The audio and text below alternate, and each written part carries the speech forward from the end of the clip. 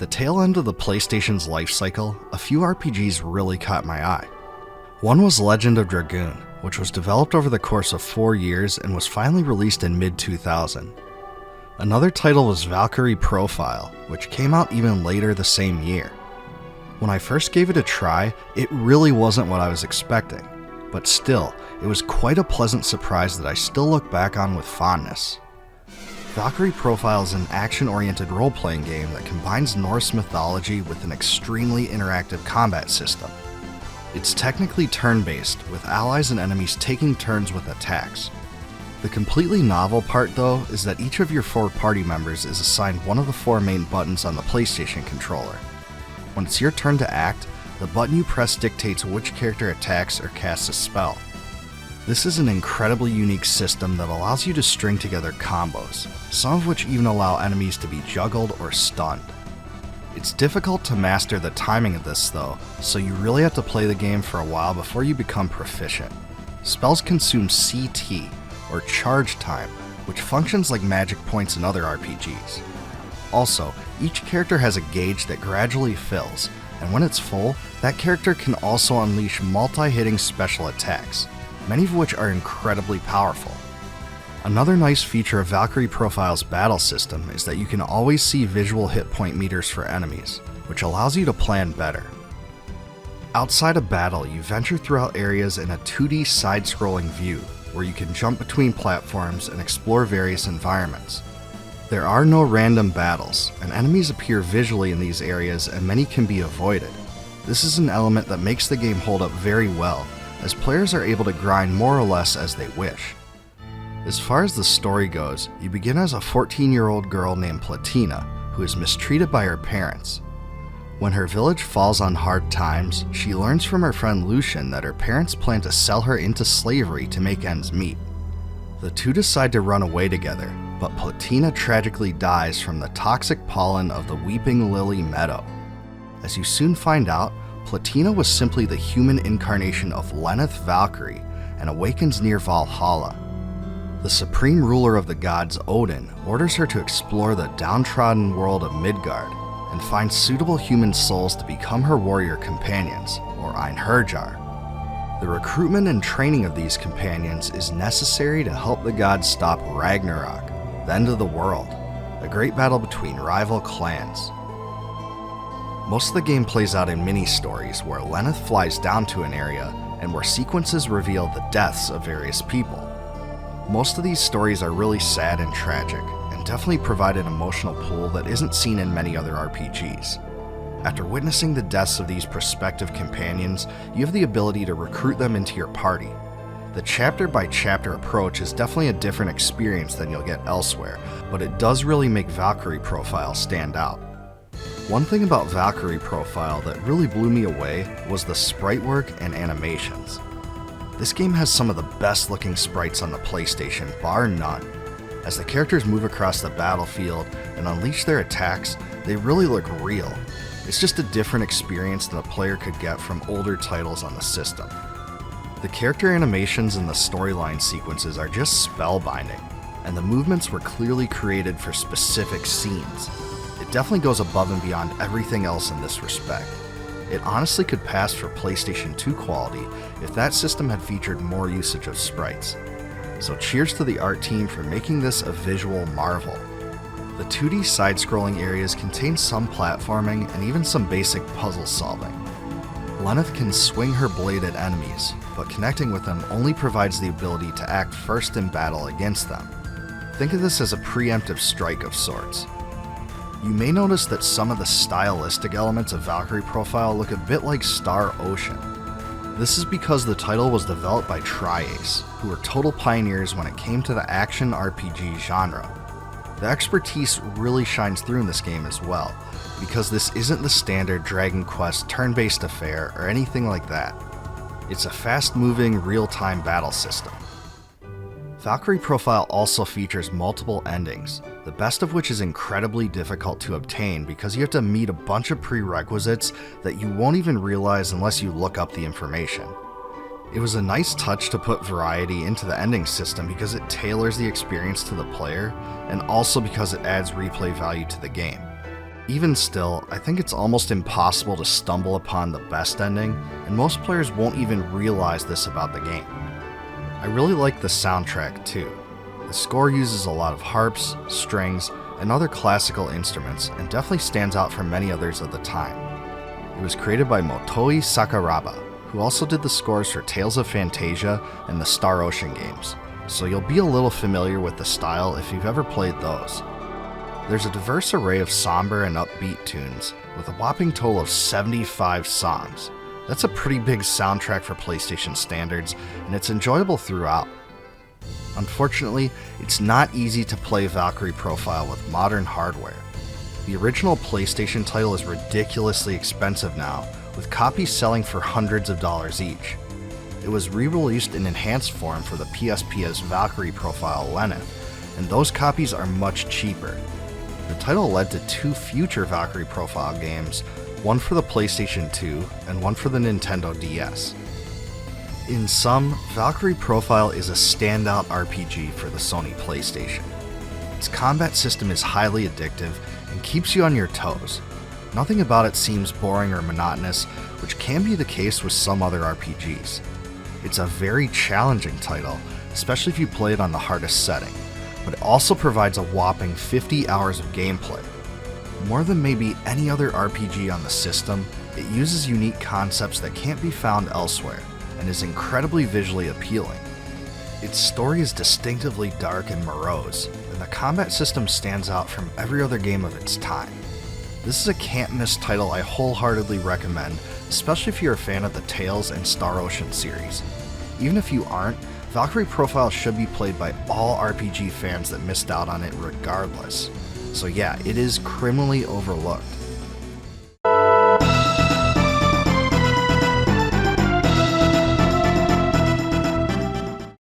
After The Legend of Zelda: A Link to the Past, no one could get enough of overhead adventure games. The Soul Blazer trilogy, the Twisted Tales of Spike McFang, and Crusader of Senti all tried in various ways to recapture the fun and excitement of that classic, while still trying to provide a distinct experience as well.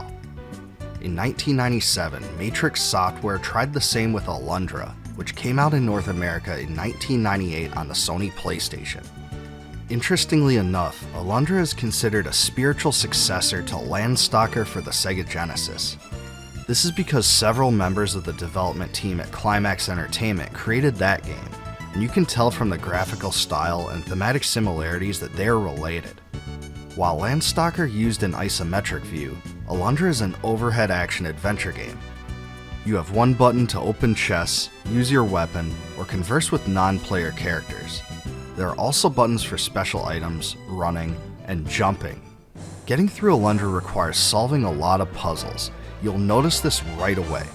There are many areas where you have to utilize movable objects to advance, use switches to open up passageways, or jump between platforms to progress. That's one of the standout things about Alundra compared to almost any other adventure game, including A Link to the Past. The ability to jump expands the gameplay in all sorts of ways that we haven't really seen before. I'll go as far as to say that this game features some of the best puzzles I've ever seen. Some of them require memorization, others require creativity, and yet others just poking around until you understand an area better. It's a lot like A Link to the Past, but I'd say the puzzles overall are a bit more challenging. You play the role of Alundra, an elf-like silent protagonist. As an Elna, he belongs to a race of people that are able to enter into the minds and dreams of others. One day, a mysterious figure called Lars tells him he must venture to Inoa. He calls him Releaser, and says he must save his fellow villagers from the evil of Melzos. Alundra is definitely more story-driven than other games of its kind, and some elements are dark. Many characters suffer immensely from the evils of the world. The game does have a few brighter moments, but it's a pretty dim affair in general. There are also several deaths that transpire, and they're depicted in a depressing way, which makes the title stand out from many more lighthearted titles. The story of Alundra revolves around death, fate, religion, and the purpose of life in ways that will surprise some players, and it really explores the severity of depression more than any other game I've played. Thematically, it's much more similar to action-adventure games like Terra compared to its cheerier counterparts. The English localization was done by Working Designs, the same company that brought us Dragon Force and the Lunar games. In some of my other videos, I've covered why Working Designs releases were so special, but Alundra was probably one of their least spectacular localizations. It didn't have any crazy extras or special packaging or anything like that. The translation was also a little less over the top than some other Working Designs releases, and certainly adopted more mature themes. For better or worse, they didn't reinvent the wheel for Alundra like they did for many aspects of Lunar. Fairly or unfairly, Alundra has been called a Zelda clone. This is seen by some as a slight, but honestly, I see it as a compliment. Few overhead adventure games come close to matching the greatness of A Link to the Past, but this one did, at least to the degree people compare the two titles. The ability to jump and the prominence of elevation expand the gameplay far beyond the 2D Zelda titles do also. So this was a far more ambitious game than most people think. There will be many people frustrated by jumping into the wrong area or falling down to a level you didn't intend to. Like you may imagine, the bosses in Alundra are all uniquely designed and pose a special challenge. I thought this fact was more noticeable here than in other titles as well, because you spend so much time solving puzzles and beating down normal enemies that the bosses provide a special moment. Some are vulnerable only at certain times, which requires you to move around the battlefield and strike at the right moment. Others use powerful special attacks that must be avoided. One boss even splits into an array of, gargoyle things that are susceptible to the Earth Scroll. I thought the soundtrack was about average in terms of quality, and it's something you definitely expect from a game like this. There are some fantasy-oriented melodies with strings, percussion, and woodwinds, but much of the soundtrack has an ambient vibe. It also has the same composer as Shining Force and Shining Force II, so you'll definitely recognize similarities between those scores and Alundra. The uplifting songs are perfectly complemented by downtrodden samples, and there's a lot of variety to enjoy throughout the game. If you do play all the way through it, I think you'll come to appreciate the way that each song was woven into the narrative. Nothing seems out of place. At the very tail end of the PlayStation's life cycle, the system actually did get a sequel to Alundra. Alundra II came out in March of 2000 in North America, but it failed to make as big of an impact as the first title did. Instead of Working Designs, the sequel was published by Activision, and the game had a much different look and feel compared to the original. The overhead, Zelda-like experience was replaced by a fully polygonal 3D experience with a spinning camera. Today, most fans have much more fondness for the first Alundra game, and I have to agree with them. Overall, Alundra is a really solid game that doesn't get the credit it deserves. It was very well received by critics upon its release, but you might not know it because it's been overshadowed by a lot of other titles on the system. Graphically, it won't blow you out of the water, but the sprites and visuals certainly hold up better than the 3D games from this period. It's more puzzle intensive than many of its counterparts, which may turn some players off, but this fact also gives the player more accomplishment by advancement. If you like The Legend of Zelda: A Link to the Past, you'll really love this one. It's probably the game most similar to that on the PlayStation. Also, fans of Lufia 2 on the SNES will also enjoy the types of puzzles it has. It might be the most underrated action-adventure game on the PlayStation, so you can't afford to miss out on it.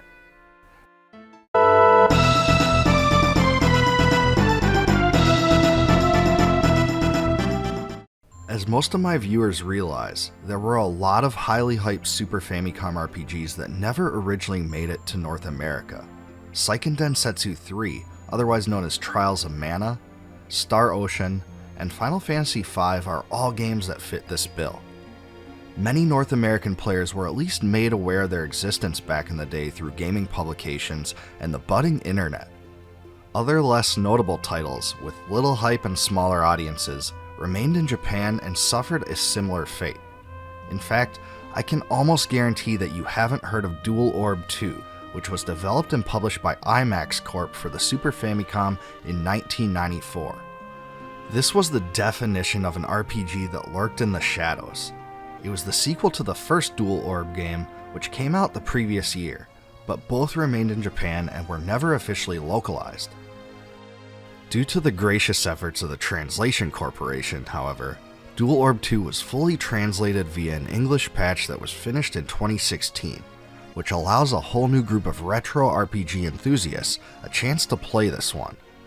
After playing through the entire game, I can honestly say this was a solid translation, and the team chose a great font that doesn't interfere with the script or make it painful to read. So this is another great example where people work tirelessly on a volunteer basis to localize a game for all of us, so cheers to that. As always, I'll include a link to the patch in the video description. Dual Orb 2 takes place in a world that was once quite advanced.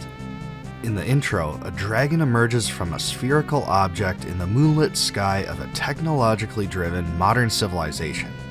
The dragon seems intent on destroying the world. Meanwhile, a brilliant scientist on an airborne vessel named Alex attempts to save the planet from destruction. With the help of a woman named Sarah, the two decide to use the mystical orb to save the human race. Just as the dragon unleashes fire upon the Earth, Alex walks into the orb's field, emitting a ray that evaporates the dragon. Though the world has been preserved, it was set back to a medieval setting without technological advancements, and civilization is forced to rebuild. The main protagonist of Dual Orb 2 is Aleth, a boy who was found as a newborn by the High Priest of the Kingdom of Grandia. As he grows up, he befriends Lennus, the Prince of the Kingdom, and the two are soon pulled into an epic adventure.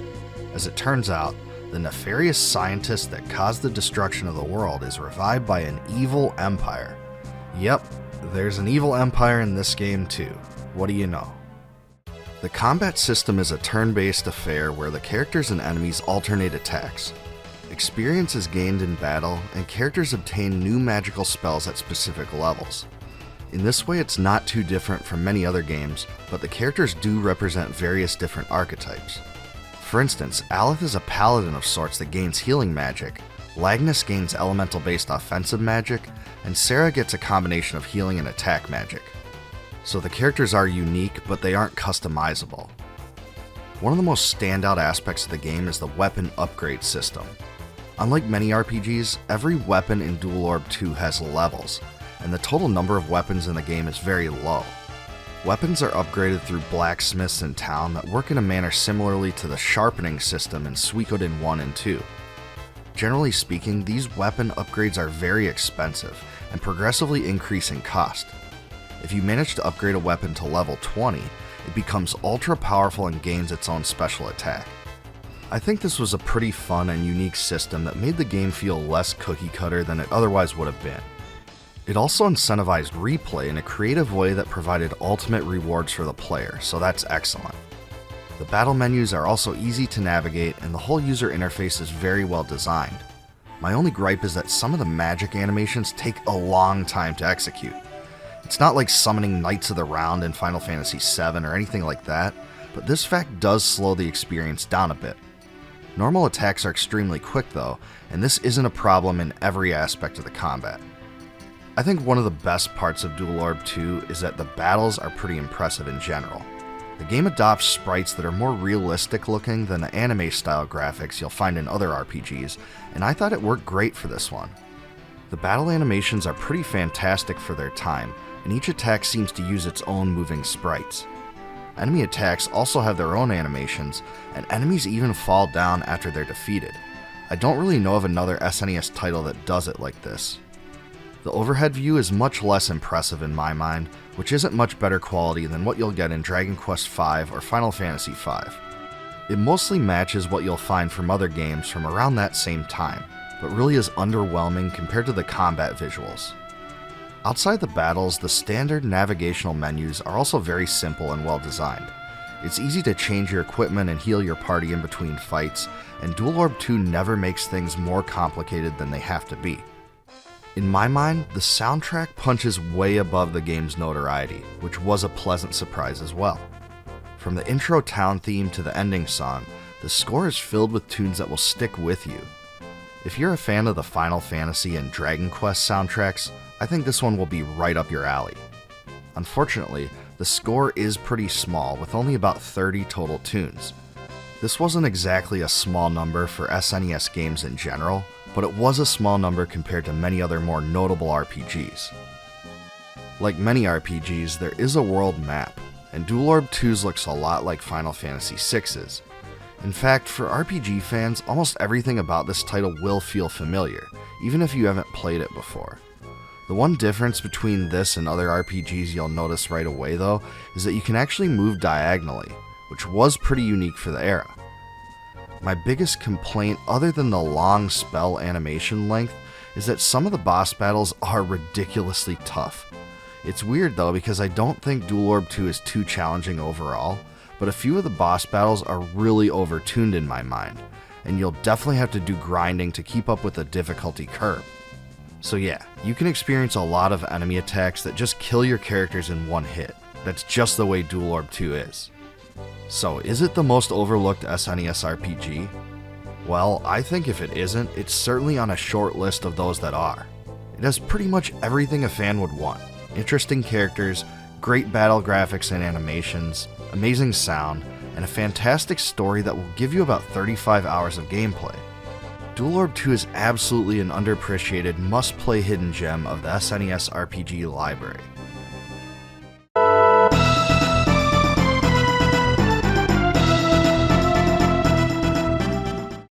Suikoden and Suikoden II were both RPGs that flew under the radar on the PlayStation, but both became cult classics that are widely appreciated now.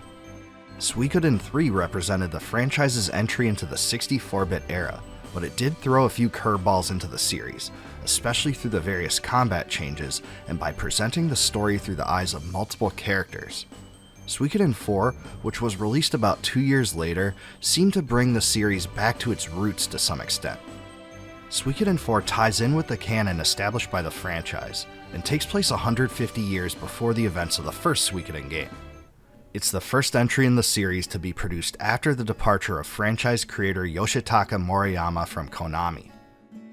Beyond that, there were other notable changes, including the introduction of voice acting for the first time. And I would actually say the voice acting quality is pretty good overall. There's a few spots that are a little oddly adapted, but it's really not as bad as some of the other voice acted games from this era.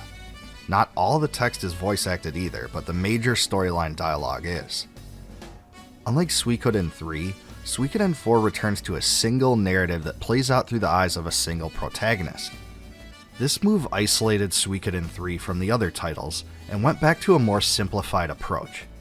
As far as I see it, this was a good decision. Since the player isn't just bounced between many different groups of characters, you're able to watch them grow in a unified narrative. Also, in an area that will be very familiar to Suikoden 1 and 2 fans, the main protagonist is silent, though you do get to select from various dialogue options throughout the game that dictates how certain things play out. And speaking of the protagonist, you play as Rosro, who is training to become a Knight of Gaian, a dukedom on an island in the Kuknazi Sea. During his training, the Gaian Knights become involved in a conflict with a group of pirates. In the process, the commander of the Gaian force obtains the Rune of Punishment, one of the 27 true runes, and the story takes off from there. Much of it consists of Rosro's attempt to clear his name against the wrongful accusations against him, and to unite islanders against the ruthless Kuluk Empire. Thematically, it fits perfectly into Suikoden's universe, which always focused on the history of the runes and their power to create both chaos and peace. One great thing about Suikoden IV is that the title throws you into all three modes of gameplay right away in the introduction. First, the ship battle, Suikoden IV's version of the strategic battles involving your entire fleet of ships and crew. Second is normal combat, the most common battles that play out throughout the game. And lastly, the duels, one-on-one combat that also plays a memorable role in all other Suikoden titles. The traditional combat is a bit different from all three of the previous Suikoden games. It's still turn-based, but your party can only support up to 4 characters instead of the traditional 6. However, it does do away with Suikoden III's major combat innovations. Both the buddy system and characters moving across the screen are gone. The rune system remains intact, with a series of tiers that grant rune holders a limited number of special abilities, and where number of casts available decreases the higher the tier. As far as the one-on-one duels go, you can choose to attack, defend, or unleash your special attack against your opponent, and the resulting damage depends on the opponent's choice. Stripped down, it's really just a visually enhanced paper, rock, scissors game. But I think those that criticize this fact fail to understand why these duels were so fun to the player in the first place. Rather than the aspect of chance, the player's excitement was driven much more by the successful interpretation of the enemy's comments, and using them to counter him. Some of your adversary's remarks made it easy to interpret their next action, but others are trickier to understand. This balance is what creates the challenge and sense of accomplishment when you manage to respond correctly. Suikoden IV did offer a few major innovations that made it stand out from the other titles in the franchise. The first is that the game is very sea-oriented. Most of the story takes place on various islands and on the high seas, which certainly was a departure.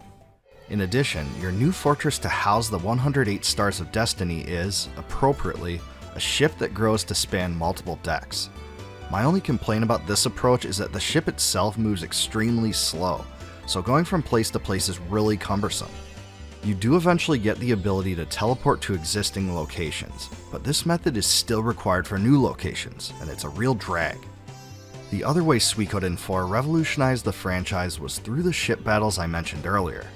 Fans of the series know that the previous Suikoden games featured some form of strategic battle, but they evolved over the course of each successive game. This time they're probably more distinct than ever seen before. The ship battle encounters take place on a grid-oriented system like Suikoden II, but there's a few more complexities. Ships can be customized by assigning different captains to them and filling them with crews. Ships use elemental-based rune cannons, and the key to winning is to use the appropriate element to negate your opponents. In my mind, the graphics in Suikoden IV are really solid for this era, especially for RPGs. Character polygons and the actual environments are much more realistic, and I think the animations and battle sequences look a lot better than fans would have expected. Compared to Suikoden III, I think you'll be pretty impressed. It doesn't look as great as, say, Final Fantasy X or Final Fantasy XII, but the Suikoden games were never known for their spectacular graphics. If you're like me and think that Suikoden III jumped the shark a bit by introducing 3D graphics, I think you'll be more satisfied with Suikoden IV for improving a lot in this area. Suikoden and Suikoden II composer Miki Higashino left Konami even before Suikoden III came out, but some of her music from the first few titles was rearranged and placed on the soundtrack for Suikoden IV. I don't think the soundtrack style differs too much from its immediate predecessor, and you can pick up influences from the previous games in the series. Two of the three composers from Suikoden III created this score as well, and I'd say it's very similar to what fans got in Suikoden III. At 67 total tracks, it also offers a lot of variety that won't bore you to death with the same tunes repeating over and over. In polls I've done personally for the channel, and also those I found on the internet, Suikoden IV is usually ranked as the worst game in the series. Even so, I'm going to go on record saying it doesn't deserve the hate it gets, and I think it's at least better than Suikoden III. I think the story is really memorable, and the narrative is presented in a logical way. The sea and island settings are very unlike the other games in the series, but the underlying themes are unmistakably Suikoden. The game isn't without its flaws though. I don't think the story or soundtrack is quite as strong as some of the other games in the franchise, and there's random encounters in towns, which seems out of place and is really frustrating. Some of the load times are longer than I expected, and the characters aren't as lovable. However, there are some great tie-in characters from the other games in the series, including Vicky, Jean, and even Ted, holder of the legendary Soul Eater rune. Now that's about as good of a nod to the hardcore Suikoden fans as I can imagine. In conclusion, Suikoden IV is definitely worth playing, and may even rank in my personal top 10 RPGs on the PlayStation 2. It doesn't deserve all the negativity it gets, and is worthy of the Suikoden name.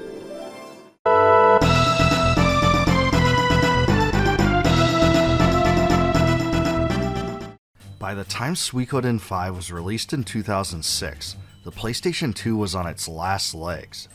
Sony's next generation console, the PlayStation 3, would be released about a half year after the game hit shelves, so many gamers had already moved on. Not to be disturbed though, committed fans of the Suikoden title still eagerly awaited the next installment, and couldn't wait to get their hands on it. I was no different, and picked up the game right when it came out. The According to most, Suikoden V didn't disappoint. Even as many people had turned their focus to the next generation of gaming, old-school RPG enthusiasts lauded the title. It featured all the redeemable aspects of the series: unite attacks, duels, an incredible story, and the ability to recruit the 108 Stars of Destiny. Many fans considered it a true return to form. Because the story takes place 8 years prior to the first Suikoden game, it also provided many opportunities for the developers to tie the lore from that game back into this one. And this was a great call in my mind. Seeing familiar characters from the past was a total nod to series fanatics, and I definitely appreciated it. It was the perfect way to represent a new story while also honoring the past and giving fans what they wanted to see. Like Suikoden IV, the main story dialogue is fully voice acted. The dialogue is probably the best written of any game in the franchise, and the developers clearly put time and effort into the tale. This was a step forward from Suikoden IV, and the company did a great job putting the right people in the right roles. I don't think the quality is quite as good as, say, Final Fantasy XII, but it does flow smoothly overall, and few pieces of the delivery feel too forced or overdone. Suikoden V takes place in the Queendom of Falena, a prosperous domain ruled by Queen Arshta.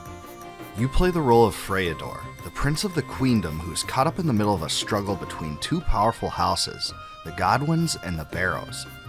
A tournament is set to take place to determine the husband of the prince's sister, Princess Limslea, who stands to inherit the throne.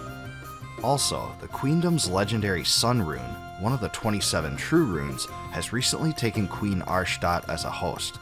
As a result, she begins to behave extremely erratically. After Freyador and the royal family experience a series of setbacks, they are forced to flee and plan to fight back against those who seek to undermine them. As you may have guessed, Suikoden V continues the tradition of establishing a base of operations, building up your army, and seeking vengeance upon those that have wronged you and your companions. As far as combat goes, Suikoden V resurrected one major feature from the past. The auto command is back as a menu choice, which sets all characters in the party to attack your enemies, a great way to streamline the fights that can become monotonous. The return of this aspect doesn't mean the title didn't innovate, however. Suikoden V introduces battle formations for the first time, which play a major role in your strategic approach. You begin the game with only one formation, but you obtain more as you progress. Formations grant statistical bonuses and also a special skill that only that formation can use. This makes it possible to draw attacks to particular characters in order to shield your weaker ones, heal your party, or even use unique elemental spells. Suikoden IV went down to a party size of 4 characters, but Suikoden V returned to the roots of the series by bringing back the traditional 6. In addition, the Unite attacks are back to the traditional style that doesn't require leveling them up. There are 48 different Unites, and this was yet another shift back to the roots of the series that I think will please most of the hardcore fans. Suikoden V also utilizes a skill system similar to the one used in Suikoden III.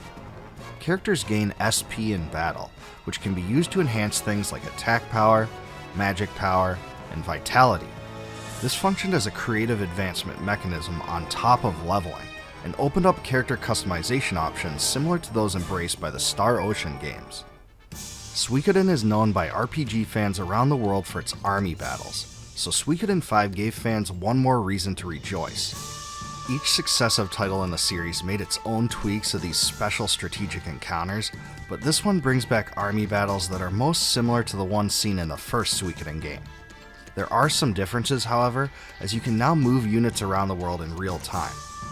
The victor of clashes between different units is determined by the unit type and also by the bonuses granted by the generals of each unit. Each character also has a special army battle specific skill that can grant certain advantages. Some of these are unique, but others are shared by multiple characters. In either case, just like the skills system, it was a great way to create variance and set the characters apart in a tangible way. Duels are still here and they function exactly like they do in the other Suikoden games. There are 4 total, which I think is just about the right amount. The game does a very good job at varying the gameplay between storyline, normal battles, army battles, and duels, and the balance in Suikoden V's gameplay is definitely one of its most attractive qualities. The soundtrack embraces the same style as Suikoden and Suikoden II, while also reusing remastered pieces from those two games, so I think it's really enjoyable. It's almost as if the team that worked on it went back and listened to Miki Higashino's score in an attempt to recreate that style, and I think the sheer quality makes up for the lack of creativity. Suikoden V makes recruiting the 108 Stars of Destiny tougher than many of the previous entries, as many of the characters cannot be enlisted after you complete certain portions of the game. Doing this without some sort of guide seems nearly impossible to me, so make sure to research this going into a new game if you plan to do it. The difficulty in recruiting all possible characters is counterbalanced a bit though by the difficulty of the bosses, which I think are a bit on the easy side. If you find a good formation and a powerful combination of characters and runes, you will fly through this game without much of a challenge. My biggest qualm with Suikoden V is probably the design of the game's various locations. The graphics were excellent in my mind, but the areas themselves were lackluster. Many of the towns were too big for no reason, and some of the dungeons just consist of a series of corridors. This really puts a damper on exploration, and I think they could have used a bit more creativity. A change in color palettes is usually the only thing that differentiates them. For fans of the series, Suikoden V's release ended up being bittersweet. Despite all the fun it provided to those that love these titles, it was the last numbered one in the franchise, and it ended up being a flop in terms of sales. Less than 200,000 copies were sold in its first year in Japan, and it did even worse in North America. Even still, I think Suikoden V is the best Suikoden game on the PlayStation 2. It had a compelling story that was never a bore, and also fun characters, great progression systems, and good music. It was really all I could ask for given that the creator and mastermind of the series had left Konami. It's just heartbreaking there was never another mainline Suikoden game after this one. In 2009, there was a spin-off title on the Nintendo DS called Suikoden Tierkreis, but it just wasn't the same. There was also a Japan-only Suikoden title on the PSP that takes place outside of the main canon. When Suikoden V was released, I never expected it to be the true twilight of the series, but that's really what it ended up being. Regardless, it's absolutely worth returning to, especially if you're a fan of retro RPGs and never played it back then.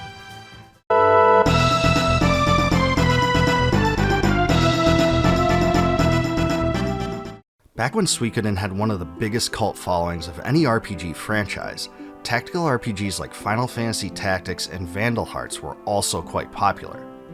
To expand the franchise beyond its traditional bounds, Konami made a daring decision when it decided to adapt Suikoden to the strategy subgenre. The result of this was Suikoden Tactics, which came out between Suikoden IV and Suikoden V on the PlayStation 2. Oddly enough, in Japan it was called Rhapsodia. In terms of continuity, parts of Suikoden Tactics transpire prior to the events of Suikoden IV, but most of it occurs afterward, and several of the concepts and characters are intertwined with each other.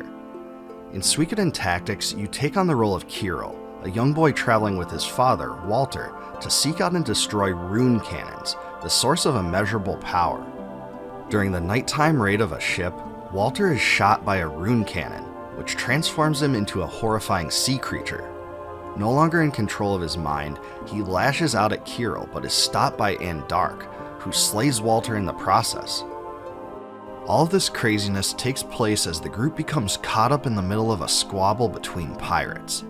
Steel, a pirate holding the Rune of Punishment, one of the 27 true runes, uses his mysterious power against his rivals Brando and Edgar. In the process, the power of the blast kills him. As a result, Brando acquires the Rune of Punishment, a key storyline detail at the heart of Suikoden IV. From there, Suikoden Tactics jumps forward 10 years, where Kirill turns his mind back to the mission of his father. The story branches out from there, with friends to recruit and political challenges to overcome. Like you may imagine, battles take place on a grid and gameplay is very similar to what you'll find in other tactical RPGs. One difference though is that certain areas of the map are covered in one of 4 colors to represent a different rune type. Some of these are natural, but others can be created through your own runes. The different elemental colors affects many things, including the power of your character's attack, defenses, and whether they regain or lose health at the end of a turn.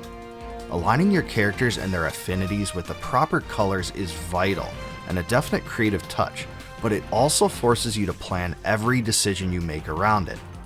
Like nearly every strategy game, flanking enemies from the back or side will also improve your damage. There's no job system, but characters do have some unique traits, including range and weapon types. Characters are divided into various archetypes though, so fighter types cannot use the runes of magician types, and vice versa.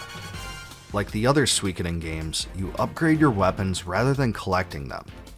If you're a fan of the Unite attacks from the other Suikoden games, you'll be pleased to know that they're incorporated here as cooperative attacks. There are 2, 3, and 4-person attacks of this kind. Unfortunately though, they require you to set up your characters in specific formations, so they're much tougher to execute than they are in the other Suikoden games. I found that this limitation required sacrifices that sometimes weren't worth it. In fact, they almost never were, and it really detracted from what could have been a very fun tie-in from the other games in the series. As for the art style, I'm really not a big fan of it. It uses a really cartoony, cel-shaded look that really is a stark contrast with the rest of the games in the series, and I think this was a huge mistake. It's pretty unfortunate, especially because series mainstay Junko Kawano was so deeply involved with the game's development. If the developers wanted to bring Suikoden into a new form, they really should have made the characters appear more similar to those in Suikoden 3 or 4. Also, all the sprites have thick dark edges that make them look super out of place. They don't blend in with the backgrounds at all. This really is a big shortcoming. Suikoden Tactics does feature the ability to import Suikoden IV save data to unlock special characters, and this was a fun part of the game in line with the tradition of the others. You can't recruit 108 characters like the other games though, because there's only 60. I do have to admit, I have a lot of gripes with Suikoden Tactics. Many of the battles are just far too long and involve your characters being forced to spend several turns just to move across the map without much action. The elemental imbued squares in battle was definitely an interesting concept, but it's sometimes more annoying than it is fun. I think the voice acting is weaker than the other voice-acted Suikoden games as well. The character portraits and graphical backgrounds are great, but the characters themselves were too cartoony and out of place for the Suikoden universe. The story is solid, but it doesn't blow me away, and probably isn't as strong as either Suikoden 4 or 5. The character animations, spell effects, and soundtrack were all done very well though, so I think those are the 3 bright spots of the game. If you love tactical RPGs with battles that are more than an hour long and a funky art style, hey, this one is for you. But I have a feeling that not many Suikoden fans are. Suikoden Tactics was a daring gambit that didn't work out too well in my mind, and this one can be safely skipped by fans of the franchise.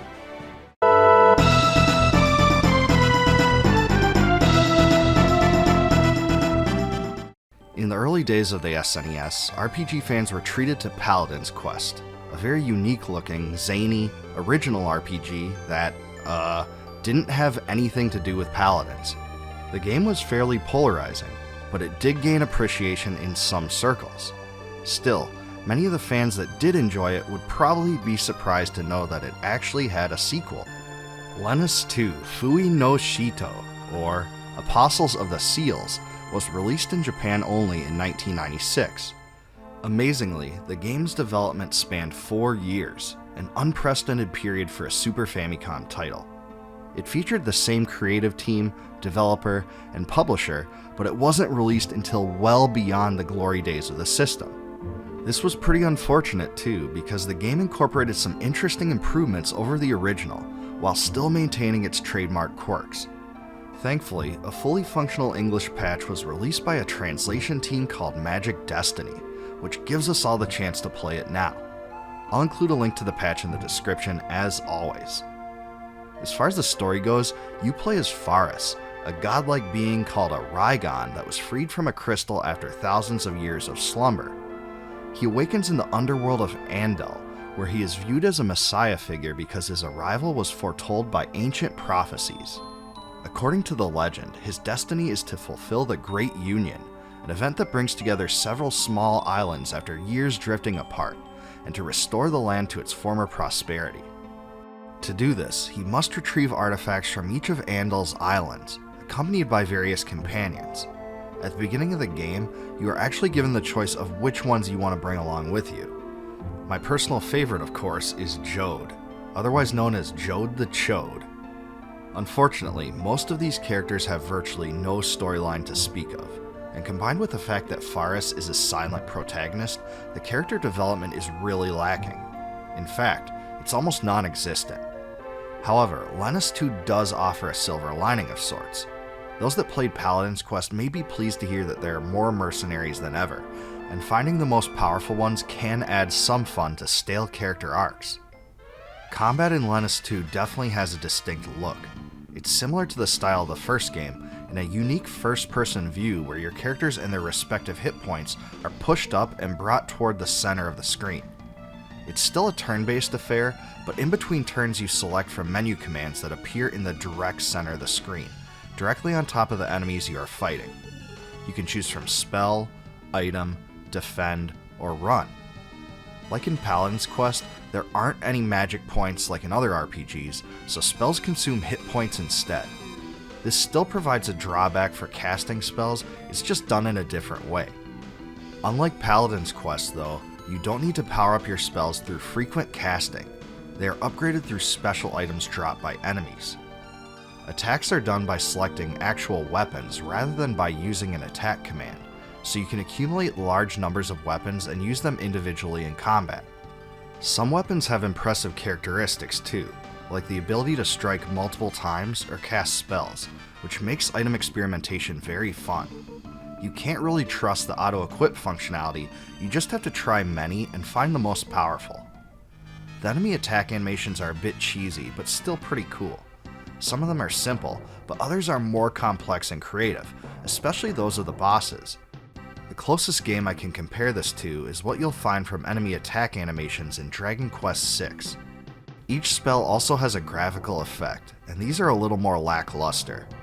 It's a good way to add some substance to the battles, but they won't blow you away or anything like that. I personally don't like the menu display, in fact I really don't like it. Having the between round commands exist as boxes in the middle of the screen is completely awkward. I personally hate this part of the gameplay and wish it would have been redesigned. It's super clunky and out of place, and definitely my biggest grievance with the game. The wacky visual style that stood out in Paladin's Quest is definitely back here. The bright colors, landscapes that look like they're from an alien world, and uniquely tinted color palettes can all be seen here as well. The graphical quality itself is a big leap beyond what we saw in Paladin's Quest, though it doesn't exactly match the excellence of some other stuff that came out around the same time, like Super Mario RPG or Treasure Hunter G. If nothing else, Lennus II and Paladin's Quest stand out graphically compared to their SNES RPG counterparts. Also, there are a lot of moments that link the storyline from Paladin's Quest into this one, so those that enjoy that sort of thing will definitely get a kick out of the game's final chapters. Lennus II's soundtrack was created by veteran composer Kohei Tanaka, who primarily produced music for anime like Dragon Ball and Tenchi Muyo. Tanaka also created the score for Paladin's Quest, or Lennus as it was known in Japan. Lennus II's soundtrack is a pretty sizable array of 55 total songs, and features a combination of melodic and atmospheric pieces. I enjoyed it quite a bit, but I wouldn't say it blew me away. Lennus II is also a very long game, and will give you more than 40 hours of gameplay your first time through. Overall, I'd say it's a pretty good experience though. The lack of character development, horrible menu interface, and frustrating dungeons do take it down a few notches, but the main story is better than the original, the spell upgrade system is superior, and item experimentation was really fun. It's certainly among the most overlooked RPGs on the system, and if you're a fan of the genre that hasn't played this one yet, it's still well worth it.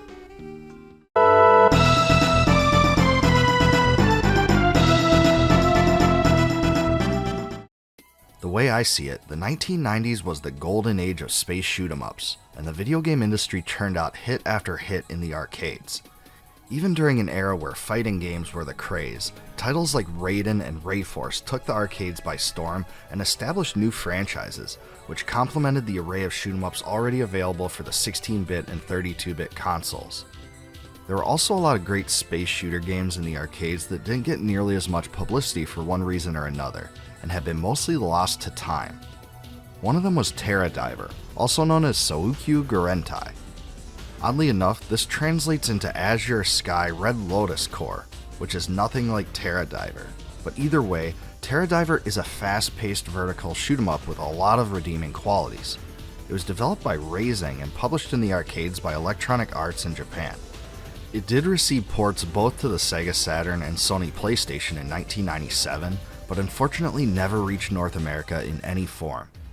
The graphical presentation of Terra Diver is really something special, and it needs to be called out right away.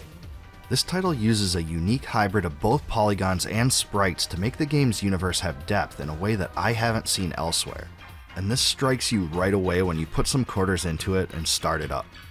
At the beginning of the game, you swoop overhead of a sprawling metropolis in an overhead view, passing by roads on multiple levels, tall buildings, and even futuristic vehicles.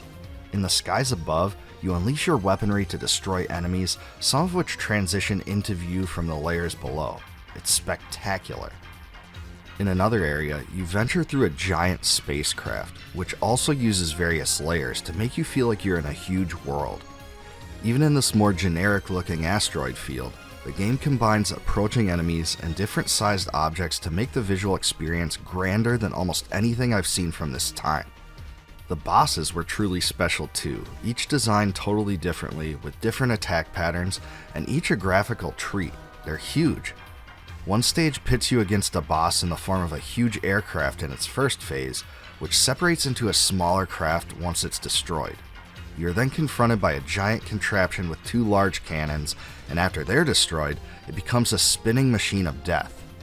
This style made each phase totally unique and fun to experience, and it's not just unique to this stage alone. Terra Diver features 1 or 2 players' simultaneous gameplay, and each player selects from one of 3 different ships, or 4 in the PlayStation version. However, each seems to have a very similar semi-spread cannon that doesn't seem to differ much from the others, at least from what I can tell. If they do, the differences between the ships are negligible. So this choice isn't really a tough decision. Yeah, I said decision because that's what the game actually calls it.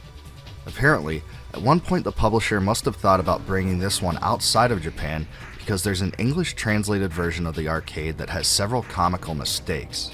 This also includes the disclaimer in the intro that affirms that this game does not bear any relation to real persons, incidents, or groups whatsoever. Right. Anyway, in Terra Diver you have a primary weapon that gets more powerful the more floating P objects you gather, which is a pretty standard power-up system for a shoot-'em-up. You also get special bomb attacks to use against bosses or when you're swarmed with bullets and need a way out. What is different about Terra Diver though is its targeting system, which activates by holding down the normal fire button. Enemies caught in the view of the system will be locked onto regardless of layer, and releasing the fire button hurls a volley of homing missiles at all enemies. This acts as a very imaginative gameplay mechanic that forces you to think on your feet and allows you to destroy enemies on lower levels of the screen. It's just incredibly satisfying to use the homing missiles to your advantage to destroy enemies before they can even come to the level your ship is on. I only really have 2 gripes with Terra Diver. One is that the game doesn't have different types of primary weapons like some other shooters, which really would have made it more fun. If the title would have featured, say, a spread weapon, a lock-on beam, and a straight-ahead thin laser, it would have offered a lot more variety. Because each of the ships are almost the same, there also isn't much differentiation or replay value to be had.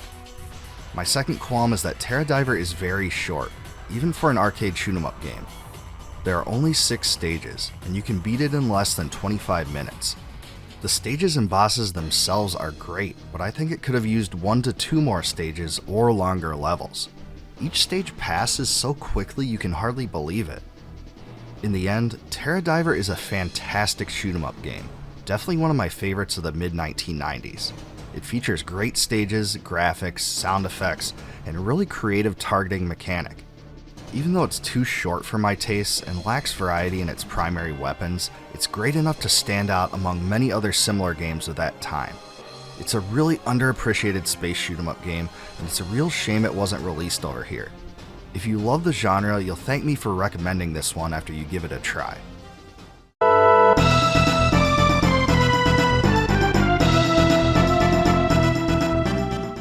After Breath of Fire 4 was released in the last days of the PlayStation, Capcom turned its attention to Sony's next-generation platform, the PlayStation 2. Even for a company that had accomplished so much in many other genres of games, Breath of Fire had become one of the leading RPG series in the world, and a very respectable franchise in its own right. Fans of the series were understandably elated then when Capcom announced the development of Breath of Fire 5 Dragon Quarter in 2002. Interestingly enough, the version that reached North America the next year was rebranded to drop the number 5 for some reason, so here it was only called Breath of Fire Dragon Quarter. When you fire this game up, the first thing you'll realize is how different the graphical style is compared to the other Breath of Fire games. It's exaggerated, cartoony, and features these odd-looking thick black lines on the edges of the characters and enemies. If you ask me, the whole visual presentation is a big disappointment. It looks like something so alien to the series, and is especially substandard since the other Breath of Fire games have such beautifully designed sprites.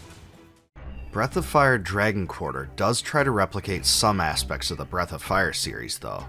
Like the others, the main character is Ryu, but this one takes place in a futuristic world where the planet's population has dwindled, and people are forced to live in underground hideouts below the planet's surface. The society is ruled by a mysterious group called the Regents, and features a rigid caste system. This is transpired because of the misuse of dragons, powerful genetically engineered beings. Nina returns as well as a young girl and test subject of an experimental process that has made her mute. The main story arc involves Ryu and Nina's quest to escape to the surface with the help of a friend named Lyn, and a lot of hurdles in their way. The game's subtitle of Dragon Quarter comes from a reference to the game's caste system, as the highest D ratio score a human can achieve is 1/4. I'll give credit to Capcom for taking a big risk to make the story of the 5th Breath of Fire so different from its predecessors, but just like the visual changes, I don't think that risk paid off. Like the other Breath of Fire titles, dragon transformation is also involved here.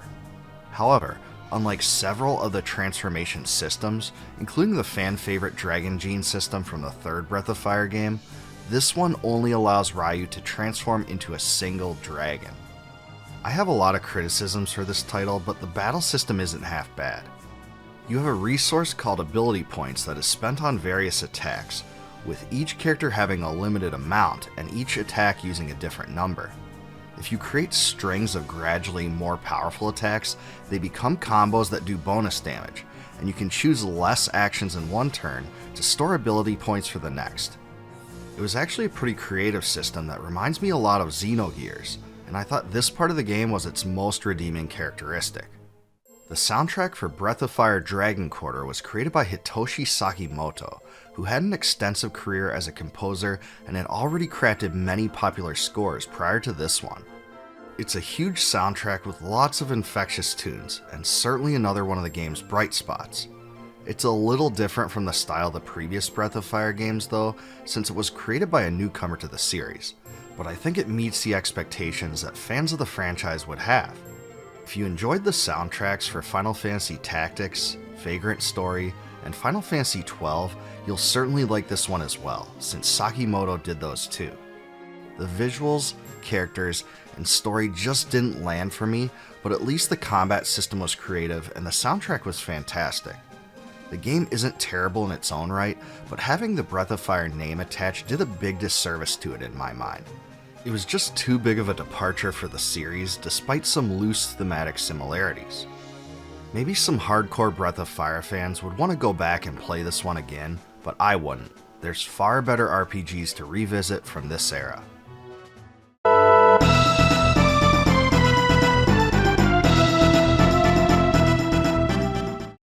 In 1998, North American gamers were treated to Alundra, a wonderful action RPG that emphasized puzzle completion and action-oriented gameplay.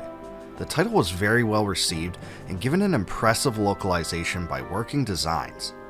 Its follow-up, Alundra II, aimed to recreate the appeal of the first but with a new 3D look, and it arrived on the PlayStation in North America in 2000.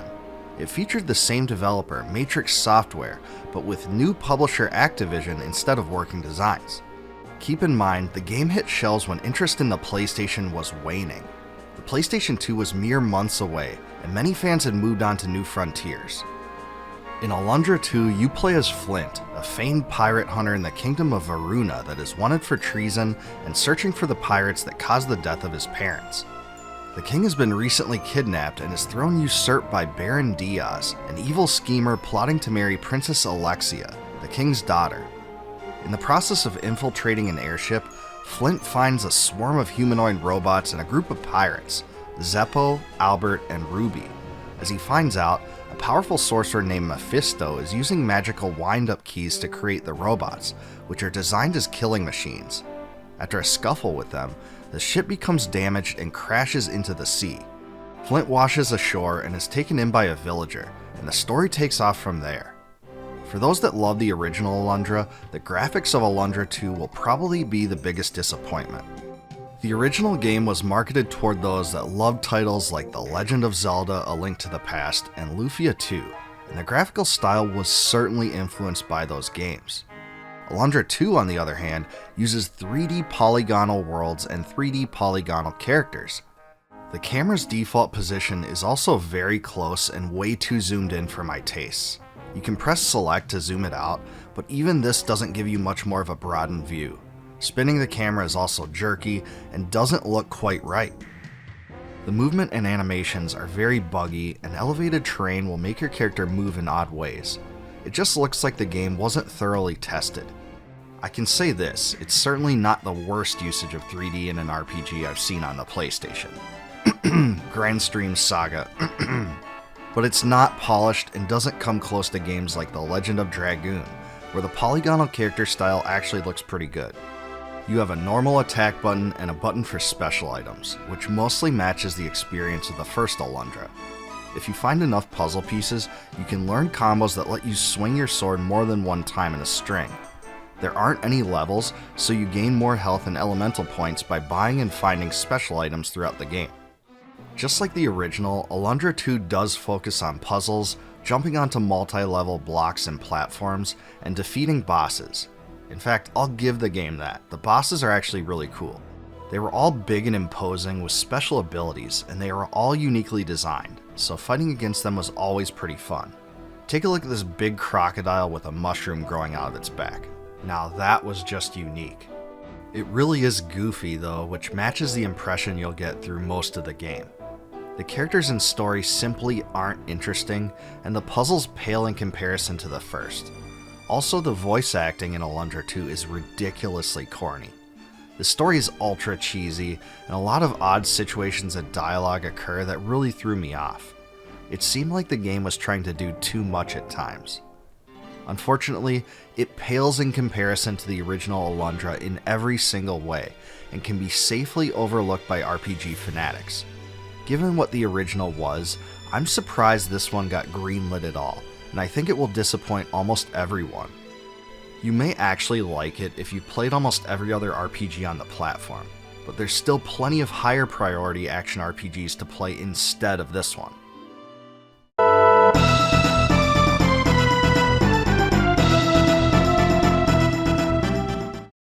Whenever people speak of their favorite RPG franchises, Suikoden is often mentioned. Fans of the series have fond tales of where they were when they first played Suikoden 1 and 2, and those that stayed with the series beyond that can also tell you a thing about 3, 4, and 5. Even so, many of the same gamers that played the mainline series missed out on Suikoden Tierkreis, which came out on the Nintendo DS 3 years after the last title on the PlayStation. And well, it wasn't precisely what most fans were expecting. Like the other Suikoden titles, it's a traditional turn-based RPG, but there were several differences.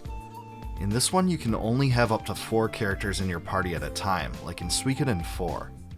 Runes are replaced by, marks of the stars, which substitutes magic points for the rune system so prominently featured in the other titles. This makes it quite a bit different than all the other Suikoden games, but makes the title more similar to other RPGs. Instead of sharpening your weapons via blacksmiths as in the other Suikoden titles, you find weapons throughout the game that can be equipped. Some characters can dual wield 2 weapons, which I actually thought was pretty cool. However, there really isn't an easy way to find out which characters benefit best from certain types of weapons, so you end up having to do a lot of experimentation to find out what works best. It's honestly a drag. I found most of the game to be very easy also, and the battles can be plowed through using the auto attack functionality, but the bosses were much more difficult, I'll give it that. The story of Suikoden Tierkreis takes place in its own universe outside of the continuity of the other Suikoden games. You take the role of Xygor, a young man from Citro Village who is soon brought into a conflict between warring factions. As his journey develops, he becomes involved in a struggle with a mysterious and evil organization. Imagine that. It's pretty cliche and doesn't really match the intrigue of the other Suikoden stories. I do like how the characters appear with various reactions during their dialogue though, which adds a little color to the characters that otherwise may have been much duller. The dialogue sprite visuals are great, but if you ask me, the character designs themselves are a bit too cartoony for my tastes. I just think the world of Suikoden works much better with a realistic style. Don't get me wrong, it's visually impressive for a DS game, I just didn't like the approach. Generally, the top screen is used for pictures of local scenery and party status during battles, whereas the bottom screen is used for most of the gameplay. Suikoden Tierkreis does feature the 108 Stars of Destiny as recruitable characters, and this was a requirement to unlock the game's best ending. Undoubtedly, this is the element that makes it most similar to the other games in the series. Fans of RPG music will be pleased to know that Yoshino Aoki and Masaharu Iwata contributed to the soundtrack, both of which were well-regarded composers that hadn't produced Suikoden music before. In sum, it's a wonderful assortment of 74 total tracks, and certainly left an impression on me. In fact, it's truly fantastic. Tears of the Sky, By the Pride of the Sword, and The Fort Where Stars Gather are all fantastic songs, and there's loads more here. The battle music theme is great too. If I had to pick one facet of the game that shines the most, it has to be the soundtrack. The main storyline is also voice acted, but unfortunately the quality of the voices pale in comparison to the music. The main character's voice is especially annoying, I have to say. Won't know unless we try though, will we? That's what I want to know. Hey! We don't know that until we try, do we? Even though the North American version of Suikoden Tierkreis got favorable reviews from some publications, it didn't receive much overall publicity. Many of the fans of the series had actually given up on it by that point. Ever since then, the game has gone mostly unnoticed and was overshadowed by the numbered Suikoden titles. Is this neglect earned though? In many ways I think it is. Removing the rune system was an odd choice that detracted from the lore of the series in an unnecessary way, and altering the weapon system was also a needless choice. The game's cartoony style isn't a good fit either, and the story is the weakest of all Suikoden titles. The characters aren't as memorable, and the game just doesn't give the player that same sense of wonder and betrayal by other games in the franchise. If you're expecting the game to look and feel like the main Suikoden games, I think you'll be disappointed. However, if you're not bound to those expectations, I think you'll find a solid RPG with a lot of redeeming qualities, especially the soundtrack. If it wasn't named Suikoden, I wouldn't hold as many things against this one, but the name gave the game a lot to live up to, and it fell a bit short for me.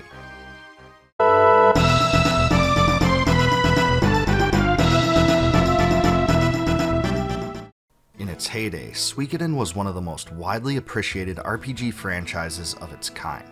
Fans enjoyed the characters, story, combat system, and especially the huge cast of 108 characters in each title. Unfortunately though, most of the hype the Suikoden series enjoyed died off by the late 2000s, and Suikoden V was the last mainline title to be released. Konami attempted to rectify this in two ways. First, through Suikoden Tierkreis on the Nintendo DS, and second, through Suikoden Woven Web of the Centuries on PSP. Released in 2012, the latter was the last Suikoden game ever released, but there was one major problem. It was never released in North America. Thankfully for all of us, this hurdle has been overcome through a full English translation patch, compliments of Twisted Phoenix game translation. It was released in late 2021 and allows non-Japanese speakers their chance to experience what otherwise would have been a lost relic of Suikoden's past. Additionally, you can download an HD texture package to give the game a much more modern appearance for higher resolution, and that is what I did for all the footage in this video. For combat, Suikoden Woven Web of the Centuries embraces the series' traditional system of 6 character parties, which are arranged in a 3x3 grid much like Suikoden 1 and 2. The rune system is dropped entirely, and unlike Suikoden Tierkreis, the Mark of Stars system doesn't exist either. Instead, both skills and magic are inherent to specific classes, with each character belonging to one of 8 of these classes. Throughout your journey, you can share specific skills between characters of the same class. Also, Suikoden Woven Web of the Centuries features a friendship level system, where building a relationship between characters can amplify the damage done by their unite attacks and unlock subclasses. The friendship level of the characters is changed throughout conversational choices and by placing 2 characters together to dine in your headquarters. Of all the game's aspects, I have to give credit to Konami for this one, as it really was a unique concept I haven't seen utilized in any other RPG, and I have played my fair share. There are also several other factors that distinguish this one from the other Suikoden games as well. For the first time, enemies appear on screen and battles only transpire when you touch them, similar to how this works in games like Chrono Trigger and Super Mario RPG. Additionally, there isn't a free-roaming world map, you can just navigate to various nodes. What's more is that you don't even roam around through towns or your headquarters, you just select nodes there to move as well. This honestly was extremely limiting and made the game feel less explorative than the rest. Also, just like in Tierkreis, Woven Web of the Centuries doesn't have the army battles or any one-on-one duels, both of which were memorable fixtures of the franchise that were just abandoned. Also, as in Tierkreis, Woven Web of the Centuries takes place within the Million World multiverse, so there are thematic similarities, but it doesn't exist in the same continuity of the mainline titles. In this one, you play as an unnamed hero who is a young swordsman from Therbe Village. He learned a special fighting technique called the Blue Flash style from his mother, who was killed when the hero was younger at the hands of soldiers from the Ionian Empire.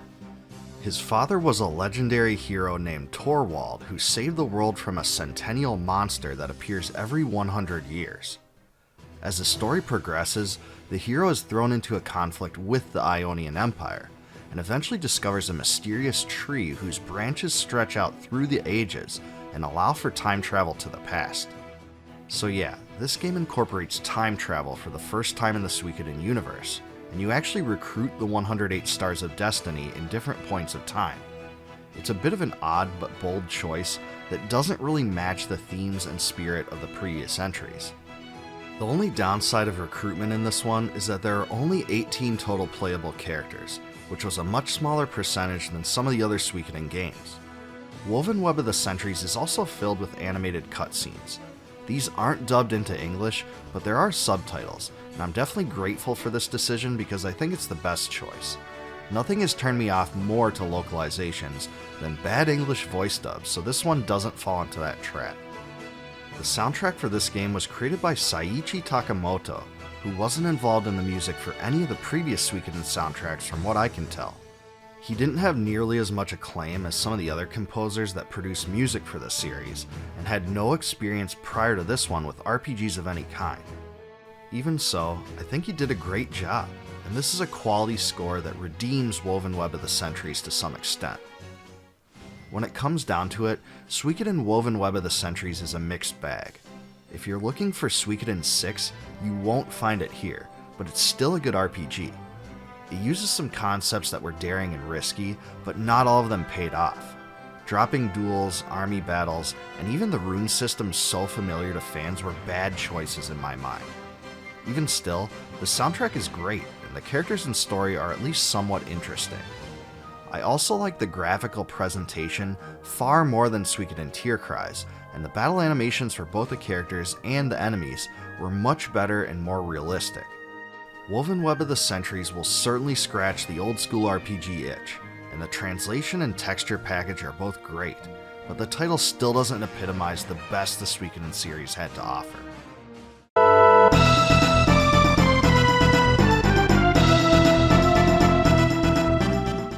By the 1990s, Taito had solidified itself as one of the greatest developers and publishers in the video game industry. It was responsible for some of the biggest arcade hits ever, and churned out games of virtually all genres. In fact, the company's experience releasing so many different types of games probably made it the perfect entity to create 1994's Dungeon Magic, or Lightbringer as it was called in some countries. After all, Dungeon Magic is really the ultimate hybrid arcade game. It combines the Final Fight style beat 'em up with some basic platforming and even RPG elements. It does all of this in an isometric fantasy world filled with monsters and dungeons, and even incorporates up to 4 players simultaneous gameplay. Unfortunately, I never saw this arcade in the wild when I was younger, but if I did, I know I would have wanted to play it a lot. The main goal is simple: beat your way through dungeons by destroying monsters, avoiding traps, collecting treasures, and overcoming bosses at the end of each area. Unlike most arcades though, the pathway through the levels is pretty open-ended. There is a location objective for each area, but there isn't any single path to take, and the game is filled with dead ends and diversions. It certainly encourages exploration more than virtually any other arcade game I've played. There are 4 characters to choose from, each of which represents a different archetype. Ash is a knight that wields a sword, Kisti is an elvish archer, Gren is a strongman that does battle with his fists, and Void is a wizard that uses a staff. Each character can jump, grab, and run, and has a unique special attack. For instance, Ash unleashes a flurry of moving blade strikes, and Void calls down a shower of meteors. You get 3 special attacks per life, and can accumulate more in the dungeons. And speaking of the dungeons, your character gains levels by defeating enemies and collecting treasures, which are found within breakable objects like pillars and statues that fill the areas. The levels don't seem to make a huge difference, but they do allow you to take more hits than you could before. Many enemies drop weapons as well, and each character has an ultimate weapon that does more damage than the others. Actually, there's weapons flying everywhere in this game. Dungeon Magic is the typical cheesy fantasy story.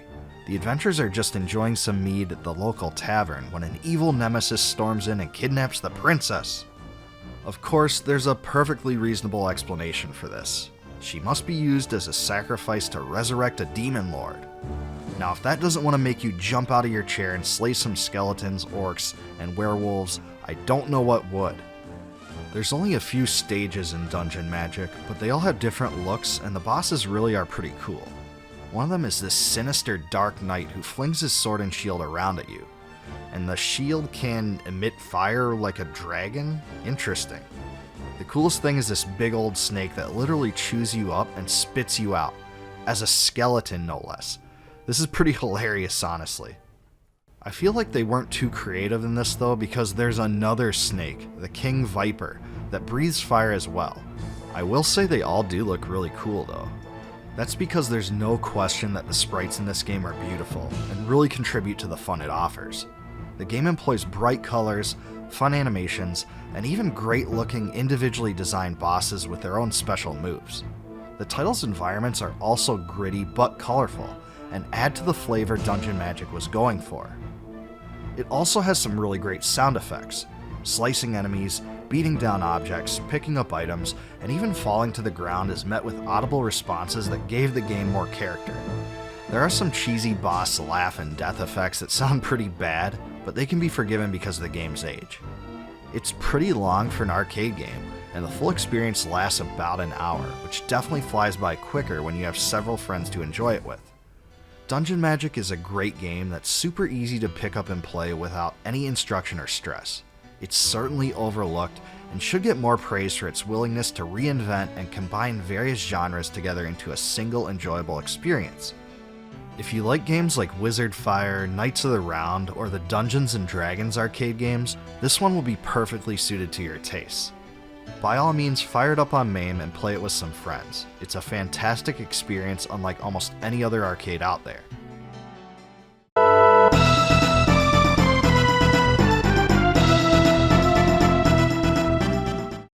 Grandia was first released on the Sega Saturn in 1997 and became a big hit in Japan. However, at that time it wasn't on the radar of North American gamers who were caught up in the Final Fantasy VII craze. But when it did come to North America in late 1999, many fans gave it praise, but it still flew under the radar. Grandia was created by Game Arts, the same small developer that created the Lunar games, and some similarities are immediately apparent between the two. For example, both series use more of a lighthearted approach, and brighter colors compared to darker games like Suikoden II or Xenogears. Working Designs expressed interest in publishing it, much like they did the Lunar games, but they are unable to acquire the rights, so Sony published it instead. The way combat plays out in Grandia is distinct, at least compared to many other RPGs. It uses a turn-based active time system that rewards attention to detail in a unique way. The action bar in the lower right corner dictates the next character to act, and you choose your action from a ring menu when the character icon gets to the halfway point. Paying attention to this meter also allows you to target enemies whose turns are coming up, because you have a chance of pushing their turn back. This action cancel system of sorts is really innovative and absolutely makes Grandia's combat stand out from many other titles of the era. It really was a mechanic that fixed the issue of repetitive battles that plagues so many other RPGs. Quite impressive if you ask me. In addition to leveling up like in typical RPGs, you also upgrade individual skills like weapons and magic spells through continuous use. As a result, grinding in Grandia means pushing your power level higher relative to other games, and you can really overpower enemies quickly. On the other hand, it also allows you a multi-dimensional way to advance beyond the standard, tried-and-true leveling system offered by virtually all other games. Unlike games where you gain new magic spells upon level up, Grandia allows you to learn new magic when you find mana eggs throughout the world. At first, you can only learn fire, wind, water, or earth by turning them into stores throughout the adventure. When you acquire 2 or more types of magic for a character though, and get the prerequisite magic skill level, you can learn hybrid magic: lightning, blizzard, forest, and explosion. This system definitely makes learning spells in Grandia different than many games and incentivizes exploration, but some of the mana eggs can be easily missed and there's only 18 in the game. The main character, Justin, is a young boy from the village of Parm who craves adventure. The story takes place in a world where technological advancements bring about a steam revolution. At the beginning of the game, Justin travels with his childhood friend Sue to a nearby dig site, where they stumble upon an ancient secret that sets them on a journey across the world. Along the way, you are hindered by General Bale, Supreme Commander of the Garlisle forces. Bale seeks to complete the Spirit Stone and resurrect Gaia, the mystical entity behind the fall of the ancient civilization of Angelo. Throughout your adventure, you recruit a total of 8 permanent characters, and character development is a primary focus of this game. Grandia's lighthearted approach also embraces more humor than you can find in many other RPGs from this time, and it's definitely cheerier and more upbeat than most of its counterparts. In this way, it's basically the antithesis of darker games like Final Fantasy Tactics. As far as how the game is presented, it uses a polygonal world, but the characters are 2D sprites. You can pan the camera around, and enemies appear in the dungeons and outdoor areas so they can be avoided. Visually, Grandia looks similar to Xenogears, and it really works well. Grandia's soundtrack gets a lot of praise, and rightly so. It was created by Noriyuki Iwadare, who also created the score for the Lunar games, Langrisser games, and many others. The score emphasizes both classical and jazz influences, and there are a lot of tracks that stand out. For me, the main theme song is definitely the most memorable. It fills me with nostalgia that brings me right back to when I first played it in 1999. It's filled with other great tunes too, and its full suite of 68 songs stands as one of the title's best aspects. Many fans think it was Iwadare's best career work, so it's definitely gotten its fair share of praise. Grandia is a pretty long RPG and can take over 50 hours to complete in your first run. The difficulty level is also a bit low. Normal battles are quite easy, but some of the boss battles actually can pose a challenge. There are 3 bonus dungeons at your disposal for an additional challenge though, and this was a welcome addition that kept fans playing beyond the main storyline. Like Lunar Eternal Blue, Grandia also has a playable epilogue you can experience to tie up all the loose ends of the story. It takes place 10 years after the end of the game and is pretty darn short, but it's still a nice touch.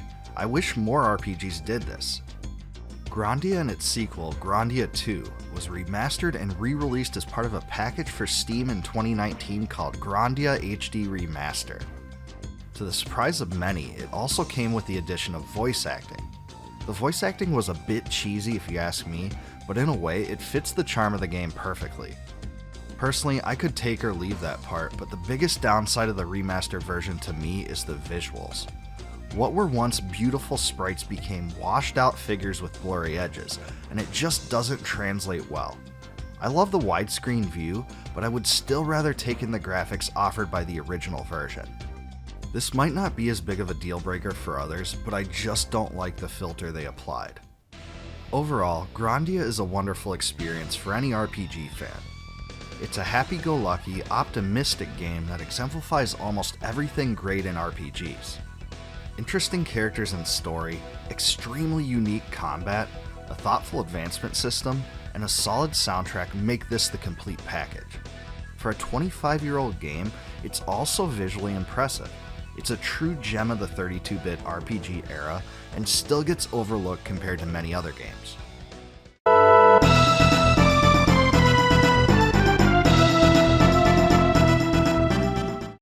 In the mid-1990s, it wasn't entirely clear which platform would deliver the best RPGs. Even though industry giants like Squaresoft and Enix decided to develop for the Sony PlayStation, SaGa made a conscious effort to bring great RPGs to its 32-bit platform, the Sega Saturn. One of the ways it did this was by recruiting Sunsoft, which created Albert Odyssey: Legend of Eldeen. Interestingly enough, it was actually the 3rd game in the Albert Odyssey series. That's right, the first 2 titles in the franchise were released in Japan only for the Super Famicom, and they are actually tactical RPGs, making them quite a bit different from the entry for the Saturn. Albert Odyssey: Legend of Eldeen was the first to embrace a traditional turn-based RPG style that made it much more similar to Final Fantasy than Fire Emblem. In this one, you play the role of Pike, a teenager whose family was murdered by monsters in his infancy. Pike is then taken in by Leia, a harpy who raises him in her village as an adoptive sister of sorts. 10 years later, a sorcerer named Belnard turns her to stone, inspiring Pike to find a cure. As he crosses paths with friends and enemies alike in his quest to do so, he discovers a nefarious plot to resurrect an ancient and evil god named Vlog.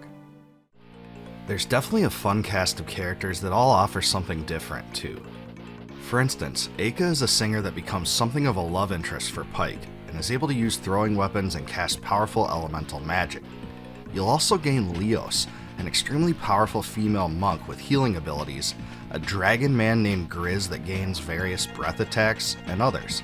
It's a good mix of fun characters to add color to the story, and I think the game does a pretty good job of developing them along your journey as well. The turn-based battles are a pretty standard affair, and you can have up to 5 members in your party at one time. Like most RPGs, you can attack, defend, use items, or magic attacks. New magic attacks are learned by each character at specific levels, and each character fits into an archetype, so characters don't learn the same special abilities. Spells either target one ally or enemy, or all allies or enemies. It's a basic system that didn't try to innovate much, but does work well.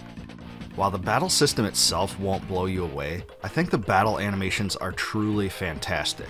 The way the characters move and deliver blows and cast spells really adds a lot to the experience, and even enemy animations are very polished. The sound effects when you strike enemies is also a great touch too.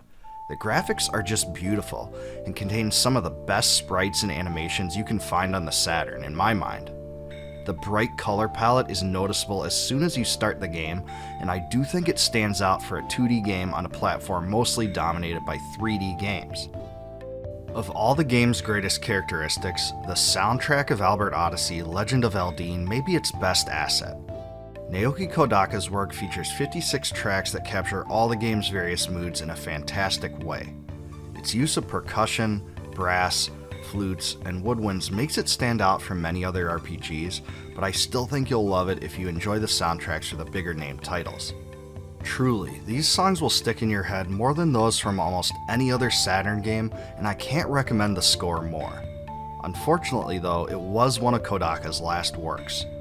A few years after completing it, he left the video game industry entirely and went on to teach music at a Japanese university. Unfortunately, Albert Odyssey Legend of Eldine hasn't been remastered or re-released in any form. Not for Steam, not by Sony, and not by Nintendo. For that reason, it ranks as one of the top 10 most expensive games for the Saturn, which is really disappointing. You can still find copies on eBay, but as of the time of this video, you probably won't find complete North American versions for less than $250.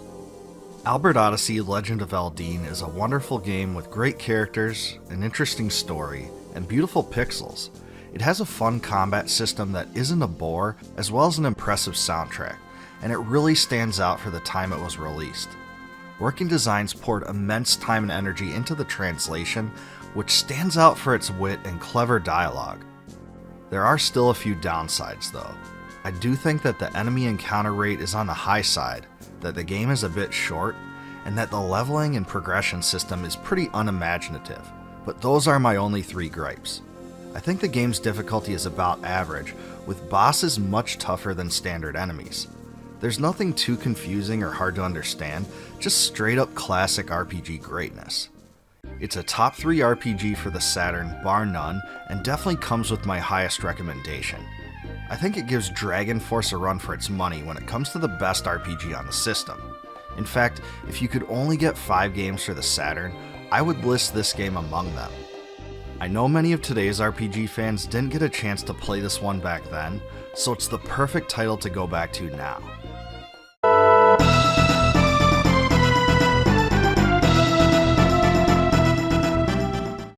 One of my absolute favorite RPGs came out in the middle of 1996, just as my favorite console at the time, the SNES, was fading out of the limelight. I only had one major issue with Star Ocean, a game that captured so much of my attention back then. It was only released in Japan, and I only had a very basic understanding of it at the time. I played the English translated ROM that appeared a few years later, and enjoyed it in every way. It honestly became one of my favorite RPGs on the system, and it still is. As I turned my attention to the Sony PlayStation though, and all the great RPGs it offered, I was beyond excited to learn that a sequel to Star Ocean was to be released in 1999. Like the original, Star Ocean: The Second Story was developed by Tri-Ace, the same company that split off from Wolf Team and created Tales of Phantasia. Star Ocean: The Second Story was also later released on the PlayStation Portable as Star Ocean Second Evolution, a remastered version that contained voice acting, new skills, new cutscenes, new endings, and even a new playable character. Accordingly, this video contains footage from both versions of the game. Like the first Star Ocean game, the second story is greatly influenced by Star Trek and science fiction in general. The story takes place 20 years after the original Star Ocean game, and unlike almost every other RPG out there, you actually choose from one of 2 lead protagonists at the beginning of the game. One of them, Claude C. Kenny, is the son of Ronix J. Kenny from the first Star Ocean title. Under Claude's first mission for the Earth Federation, he is sent to survey a planet, where he discovers a mysterious machine that teleports him to the planet Expel. There, he meets Rena, a girl who mistakes him for a legendary hero of light that is prophesized by her people. So yeah, at the beginning of the game you actually select which character, Claude or Rena, you wish to control as the lead protagonist. On the surface, it seems like this decision doesn't matter much, since the general storyline unfolds similarly regardless of your choice. However, it does make quite a bit of difference in regard to character recruitment, because Claude can recruit some characters that Rena can't, and vice versa. Most of the storyline revolves around Claude, Rena, and their friends who investigate a meteorite that crashed into Expel, which seems to have produced a swarm of monsters. In the process, they uncover an interplanetary scheme of global domination that threatens themselves and life on Expel. It's definitely along the same lines of themes you'll find in the other Star Ocean games, which makes it stand out a bit from the purely fantasy-oriented RPGs the series is often compared to. Another thing that stands out about Star Ocean the Second Story, and I mean really stands out compared to most RPGs, is its battle system. Unlike most turn-based RPGs, this one uses an innovative form of action RPG gameplay where combat takes place in real time, and you can continue selecting menu commands from a single character while up to 3 other characters in your party are controlled by artificial intelligence. Also, unlike the original Star Ocean for Super Famicom, this one puts your characters into a 3D battlefield. Also noteworthy is the special attacks, also known as killer moves, which really distinguish the fighter characters from each other. New killer moves are gained at specific levels, and can be bound to the L and R buttons. Each are different and consume varying amounts of magic points. What's more is that the more times you use the killer moves too, the more they improve in power and take on new qualities. Take Claude's Ripper Blast for example. At first, this attack forces a single line of jagged boulders to strike enemies, but after it's used enough times, the lines get wider and function as a frontal cone attack that has a much bigger range. The vast majority of killer moves follows the same pattern, where the attack itself evolves as you use it. This advancement system was incredibly satisfying.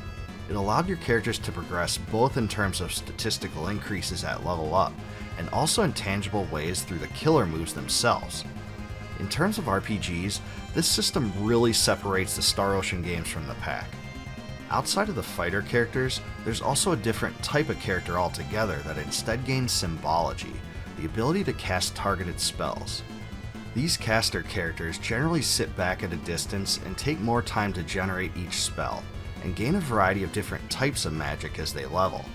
For instance, Rena is a total healer, Celine casts a variety of offensive elemental spells, and Noel is a jack-of-all-trades caster.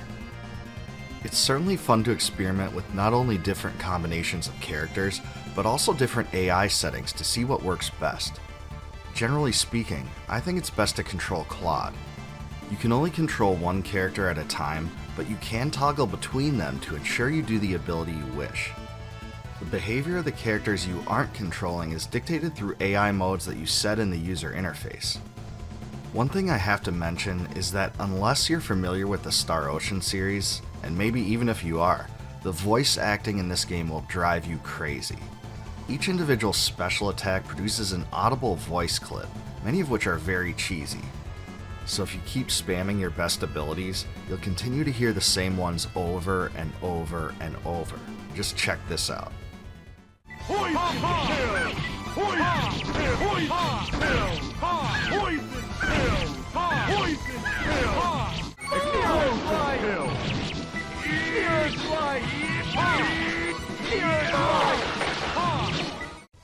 It can be a bit comical at first, but you're likely to grow tired of it after a while. Some of them are cornier than others, and if you continue to use the same characters, I can see how it could drive you to madness. It's not unlike the other games in the series in this way, though. Even beyond the battle system, Star Ocean the Second Story is filled with innovations that the whole franchise is known for. One of them is item creation, a system through which you can build powerful armor, weapons, and other items with reagents you find throughout the game.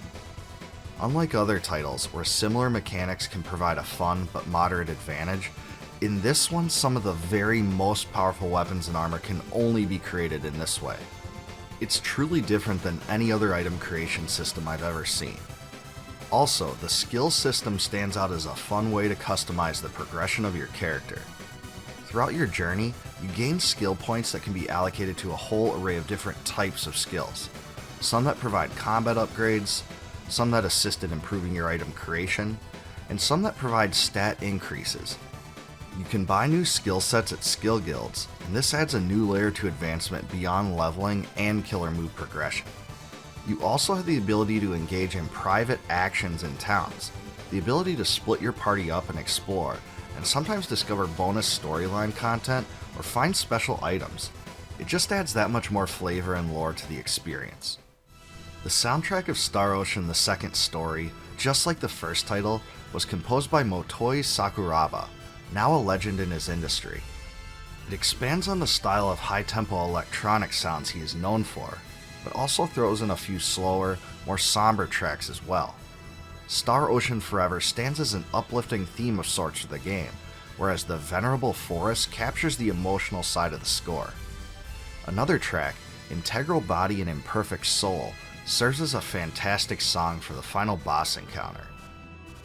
If there's one thing that really annoys me about Star Ocean: The Second Story, it's how long it takes for offensive spells to cast. Some of these spells, especially Leon's and Celine's, take incredibly long amounts of time to complete their animations. I get they are just trying to make these spells a visual spectacle, but man, it just gets to be way too much. Because the spellcasters just aren't as powerful as the fighter characters anyway, this issue makes me want to use them even less than I otherwise would have. When it comes down to it, Star Ocean: The Second Story provides an unforgettable experience and is definitely one of the best RPGs on the PlayStation. It combines a solid story and fun characters with gameplay that will blow your expectations away. The skill system and combat will reel you in, and the title even includes a super challenging bonus dungeon that provides yet another avenue to pour many hours into it. I can't say I like it quite as much as the original Star Ocean game, but it's definitely my second favorite, and many fans consider it to be the very best of the franchise.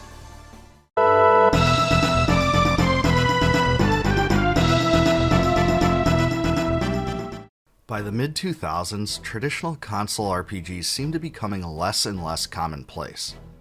This was because the emergence of 3D action-oriented titles took center stage in gaming, pushing the turn-based classics aside.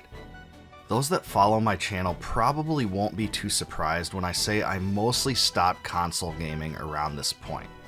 But one of the titles I initially missed out on by doing this, however, was Lost Odyssey, a traditional RPG released as an exclusive for the Xbox 360 in 2007. Interestingly enough, Lost Odyssey was the masterwork of Mistwalker Corporation, an independent development studio founded by Final Fantasy series creator Hironobu Sakaguchi following his departure from Square Enix. He assembled a dream team of former co-workers from his days at Square and industry veterans, and quickly began work on two new RPG projects for the Xbox 360, Blue Dragon and Lost Odyssey. Blue Dragon was released to some moderate success, but Sakaguchi concentrated most of his focus on Lost Odyssey. By all accounts, the game's development was a monumental effort with many hurdles. According to Sakaguchi, the development team was even on the brink of collapse by the middle of development, but they eventually pulled through and completed the game. It was released in North America in February of 2008, and the game's content was so large it spanned an unprecedented 4 dual-layer DVDs. The title also represented something of a risk, as sales for the Xbox 360 weren't high in Japan, and the PlayStation 2 became the established leader when it came to RPGs. Still, fans were greeted to the essence of Lost Odyssey from the game's first seconds. The title's intro begins with the main character Kaim, a man thrown into a field of battle in a war between the Magic Republic of Ura and the nation of Kent. After Kaim uses his incredible talents to vanquish a large number of soldiers, the skies turn pitch black.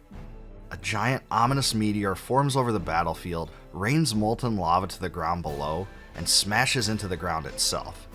In the process, all troops from both sides are utterly annihilated, save for a few survivors that include Kaim. This is just like the feeling you get from the intro to Final Fantasy VII, where you're thrown into the action right away and the video sequence transitions immediately into the gameplay. It definitely had that cinematic flair that made the experience a special one, and this can be seen throughout the game. As you soon discover, Kaim is an immortal being that has lived for over 1,000 years. Throughout his journey, he learns more about his complicated past, explores the burdens and realities of being immortal, and the game highlights Kaim's reaction to watching those so close to him die over and over again. Along his journey, he joins various companions, some immortal like he, and others who are mortal, to stop the ambitions of a ruthless foe. Lost Odyssey also incorporates a huge amount of story sequences written by famed Japanese novelist Kiyoshi Shigematsu, who worked closely with Sakaguchi to capture the spirit of Kaim's life experiences. This content, which is completely optional, adds immensely to the plot and really expands the storytelling beyond almost any other RPG I've played. Some fans that enjoy full-on action and gameplay might find them monotonous, but I viewed them as a real treat that invested me in the tale. As far as the battle system goes, nearly every characteristic is reminiscent of Final Fantasy X.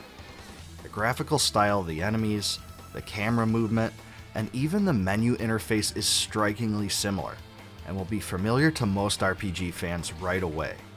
It's a turn-based affair where you control a party of up to 5 characters. By far the most unique combat mechanic in Lost Odyssey is the aim ring system, where you use a timing framework to amplify the power of your attacks. Your relative effectiveness with this results in a bad, good, or perfect rating.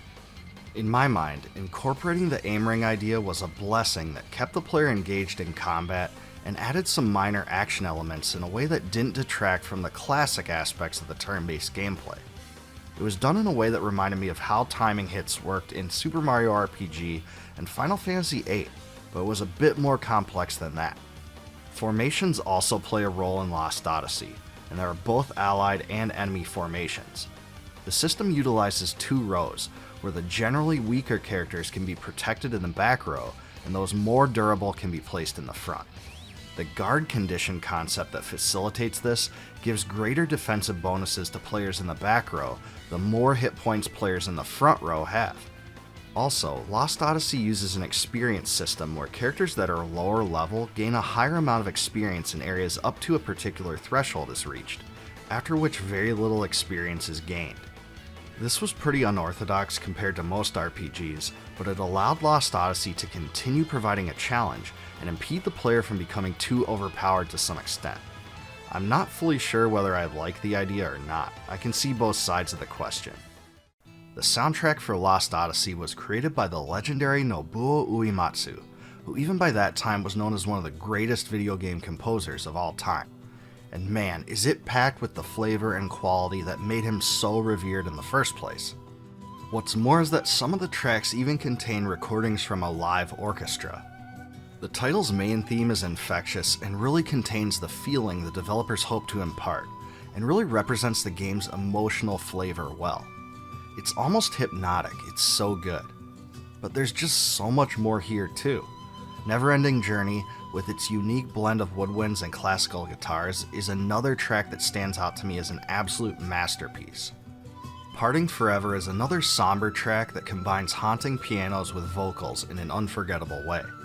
Howl of the Departed, a very different song, contains rock elements and heavy metal guitars that the composer had dabbled in with some previous soundtracks. Uematsu clearly poured his heart and soul into these compositions, and it absolutely makes sense that it's considered one of his crowning achievements.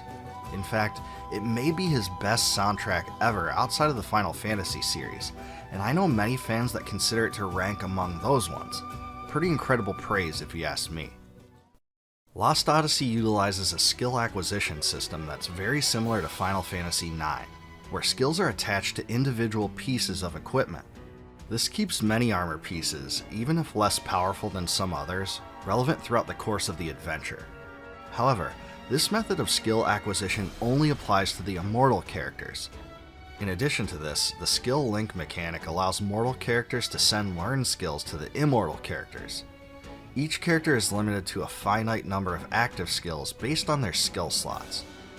Skills can add new commands in battle, like Steal, while others provide new magic skill levels, passive bonuses, status ailment immunities, and other effects. The overall skill system seemed to play off the story themes well, and was absolutely a fun way to customize and tailor characters to your desire. It's likely this design was based upon the fact that Sakaguchi himself is on record saying Final Fantasy IX is his favorite game in the illustrious franchise. The visual presentation in dungeons and areas to roam through is also extremely similar to what you'll find in Final Fantasy X. These areas aren't free roaming like many modern games. There's a set path with branches, and moving from one place to the other moves the camera automatically. There is a world map, but exploration in the game doesn't function exactly like other free roaming RPGs. While you're able to move freely through the seas through the slant nose, a vehicle you eventually acquire, you don't move on a world map upon land like you would in a Final Fantasy game. I've already gushed about all the things I love about Lost Odyssey, but I don't think the game is flawless.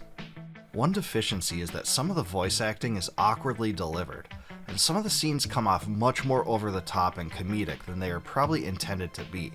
Return? Never! I shall break the link that joins the two worlds, and remain here, and rule forever! This is bad! Time is moving faster! What do we do? Also, there's no spell or ability to bring you outside of dungeons, so you have to end up backtracking a lot, and that is pretty annoying. I think the game lacks challenge to some extent too, but the title does successfully prevent you from becoming too overpowered through the experience system described earlier. Unfortunately, Lost Odyssey has never been remastered or re-released in any form, making it the perfect candidate for a future Steam release. Until then though, the best way to play it is through the backwards compatibility functionality that allows you to download and play it on current Xbox hardware. I think few, if any, better RPGs have been released since this one, so it's absolutely worth it. Lost Odyssey really shows what may have been possible for the Final Fantasy series had Sakaguchi stuck it out and played an active role in its direction. The story is amazingly creative, the combat is fun and engaging, most of the characters are interesting, and the soundtrack is truly one of the greatest of its time. The bonus stream storytelling adds a lot to the lore, and Lost Odyssey evokes an emotional response that is rarely found in any other game of its kind. The graphics really look fantastic for a game that's 15 years old, and they hold up extremely well today.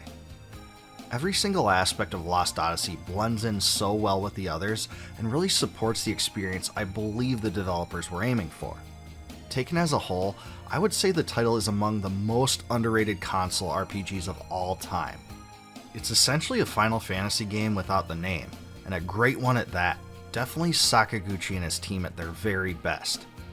It's just such a shame that a relatively low percentage of RPG fanatics ever got a chance to play this, because most of those who were drawn to the genre stayed loyal to the PlayStation 2 during this time.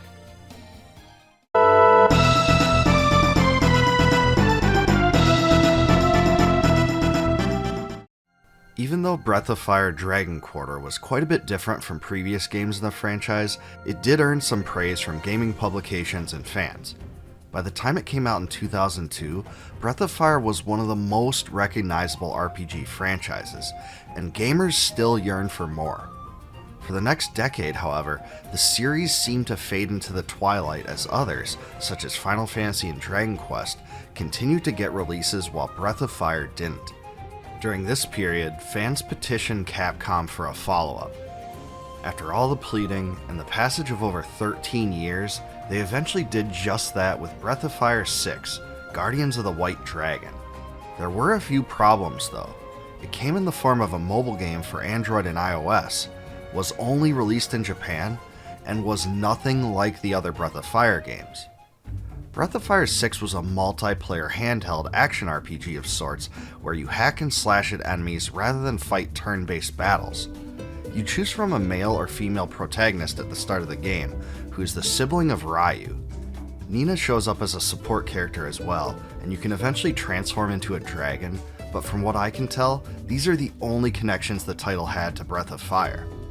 In this one, you walk through various environments battling enemies, recruiting AI-controlled partners called Fellows, and customize your character in various ways. You can eventually build up a hub village of sorts, complete mission quests with up to 4 players at a time, and gain gradually more powerful abilities as you advance. It's mostly a mindless hack and slash though, and there isn't really much incentive to keep playing. Capcom also included microtransactions to offset the free-to-play approach, but this only seemed to upset fans. I will give the game credit for one thing, the soundtrack. Even though it wasn't created by series mainstays Hitoshi Sakimoto, Yoshino Aoki, or Yuko Takehara, this one is really good in its own right. It's an interesting score of classical music that was actually pretty impressive. Anyway, Breath of Fire 6 got panned by critics and players alike and was slammed in the presses. The negativity resulted in Capcom shutting down the game completely in 2017, citing changes in the external environment. However, no one should really be disappointed by this.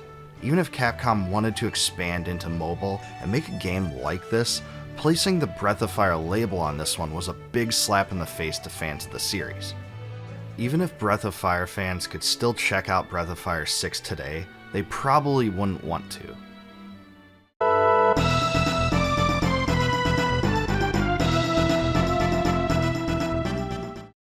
I truly never thought I would ever be able to say this again, but retro RPG fans have had a lot to be excited about lately.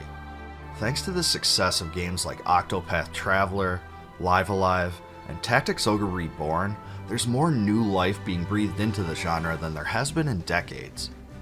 Another reason to be optimistic about the future of retro-style RPGs is Chained Echoes, a total throwback to the 16-bit games we grew up with. Chained Echoes was the masterwork of Matthias Linde, an independent German developer who spent 7 years creating it. Now that's a long time. He's been on the record saying the game was inspired by some of his own favorite games like Xenogears, Terranigma, Secret of Mana, and Suikoden II, so you already know he'd get along just fine with me. His work on Chained Echoes inspired a successful Kickstarter campaign in 2019, and the title was finally released in December of 2022. So yeah, right now it's available on Steam, Nintendo Switch, PlayStation 4, and Xbox One. And I just have to tell you, if you're a fan of classic RPGs like me, any 30-second segment of this game's footage will get your attention. In fact, it may even give you shivers or goosebumps. So even though I play virtually no modern games, this one is different. I had to play it.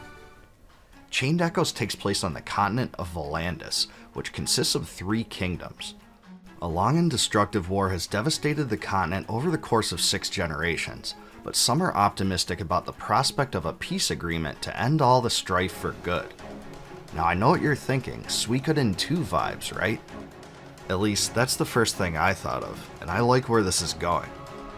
You play as Glenn, a skilled mercenary and pilot of mechs called Sky Armor, who's thrust right into the center of the conflict.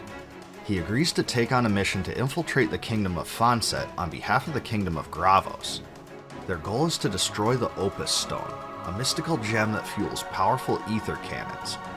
Gravos believes it to be a suicide mission, so it offers a hefty sum of money to the Band of the Iron Bull, which Glenn belongs to.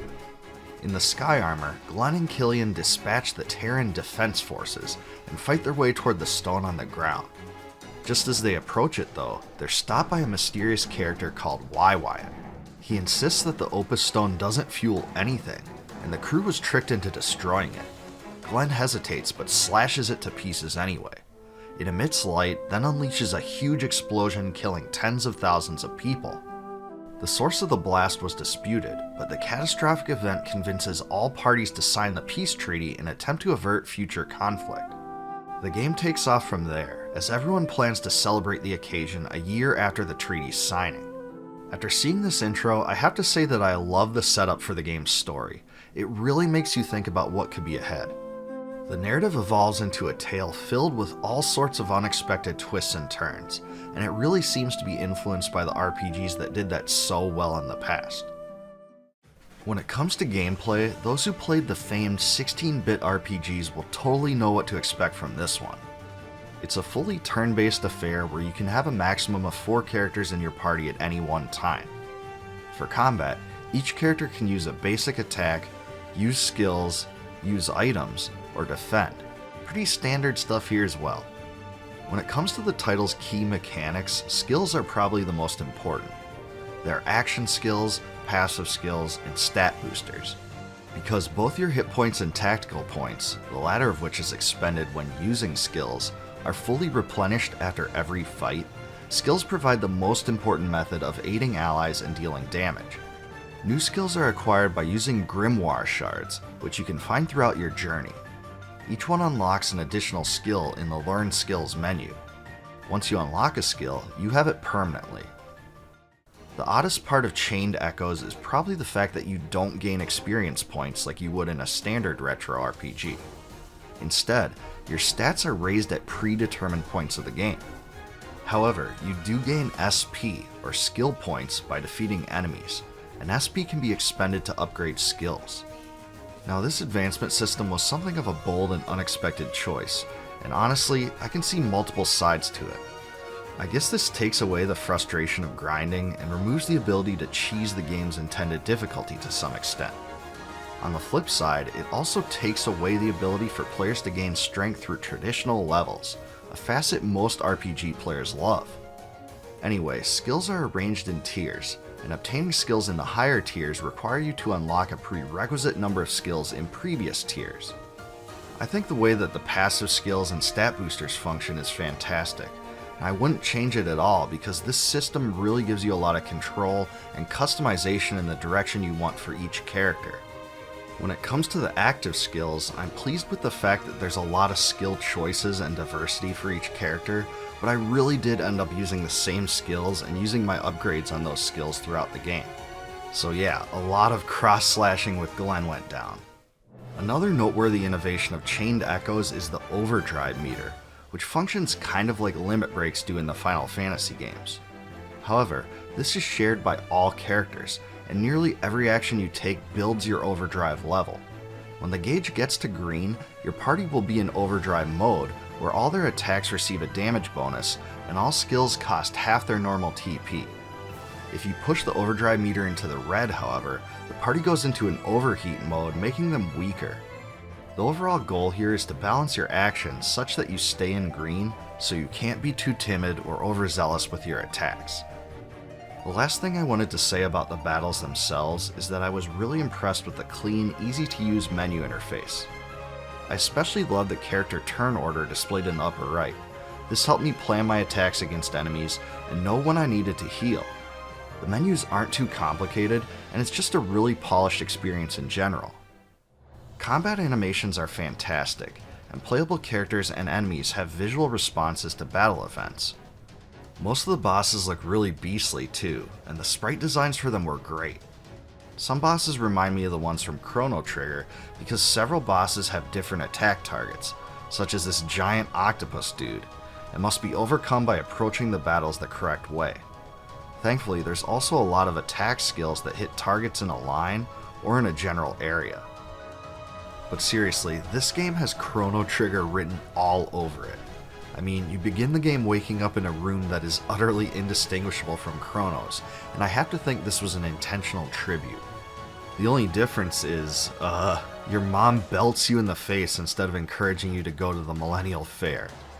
There's also an area in the game that looks just like the Blackbird, so it's pretty clear the developer was a Chrono fanatic like many of us. And I really love the characters too.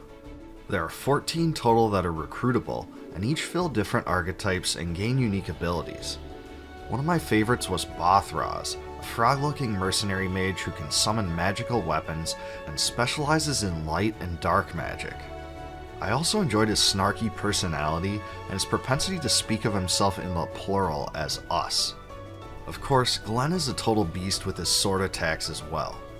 The soundtrack uses a lot of orchestral style songs that fit into the fantasy environment. The main theme is absolutely fantastic, and the prologue theme songs were really solid too. It definitely fits the game well, but I can't say I was totally blown away by it. In some spots it reminds me a bit of Octopath Traveler, so that alone is a pretty impressive feat for a small developer like this to achieve. I also noticed that the character dialogue was very well written, which is really important for a game like this. We certainly don't need any of those Breath of Fire 2 localization nightmares creeping into the genre now, that's for sure. Just as in Final Fantasy VI, there's a key moment in the story where the characters are split apart, and you get to follow all three of them in any order you choose. This was yet another throwback concept I really enjoyed. I do think the game has a few flaws though, especially the level cap. In my mind, this was an unnecessary drawback that doesn't really serve a big purpose, even if the game was designed with it in mind.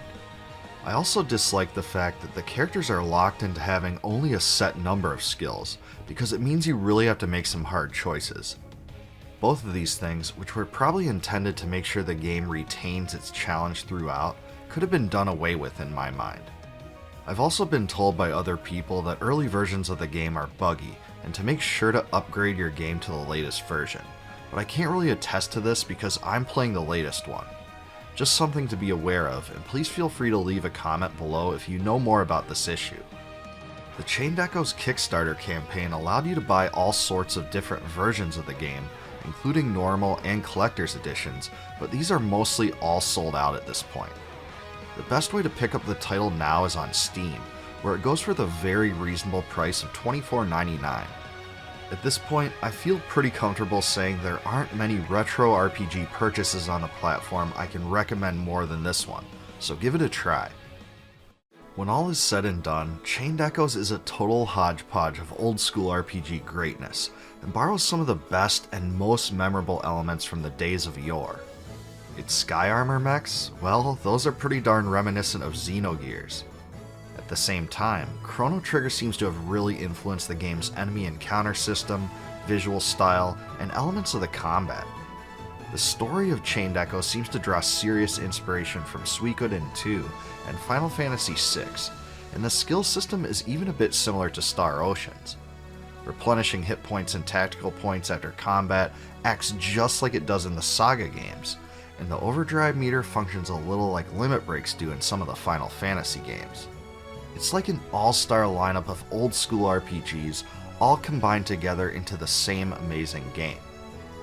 Chained Echoes is a true love letter to the best RPGs of all time, but after playing it for a few hours, one can easily see how it's an awesome experience in its own right as well. I highly recommend picking this up for the 25 plus hours of guaranteed retro RPG nostalgia. About the only thing missing from it I can think of is a New Game Plus feature, but maybe that will come in a future update.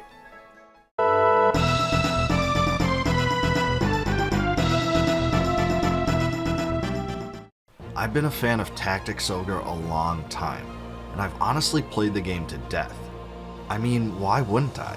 With its dark and brooding story and awesome gameplay, it's by far one of the greatest tactical RPGs of all time.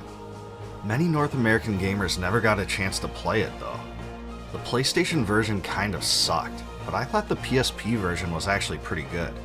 Even that one was overshadowed though. When we all got our first taste of Tactics Ogre Reborn through the trailer released in the summer of 2022, I was actually really surprised. How could Square Enix deliver a more polished game than was already available, I thought to myself. Well, the promotional materials make it pretty clear that Reborn features a lot of changes from Let Us Cling Together. So even though I've already reviewed Tactics Ogre, and all the other Ogre battle games for that matter, I wanted to make sure to give this one a go. But is it worth playing for both old school fans and newcomers to the game, and does it live up to the hype? I decided to find out. When you first fire up Tactics Ogre Reborn, you're treated to the game's intro in widescreen for the first time, and you can really get a good sense for how much better it looks right away. I covered the story synopsis in greater depth in my original review, but all you really need to know is it follows Denim, a resistance fighter whose home was devastated during a civil war that tore his country apart. The event greatly influenced the way he looks at the world, and he's grown very close to his elder sister Kachua. Loyalty, vengeance, and sadness all play a major role here, and the story epitomizes dark, twisted depravity and gritty reality. Let's just say it isn't Earthbound's story. The new character portraits were really nice and give you a much better sense of what the characters actually look like. Now it is worth mentioning that all the main storyline dialogue is fully voice acted, and I think the quality is actually quite high.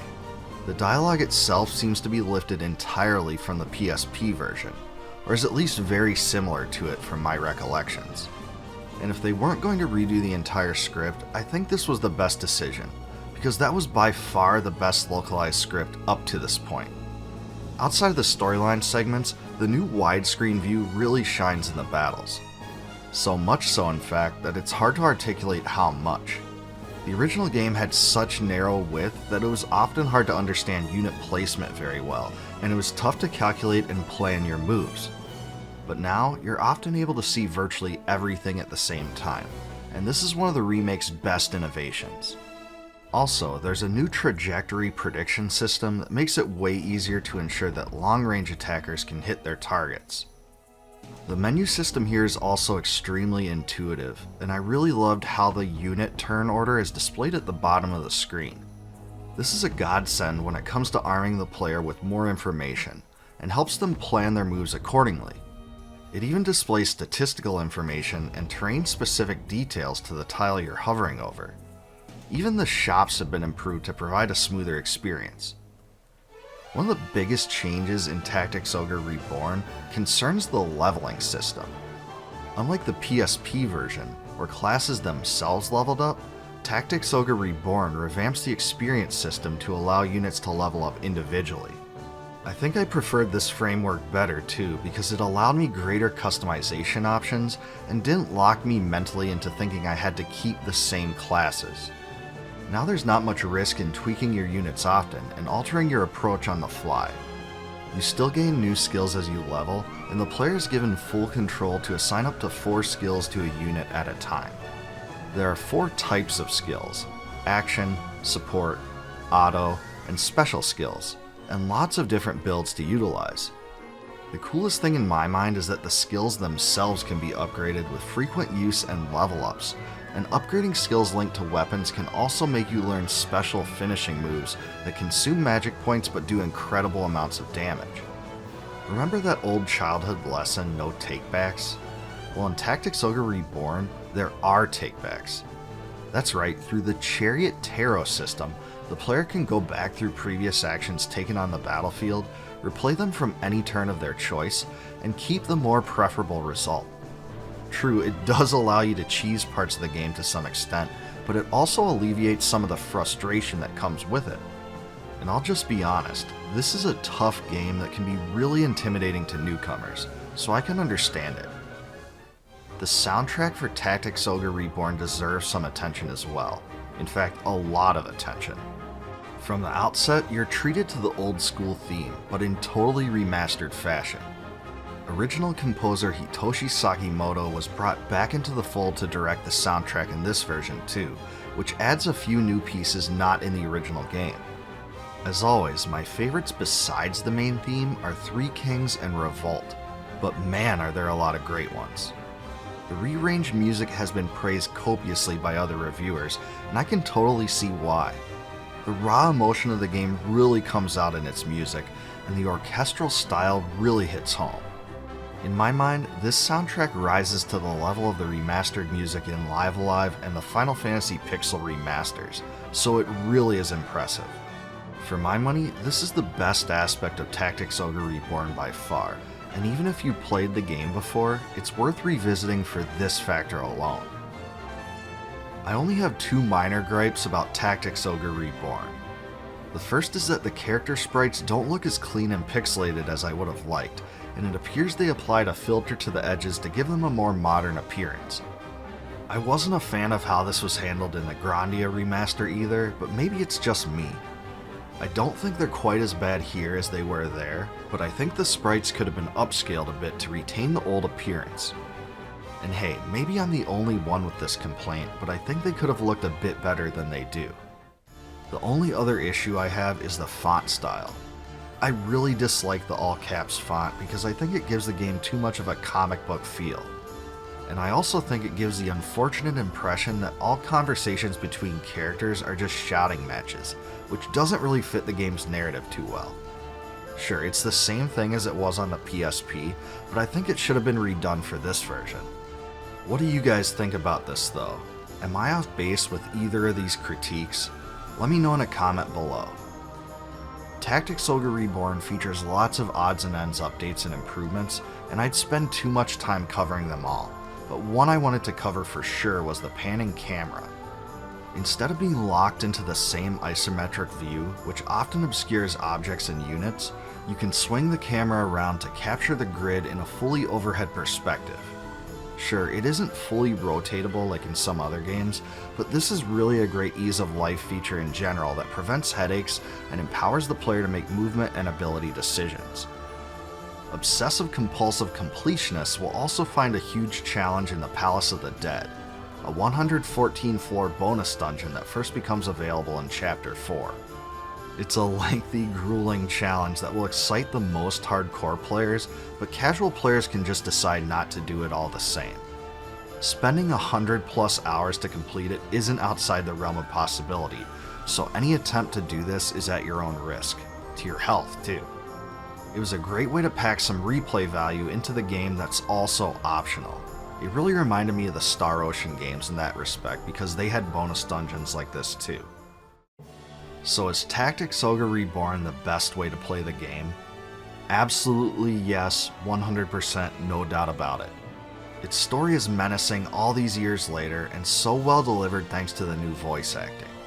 The gameplay emphasizes creativity and customization in a fun way, and the breathtaking soundtrack adds greatly to the game's distinct lore and raw emotion. All factors combine to make it the complete package. In fact, it might be the definitive tactical RPG. Also, of all the Square Enix remakes, this is clearly one of the best in my mind. It really makes the game worth revisiting, even for RPG enthusiasts that played it in the past. It makes me hopeful that Square Enix will decide to do the same with some of their other neglected titles. If you ask me, Bahamut Lagoon and Treasure of the Rudras are perfect candidates for future remakes just like this one. While I don't think Tactics Ogre Reborn is a good game at all to recommend to novice RPG fans, it will certainly please longtime fans of the Ogre Battle games, and RPG fans in general that missed out on it the first few times around. Pick it up from the links in the description section and give it a go.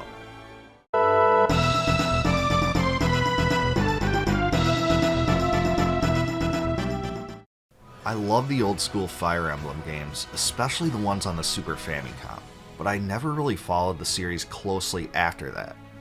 I know the franchise has grown much more popular in recent years, especially after Marth's inclusion in the Smash Bros. Games, but I just wasn't very intrigued by its most recent offerings. I have to be honest though, when I saw the teaser footage for Fire Emblem Engage, it sparked my curiosity for one reason I didn't expect. Even though it seemed flashy, modern, and didn't exactly have my favorite style of presentation, the aspect that stood out to me was that the game really seemed to be trying to draw in older fans of the franchise in a really creative way. More on that in a bit, but it did enough to interest me, so I decided to give it a spin. So did it live up to my expectations? Well, let's find out. Fire Emblem Engage is set on the continent of Elyos. 1,000 years before the game's events, a group of legendary heroes managed to subdue a powerful beast called the Fell Dragon and sealed it away in order to bring about a period of peace. A millennium later, a blue and red-haired being named Alir awakens with no memory of their past. As it turns out, Alir is a divine dragon with mysterious powers and is tasked with seeking out 12 powerful emblem rings in an attempt to put the evil to rest yet again. Doing this requires enlisting many companions along the way, and properly harnessing the emblem rings to unleash the heroes of the past as well. As a side note, Alir can be made either male or female based on the player's choice, which is a feature I can't remember seeing before in any other console RPG. But worry not, adventurers, because regardless of which option you choose, Alir's hair will still be both blue and red. Nothing to worry about there. If you're an old school Fire Emblem fan coming back to the series to play this one, I want to make something clear right away. And that's that if you strip away all the flashy new colors, graphics, storyline ideas, and gameplay mechanics, Fire Emblem Engage is still a Fire Emblem game at its core. And what I mean by that is it's a grid-based tactical RPG where your team of units squares off against opponents in large battles. Leveling up, outsmarting your adversaries, and using character relationships to your advantage are all factors that play an enormous role in the gameplay and overall experience. It's exactly what you would expect from a Fire Emblem game. In fact, playing through this one is kind of like enjoying the sight of a spruced up car. but once I got in the driver's seat, I realized it had the same old trusty engine I always loved. So yeah, combat still plays out in player and enemy turns, where each unit moves once and does one action per turn. Fire Emblem Engage is a little bit like its predecessor, Fire Emblem Three Houses, in how it swiftly transitions from the overhead grid view to the individual clashes between units. So whenever you attack or use an ability against an adjacent unit, the camera swings quickly down to the battlefield, which is totally rendered in 3D as well, where the fighting actually plays out. Now all this may be nothing new to those who have played the recent Fire Emblem games, but I was honestly pretty impressed that the change in vantage point didn't detract from the actual decisions I was making. It was kind of like taking pleasure in watching a film that I had directed, or something like that. There's also a new feature in Fire Emblem Engage called the Break System, where hitting an enemy with an advantageous weapon prevents that enemy from counterattacking until their next turn. The way it works, swords beat axes, axes beat lances, and lances beat swords. This allows for some good old-fashioned opportunism, because you can use other units to inflict massive damage on the enemy with a break status in the meantime. So yeah, it was honestly pretty fun to weaken enemies through break, and then just finish them off with a death blow. The art style for the characters is colorful and distinct, and the animations truly look amazing. Even details that are harder to render with this approach, like character hair, look really great here. I have to commend this one for retaining the old school feel of the series rather than adopting a modern graphical style. The same goes for the storyline sequences before and after battles. I hope the Fire Emblem games always stay this way. I'm a fan of the cel-shaded motif for the series because it really stands out from everything else. In combat, your units can move to cells highlighted in blue and can attack cells highlighted in red. There are also these red targeting lines that show who enemy units are most likely to strike. All this is very helpful information for planning and executing your own movement quickly, and it all functions a lot like it does in other tactical RPGs like Triangle Strategy. Fire Emblem Engage also introduces the chain attack mechanic, where ally units have a chance of adding damage via additional attacks if they're in attack range of an enemy attacked by another unit. This makes it wise to attack units that are near a cluster of your own allied units, and added yet another layer of strategy on top of the break system, equipment, and all other aspects of the battle. I was also extremely impressed by the beautiful looking character graphics that appear when you hover over units.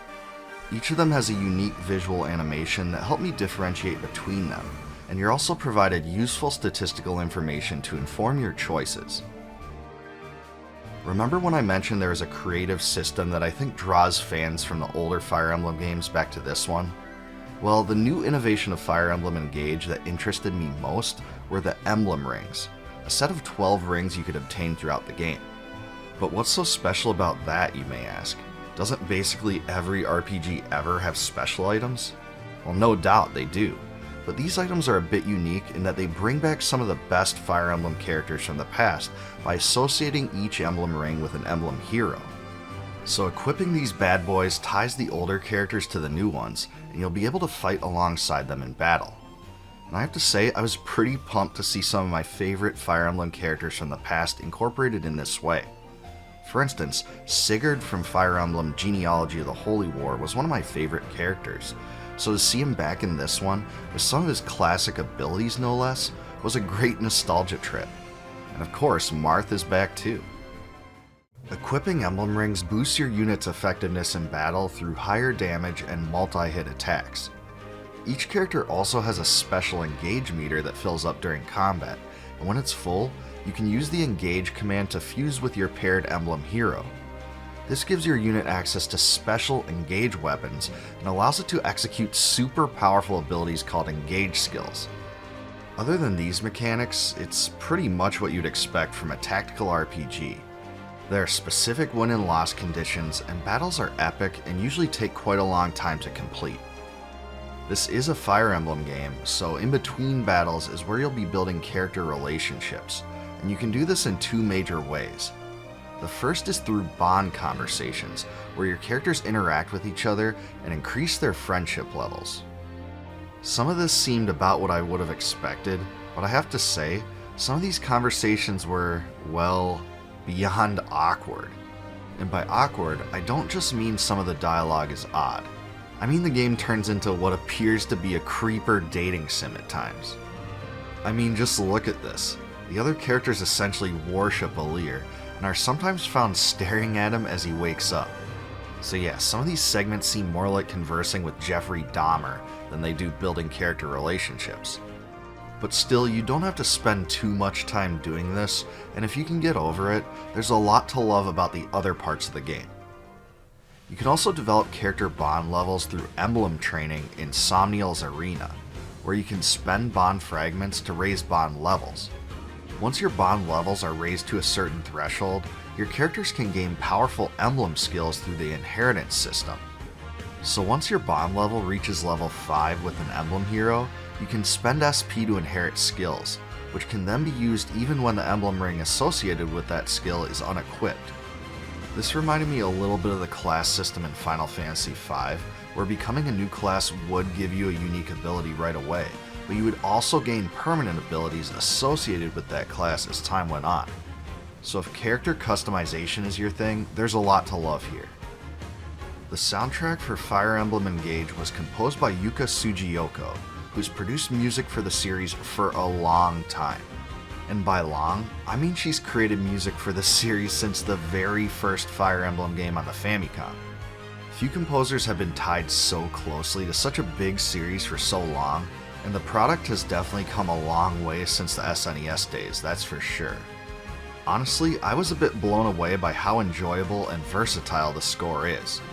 There's a lot of classical orchestral style songs packed with woodwinds and brass, but there's also more modern sounding tunes with electric guitars in a heavy metal style. There are even songs that feature classical guitars as well. The quality is really top notch and gives the other great soundtracks on the Switch like Octopath Traveler and Tactics Ogre Reborn a run for their money. So I say bravo to the music and sound because it's awesome in this one. If the skill inheritance and emblem ring systems aren't enough, Fire Emblem Engage also incorporates a class system. All units have a basic class by default, but can upgrade to an advanced class at level 10 by expending a Master Seal, which can be purchased for 2,500 gold. Changing classes in this way upgrades a unit's stats, gives them access to new skills and more weapons, and alters their overall appearance. For instance, when Alir reaches level 10, he can transform from a dragon child to divine dragon. This boosts his stats significantly and makes his engage meter easier to fill. At level 20, units can repeat the process with a second seal to add a second advanced class. You can definitely play around with many options, and there are several different ways you can go with each unit. It's a lot like Tactics Ogre and Triangle Strategy in that way. One thing I wanted to note too is that even though the older characters in the Fire Emblem universe are revived mostly through the Emblem Ring system, those characters do play a part in the story as well. I won't spoil how, but just know that they're brought into the storyline and play a bigger role than you may have thought going into it. In the end, I can't guarantee all the old school retro RPG freaks will love this one, but it sure seems to be the most accessible Fire Emblem game we've gotten in a long time. Stripped down to the meat and potatoes, it's a solid grid-based tactical RPG with a lot of artistic flair on top. I won't say the story intrigued me as much as many of the older Fire Emblem games did, or even what I saw from Three Houses, but I'd still say it has its moments. Sure, the creepy character bond and awakening sequences are pretty weird, but they're overshadowed by the gameplay, graphics, and soundtrack. And hey, I was honestly pretty impressed by how some of the most memorable characters from Fire Emblem's past were brought back through a creative mechanic that's woven into the gameplay. If one thing is for sure, it definitely has the nostalgia factor going for it.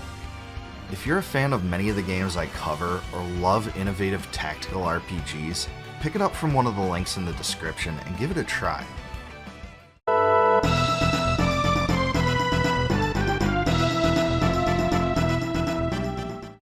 Let's face it, chances are high that everyone watching this video is a fan of the Final Fantasy series, or at least knows a lot about it. Of course, it's Square Enix's flagship RPG series. What you may not be aware of though is that in the 1990s, Square was cultivating a rival RPG series, the SaGa franchise, and dedicated just as much energy to it.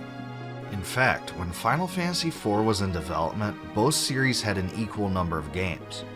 When it came time to release Romancing Saga for the Super Famicom in 1992, it's safe to say that many RPG fans anticipated it in the same way they anticipated Final Fantasy IV. Now, it is true that Romancing Saga was eventually remade as Romancing Saga Minstrel Song for the PlayStation 2. In 2022, that version was also remastered and re-released for Android, iOS, Steam, Switch, PlayStation 4, and PlayStation 5, but we'll get to that part later, because my first experience with the game was with the original SNES version, or more accurately, the Super Famicom version, because this game was never originally localized in North America. If you want to play that version, you can still pick up a fully translated English patch at the link in the description and play this one in its original form. Regardless of which version you play, the story and basic mechanics are similar, even if the visual presentation in the remake is quite a bit different. Romancing Saga utilizes several mechanics that made it stand out from other RPGs. First, when you fire up the game, you select from one of 8 protagonists, each of which has a different story and special abilities. Once you make this choice, it's locked in for the entire game, but it really doesn't change the main story narrative too much outside of a unique, character-specific opening scenario. In fact, this and the other Romancing Saga games feature a very non-linear approach, and you aren't locked into a set chain of events as in other RPGs. There is an overarching narrative, but you're given a lot of freedom to explore, complete various quests, and trigger storyline events in an order of your own choosing. The game's creators called this the free scenario system, and it's influenced all other Saga games since. Another unique facet to the Romancing Saga games is that there aren't random encounters. Instead, enemies appear on the screen that you can walk past and evade. Generally, the enemies move toward you and try to attack you as you walk by though, so it's difficult to avoid them all. Like the other Saga games, Romancing Saga doesn't even have actual levels either. Instead, you have a random chance to gain stat increases after battles in which you performed an action tied to that stat. For example, if you use a sword against an enemy in battle, you have a chance to gain a hit point raise. Using martial arts makes it possible to gain agility increases, and using spells gives you a chance to have your BP raised. And speaking of BP, that's a stat similar to magic points in other RPGs. Each skill takes a specific amount of BP to use. Unlike other RPGs, each character's hit points are fully replenished after every battle, which makes healing in between battles a non-factor. Characters can equip several weapons, and each equipped weapon opens a new subset of up to 4 skills that can be used in battle once the weapon is fully leveled up. It does take some time grinding to gain access to all of each weapon's skills, which incentivizes long-term use of powerful ones. Also, you can use up to 6 characters in a party at a time, and characters are placed in formations with 3 columns of rows. Characters in the front row take and deal the most damage, characters in the back row take less damage and deal less damage, and attacks and defense of the middle row characters are averaged out. In other words, it's a lot like the Final Fantasy games, just with a middle row added. The only problem with this is that unless you engage the enemy in battle head-on, your formation will be disrupted, and you may have to spend turns changing rows to avoid taking too much damage or hampering your ability to deal damage. The last thing in this long list of characteristics unique to Romancing Saga games is the character recruitment style. There isn't a set order to recruit characters, so you're free to basically explore the world, trigger storyline sequences, and find who you can. There were parts of the game where you can get stuck with a few characters for long lengths of time until you find others, but I did notice that some of the characters can be obtained from pubs. In all honesty, Romancing Saga can be a frustrating and difficult game if you can't recruit enough characters fast enough, and it's easy to be outnumbered by enemies in the beginning part of the game. But I guess that's the allure of the game's free-roaming open-ended style also. As far as the story goes, Romancing Saga takes place in the world of Mardius. A war long ago raged between 3 wicked gods, Death, Saruman, and Shirach on one side, and the Lord of all gods Elor on the other.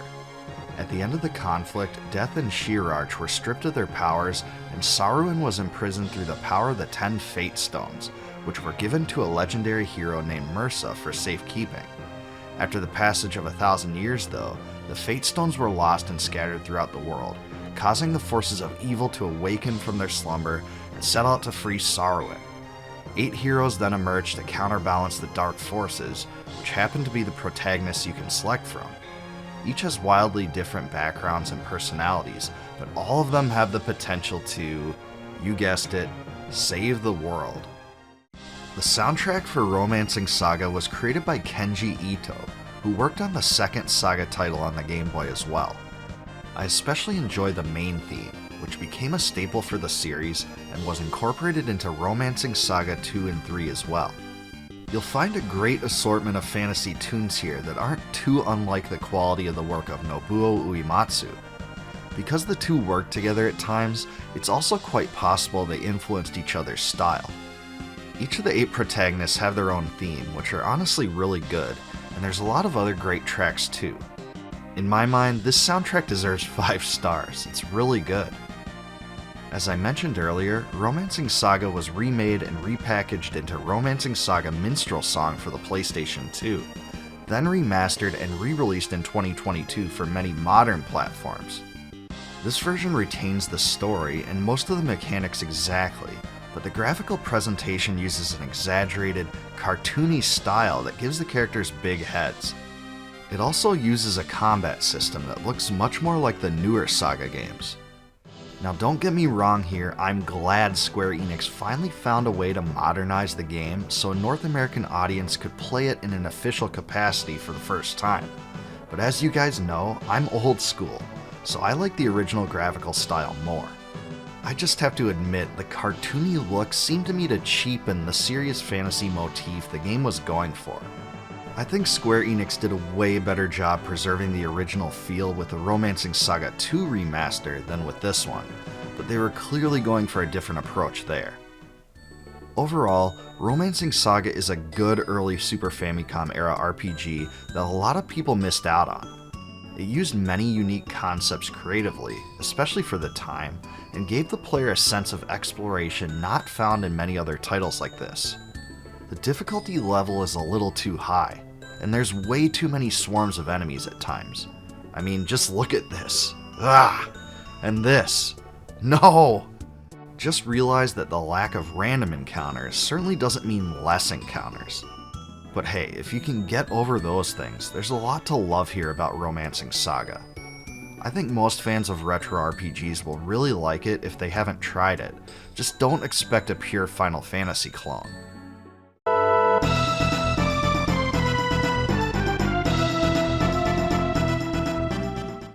In the early 1990s, mecha vehicle simulation games were all the rage. This trend was driven by games like Star Cruiser, Mech Warrior, and Target Earth, all of which embraced futuristic themes and packaged them into action simulation experiences. The craze got so big at one point that leading arcade and console developers started to borrow these themes and put them into their own games, such as Capcom with Cyberbot's Full Metal Madness. Everybody's doing it, so why not do it better than everybody else? That's what Squaresoft said anyway, so the legendary RPG developer decided to put its own twist on the trend with Front Mission, which came out on the Super Famicom in 1995. Unfortunately for North American RPG fanatics at the time, and I was one of those, the title was never localized for the SNES. Thankfully though, a fully translated English patch was later developed by List Translations, and it's fantastic. I'll include a link to the translation patch in the comments below. At its most basic level, Front Mission's gameplay combines mecha simulation elements with strategy RPG gameplay you'll find in Tactics Ogre and the Fire Emblem games.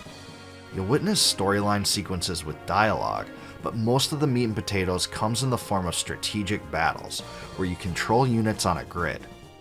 Most battles require you to defeat all enemies, and like most other tactical RPGs, you can move a unit and perform one action on each of their turns.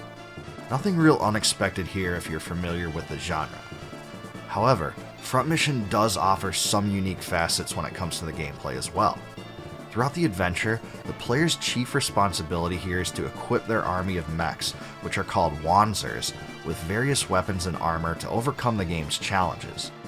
Each Wanzer has 4 slots: body, left arm, right arm, and legs. You can buy parts for your Wanzers, as well as items for healing and other things, at the Wanzer shops.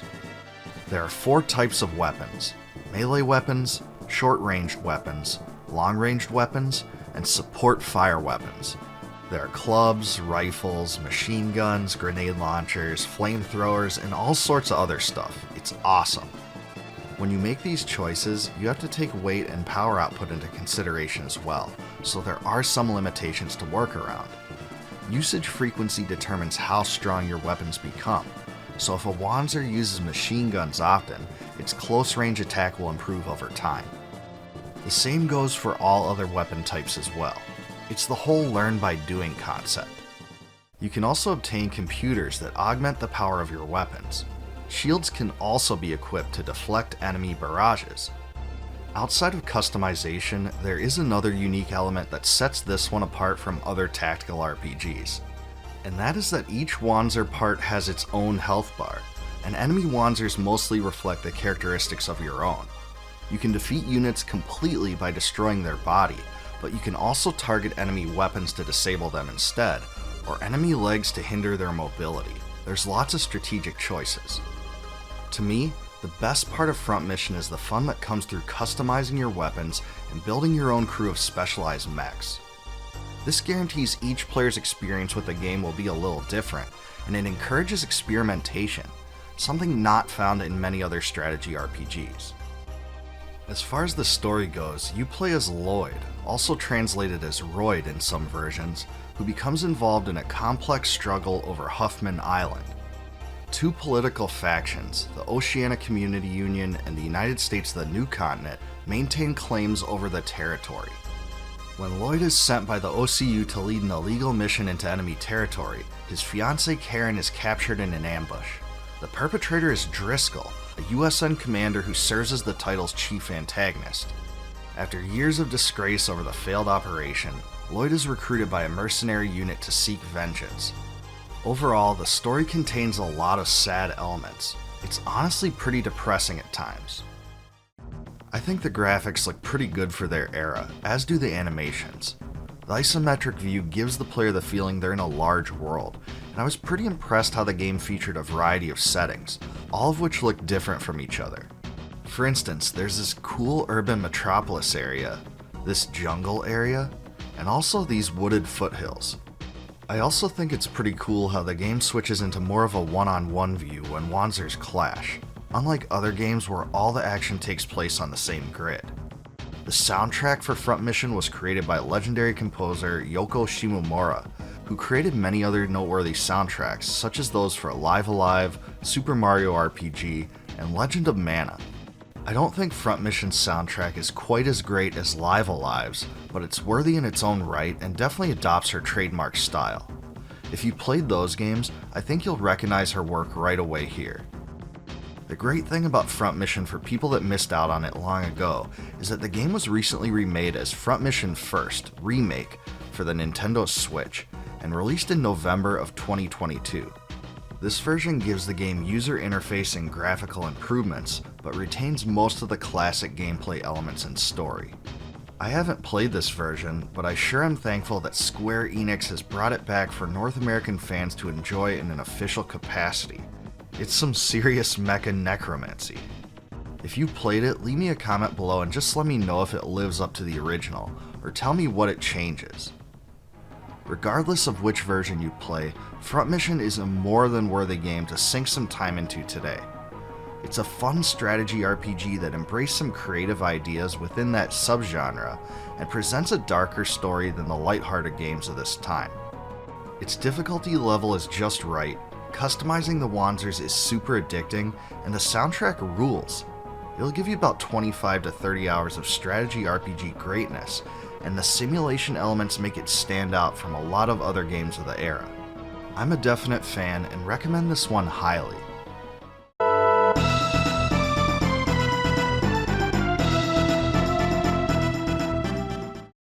and it's finally here.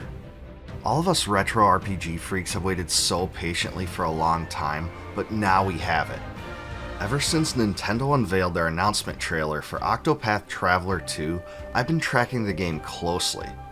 I've gotten so pumped up over what I expect to be Square Enix's latest HD 2D masterpiece. So now that it's officially released, I've been spending the last days experiencing it for myself, and I wanted to give you all the scoop on it. And I just have to admit, as time led up to this point, I created a list of checkboxes in my head. Does it live up to the hype, or is it just a reskin of the original? What's this day-night system we keep hearing about? And perhaps most importantly, does it push the series forward in fun and innovative ways? I'll answer all of these questions about Octopath Traveler 2 in this video. Before I get into that, please like, subscribe, and click the bell below for future retro gaming content from yours truly. Now, let's dive into Octopath Traveler 2. As its name implies, Octopath Traveler 2 gives us 8 new protagonists with 8 different stories in 8 different settings. They're the focal point of the entire game. Hikari is a warrior and prince of the country of Ku, where ceaseless war has plagued his people. Driven from his hometown, he sets off to find his former comrade in arms and end the bloodshed for good. Agnia is a dancer from the Leaflands with big dreams of stardom. She seeks to bring great joy to others just as her mother did before her. Ochette is a hunter on Totohaha Island and lives alongside her fellow beastlings. After learning of an impending calamity, she sets off with her fox Akala and owl Mahina to search for help. Temnos is a cleric from the mountainous Crestlands, where a tragic incident turns his world upside down. The event leaves more questions than answers, so he sets out to solve the mystery behind it. As a member of the Black Snakes, Throne is a thief from the bustling Brightlands. After so much time spent stealing and cleaning, she becomes disenchanted by the cycle of violence and yearns for freedom. Casti is an apothecary with amnesia from the port town of the Harborlands. As she cares for the well-being of others, she follows a trail of clues in an attempt to discover her identity. And then there's my 2 favorites, Oswald and Particio. Oswald is a scholar filled with a thirst for vengeance after being wrongly sentenced to life in prison for the murder of his wife and daughter. In the bitter, snow-covered Winterlands, he plots his revenge. Particio is a free-spirited merchant who aspires to make the world a better place for the less fortunate. In the process, he betrays some expectations of his profession. In terms of the story, each character has a fairly structured narrative with key plot points. That being said though, Octopath Traveler 2 also gives the player the freedom to make certain important choices that push the narrative in slightly different directions. For instance, you have the full liberty to choose who Throne confronts after learning a terrible revelation that involves multiple bad actors. In the same way, when you play through Ochette's story, you have to choose which animal companion to take along with her. These decisions are all up to you, and the story plays out differently depending on your choices. In addition to this, there's also crossover scenes where travelers meet each other. I think the branching paths and the crossover scenes make quite clear that the developers made a much more conscious effort to connect the stories together, even if only in minor ways. That was something many players clamored for, so I can see why they made these changes. Now, if there's anything that captures the spirit of this game best, it has to be the graphics. The visuals in Octopath Traveler 2 are even better than those in the first game, and that was a super impressive feat in 2018 as it is now. Just take a look at these landscapes. They're absolutely amazing. Story sequences are often enhanced by a panning camera that brings the size of the world into view in a noticeable way, and I couldn't get enough of it. And even the environmental effects are striking. The shimmer of the water, raindrops in the night, sunlight shining upon towns, and snow falling from the sky all look absolutely phenomenal. Octopath Traveler 2 utilizes the same HD 2D graphical engine the original so famously popularized. The classic character sprites look straight out of a 16-bit or 32-bit retro RPG, complete with their own individual styles and awesome scene-specific animations. So this pretty much confirms that I was born for this game. As far as I'm concerned, the style is perfect. It's almost as if a movie director wrote these scenes. It's kind of hard to explain other than to say it's cinematic. Even the start screen is beautiful too. It transitions between all the travelers and the main parts of their lives, and it really captures the essence of the game and its visual greatness well. And you have to admit that it really says something about a game when even its start screen is so enjoyable. One major enhancement to the world of Octopath Traveler II is the inclusion of building walk-ins. In the first game, it was pretty unimaginative because you just conversed with NPCs standing in front of shops to view their wares. But in this one, you can actually go inside the buildings themselves. They aren't just standard boilerplate rooms either, they're completely tailored to the scenario you're in. Just as we all expected, combat is fully turn-based, and your party can have up to 4 members. The break system from the first game is still completely intact here. And if you're not sure what that is, it's basically a mechanic that puts an enemy into a weakened state when you exploit its weaknesses. So after you use attacks corresponding to those weaknesses, the enemy becomes broken. This means it can't attack at all for a round, and all of your attacks do much more damage to it. The boost system is back too, and that allows you to spend a limited number of boost points to enhance the power of your next action. I found it especially fun to use to unleash the full potential of your most powerful abilities. If you manage to combine enemy breaks with your own boost, you can really amplify your damage to an absurd degree. It's kind of like waiting for the stars to align at times, but it's really incredible when you pull it off. So even though both of these things are carried over to this game, Octopath Traveler 2 throws in a new ruffle called Latent Powers. These are abilities that utilize the Latent Gauge, a meter that fills as you take damage or break adversaries. When it's completely full, a Traveler can use a powerful ability that's completely unique to them. For instance, Orket can do mass damage by harnessing the power of animal instincts.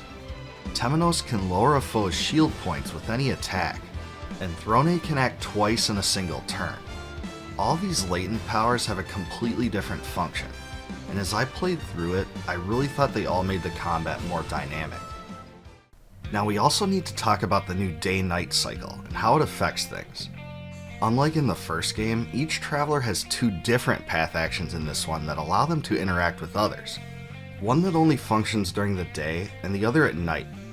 For example, Hikari can challenge townspeople to duels during the day, and bribe them for useful information at night. In the daytime, Agnia can use Allure to bring the support of commoners into battle, and entreat them at nighttime to obtain items. The merchant Partitio can purchase the belongings of townspeople in daytime, and hire them at nighttime to join him on his adventure. In the daytime, Oswald can scrutinize NPCs to gain important information, and mug them at nighttime to seize their belongings in battle. All these path actions are woven into the story too, so you'll definitely be using them to progress. We always knew they'd be here in some form anyway, and I found them to be pretty fun. Having both day and night path actions just added a little more depth to each character. What's really cool too is that you can easily switch between day and night through a button, so you can toggle this at will. Whether it's day or night actually changes some other things too. For example, you'll actually fight different enemies depending on the time, with more powerful creatures coming out at night. Also, the ability to view some events is also dependent on whether it is day or night. So I have to say it really seems like the day-night system was integrated into the gameplay in several different creative ways. It also made the various environments fresh, because you weren't just viewing them in the same way every time you saw them. I just have to give this aspect some props because I wish more titles used this kind of feature. Everyone who played the first Octopath Traveler knew that each character had their own clear-cut permanent job, but Octopath Traveler 2 gives each of them the ability to adopt a second one as well. Adding a secondary job grants several benefits, including the ability to equip the weapons of both jobs. Now I'd say that's cool enough as it is, but they also allow you to learn some of that secondary job's skills. For instance, you could have the warrior Hikari obtain healing skills, or give the dancer Agnia the ability to use hunter attacks. Temenos could use axes, and Oswald could use swords. The combinations are virtually endless. To unlock secondary jobs, you have to seek out skill guilds throughout the world and complete side quests for licenses. You can learn skills in any order you choose by spending job points. When you learn enough, you can also unlock support skills, which are passive bonuses. You can only equip 4 of these at a time, but they really allow you to increase the usefulness of your travelers and customize them for the role you want them to play. There are also some secret, all-new advanced secondary jobs that aren't represented by any of the characters, and those are probably the aspect of the game I'm most looking forward to exploring. I think almost everyone that plays this will be struck by the soundtrack right away. It's immersive, complex, and a real joy to listen to. It brings back Yasunori Nishiki, who composed the score for the first game as well. The main theme from that one seems to be back here, as well as the battle theme, but everything else seems to be completely new. And this means new themes for each of the new travelers, all of which are totally distinct. For instance, Hikari's is in a classical style, and his kinda reminds me of battles that took place in the ancient past, so it's perfect for his chapter. In contrast, Particcio's theme uses jazz guitars and saxophones, and has a totally different vibe that fits his Western-themed story well. Throne's track features vivid string instruments and captures the passion of her inner conflict, and Oswald's is filled with the sorrow his character must be going through. It just seems like every track is appropriately matched with scenes in the game, and the emotional quality really shines through. So does Octopath Traveler II weave all the characters together into a single, united storyline narrative? Well, not really. Even though the developers made conscious strides to create some conversation scenes between the characters, this is still a game that's much more about the characters themselves and their individual arcs. That might not be a good thing for some people, but it is for me because I think it still works for the style of game this is. If you're stuck trying to decide which character's story to choose, I recommend Oswald's. His scenario is filled with sadness, depravity, and a compelling quest for retribution that I really found interesting. The whole thing has a Shawshank Redemption vibe to it, and I think that's pretty awesome.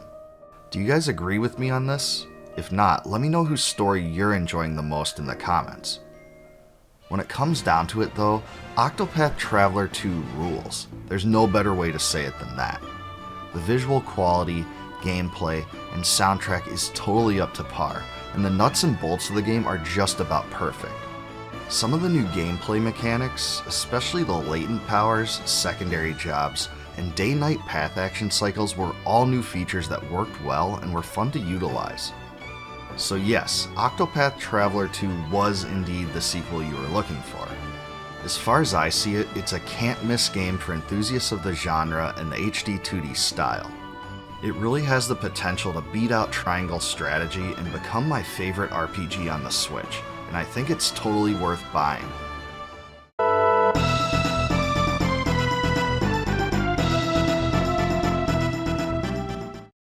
After the SNES was released in 1991, it took a while for RPGs to hit their stride on the system.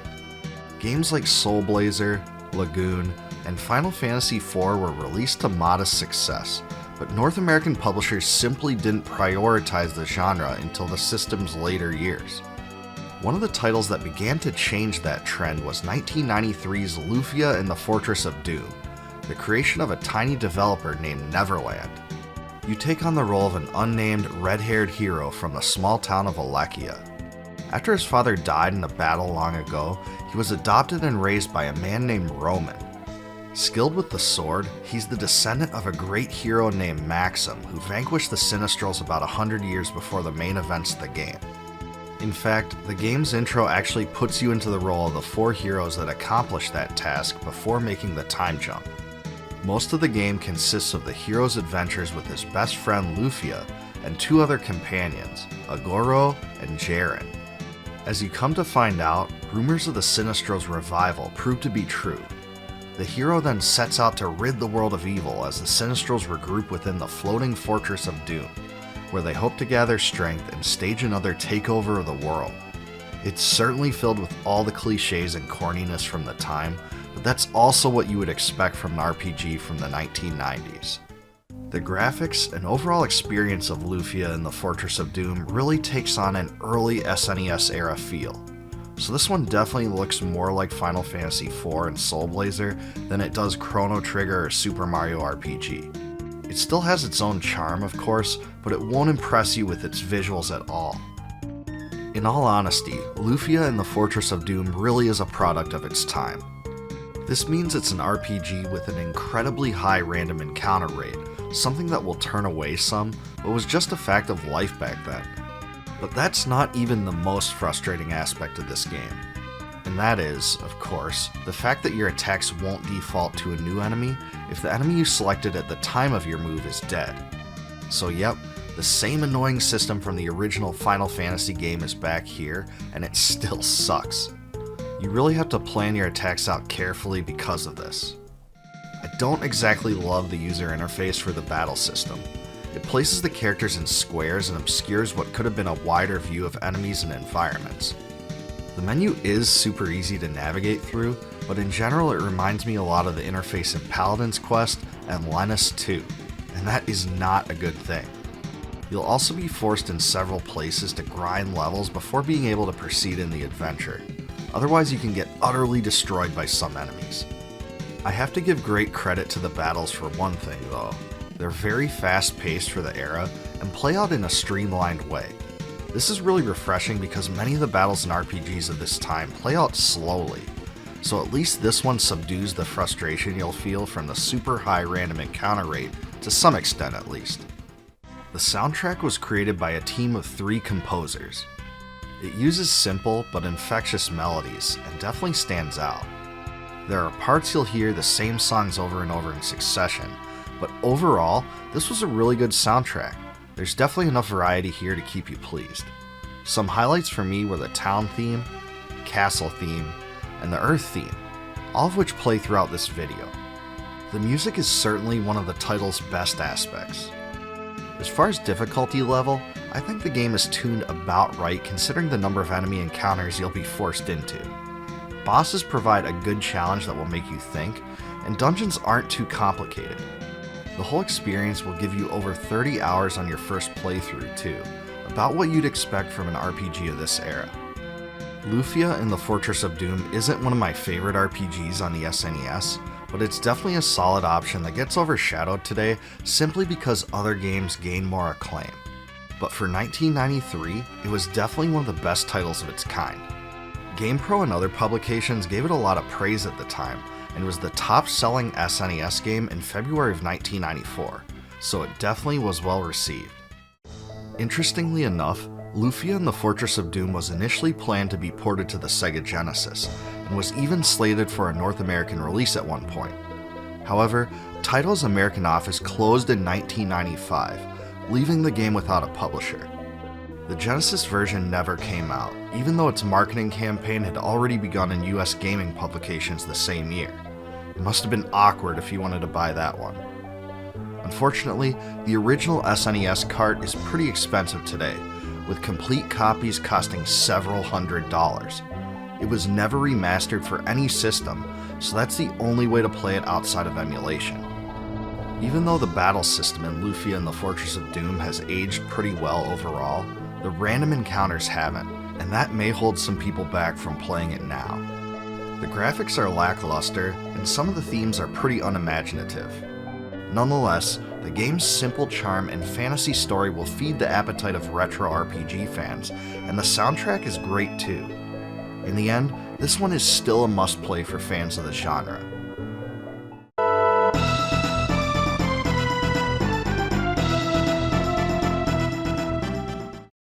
In 1993, Taito published Lufia and the Fortress of Doom, Neverland's first attempt at a console RPG. The game got good buzz in gaming publications for its interesting story, fun-loving humor, and memorable soundtrack. The title attracted a fanbase that just loved the game, and couldn't wait to find out what was next for the series. When 1995 rolled around, they were all treated to Lufia II, Rise of the Sinistrals, which was published by Natsume this time instead of Taito. And man, I dedicated hours to this game back then. It came out relatively late in the SNES life cycle, but I still loved it at the time. The first thing to realize about Lufia II is that it's a prequel to Lufia and the Fortress of Doom. You play as Maxim, the legendary swordsman from the town of El Cid.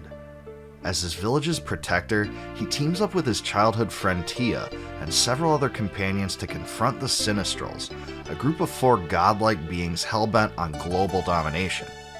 My favorite of Maxim's eventual companions is Dekar, a powerful warrior that you recruit to join you a bit later in the game.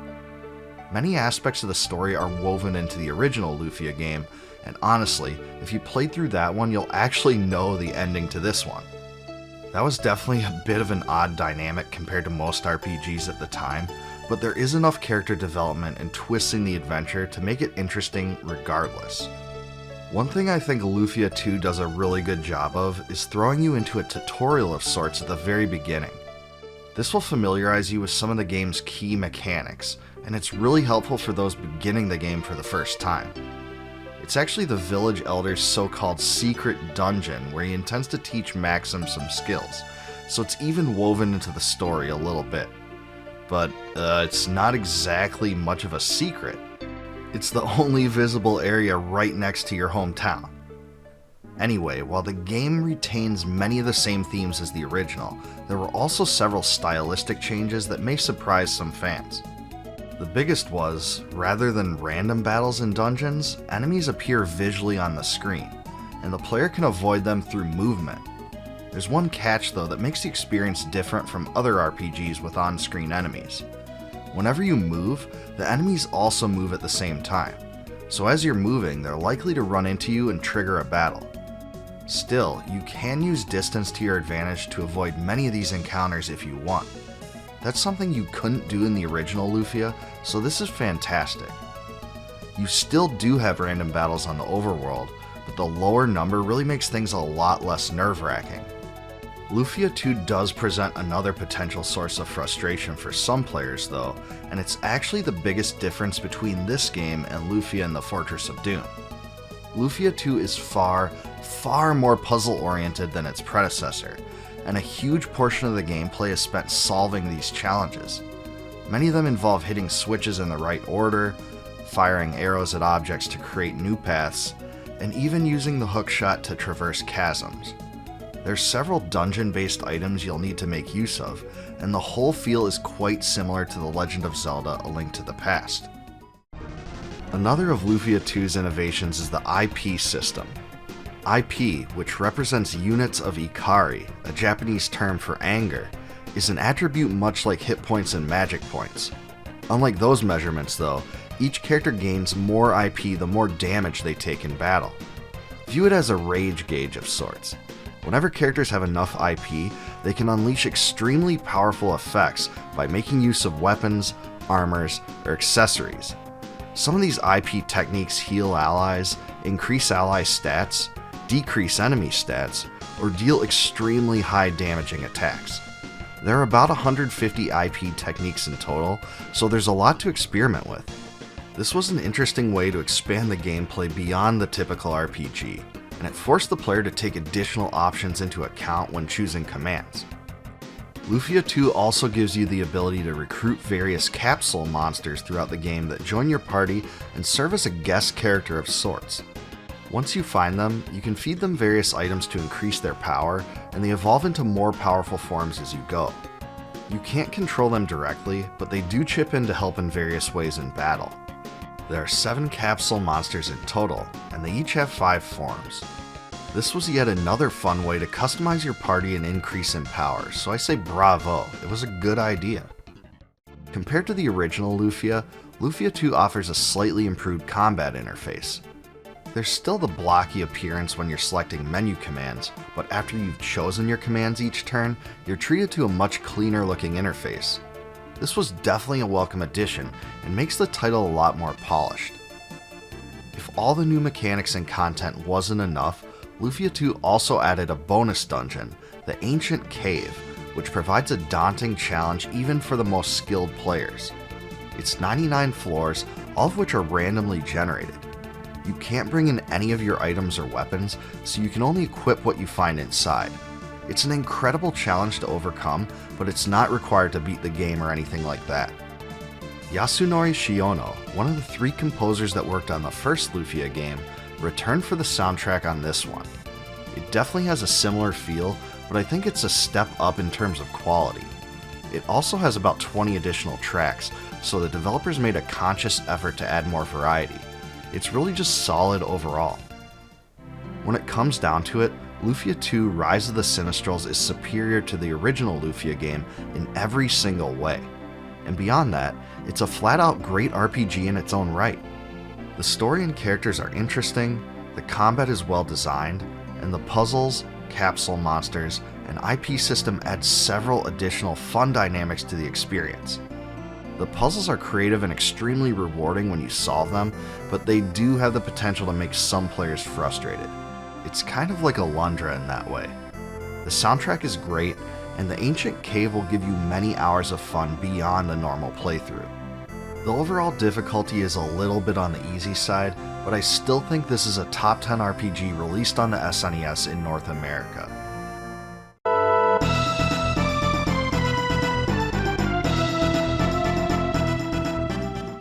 One of the greatest gifts ever given to retro RPG fans has been Octopath Traveler.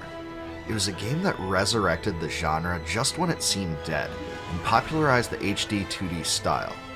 It was a pure throwback with great sprite designs, a fun battle system, and a really impressive soundtrack. So when the same team behind Octopath Traveler began to develop a new tactical RPG with a similar graphical style, I was more than intrigued. When we all saw the first trailer for Triangle Strategy, it appeared like a modern Final Fantasy Tactics, and the demo for the Nintendo Switch gave us an even greater impression of what it would be like. It left many of us wondering whether the story, battle gameplay, and scales of conviction system were really as promising as they first appeared. Since the title's been out for some time now, and I've had a better chance to play it, I wanted to use this opportunity to explain whether I think it lived up to the hype. But first, there's the elephant in the room, the game's name. When I first previewed this title before it was released, I went on the record saying I didn't like the name. In fact, many of us didn't even think Triangle Strategy would end up being the final name, since it was first dubbed Project Triangle Strategy. But alas, just like in Project Octopath Traveler's case, the name stuck. So did I change my mind on this over time? Nah, I still think it's a dumb name, and it represents a missed marketing opportunity. Those who intended to play it despite this aren't affected by it, but I have to think the name discouraged potential newcomers to the genre from ever trying it. The name aside though, there's a lot to love about Triangle Strategy. Let's start with the story. It takes place on the continent of Norzelia, which is controlled by 3 great countries: the Kingdom of Glenbrook, the Grand Duchy of Esfrost, and the Holy State of Hyzant. The 3 powers were involved in a grueling war until 30 years before the events of the game, but maintaining the peace is often relied on politics and economic agreements. The chief protagonist, Sarah Noah Wolfert of Glenbrook, is set to be married to Frederica Esfrost. In addition, Glenbrook and Esfrost plan to share the proceeds of a newly discovered mine.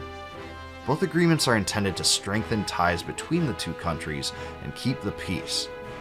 However, when Sarah Noah is sent to inspect the mines with Dragan Esfrost, an unexpected violent incident jeopardizes all of these plans, and as it turns out, all aspirations for harmony on the continent.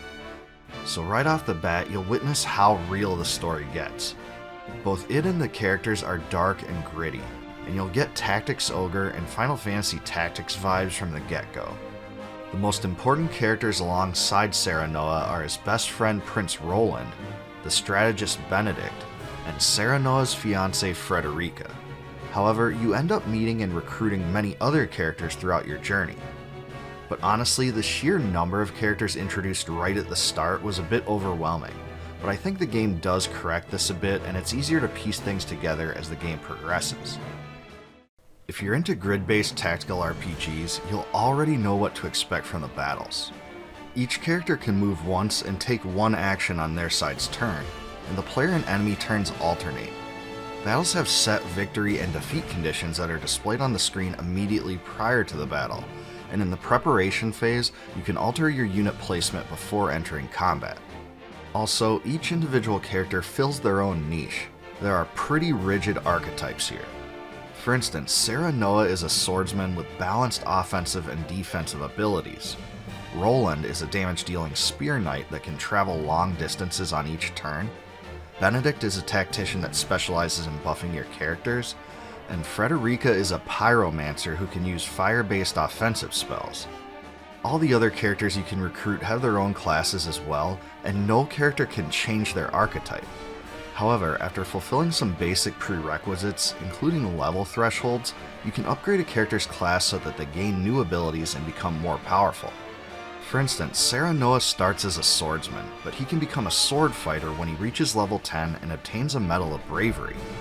After that, he can become a sword master when he reaches level 20 and obtains a Medal of Valor. So yeah, there's a single progression line when it comes to classes for each character. There are lots of classes represented in Triangle Strategy among all the different characters, so there's definitely a lot of variety with lots of great unique abilities that are fun to experiment with. Switching characters in and out of my party to find the ones I like best was probably my favorite aspect of the gameplay. Character abilities expend TP, which function like magic points. You gain some new abilities simply by leveling up, but some abilities require being promoted to the next class in your character's line. There are also special Quietus skills that are much more powerful than regular TP skills, but can only be used a limited number of times because they require scarce and precious Quietus points. You start the adventure with the ability to use one per battle, but you can eventually get more as you progress. Outside of the promotion system and abilities, your characters can also scale higher in power by upgrading their weapons at the smithy, which you can unlock in Chapter 2. Expending coin and items to do this not only increases the damage potential of the weapons, but can also add special weapon abilities that can be used in battle. This was yet another layer of customization that I loved, and everything worked together to allow me to choose not only which characters to prioritize upgrades for, but also which method I should use to do it. The HD 2D graphical style that Octopath Traveler made famous works absolutely perfect here as well. It successfully combines the best aspects of the visuals we remember from RPGs long ago with an updated look. The 2D sprites look great in tandem with the 3D maps, just as in Final Fantasy Tactics. Panning the camera works perfectly, and it's easy to get a good view of the battles even with varying elevations and structures. The environmental quality is about the best I've ever seen for a game like this too, and you'll notice it right away. The colors are bright, the structures and objects blend in perfectly with the battlefields, and even small things like the shimmering water look amazing. Honestly, I expected the navigation to function exactly like Octopath Traveler's, but it really doesn't. The graphical presentation itself is similar, but in Triangle Strategy, when you have control over movement, you're mostly moving through a rotatable area rather than a straight-up 2D view like Octopath Traveler featured. If Triangle Strategy had one unique facet that sets it apart from all other tactical RPGs, it would be the Scales of Conviction system. At various points throughout the story, your primary characters cast their ballots to make key storyline decisions, and Sarah Noah technically doesn't get a vote. He can only break ties. However, you can influence the way the votes go through dialogue decisions, which can alter the circumstances significantly.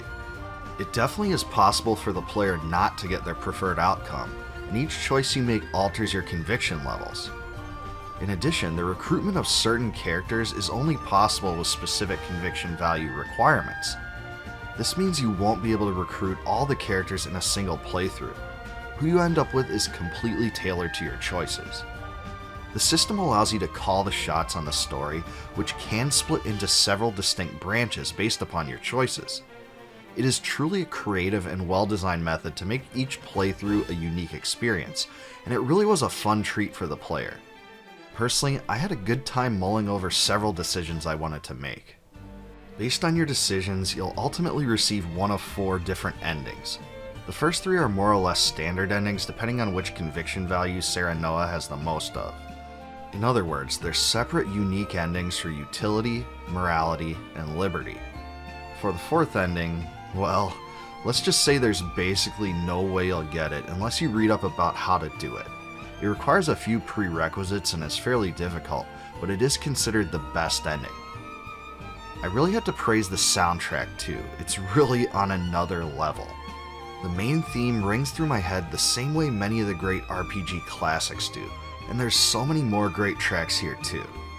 Unshaken Conviction, Unwavering Spear, Pride of the Three Houses, and Until That Day are among the best. It has more than 70 orchestral quality songs, my favorite of which I've spread throughout this video. The composer was Akira Senju, who wasn't involved in Octopath Traveler at all, but the style is somewhat similar. I think it's about as good as you're gonna get on the Switch, and it's the best modern RPG soundtrack I've heard in a long time. When it comes to odds and ends, I loved how the tile overlay colors made it extremely easy to understand where I could move to and which units I could attack. I also wanted to praise the pincer attack functionality, where you gain an extra attack if you manage to flank an enemy along with an ally. It was just a fun idea that always gave me something else to consider when I planned my attacks. Many reviewers have criticized the game's dialogue length. Indeed, in between battles, you're often subjected to lengthy storyline segments, some of which last longer than 5 minutes at a time. I did notice though that some of the longest segments seemed to be packed into the first few chapters, and that they actually became progressively shorter as the game moved along. I don't mind the storyline segments though, because I'm kind of the player that really gets invested into RPG stories like this anyway. In fact, I think the character development quality was off the charts. The story was a real joy to follow. I thought about this long and hard, and I honestly think Triangle Strategy is one of the greatest tactical RPGs ever released. Its few flaws don't detract from the awesome battles, the dark and interesting story, and the fantastic soundtrack. The Scales of Conviction system opens up so many possibilities in the gameplay, and there's just so much to discover. There's even several different difficulty levels to tweak it to your desire. This is absolutely a game worth buying, so get it now. It's available on both Nintendo Switch and on Steam. If you're a retro RPG fan like me that's mostly given up on modern games, this is the perfect one for you.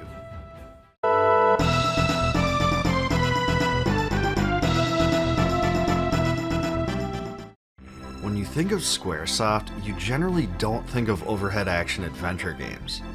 Sure, Secret of Mana was a huge hit that turned a lot of heads back in the day, but that was pretty unique for them, and it was still an RPG.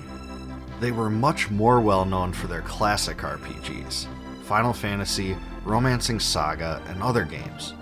Even titles they published but didn't develop like Breath of Fire, Front Mission, and Treasure Hunter G were much more traditional RPG oriented.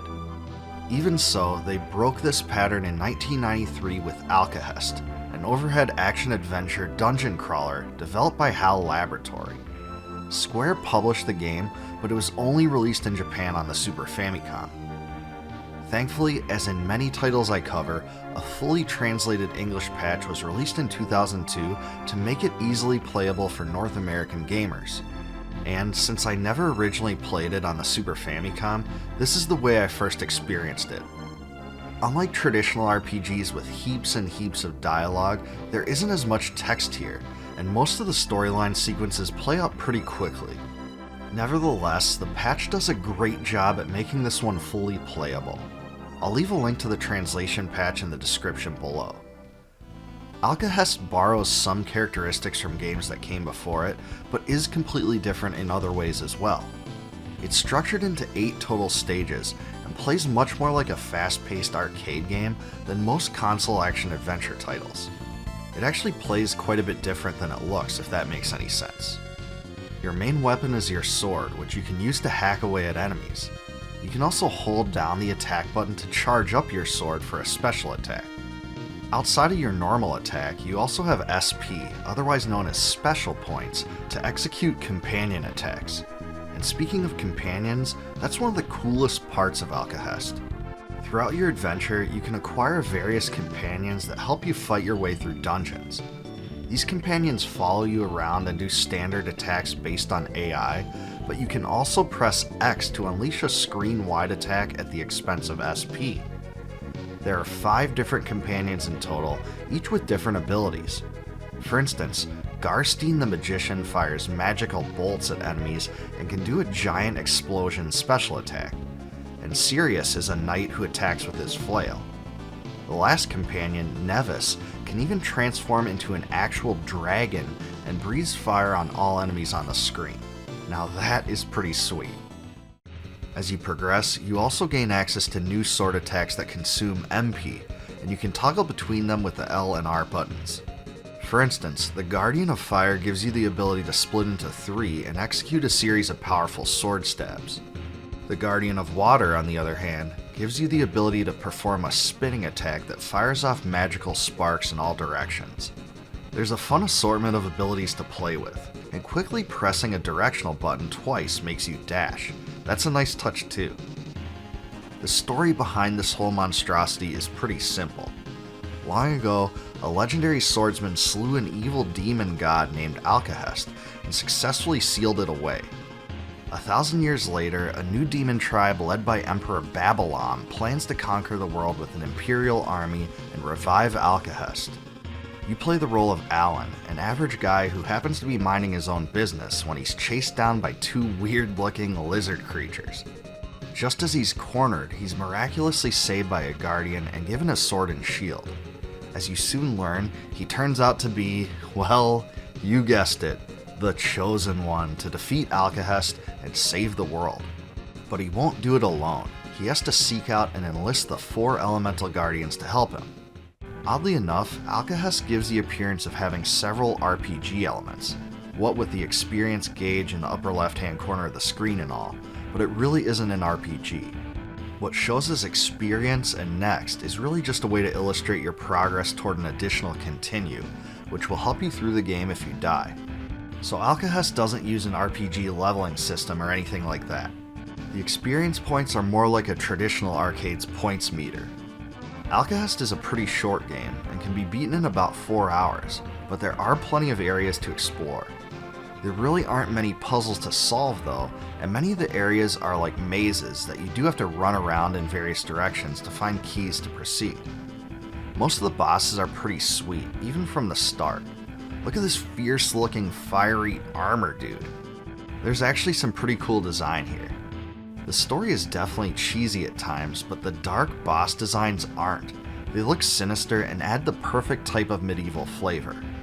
Using your companions and special attacks to overcome these guys is where the game's fun truly lies, and there isn't a set way to defeat each one. The only major problem I see is the enemy hit detection is pretty bad. Sometimes it's hard to see where you are in relation to enemies, and swinging your sword in what seems to be the direction of the enemy doesn't always work.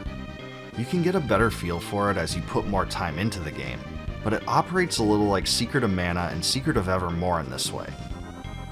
The soundtrack gives you about 24 fun songs that are in an upbeat arcade style, definitely different from what you'll find in other SNES action-adventure games. I was pleased with it throughout, and there's enough variety for the various locations so you aren't hearing the same ones over and over like some other SNES titles.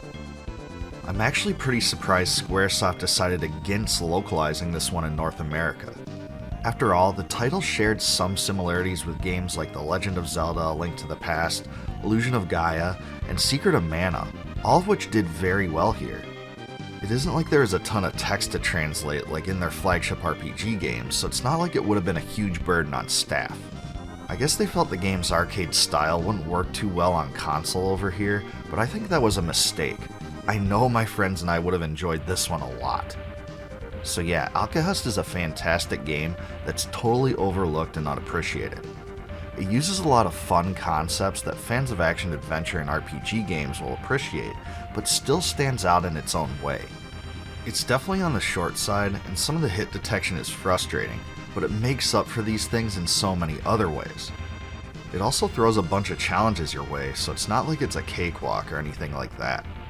If you like games like Arcus Odyssey, Wizard Fire, the Soul Blazer series, and even Magic Sword, I think this one will be right up your alley. It's a fun plug-and-play game that doesn't require too much thought or effort. It's probably one of the most overshadowed Squaresoft-published titles of all time.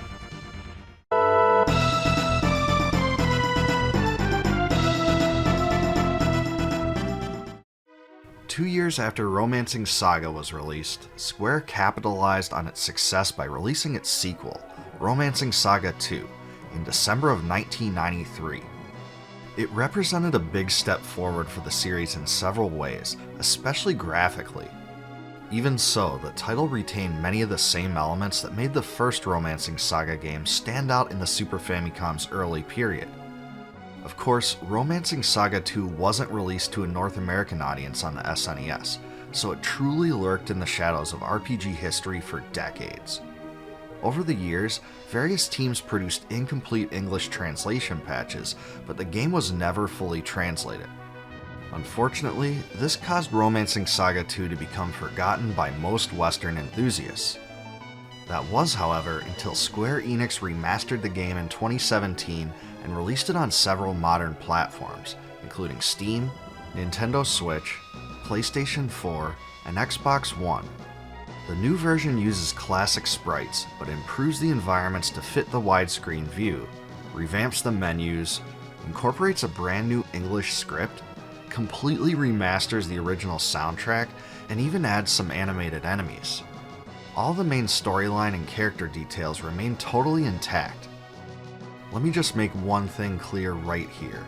I was extremely critical of the Minstrel Song re-release of the original Romancing Saga game, but believe me when I say that the Romancing Saga II remaster is exceptionally good. It's the definitive way to enjoy the game now, and it doesn't revolutionize the title to such an extent that old school retro fanatics like me would be alienated. The classic feel is still here. Combat in Romancing Saga II works a lot like it does in the original Romancing Saga game. You can choose to attack or use a host of abilities against enemies each turn, and your HP and MP are refilled after each battle. The damage you deal and take is greatly influenced by the formations of your characters, which are preset in this one, but there are still 3 rows. You start with only one formation, but gain more as the game goes along. Formations can help you protect weaker members and amplify the damage of the high damage dealers. It still uses the stat-based advancement system rather than traditional leveling, and players learn new skills through the Glimmer system. This means that you have a chance of learning new abilities in each battle, and the chance of this is increased if you are facing tougher enemies and if you have only a small number of abilities already. You'll know right away when a new ability has been learned in this way because you see a light bulb appear over your character's head, followed by the first use of the new technique. I noticed that I learned many new abilities during boss fights, presumably because they're more difficult. The system is random to some extent, but it's always fun to learn something new out of the blue. The story for Romancing Saga II begins as a tale by the unofficial series mascot, Howlon, a bard in a tavern. As he strums his harp, he recounts that the land of Avalon was once a small country fraught with war and conflict. The first emperor, Leon, had 2 sons, Victor the Brave and Gerard the Kind. As he starts to explain that Leon took Gerard to hunt one day in an evil quarry, the game's events actually begin. The main idea here is that the story narrative takes place over a series of generations. The focal point of the tale is the legend of the 7 Heroes, a group that once rose to banish a great evil long ago, but vanished without a trace afterward. At one point the entire world sang their praises, but with the passage of time, they become totally forgotten. In Romancing Saga II, the 7 heroes return to the land, turn into demons, and terrorize the world. As the Emperor of Avalon, it's up to you to put a stop to them. Of course, it's a Saga game, so the narrative is pretty loose and you have freedom to explore the world, recruit companions, and complete objectives in a very open-ended order. At several junctures, you're also presented with key decisions that do alter specific parts of the game. Even though Romancing Saga II's combat system is similar to its predecessor, several other mechanics weren't. For instance, this one uses an innovation called the Inheritance system. This means that during the course of the game, the player controls several different protagonists in succession, starting with the first Emperor of Avalon, Leon. If your entire party is defeated in battle, a long period of time has passed, or Leon's hit points are reduced to 0, the current Emperor will be replaced with a new one in a defined line. While it seems like this would make a big difference on the story, it really doesn't very much other than cosmetic differences between the old and new rulers. You also lose the rest of your party, but you're easily able to recruit new companions in each generation with comparable stats anyway. It's all based on an invisible meter that fills up as you play. It is kind of wacky too that you don't even obtain the character you name at the very beginning of the game until way later in the story, as he becomes the final emperor. By the time you get him though, you'll probably forget you even named anyone specially. Unlike the first Romancing Saga game, skills aren't directly tied to weapons in this one, so you never have to stress upgrading to a new weapon and losing all of your existing abilities. And if you ask me, this was the best change over the original. It makes it so much more enjoyable to mix and match weapons and abilities without worrying about sacrificing too much. Also, your currency is called crowns, but you don't gain them directly from battle. The number in your treasury is tied to the quests you've completed and the number of battles you've won in the game.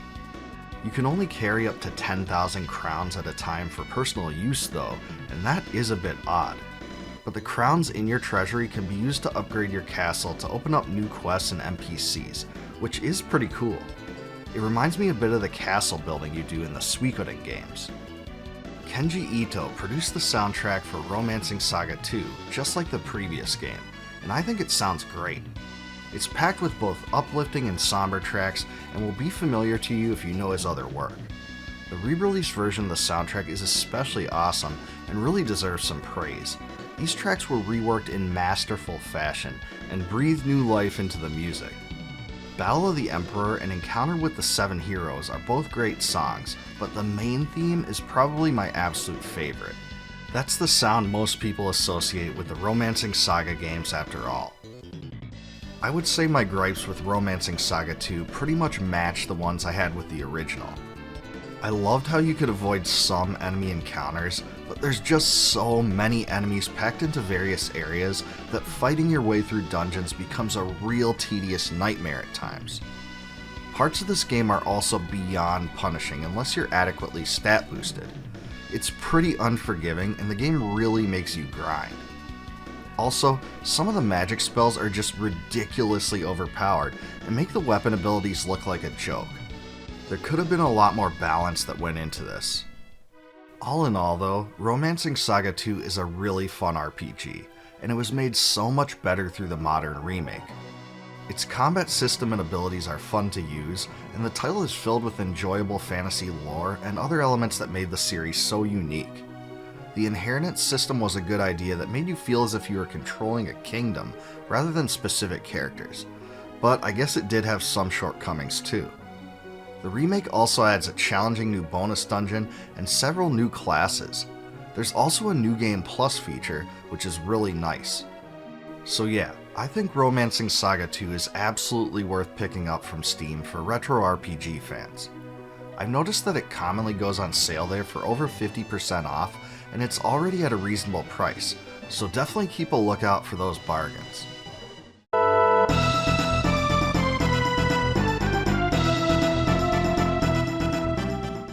By 1995, the Sega Genesis had amassed a huge assortment of games. Sega had established itself as the world leader when it came to sports games, but the system also featured a huge number of action platformers, shoot-'em-ups, and even puzzle games. Two genres the platform lacked compared to its SNES rival, though, were action-adventure games and RPGs. At the end of its lifespan, Sega tried to address this. One of the ways it did so was to publish Beyond Oasis for the system in 1995. The game uses an overhead view, much like The Legend of Zelda: A Link to the Past and Crusader of Senti, but it has an interesting graphical style that really sets it apart from those games. The sprites are large and semi-cartoony, and the backgrounds are a bit blocky. Still, it managed to look great for its time in its own innovative way. It really has a look all its own, and anyone that's played it knows what I mean. In Japan, Beyond Oasis was known as Story of Thor, Successor of the Light. However, oddly enough, I can't find any way in which this game is actually related to Thor or Germanic paganism at all, and it explores Middle Eastern themes instead. After all, you play as a prince named Ali, who receives a mystical gold armlet that once belonged to a powerful wizard. According to legend, the armlet was created long ago to summon 4 powerful spirits: a water spirit, Fire Spirit, Shadow Spirit, and Plant Spirit, in order to counter the evils of the one who holds the mystical Silver Armlet. So the basic objective of the game is to seek out the Silver Armlet holder and destroy him. Simple enough, right? I mean, I don't really understand how that premise has anything to do with the game's title of Beyond Oasis, but it works for me, I guess. Combat in Beyond Oasis really isn't exactly what you might think it is just by viewing footage of the game. Even though it looks like it could be a clone of A Link to the Past or Soul Blazer, it honestly feels more like a beat-em-up.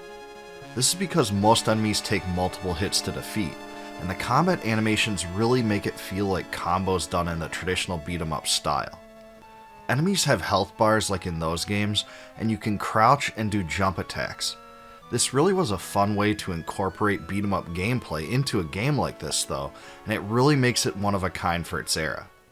Ali's primary weapon is a knife, but as you proceed in the adventure, you can gain a large number of other weapons like swords, bombs, and crossbows. You can replenish health and magic when injured through various foods and items, but Ali's pouch only has 16 slots and identical items aren't grouped, so that is a bit frustrating. What makes the weapon system unique though is that the game's items are breakable. This means that if you use a particular weapon or other item too much, it will become unusable. Believe it or not, if you manage to break an item in this way, there's no way to restore it, so that player is forced to endure a setback that can prevent them from completing the game as easily. Character and enemy animations are very impressive in this game, and even projectiles and fireballs translate into the gameplay extremely well. The creative team behind Beyond Oasis clearly wanted to make fighting each enemy its own independent experience, and I think they really succeeded in that. Just take a look at this giant dragon that breathes flames and hurls fireballs at you. This is just really awesome, and just about every boss is like this. Lots of memorable moments.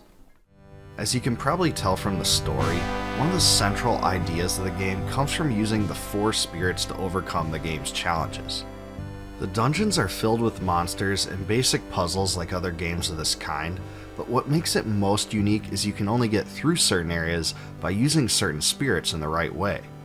For instance, the Shadow Spirit allows you to reach stakes across chasms, and the Fire Spirit allows you to melt blocks of ice.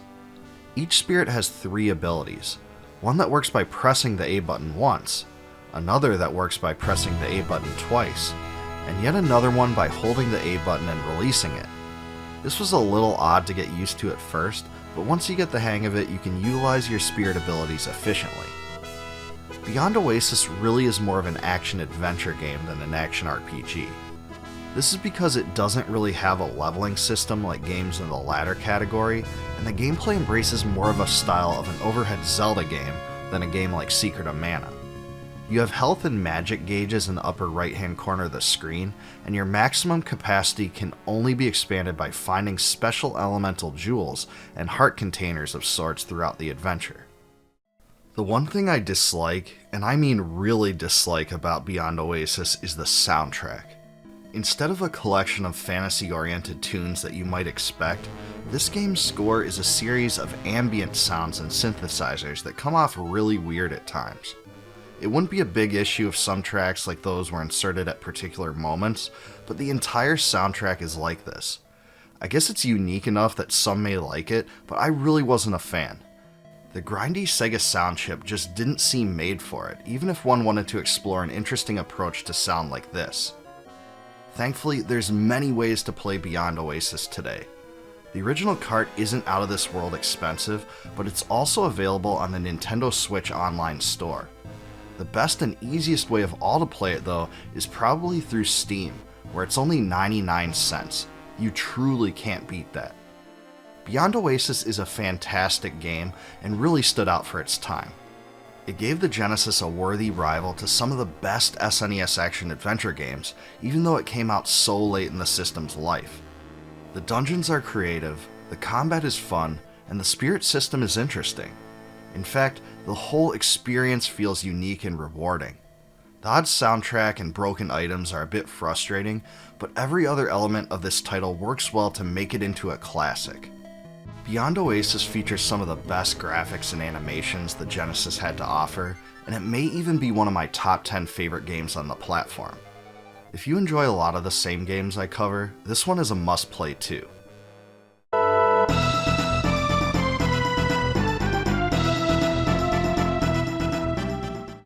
When Grandia was ported to the Sony PlayStation in 1999, it certainly got its fair share of attention.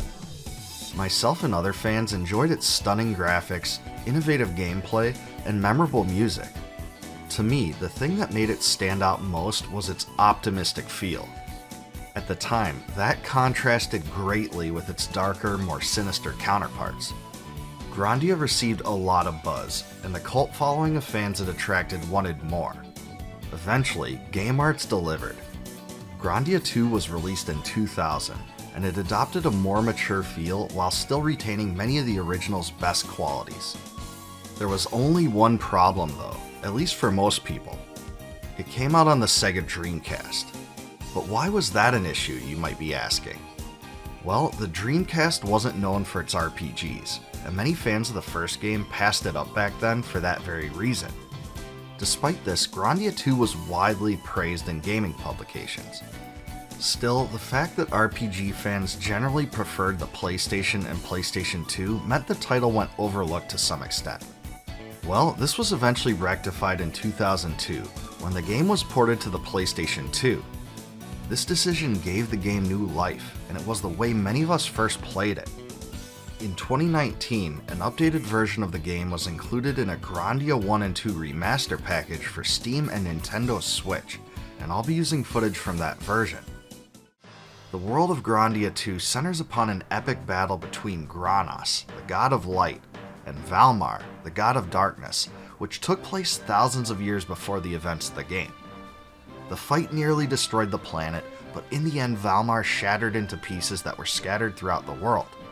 Afterward, the Church of Granos formed to praise the god of light for his deed. In Grandia II, the player takes the role of Ryudo, a mercenary called a Geohound. He travels the world with his falcon, Sky, to complete jobs for gold. As a result of his profession, he's cynical and lacks moral judgment, but always commits himself to the task at hand. As the story begins, he's hired by the Church of Granos to escort a prim and proper songstress of the church, Elena, to a tower to perform a ritual to keep Valmar sealed away forever. Their personalities mesh like water and oil, but they make their way there successfully. During the ritual, however, an unexpected magical force possesses Elena. Out of the darkness emerges Millennia, a mysterious woman hell-bent on destruction. You eventually discover that it's actually the alter ego of Elena, who's corrupted by a piece of Valmar. After the incident, Ryudo is paid to escort Elena to see the head of the Church of Granos. Everyone hopes to find a way to purge the darkness from her and better understand the battle of good and evil. And yeah, it's actually called that. I'm not kidding. Now, it's true that Grandia II adopts a much darker and more serious story than its predecessor, but there still is a lot of trademark humor thrown into the dialogue, and there's other comical references as well. For instance, the Pope's name is Zera Innocentius, and I won't spoil anything, but let's just say his name makes clear that he has zero innocence. Just like the first Grandia game, the characters really make the experience come alive. Besides the two main playable characters, you have Roan, a good-natured boy with a hidden secret, Tio, an automaton who was programmed to destroy, and Merrick, a beast man whose strength and experience guides the party during tough times. Like all games made by Game Arts, the characters have distinct traits and dialogue that really draw you to them, and the voice-acted storyline really helps in this regard.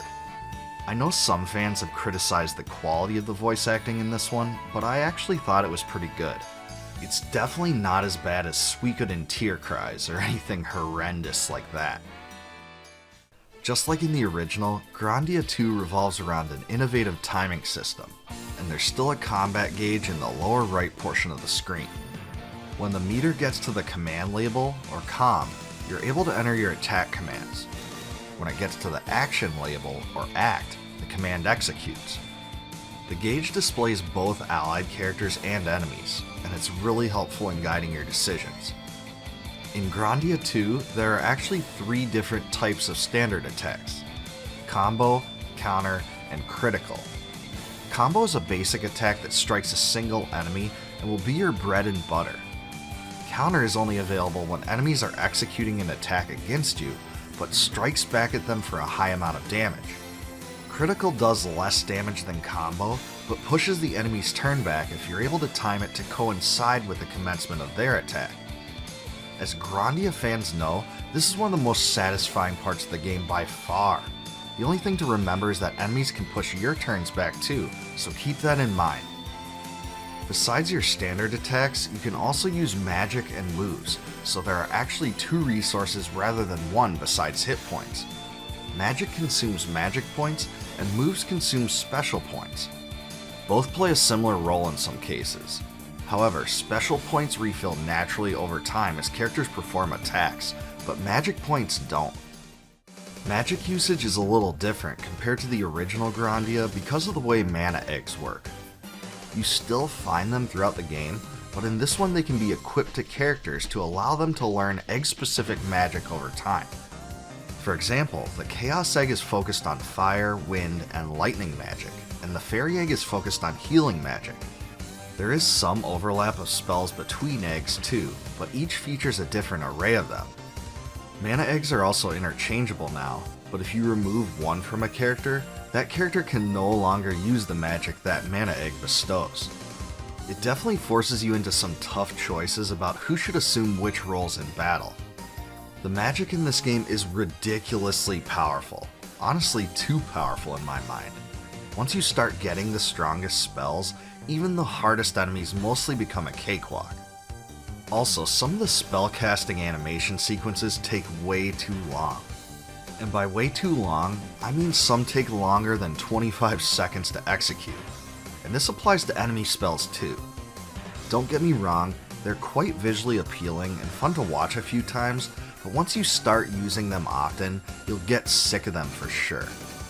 And sometimes this means the game becomes monotonous and you just have to sit idly until they finish.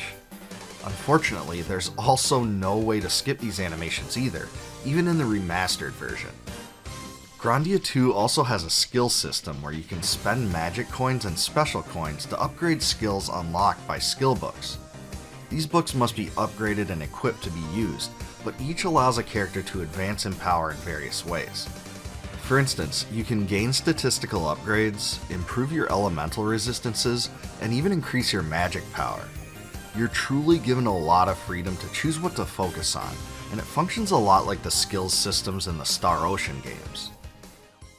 A lot of Grandia II's fans point to the soundtrack as one of the biggest reasons they love the game, and after playing it again after so many years, I can totally see why.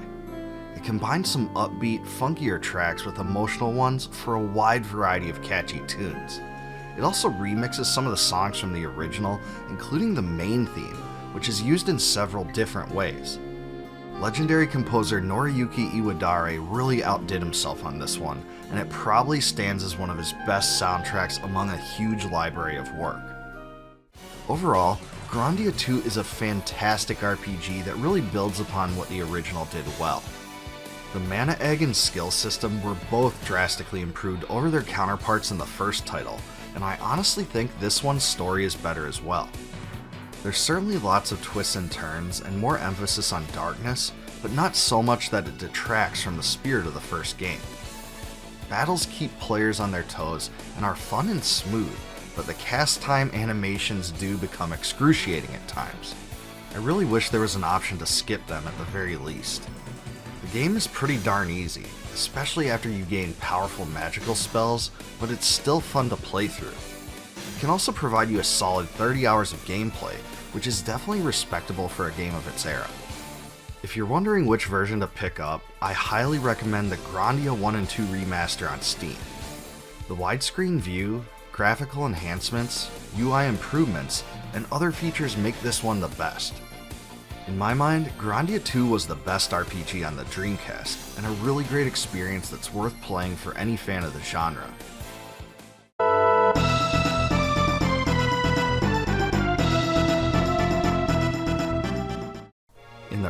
1990s, the two Fire Emblem games on the Famicom introduced Japanese gamers to the world of tactical RPGs. Never before had the traditional RPG format been blended so successfully with grid-based tabletop war games. Fire Emblem truly began the tactical RPG subgenre as we know it, and the series influenced countless games that came after it. After the Super Famicom was released in Japan, Intelligent Systems began work on the third Fire Emblem title, which was sure to take advantage of the new hardware. Fire Emblem Mystery of the Emblem was released in 1994, and it was the biggest step forward for the franchise yet. The SNES version is fully playable with a translation patch, which I'll include in a link in the description. Fire Emblem Mystery of the Emblem is set on the continent of Arcania. Oddly enough, the story is split into two overarching sections called books. Book 1 is essentially a remake of Fire Emblem Shadow Dragon and the Blade of Light, the first Fire Emblem game on the Famicom, and Book 2 is a new story that takes place 2 years after the events of Book 1. Now I won't waste time retelling the story of Book 1, but in Book 2, the player again takes the role of Marth. His close ally Hardin now sits on the throne of Arcania, but his recent drive for military conquest makes Marth suspicious of his motives. After learning of the king's corruption, Marth retrieves the Fire Emblem and is branded a traitor. Most of the story deals with Marth's quest to restore peace to the land and track down the true source of the king's madness. Like the other Fire Emblem games, battles take place on an overhead grid. In fact, this was the series that practically invented the grid in the first place. One of the best things this one did though was use colored cells on the map to show possible places for units to move to. Now this is a facet so taken for granted today and used in many modern tactical RPGs, but it really was a revolutionary feature back then. Unfortunately, Mystery of the Emblem doesn't include similar cell shading for attack ranges, so you have to do a little experimentation to understand unit attack distances. Among the most fun and memorable elements of Mystery of the Emblem are the individual combat scenes where clashing units exchange blows on a separate and unique screen. Even though the graphics are much less impressive than in some later era SNES RPGs, there's something incredibly fun about just watching Marth march across the screen and swing his sword at his adversaries. The enemy sprites were actually really well done too, especially the bosses. This was a distinct and fun way to see characters exchanging blows and gaining experience. This was also one of the most unforgettable parts of the original Fire Emblem game, so I'm glad they resurrected it here. Mystery of the Emblem also added the character support system into the series, an innovation that's been incorporated into every single Fire Emblem game since. What this means is that the statistics of units with a close storyline relationship are enhanced, so long as they remain close to each other on the battlefield. The player can use this to their advantage in order to overcome tough enemies, or plan a sound defense against a greater number of enemies. This mechanic isn't very apparent to the average player, but I do think it was a fun and creative dynamic that was pretty novel for the time. Another notable part of Mystery of the Emblem involves inventory management. In the first Fire Emblem game, you had to go through the excruciating process of passing items between characters within battles, and it was an absolute nightmare.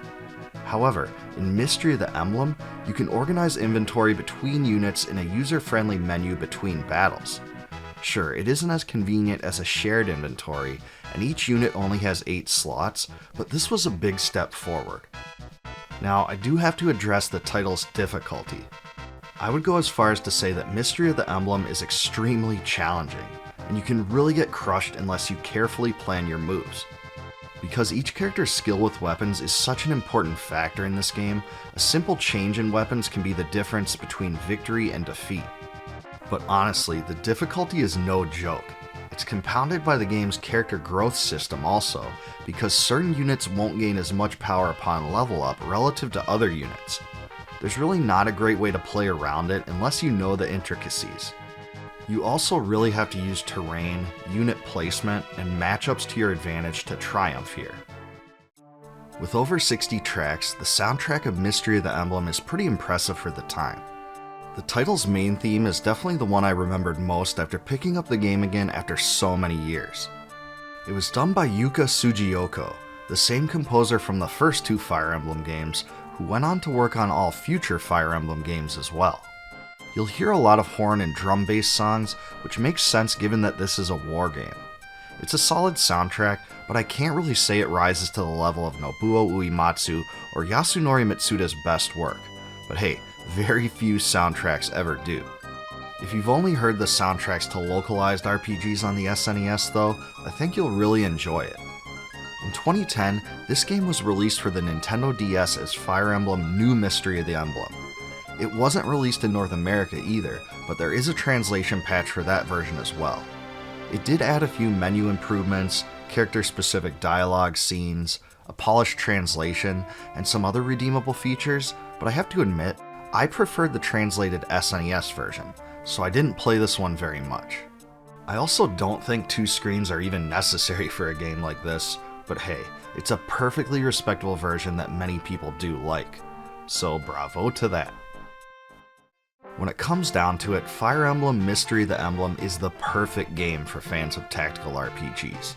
So if you like games like Tactics Ogre, Bahamut Lagoon, the Langrisser games, or Final Fantasy Tactics, I think you'll really dig this one also.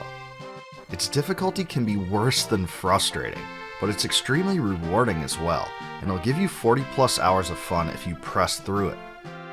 The game's story was even better than I expected, with the conflict between loyalty and morality the centerpiece of the tale. It's a shame North America hasn't gotten this one in an official capacity, but that's the unfortunate case with lots of RPGs from this time. Many Fire Emblem fans consider this one of the best games in the series, and after revisiting it after so long, I can see why. It definitely used some of the franchise's most defining characteristics in a fun way, and it stands the test of time. I personally can't say it's as good as Genealogy of the Holy War, the game that followed this one, but it's certainly admirable in its own right.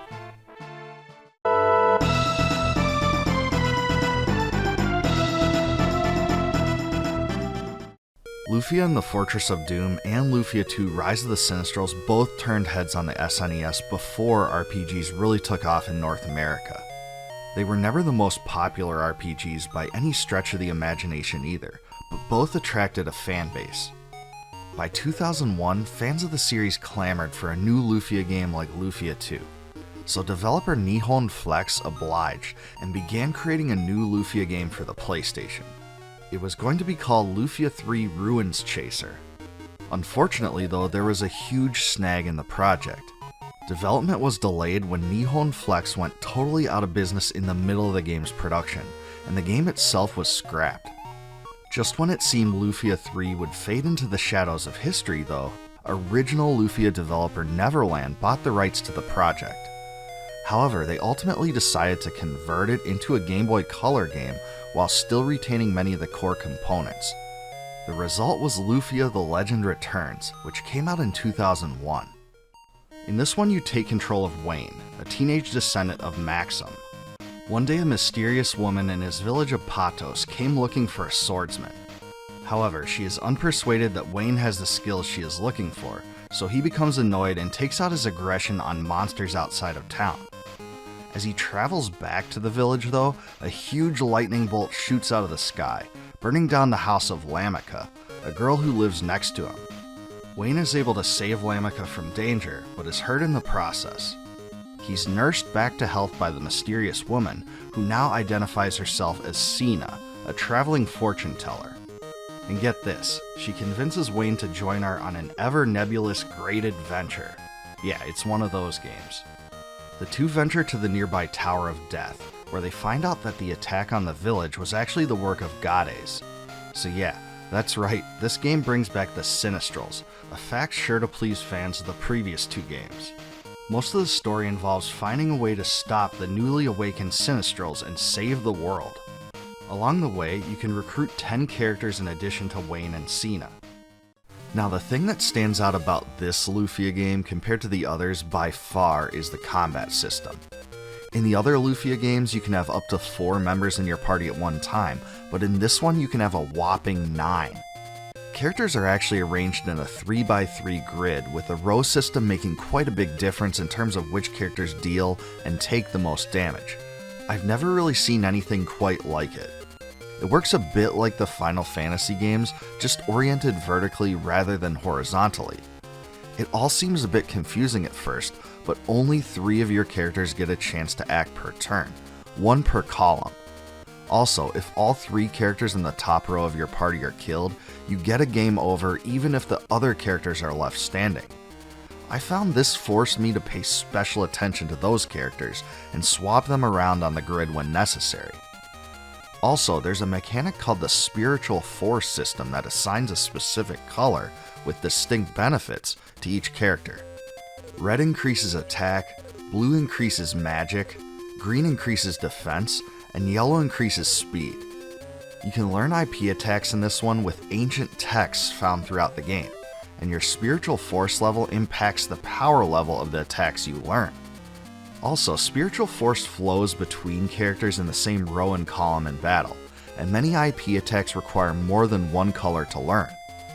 Again, all this is a little confusing, but this was definitely a unique mechanic, and I have to give credit to the development team for making the formation system a lot less dull than it is in many other games. Unlike all other titles in the Lufia series, all the dungeons in Lufia The Legend Returns borrow from Lufia 2's ancient cave mechanic. This means that they're all randomly generated, so each playthrough will be completely different with different hidden items and passages. However, it must be noted that there aren't any puzzles to solve here at all, so people that love that aspect of Lufia 2 may be disappointed to some extent in this one. The sound quality in Game Boy Color games just doesn't hold up very well, and I'd be lying if I said it did. But for the system, the soundtrack in Lufia The Legend Returns is really good. It brought back Yasunori Shiono from the previous 2 Lufia games, so you can definitely expect a very similar fantasy style. What is really impressive about this too is that there are almost 70 tracks, which is almost unheard of for a Game Boy Color game. So I guess the question eventually becomes, does this one hold a candle to the other Lufia games? Well, I'd say it's a very respectable follow-up to Lufia 2, and arguably one of the best RPGs on the Game Boy Color. It ties into the lore of the franchise well, and the characters are actually pretty well developed given the limitations of the platform. The dialogue is also pretty well written too, and filled with some of the same quirks and humor that attracted fans to the series. The unique combat system is what really shines, and that will definitely keep you on your toes. The decision to incorporate this style and create the spiritual force system were both bold departures from the previous Lufia games that actually worked well. It's true that some of the battles eventually become pretty monotonous, with regular attacks mostly doing the trick, but I guess that can be forgiven. I think it's a pretty respectable sequel that ties into the story of the series better than its successor, Lufia The Ruins of Lore for the Game Boy Advance.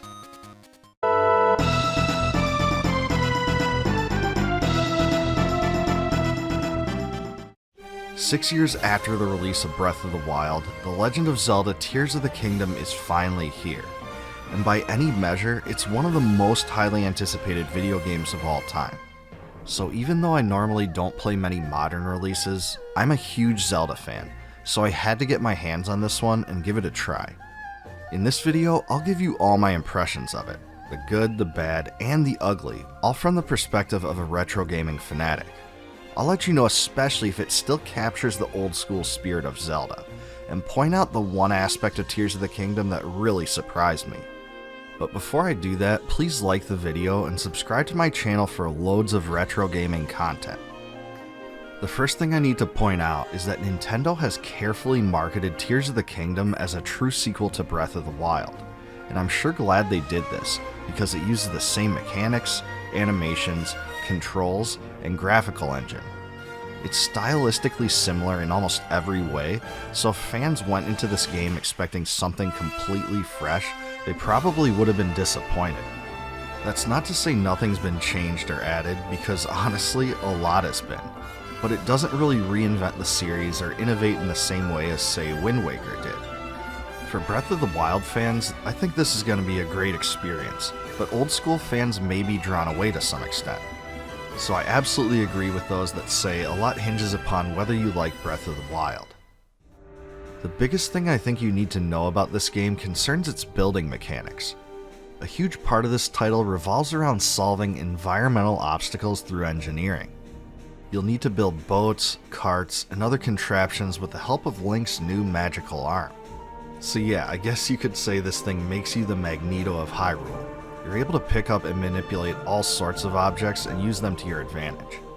It's called Ultra Hand, and you'll need it to sort out all sorts of things in creative ways. The unfortunate thing is that it's really easy to lose some of the items you pick up if they fall off cliffs or get lost in other ways. So if you aren't extremely careful, it's easy to get frustrated with it. In fact, that's probably an understatement. I can even see some players giving up on this game entirely after a few unfortunate losses. The crazy thing is that you can even mess yourself up if the angle of a single fan is misaligned even by the slightest amount. The plus to this is that the game seems to allow for many different methods to circumvent these obstacles, meaning that there isn't a single end-all be-all solution to every objective. There's also a nifty ability called Recall you can use on objects to rewind them to an earlier period in time, which really helps with correcting your mistakes. For all of its downsides, it's pretty apparent that the development team put a lot of careful work into the Ultra Hand system. The controls work pretty well for it, and it utilizes a snapping system of sorts where two objects connect together when they're brought close to each other.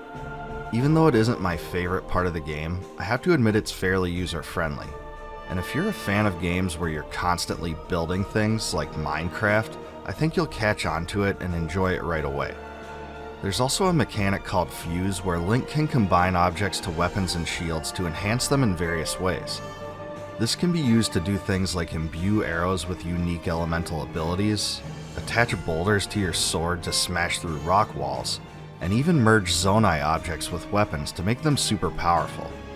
Just like in Breath of the Wild, there is a weapon degradation system, and basic weapons that aren't fused with anything will break pretty easily. And I have to admit I'm not a big fan of the broken weapon system because I always like the classic Zelda idea of always having an item once you find it, but there are ways around this. The big dungeons and tiers of the kingdom are called temples, and these serve a similar purpose to the dungeons in the Zelda games of yore. They all contain several floors, puzzles, enemies, and in the end, a boss fight, and usually revolve around a particular ability you'll need to make use of. Also, the order in which you complete these temples is significant, and it can actually make it a lot easier to complete the others. In the Fire Temple, for instance, you have to open 5 locks in any order you choose, but you can use a special ability you acquired in the Water Temple to make quick work of the enemies within. The game doesn't really steer you in the optimal order per se, but being able to tackle the 4 elemental temples in any order you choose gives you the freedom of choice, which was always a great part of the classic Zelda games. I generally thought the temple designs were superb, especially because they aren't linear. You can explore them at will, and you can usually complete the objectives in any order you choose. These dungeons were where the true magic of the old school Zelda experience still shines through. It's true that the puzzles are far more complex, and the usage of special items is replaced to some extent with Ultra Hand and Fuse, but I felt that there was enough of the essence of the series to truly enjoy it, even from an old school perspective. And there's honestly something to be said for that, especially given that this game is so different and so many years removed from the Zelda games of the past I love so much. I also loved how intense and multi-dimensional many of the bosses were. The bosses felt like huge epic fights, and many of them had several phases. If you're a fan of Zelda lore and the enemies from the old games, I think you'll be pleased to know that some of the best things from the past make their return here, such as Goma, for instance. He's the boss of the Fire Temple. So for the nostalgia factor alone, it was great to see him and some other great enemies, and even some familiar references back in this one. In addition to the temples, there's an enormous amount of shrines you can find and complete, and they work a lot like they did in Breath of the Wild. In fact, there are 152 of them. This is an incredible amount of content, and it's honestly pretty overwhelming to me, but I couldn't help stumbling upon many of these just as I was traveling from place to place in normal gameplay. And I actually had a lot of fun in the ones I did find. One that I really liked was this one, where you enter into a huge chamber where you see a ball shooting down to the ground from high up ledges. After using the Zonai glider to get from place to place, I was able to use Ultra Hand to move some platforms around and eventually block the ball. From there I dropped the ball onto a lower ramp and moved to a different part of the shrine. From that location I was able to move the ball into a socket, which allowed me to pass by and complete the shrine. And accomplishing this gave me that instant feeling of excitement that was always present in the Zelda games. The whole experience was a lot of fun, and the fact that these shrines aren't too long and cumbersome really makes them interesting. They're really a lot more bite-sized and much less daunting than the temples are. The soundtrack is an environmental ambient style that differs quite a bit from the old school Zelda games. The fully orchestrated songs feature lots of horns and winds, but I also noticed that many of them use saxophones and pianos as well, and that part was a bit unexpected. It's a pretty diverse score, with the boss tracks being much more intense than the other ones. So if you're looking primarily for the melodic-driven songs from the retro Zelda games, you won't find them here, but there is one exception. I would say that the main theme still gives me those vibes, and that one's my favorite. The story in Tears of the Kingdom takes place sometime after Link defeated Calamity Ganon in Breath of the Wild, and begins with Link and Zelda exploring the ruins of Hyrule. An ancient mummy within attacks them, and Link tries to stop it with the Master Sword, but it's no use and the Dark Force causes it to decay. After revealing he knows Link and Zelda's names, the monster unleashes a huge surge of a mysterious substance called gloom that throws Hyrule Castle high in the air, after which it plummets into a huge pit. Link fails to save Zelda from falling into it, and has saved himself only through a mysterious mechanical arm that's been grafted into his own when he awakens.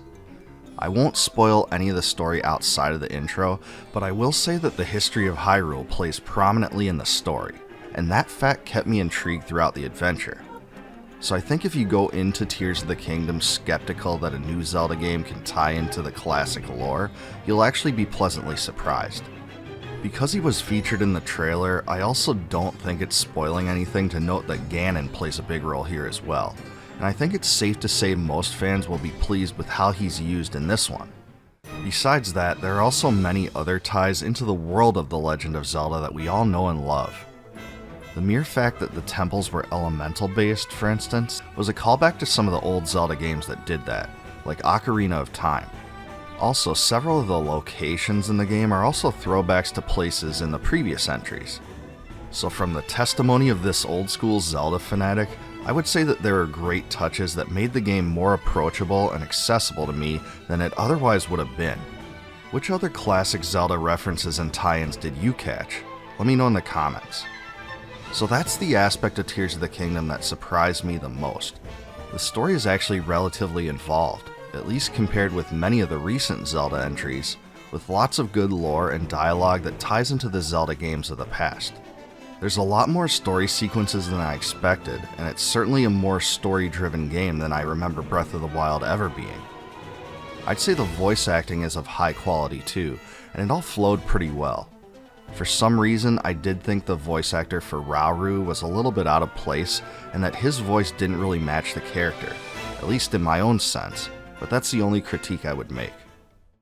Now there is one thing I have to admit about Tears of the Kingdom, and it actually applies to Breath of the Wild too.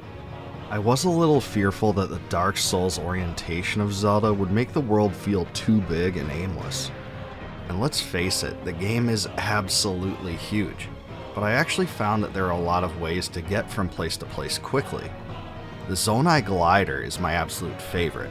It's so fun to use this contraption to travel through the sky, and it comes in extremely handy in dungeons as well. Also, you gain an ability called Ascend that lets you travel upward through solid objects to reach the top of things you're standing under. This can be used in caves, structures, buildings, and other things.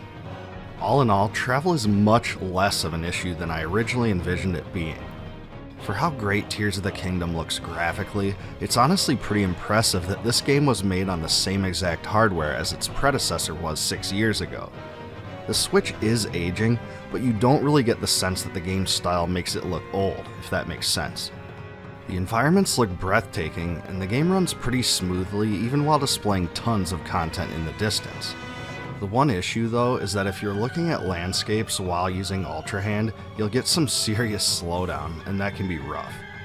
I know some people don't like the art style very much, but I actually think it's pretty good, though I can't say I quite liked it as much as the more realistic and darker style of Twilight Princess. When it comes down to it, Tears of the Kingdom is well worth playing regardless of whether you're an old school or new school Zelda fan. It's an epic experience that feels a lot like Breath of the Wild, but at the same time it offers a completely new story and new temples, so it's enough of its own thing as well. Fans who didn't enjoy Breath of the Wild might not like it as much, but I actually think some of them will enjoy the story more in this one. As far as the other stuff goes, the gameplay is fun and innovative, the temples are well designed, and there's a ton of extras to complete in the form of the shrines. It's easy to see why this was probably the biggest hype game of the last year.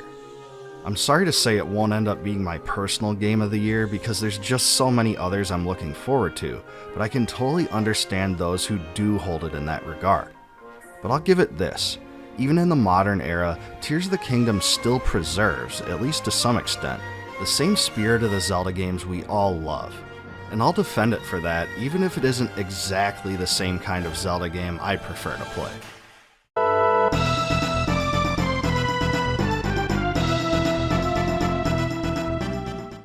You know, very few overhead action RPG series establish themselves through several releases, then make an abrupt shift to action platforming. But that's exactly what Ys 3: Wanderers from Ys did in 1992. The first two Ys games on PC and the SaGa Master System were overhead action RPGs, but Ys 3 is an open-ended side-scrolling game similar to titles like Faxanadu and Zelda II: The Adventure of Link. And yes, this series is pronounced Ys, not Ys, so don't even try it that way. Ys 3 came out in North America on the SNES, Genesis, and TurboGrafx CD. It didn't really make a huge splash at the time, but it was certainly different from virtually everything out back then. This is because Ys 3 isn't entirely an action game, and isn't entirely an RPG. I mean, you do swing your sword around to defeat enemies, and gain experience and levels as a result, but its side-scrolling approach really makes it different from most other action RPGs, especially on the SNES. Also, unlike the two preceding Ys games, you don't merely run through enemies to damage them, you actually do have to strike them. The controls are surprisingly smooth, and battles are actually pretty fun. When your sword connects with enemies, you gain a temporary invulnerability so you can't get hit for a time, so that part is nice and stops the game from becoming too unfair. I also like how you have the ability to crouch and slash from that position, swing your sword while in midair, and even do a downward thrust attack like the one in Zelda 2, all from the beginning of the game. I will note that you have to do a fair amount of grinding in this one, especially bugs and flies near the start. This isn't the type of title where you can just plow through every area with ease, because you can really get wrecked if you go too far ahead like that. I will say once you get a better feel for combat through trial and error, I think it does get a bit easier over time though. You just kinda have to get used to the invulnerability mechanics and the way enemies move, but some of them are super fast. The enemy health bars at the bottom of the screen do help you quite a bit. As far as the story goes, you play as Adol Kristen, who's traveling with his friend Doji. No, not Doggy, we're gonna go with Doji here. Doji has his fortune told, and the mysterious fortune teller realizes Redmont is his hometown.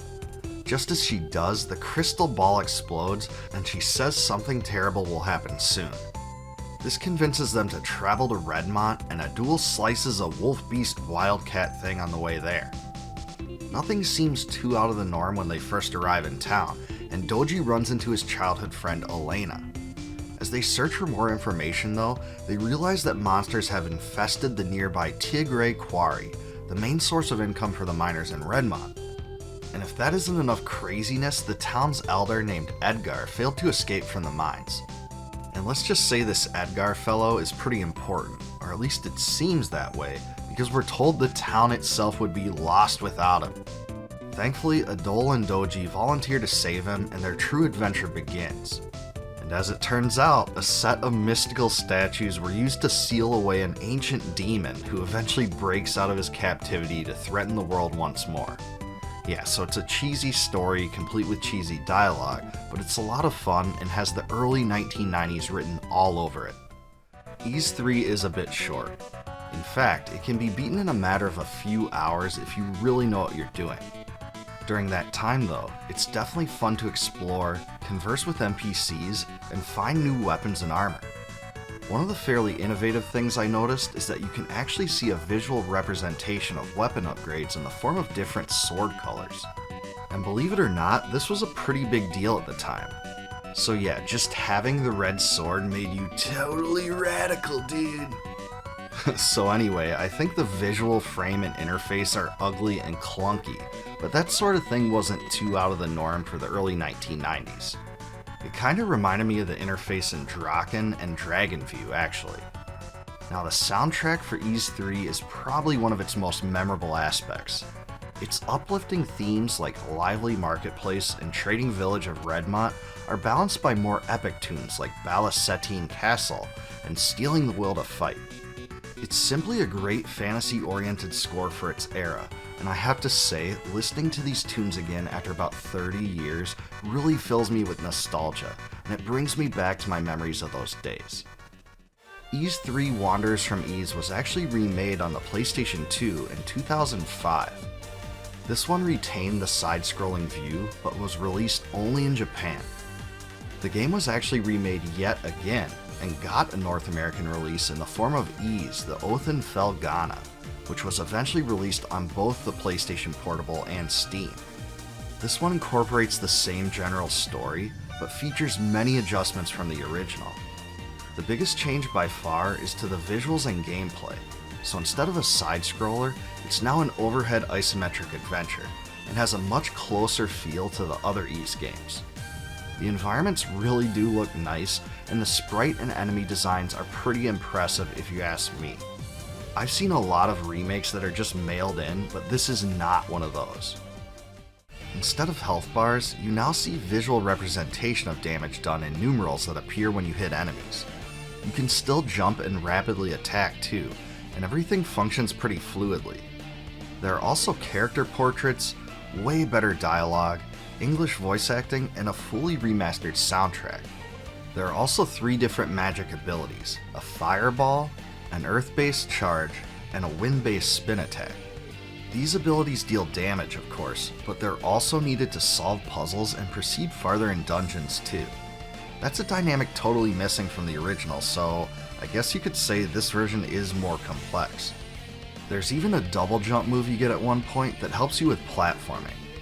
And I have to give it up for the bosses in this one, because they are really cool. They're just so much more complex and fun to fight.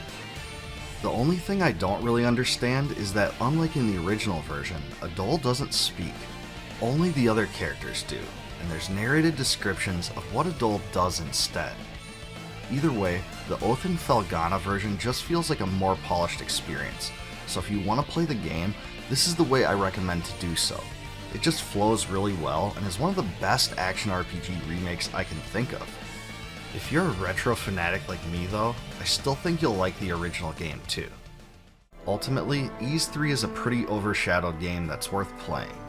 If you're searching for a Zelda clone or a Final Fantasy clone, you won't find it here, but you will get a pretty innovative action RPG that didn't catch on nearly as well as it should have.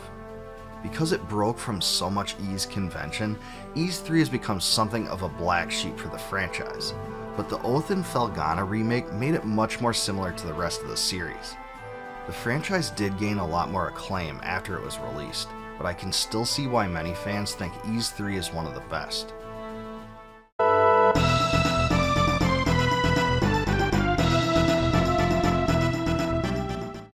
I thought one of the best RPGs that came out on the PlayStation before Final Fantasy VII was Wild Arms. Honestly, I still feel it had a lot going for it back then too.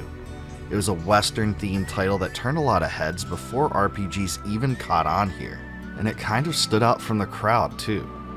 The game had 3 distinct characters, and dungeons utilized puzzle solving in a fun way. It even had an interesting story that defied a lot of RPG cliches. And let's just say there were plenty of those back then. The positive reception Wild Arms received led to a solid fan base in the days when the PlayStation was the platform for RPGs. So what did the game's small developer Mediavision do? That's right, it created a follow-up and released it 3 years later in North America. It was known as Wild Arms Second Ignition in Japan, but here it was known as Wild Arms II. And Wild Arms II brought back a lot of the best qualities from the original, but also innovated in a lot of ways too. Before I get into all that though, please make sure you like and subscribe to the channel for future retro gaming content. Now that that part's done with, what needs to be said first is that a lot of the things about Wild Arms 2 look just like Wild Arms on the surface. So yeah, it is true that the Western influence, battle system, arms, and menus are all strikingly similar to the original game, and Wild Arms 2 probably has the same feel you'd expect it to coming from that one. Even the game's font is exactly the same one used in the original. When you dive beneath the surface though, you will notice a lot of differences.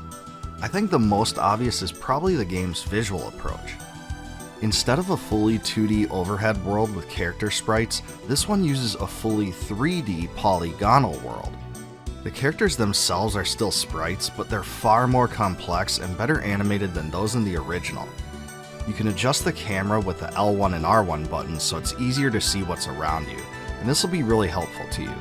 But there will still be points where things obscure your vision as well. The visual feel is a lot like Xenogears and Grandia, and I think that style holds up really well. Battles still use 3D characters and 3D polygons, but the characters are a bit more realistic than they were in the first game. They still look blocky and a bit deformed, but this game shows you how much the graphical quality of PlayStation games improved even over the life of a single console. Outside of the enhanced character polygons, you probably won't notice much of a difference from the original Wild Arms though. All that said, you'll certainly be surprised to find out the first game's magic system, which used MP, was totally scrapped. It's replaced instead with force points, or FP, which is handled quite a bit differently. At the start of each battle, your party's FP is actually equal to the combined levels of your characters. There are both special abilities and force abilities. Special abilities require you to have a minimum number of FP to use, but don't expend the resource itself. Force abilities, on the other hand, do expend FP. It is a little confusing, but the only really important thing to remember is not to stress out too much about conserving FP because you do regenerate it over time anyway. You'll probably end up using a lot more special abilities than you think you will as a result. In addition to the magic system, the story of Wild Arms 2 is also quite a bit different from the first game too. This one still takes place in the land of Filgaia, where life is slowly dying and greenery is turning to desert. You play as Ashley Winchester, a soldier serving Mary as king. As the game begins, Ashley is sent on a mission to rescue a young boy named Tony Stark from 2 kidnappers. And no, we're not talking about Iron Man Tony Stark here. Ashley succeeds in rescuing Tony, but releases an ancient monster called Calavos in the process. He manages to slay the beast and save the day, but is punished for acting in insubordination of his orders. Nevertheless, Ashley's skill is recognized and he's promoted to a special musketeer unit called Arms. During his initiation ceremony though, a demon gate is opened and everyone is turned into monsters. Great. Ashley survives only by making contact with Argatlam, the legendary blade that saved the world from demons in the past. I did skip a few details here and there because there are some pretty major story spoilers, but I will say that guilt and a terrible revelation about the incident eat at Ashley throughout the adventure. Just like the first Wild Arms game, you do get to choose between 3 characters at the start. So instead of selecting Ashley, you can go with Brad, a former hero now war criminal, or Lilka, the young sorceress. Whichever you choose, their paths cross and all characters are important to the story, but the main protagonist really does seem to be Ashley. Once you finish the intro story for the first character you choose, you'll play the next ones anyway, so the order doesn't really matter too much. The 3 characters get wrapped up in a struggle against a terrorist organization called Odessa that is trying to conquer the world. If I had to say, the story of Wild Arms 2 is a bit darker and more serious than the first Wild Arms. It has some of the same charm for sure, but you'll definitely explore different themes. I enjoyed the humor packed into the English localization, but I don't think the localization itself was perfect.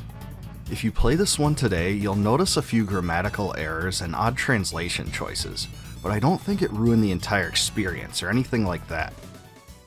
Wild Arms 2 allows your characters to advance in power beyond levels through upgrading your arms at shops.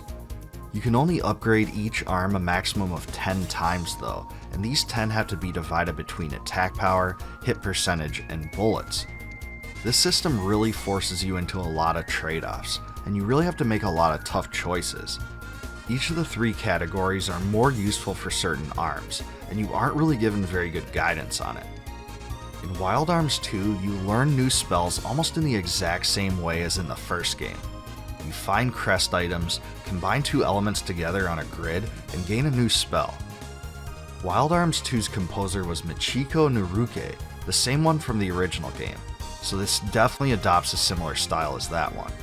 You'll hear a few tracks with the distinct whistling sound that made the first one so unique, and that was a great touch I thought because it connected it to the world of the series. That being said though, there's also many tried and true songs that seem like they could have been lifted from the world of Breath of Fire or another RPG franchise from that time. At over 100 tracks, the score is huge. There's tons of variety here with multiple battle tunes and a different dungeon track for each dungeon in the game. And that fact alone certainly makes the soundtrack stand above almost all other RPGs of this era. My biggest criticism of Wild Arms 2 is that no locations even appear on the overworld map until you scan for them. So this means you end up wandering all around to every corner of the world using a scan a mission thingy until you find the next area. This is quite honestly a dumb mechanic. It's stupid and cumbersome and totally frustrating. It'll make you lose your mind and waste your time with more random encounters. It was just totally unnecessary. At the same time, I try to be a little forgiving about this because I do think Wild Arms 2 offers several great conveniences that kind of make up for this. One of the most refreshing is that you can actually avoid random encounters with weaker enemies. When you see a white exclamation point above your head, that means you can use scan to avoid getting into the battle. And man, I really wish more RPGs had this kind of feature. It really empowered me to choose when I would grind and when I would proceed in the story. Also, you can swap between characters during battle, and that was a really fun way to experiment with new options and adapt your party to enemy threats. Wild Arms 2 is an overlooked game that probably came out a bit too late, because in 2000, many people had already gone on to the PlayStation 2 or Dreamcast. But honestly, it's a solid RPG at its core, with fun characters, creative advancement mechanics, and an improved battle system.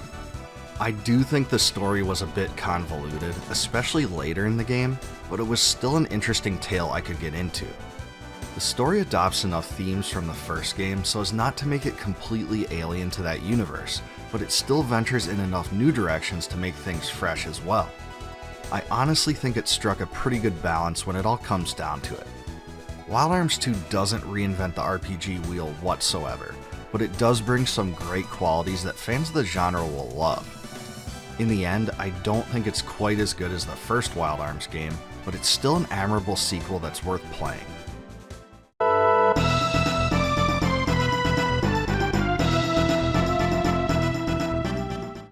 As far as I'm concerned, Star Ocean Till the End of Time was the perfect game at the perfect time, at least for me.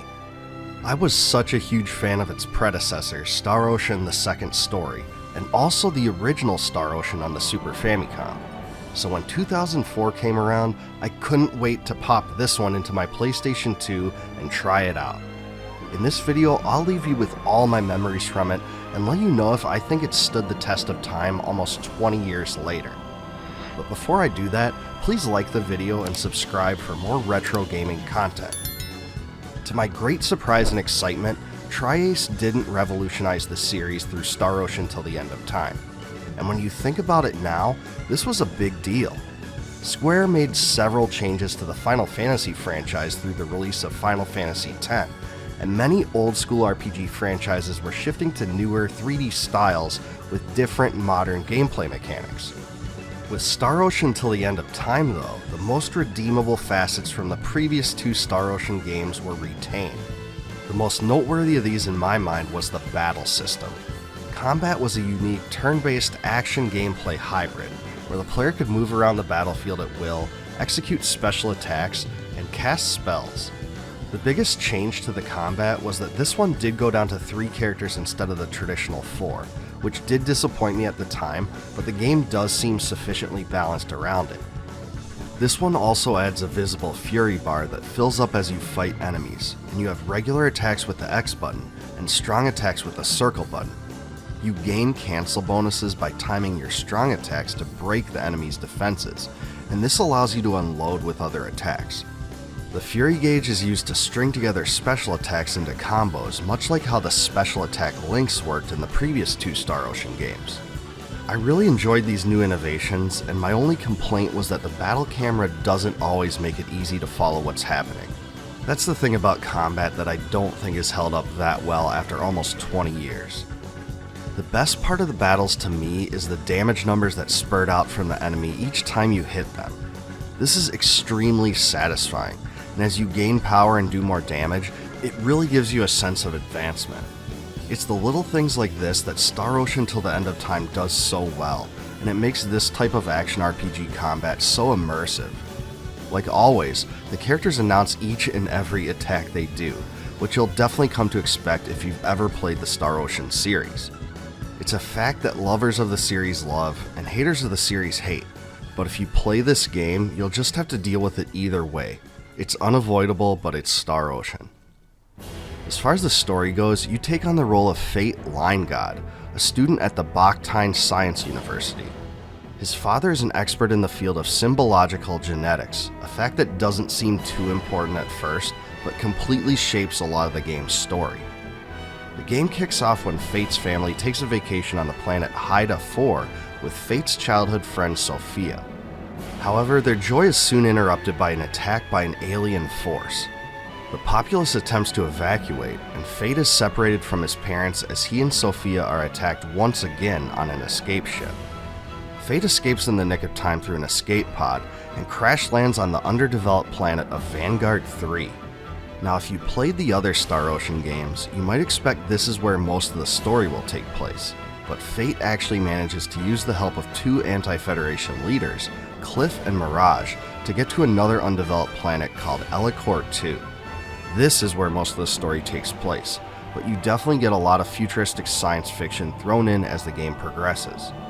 The characters are more or less cut from a similar cloth from the other Star Ocean games, and like the previous 2 entries in the series, your choices during the storyline affect which characters you actually recruit. Unfortunately, this also means you can't recruit all characters in a single playthrough, so you really have to make difficult choices at times. Pepita, Nell, Albel, and Roger are all optional characters, and you can only get 2 out of those 4. I always liked using Cliff and Maria alongside Fate simply because their special attacks seem the most powerful, and I like their storyline arcs. Private actions are back, and that's where your party splits up in towns. Doing this allows you to encounter new storyline segments, build relationships between characters, and even discover unique items that aren't available otherwise.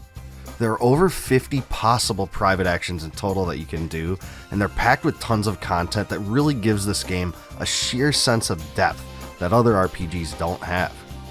The key thing that the player relationships affect is the ending system, because Star Ocean Till the End of Time has 19 total endings, each of which is determined by the choices you make between characters. This will give the most hardcore players a lot of replay value, and creates outcomes based on your choices. And to me, that's something just about every RPG should do in the first place as a baseline. The item creation system that plays such a big role in the Star Ocean games is also back, and this time it's more important than ever.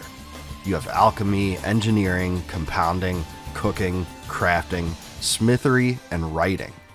Just like in the previous entries, the game offers little guidance in terms of how to create the most powerful items, but it does encourage experimentation and research. So this isn't just some continually used gimmick, it's an integral part of the game that yields some of the strongest weapons and armor. Now, it's true that you'll probably need a strategy guide to figure out how exactly to make the strongest weapons, but that fact stands true nonetheless. Series mainstay Motoi Sakuraba put together yet another fantastic soundtrack for this one, and since he's been such a big part of the series from the start, his style fits the adventure extremely well. His trademark fast and upbeat tracks are still present here, but I found that this score offers a lot more variety than past Star Ocean games. There's some somber emotional tracks, and there's also some jazzier, funkier tracks.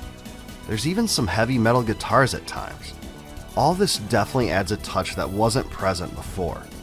All around, it's a great soundtrack of over 80 songs and a definite highlight of the experience. Now, all fans of the Star Ocean games know that there'll be bonus dungeons, and that's no different here. But what's so great in this one is that you don't just get one in this game, you actually get two.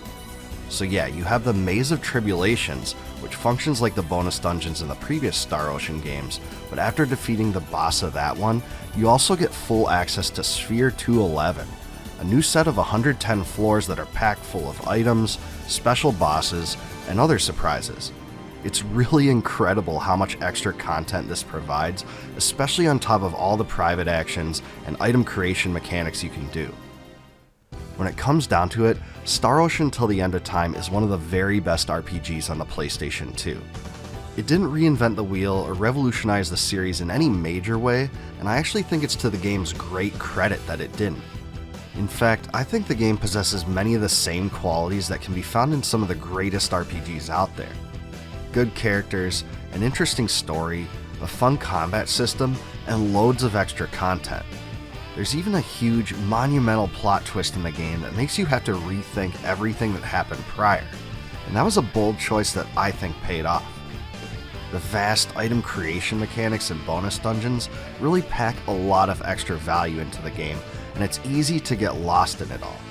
The total size of this game is honestly pretty impressive, but it can be a little intimidating. I'd say it's the perfect RPG for people who need to see, do, and collect everything. It may even be the biggest and most complex RPG ever released for a home console. My only true critique is that some of the special attacks are much more powerful than others, so I ended up using a lot of the same ones at the end of the game. One of them is Maria's Energy Burst, which isn't found until the Maze of Tribulations, but it's just crazy powerful. Even so, the process of testing out different attacks and finding the best ones for all the characters was a heck of a lot of fun. Many Star Ocean fans rank this one among the best in the series, and I can see why. I personally don't like it quite as much as the first two, but it's still a great game in its own right, and it's Star Ocean to the core. So it's definitely worth playing if you missed out on it back then, and it's absolutely a top 10 RPG on the PlayStation 2.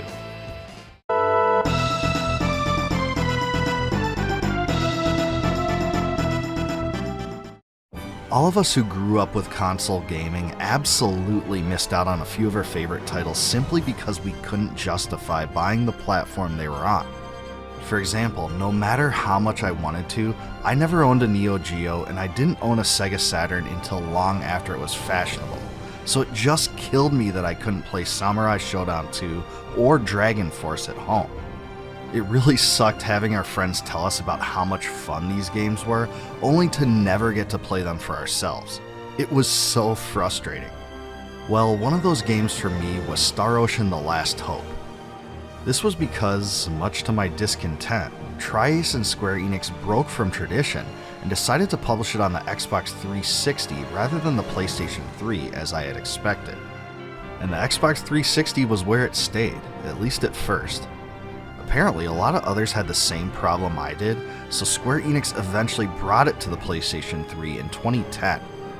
This version was called Star Ocean: The Last Hope International, which even had some bonus content.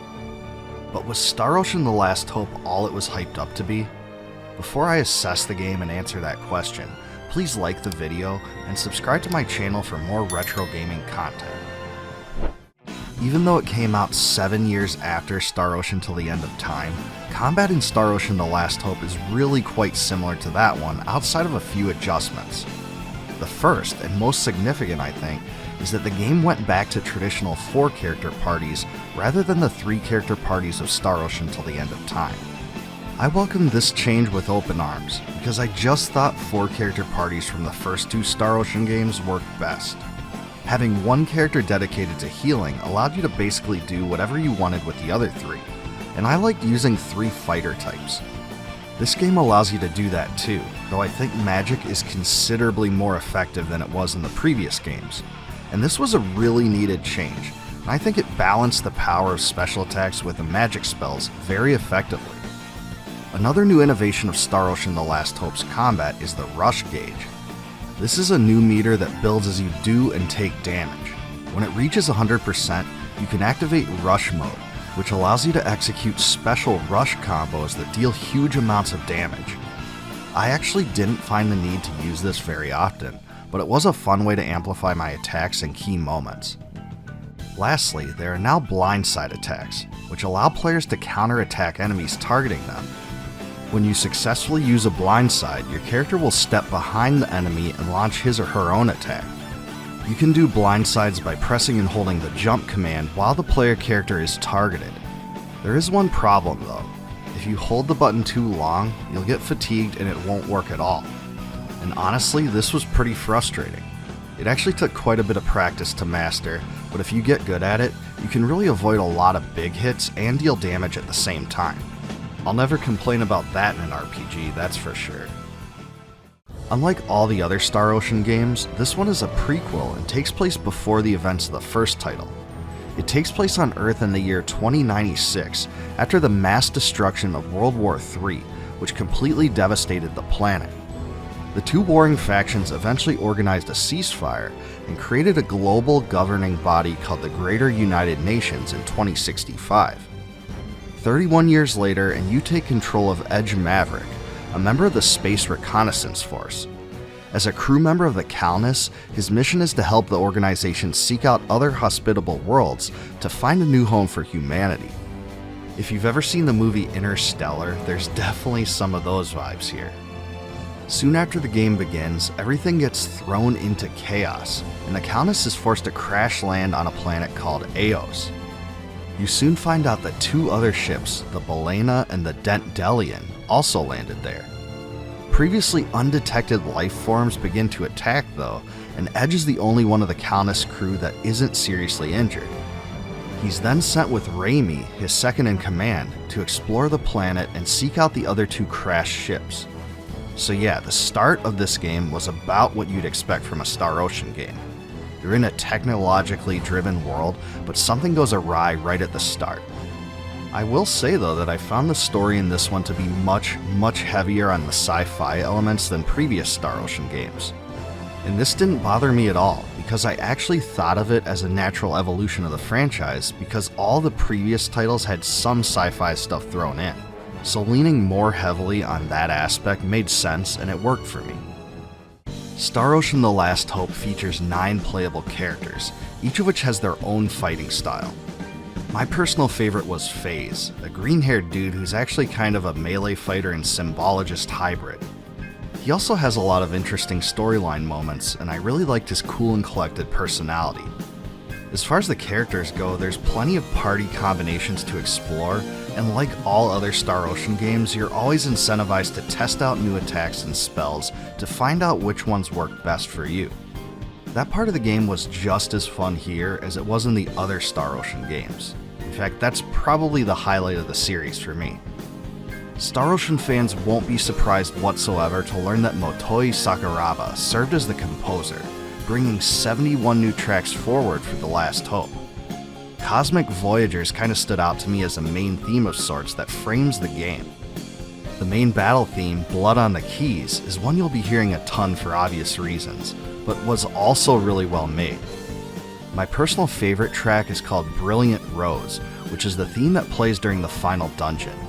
It's a brilliant clash of piano, bass, and synthesizers. Definitely Sakuraba at his best. This is a solid soundtrack overall that really stands out among its counterparts, and it's definitely one of my favorite PS3 soundtracks.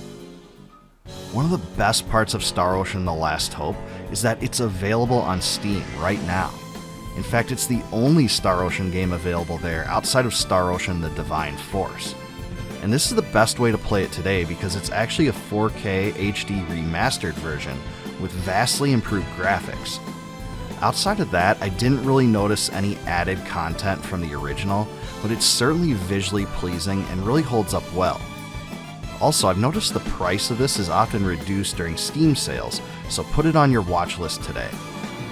So yes, I do think Star Ocean The Last Hope is one of the very best RPGs for the PlayStation 3 and Xbox 360. In fact, it's one of the few RPGs on those platforms that resisted the urge to innovate to such an extent it became unrecognizable.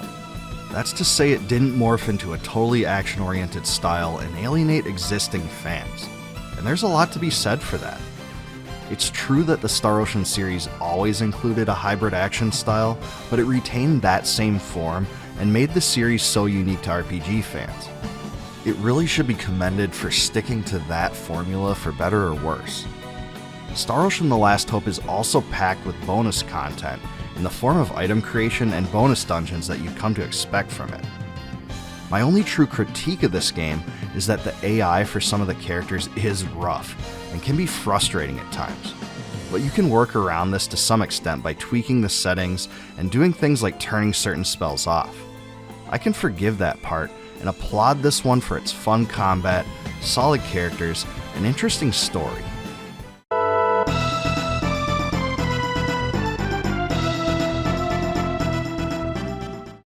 At one point, Lufia was one of the most well-known RPG franchises in the world. But, well, it no longer is. And that's a real shame, too, especially considering that fact has made some of its entries so overlooked now. No other Lufia game probably matches that description better than Lufia: The Ruins of Lore, which was released on the Game Boy Advance in May of 2003.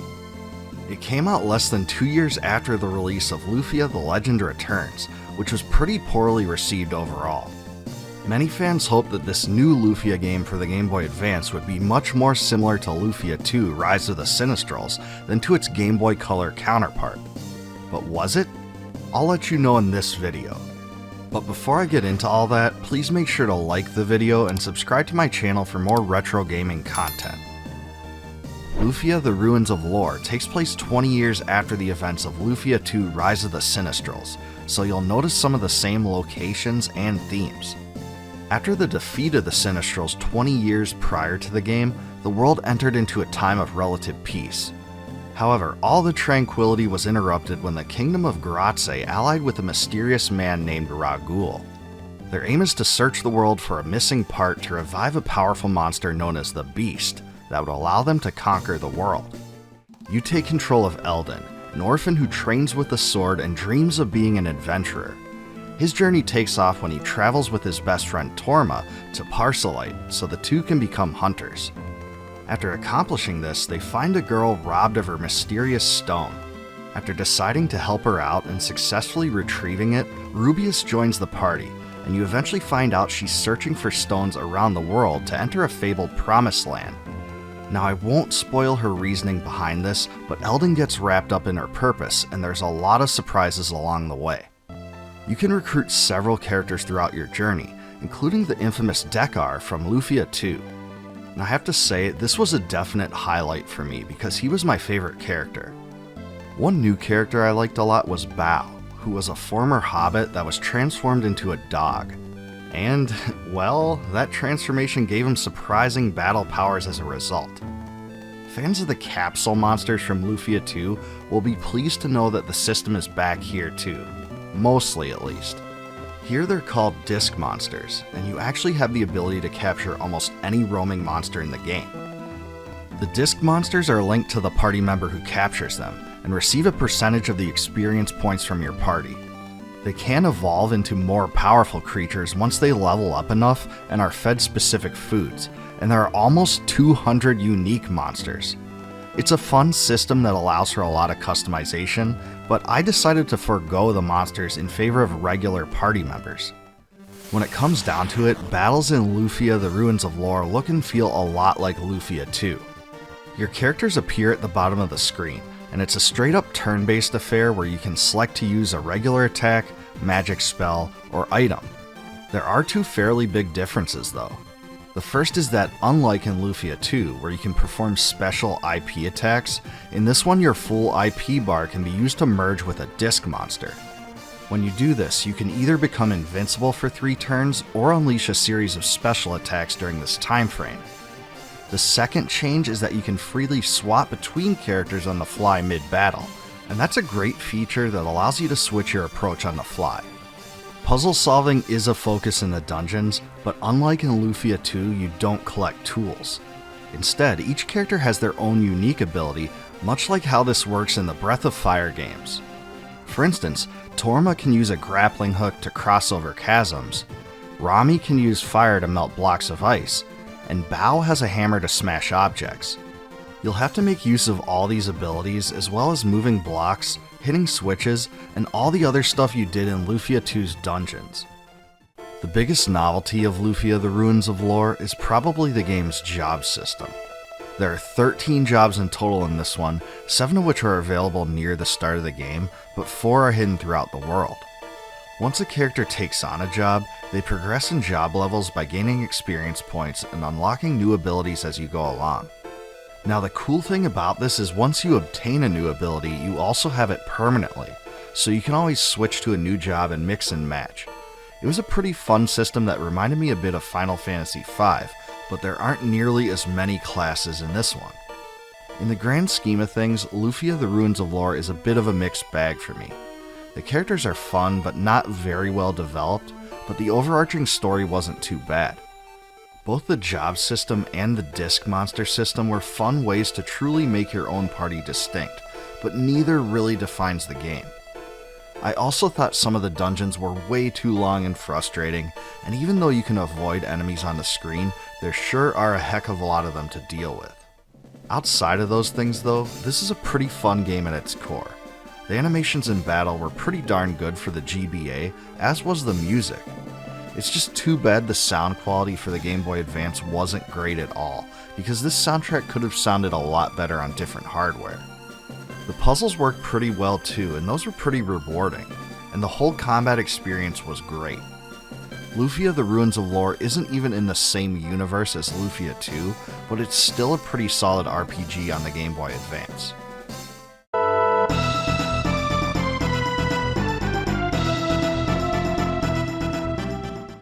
Even if you're a fan of retro tactical RPGs like Ogre Battle and Shining Force, you may not realize that the subgenre has a far bigger library than most people think.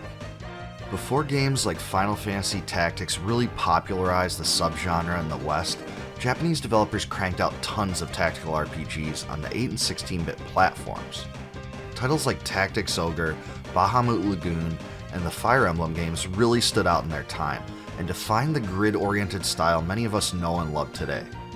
Another example of a game that did this, but goes far more overlooked, is Der Langrisser, a tactical RPG that came out on the Super Famicom in the summer of 1994.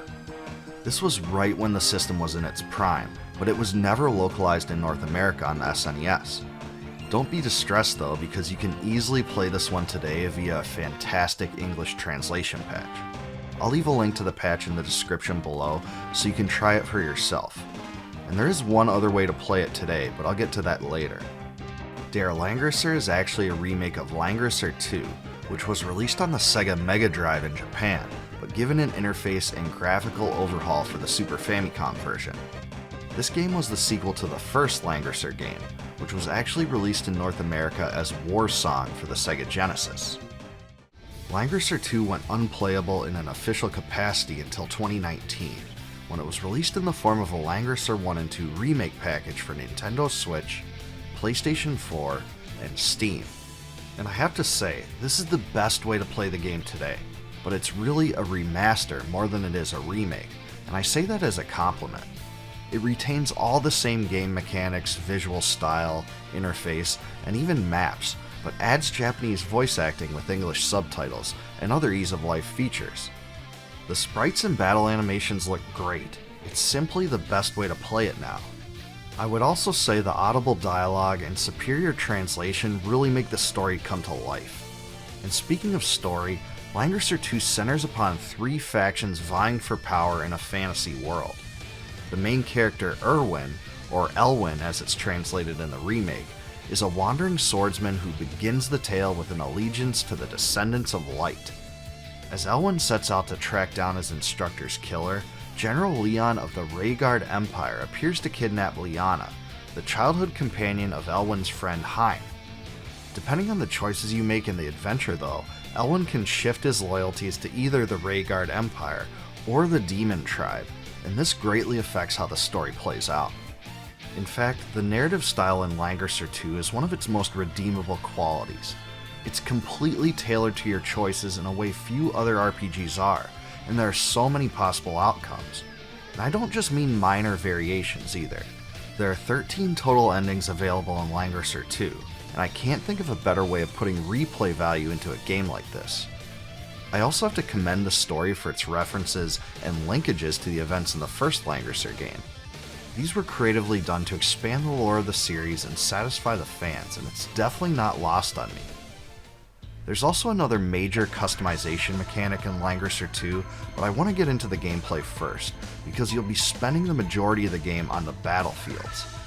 These locations have preset win and loss conditions, much like in other tactical RPGs, but there's also bonus objectives for each battle. This includes things like killing particular units, or making your way to particular areas of the map with the right characters. At the beginning of battles, you have options regarding placement of your commanders as well. Mercenary units can also be hired to supplement the power of your army in battles, and more become available as unit commanders level up, but they do have a cost. And yes, for all you reptile fans out there, lizardmen are in fact available. Movements and actions play out exactly like in other tactical RPGs, where each unit can move one time and perform one action per turn.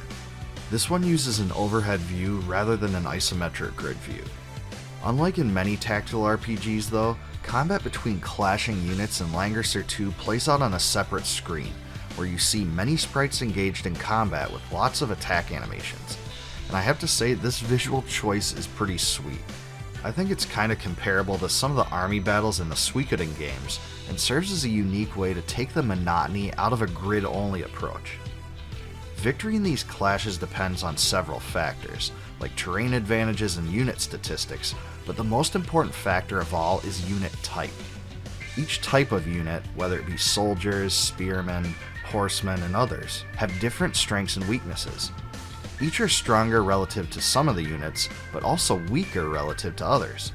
This means that you have to make careful decisions as to when it's best to attack and defend, and there really isn't a good way to know which unit type trumps which outside of experimentation. The title can actually be pretty challenging if you make the wrong choices, and I had to rethink my strategy several times. I suffered some losses. Victory in the battles means progressing in the story, and the narrative is arranged into chapters. You can go back and replay past chapters if you wish also. In between battles, you can shop for weapons and armor, organize your units, get more information on the story and lore, and even view the layout of the next battle's map. You can't freely roam from place to place in open-ended fashion, but that's not really the norm in a tactical RPG like this anyway. Remember that other customization mechanic I spoke of earlier? Well, just like in Ogre Battle, you begin Langrisser II with a priestess asking you a series of questions. For players that manage to unglue their eyes from the distraction at the center of the screen, the questions deal with strategic impulses, leadership qualities, and other things that alter Elwyn's starting stats. And hey, you can even redo the questionnaire again if you don't like the results. It's just a fun way to give you a personally tailored protagonist and make the experience a bit more unique. As far as I see it, Langrisser II is a great game filled with a creative story, fun lore, and solid gameplay, and this is true whether you play the translated Der Langrisser or the remake.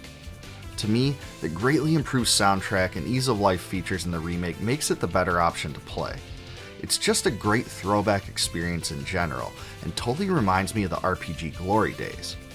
In my mind, it's one of the most overlooked hidden gem RPGs on Steam, and it's packed full of fun. If you enjoy the Shining Force or Fire Emblem games, this one is perfectly suited to you, but it also offers a little bit of variance in the form of its unique combat battles. If you don't like tactical RPGs at all, you may want to give it a pass, but I think there's enough here for most traditional RPG fans to enjoy also.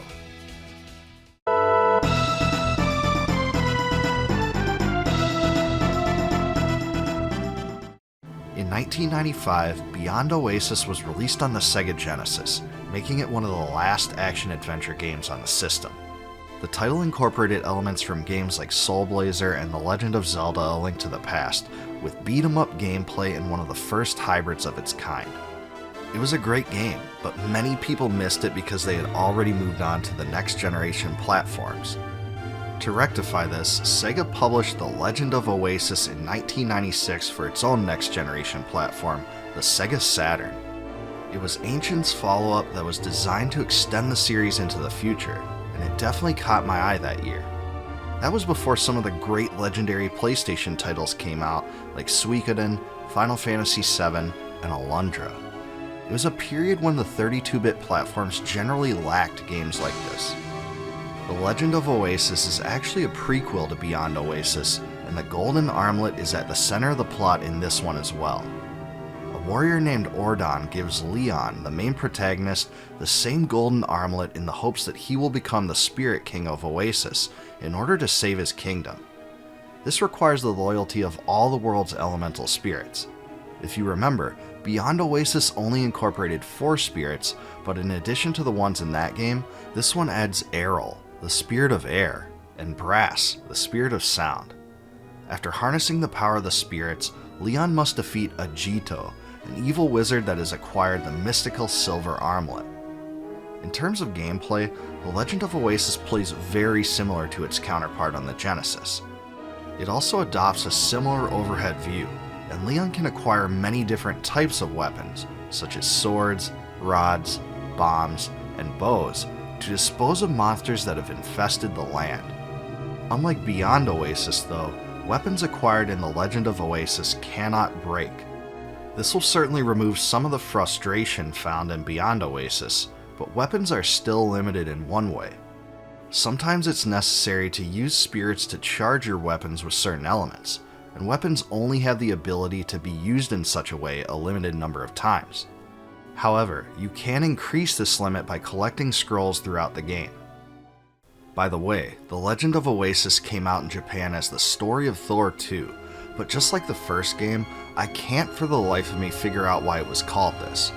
After all, it has no obvious connection to Thor, German paganism, or Norse mythology. I also can't find any explanation for this online, so if anyone knows, please make me aware in a comment below. The Legend of Oasis builds on the gameplay of Beyond Oasis by incorporating combat moves, or at least sort of. For instance, you can press forward, back, then forward again to perform a lunge attack. This adds a little bit of a fighting game feel to a title that mostly operates as an action-adventure, and you'll have to be especially nimble like this in order to defeat the bosses. Like Beyond Oasis, Alundra, Lufia 2, and A Link to the Past, the completion of puzzles and dungeons is a big part of The Legend of Oasis.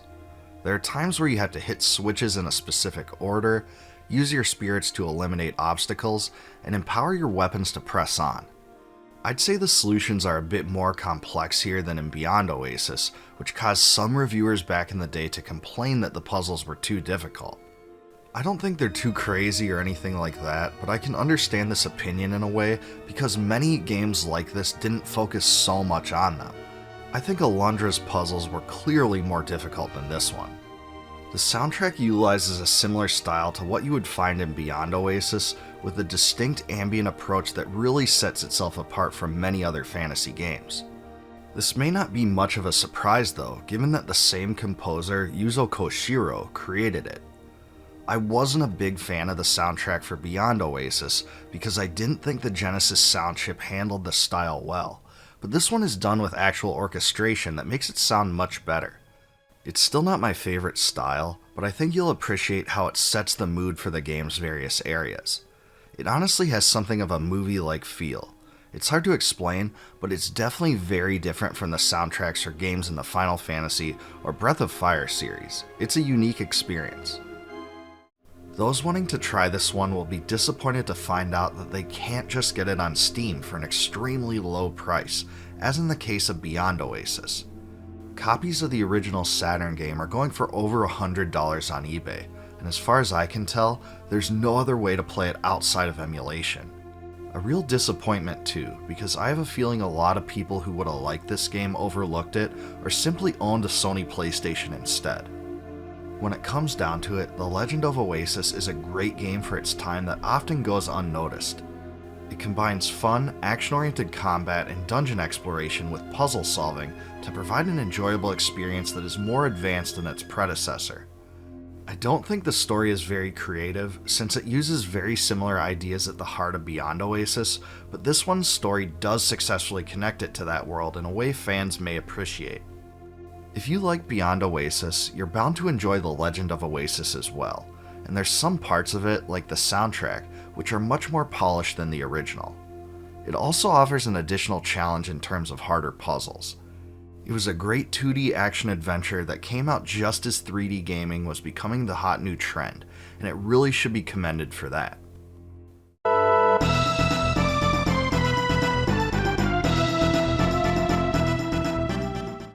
When I was growing up, I absolutely loved going to the local arcade.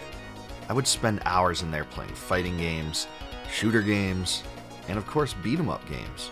But very few of any of those games had any kind of RPG characteristics. One of them that did though was Knights of the Round by Capcom, and it really stood out for it at the time. It was a beat-em-up RPG hybrid of sorts that came out in 1991, and if you just take one look at it, you can kind of see that it has a lot of the same polish and appearance that many of the Capcom beat-em-ups did. This one's based on the story of King Arthur and the Knights of the Round Table, so it will definitely be familiar to a lot of people my age that grew up with that. You can play as King Arthur, Sir Lancelot, and Sir Percival, and you can actually have 3 players playing at the same time through simultaneous gameplay. So in that respect, it wasn't that different from most beat-em-ups, but it did have some unique characteristics too. Before we get into all the unique things that make Knights of the Round special though, please like and subscribe to my channel for future retro content. Alright, so the biggest thing that separates Knights of the Round from nearly every other beat 'em up out there is the fact that you actually gain levels. Yeah, that's right, you heard me. Points in this one actually function as experience points, and you gain greater power when you reach the next level threshold. You can actually see how much you need to get there too if you just look right under your character panel at the top of the screen. So yes, this one actually incentivizes you to strike the crap out of all enemies in sight and pick up as many treasures as you possibly can. Leveling up only means static increases though, so you don't learn any new moves or anything like that.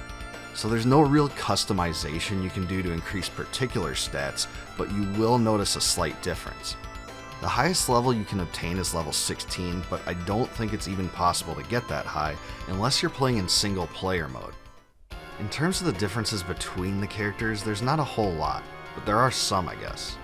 King Arthur is a pretty balanced character, Sir Lancelot is a speedy character with a wider ranging attack, and Sir Percival is a slower character with a stronger but slower strike. Naturally, some are better against certain enemies than others, so choosing one is all about trade-offs and which playstyle you like best. There's 7 levels in total in this one, and each of them ends with a unique boss. The bosses are really different too in terms of the types of attacks they have, and they all look great graphically. Take a look at this huge wrecking machine you have to take down at one point. I think that's pretty cool. You've also got this samurai warrior dude too. The bosses will take a lot more hits to take down, much like in other beat 'em ups, but thankfully there are enemy health bars at the bottom of the screen to assist you. Now I do have to admit that Knights of the Round is full of all the medieval cheesiness you would expect from that era. If you're like me though, you'll actually love that aspect because it captures the golden age of retro gaming so well, but some people may not as much.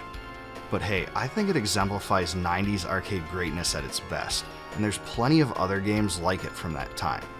The Golden Axe games certainly come to mind too.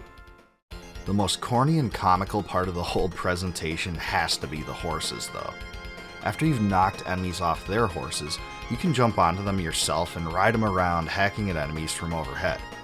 Now there's nothing too crazy about that in and of itself, but the funniest part of this whole thing is how it looks when you try to back up once you're on a horse. The horse actually steps backwards as if it's moonwalking or something. It's just really weird and you'll notice it right away. You can leap and stomp on enemies with the horse though by quickly pressing forward twice, so that's pretty cool. I still can't get over that backwards trot though. It makes these horses look like they're on drugs or something. But hey, maybe Camelot is full of hallucinogenic substances. Each of the characters actually have some unique arcade-style attacks, and most of them are easy to execute. Your characters can also jump and attack mid-air, so that's pretty cool too.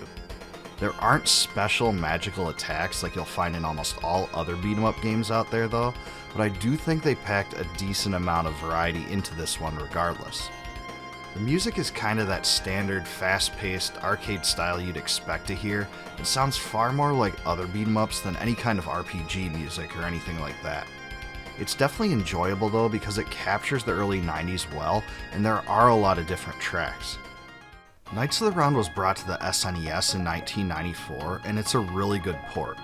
Even though a lot of the beat-em-ups at the time suffered greatly in their transition from arcade to home consoles, this one looks and feels almost exactly the same. The music quality isn't quite as good, but the characters and gameplay seem almost the same as their arcade counterparts. I remember renting this one and playing it with friends back in the day, and my friends and I really enjoyed it. I'd still rather play the arcade version if I had the choice, but this is a really honorable port. And it seems like a lot of other people think that too, because this cart is not cheap. Loose copies of it regularly go for over $100 on eBay. All in all, Knights of the Round is probably the perfect beat 'em up for retro RPG fans to play when they feel like playing a casual game rather than an actual RPG. If you're a fan of games like Dungeon Magic, King of Dragons, Wizard Fire, and the Dungeons & Dragons arcade games, I think you'll really enjoy this one as well. It's definitely more of a beat 'em up than it is an RPG, but the leveling system does make it pretty innovative. You can beat it in about 45 minutes, and it's most fun to play with friends. It's a great option to pop into MAME and roll with, and the SNES port is really good too. It's probably one of the best beat 'em ups ever on that platform.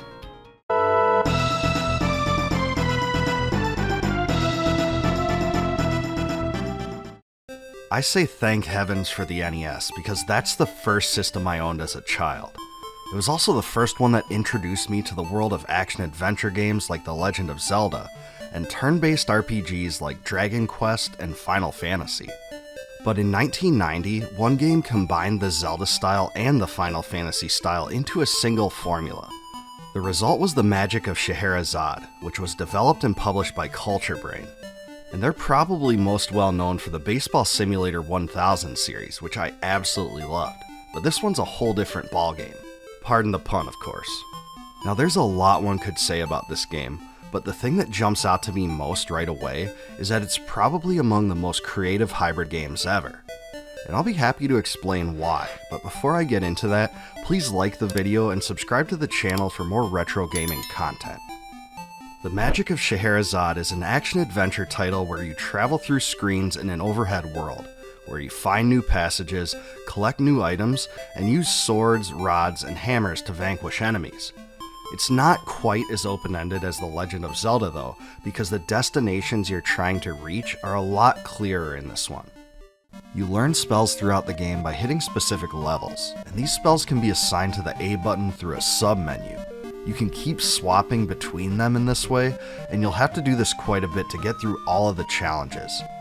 The factor that makes this title completely different from Zelda is that it contains many aspects of an RPG as well. The most obvious one is that you actually gain experience points from killing enemies and gain levels. New levels yield higher HP for health and MP for magic spells, and you gradually grow more powerful. But the Magic of Scheherazade also features another characteristic of RPGs, turn-based encounters. These transpire at various points throughout the game, but I couldn't really figure out the rhyme or reason behind when you get them. The game just seems designed in a way to throw them in every so often when you transition between screens. You can recruit various generic characters throughout the game to assist you in these battles, and you can even take advantage of arranging them in different ways through formations that you learn. So if you thought that the Magic of Scheherazade's gameplay was unorthodox, wait until you hear about the story. It all starts when Arabia is attacked by demons, which are summoned by the evil magician Sabaron. Why, you may ask? For his evil desire, that's why. You play as an unnamed descendant of Isfa, a good magician, and it's up to you to rescue Princess Scheherazade and restore peace to the world. From what I gather, the game's plot is loosely based on several Middle Eastern folktales found in a book called 1001 Nights, and you'll notice an Arabian flavor to it right away. And if that wasn't original enough, there's also time travel, so you're sent back and forth through the past, present, and future as part of the storyline.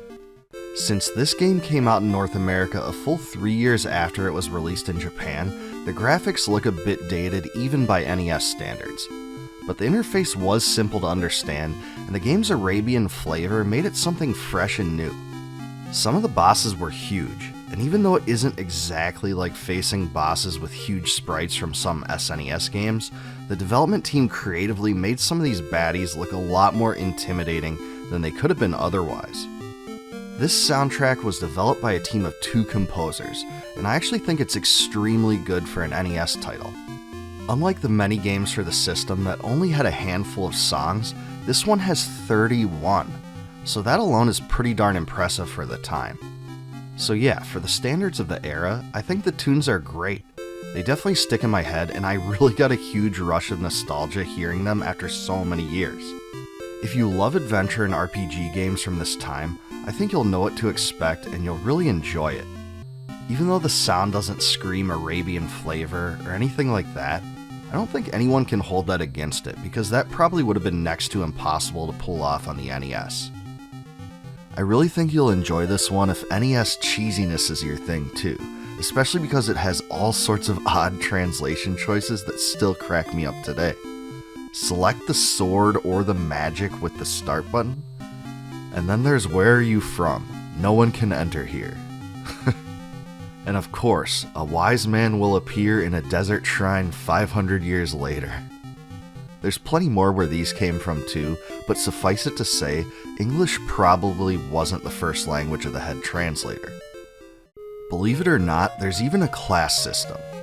At the beginning of the game, you select between Fighter, Saint, and Magician. The Saint has the weakest attack power, but has immunity from damage from traps on the ground. The Fighter has the best close-range melee attacks, and the Magician has the best long-range rod attacks.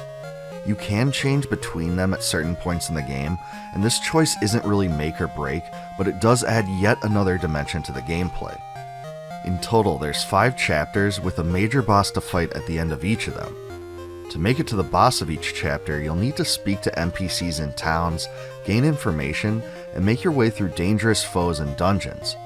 There are even underwater areas to get through, and mermaids to talk to. It's like this game has everything. It's a little more linear than games like Crystallis and The Legend of Zelda, and I actually think that fact makes it hold up pretty well. It doesn't make you feel like you're forced into using a guide for direction, so it stands out a little from some of the other open-ended NES games of the period. Still, there's just a lot of mechanics at play here. This causes the Magic of Scheherazade to have something of an identity crisis at times, but it's interesting and unique enough for me to forgive that part of it. I think at times it tried to do a little too much, especially by including both action-oriented and turn-based combat, and by introducing time travel mechanics in a story that probably would have succeeded without it. Still, the game has a certain charm and distinctiveness that virtually no other game has, and the full story will give you about 15 hours of fun. So if you like games like Star Tropics, Willow, Crystallis, The Legend of Zelda, and Final Fantasy, I think you'll really like the Magic of Scheherazade. It's a title that completely flies under the radar because it never approached the popularity of those other games, but in my mind, it's a true underrated gem on the NES.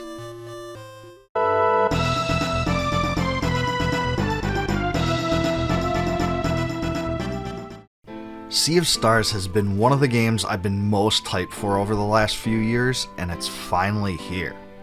This retro-style RPG was first announced in 2020, and when I learned it was influenced by some of the great classics of the past, like Chrono Trigger and Super Mario RPG, I was hooked immediately. But then, when I heard that legendary RPG composer Yasunori Mitsuda had been recruited to work on the soundtrack, I was totally sold. I had to play this. Sea of Stars is part of the retro-style RPG comeback that games like Octopath Traveler has inspired, so I couldn't wait to dive in. So now that the game has finally been released, I wanted to cover every aspect of it in this video, the good, the bad, and the ugly, so I can let you know whether this is the second coming of Chrono Trigger or just an overhyped dud.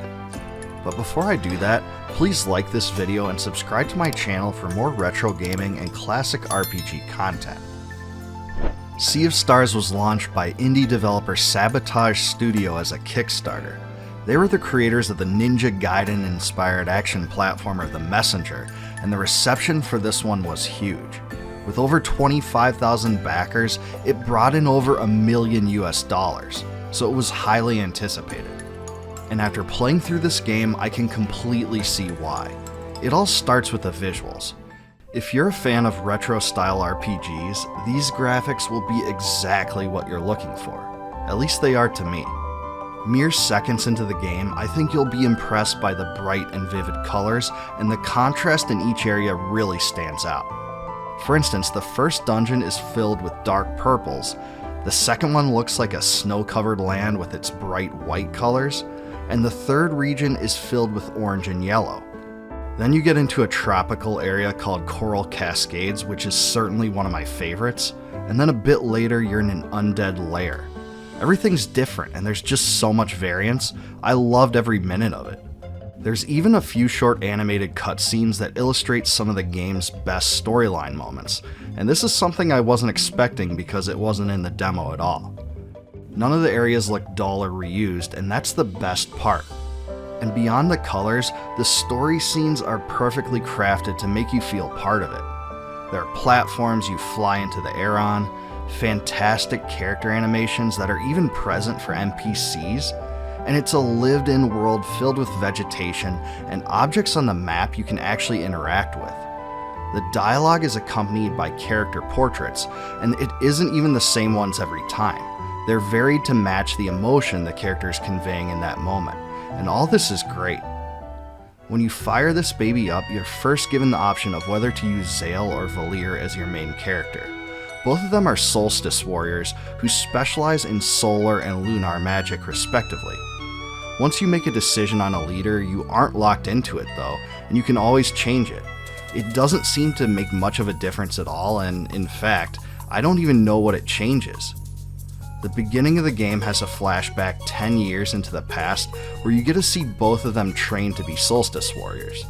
This part's admittedly a little slow, at least I thought, but there is some light at the end of the tunnel. And that's because once you get moving, you'll get into a lot of dungeons and also meet a lot of interesting characters along the way. And some of them share some pretty comedic moments. One of them is Keenathan. He's a pirate who always says he'll accomplish his goals, or his name is not Keenathan. You'll definitely experience your fair share of twists and turns in the story, even toward the beginning. There's some big moments right up front. There's also an odd group of these bird-like characters that you see tidbits from along the way, but what they're up to isn't quite clear until you gradually learn more. As far as the combat goes, its basics are probably about what you'd expect from seeing it, but with lots of twists and mechanics you wouldn't. You can use regular attacks, skills, combos, and items. Many will be pleased to know there are also timed hits, so if you press the confirm button in the correct moment, your attack will do more damage. You can also reduce the damage you take by timing a defensive hit in the same way. Special moves take advantage of this timing system too. For instance, during Valir's Moonerang skill, you can keep ricocheting the attack to hit multiple enemies if you time it correctly. You can even keep doing it over and over as long as your timing is good enough. The left side of the screen has a combo meter that continually fills as your party members hit or get hit by enemies. When it fills up, you can expend 1 to 3 combo points to unleash special multi-character attacks. This functions very similarly to the way dual techs do in Chrono Trigger, and they're really fun to pull off. I think this mechanic was designed well too because you can't just abuse or spam it. Skills cost magic points, a limited resource that functions just like in other RPGs. Some skills are single target, but others have area of effect characteristics that allow you to hit multiple enemies at the same time. One of Garl's abilities even allows you to hurl an enemy across the screen so you can deliberately set these attacks up. That was definitely one dynamic I haven't seen before. Also, characters in Sea of Stars don't have many MP, relatively speaking. The flip side to this though is that you can progressively regenerate MP through regular attacks, so the game incentivizes mixing up your decisions. This definitely isn't an RPG where you just button mash your way through it.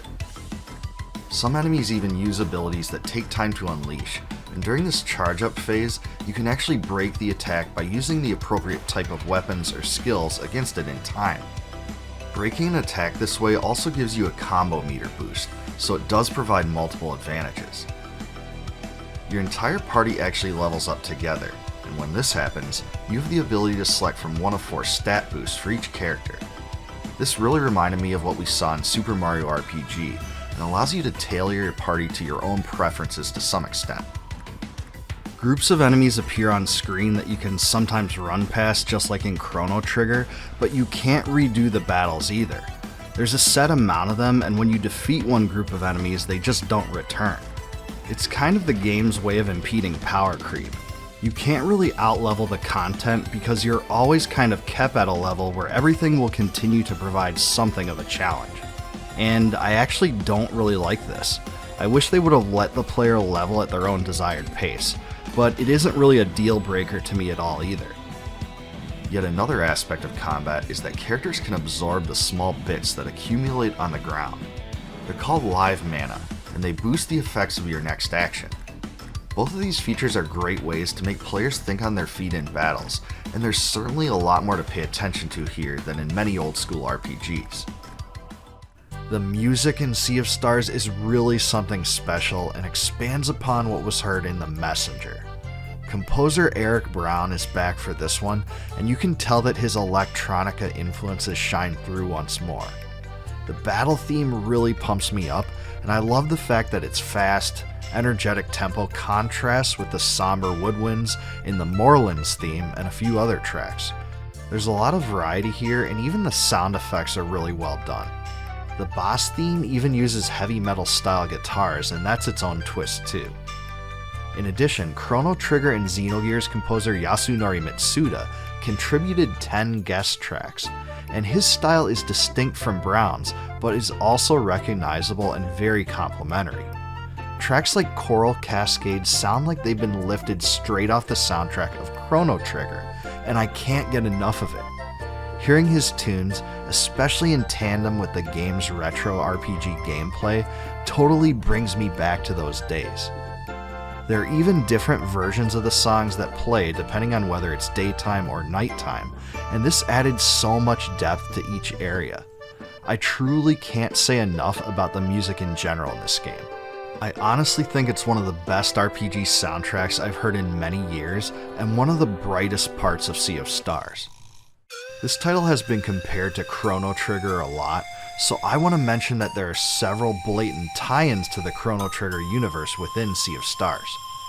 For instance, there's an NPC that uses the exact same dialogue as the creature on top of Denadoro Mountain that you have to keep pestering until he gives you a magic tab.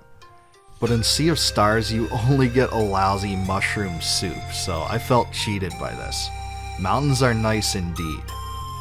Also, Zale and Sarai have an X-Strike combo attack. Gee, I wonder where that came from. It's essentially the same thing as Chrono and Frog's X-Strike dual tech. These things are on top of the more indirect influences, like 3-character parties and the similar enemy encounter system. All the dungeons contain puzzles you must solve, and the dungeon design also does a very good job of switching up the styles of the puzzles themselves. Some require hitting switches in a particular order, others require you to push blocks around in a specific way, and yet others require memorization. For example, this one had me input the correct symbols and order of some objects I found within this haunted mansion in order to open up a passageway. The difficulty level of these puzzles is just about right in my mind too, and maybe slightly on the easy side. There were a few times I had to poke around an area, interact with objects, and find special items to make my way through, but nothing too crazy. Some of the puzzles actually reminded me of stuff in the Zelda games, because there's an item that acts just like a hook shot, and lots of switch toggling. It's honestly a lot of fun to complete them. Outside of defeating difficult bosses, this is where I got the most sense of accomplishment in Sea of Stars. It's a lot like Alundra in that way. And since you've all heard me gush about all the great things of Sea of Stars for several minutes now, I have to do my job and tell you the game's downsides. I think it has one glaring defect in particular. It's that there simply isn't enough skill variety. From what I can tell, characters never obtain more than 3 skills each. That's 3 total, offensive and defensive combined. What's more is that the characters begin with 2 skills already, so you aren't really feeling much progression here at all. It's really unfortunate because you end up using the same exact skills over and over and over, all throughout the game. I honestly wish this was an area where Sea of Stars emulated Chrono Trigger more closely, because at least in that one, each character had at least 8. It's true that you do get some advancement excitement of sorts when you find new combo scrolls, which open up multi-character attacks, but that just isn't enough to keep things fresh enough as far as offensive skills. So is Sea of Stars the second coming of Chrono Trigger? In some ways yes, but in others no. I can't say I like the full package quite as much as I did when I first dove head into Chrono Trigger, but this is definitely one of the best retro RPGs released in the last decade. In fact, the only other games released in that time frame that I think I liked as much are the Octopath Traveler titles and Triangle Strategy, so I have a huge amount of praise and respect for it. It's definitely the closest thing I've played to Chrono Trigger in many years, but I still think it's almost as comparable to Super Mario RPG because of the timed attacks. The game has a creative story with fun characters, some interesting character development and storyline arcs, and very fun and very involved combat gameplay. The graphics and soundtrack are absolutely fantastic for all the reasons I mentioned, and it even adds some fun minigames like fishing and this wheels game you can only play within inns. This was actually a really fun minigame that I plan to revisit later. The lack of skill diversity knocks Sea of Stars down slightly for me, but I love every other single aspect. When it comes down to it, Sea of Stars is an absolute must-play for any fan of retro RPGs. It's one of the best released in a long time, and its upsides far outweigh the downsides.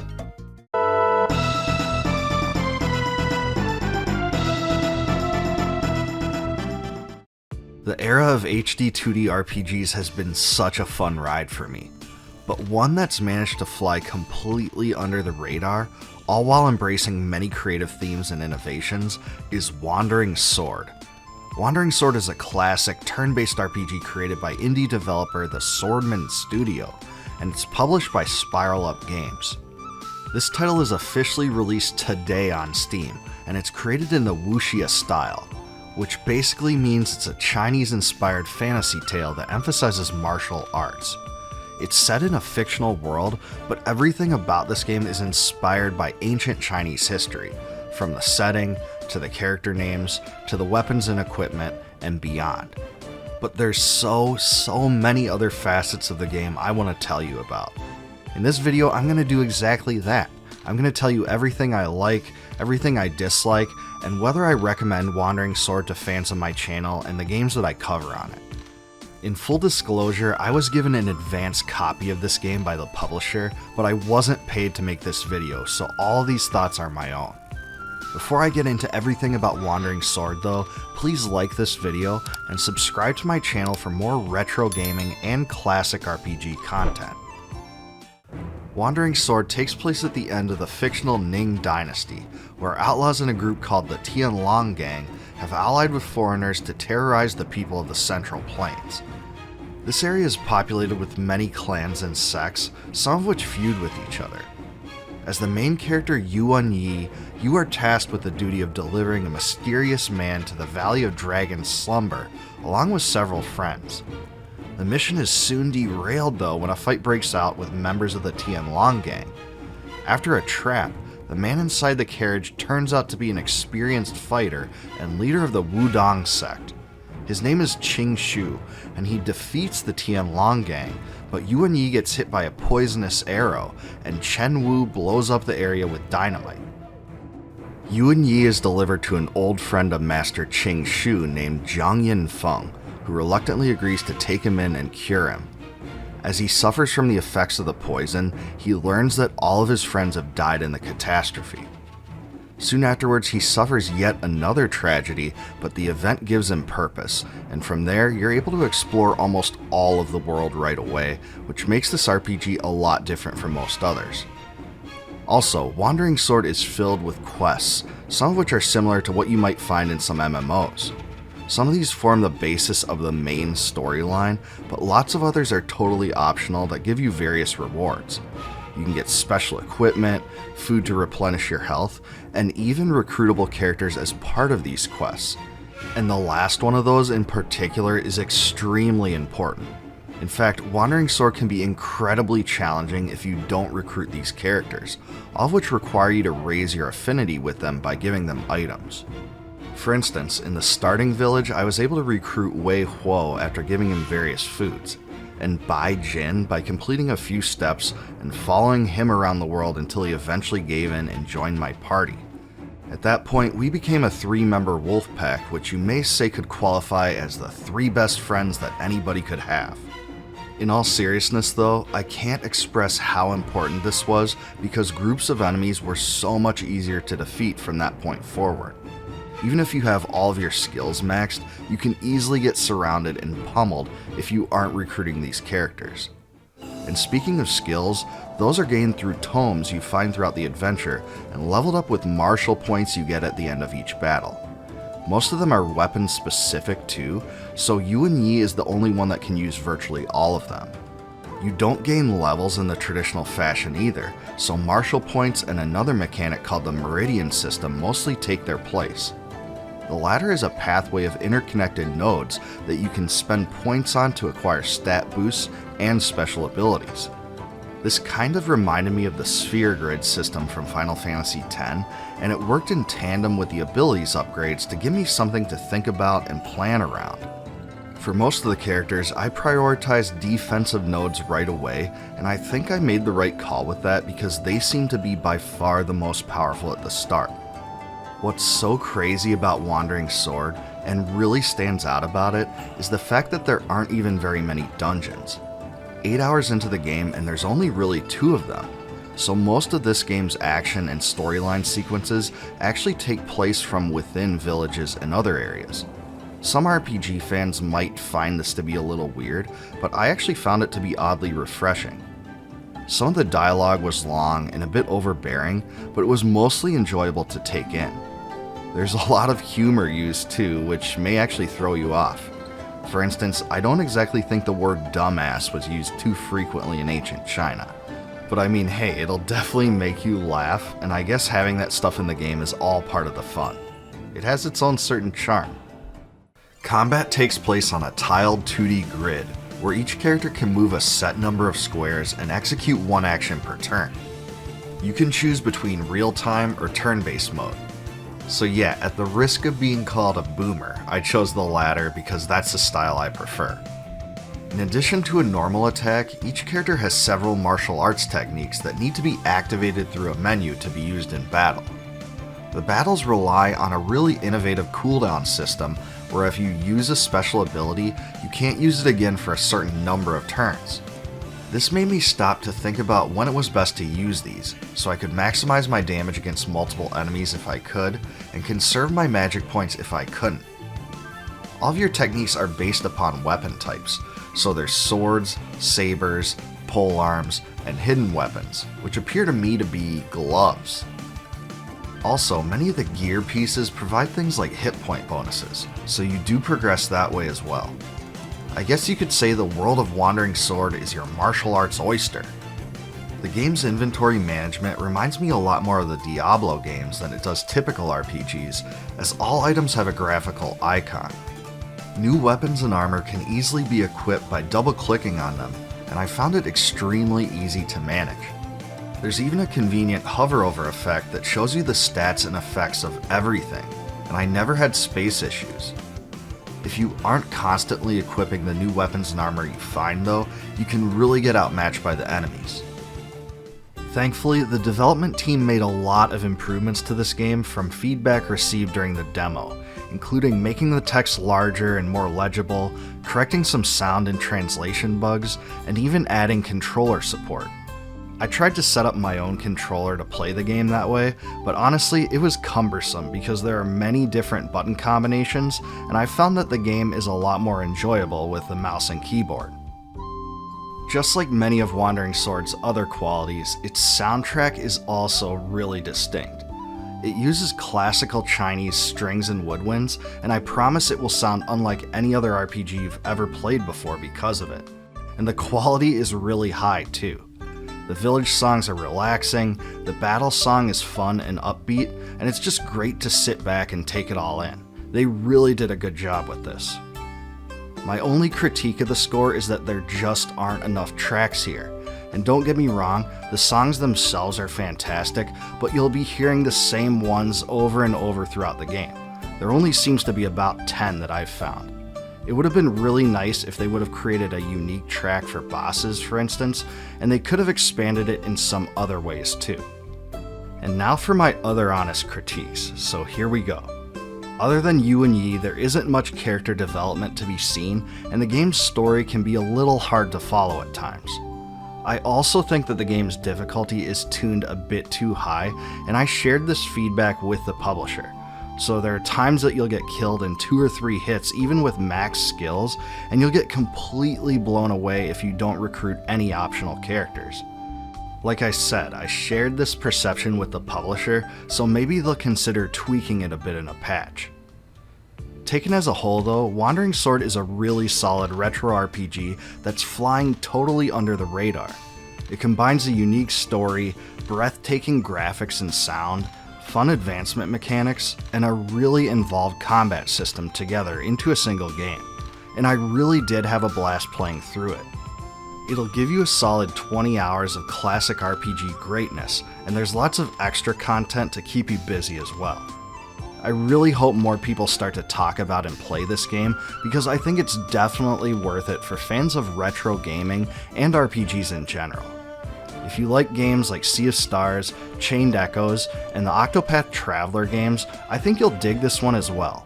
It's definitely not a cookie-cutter RPG, and that's a good thing.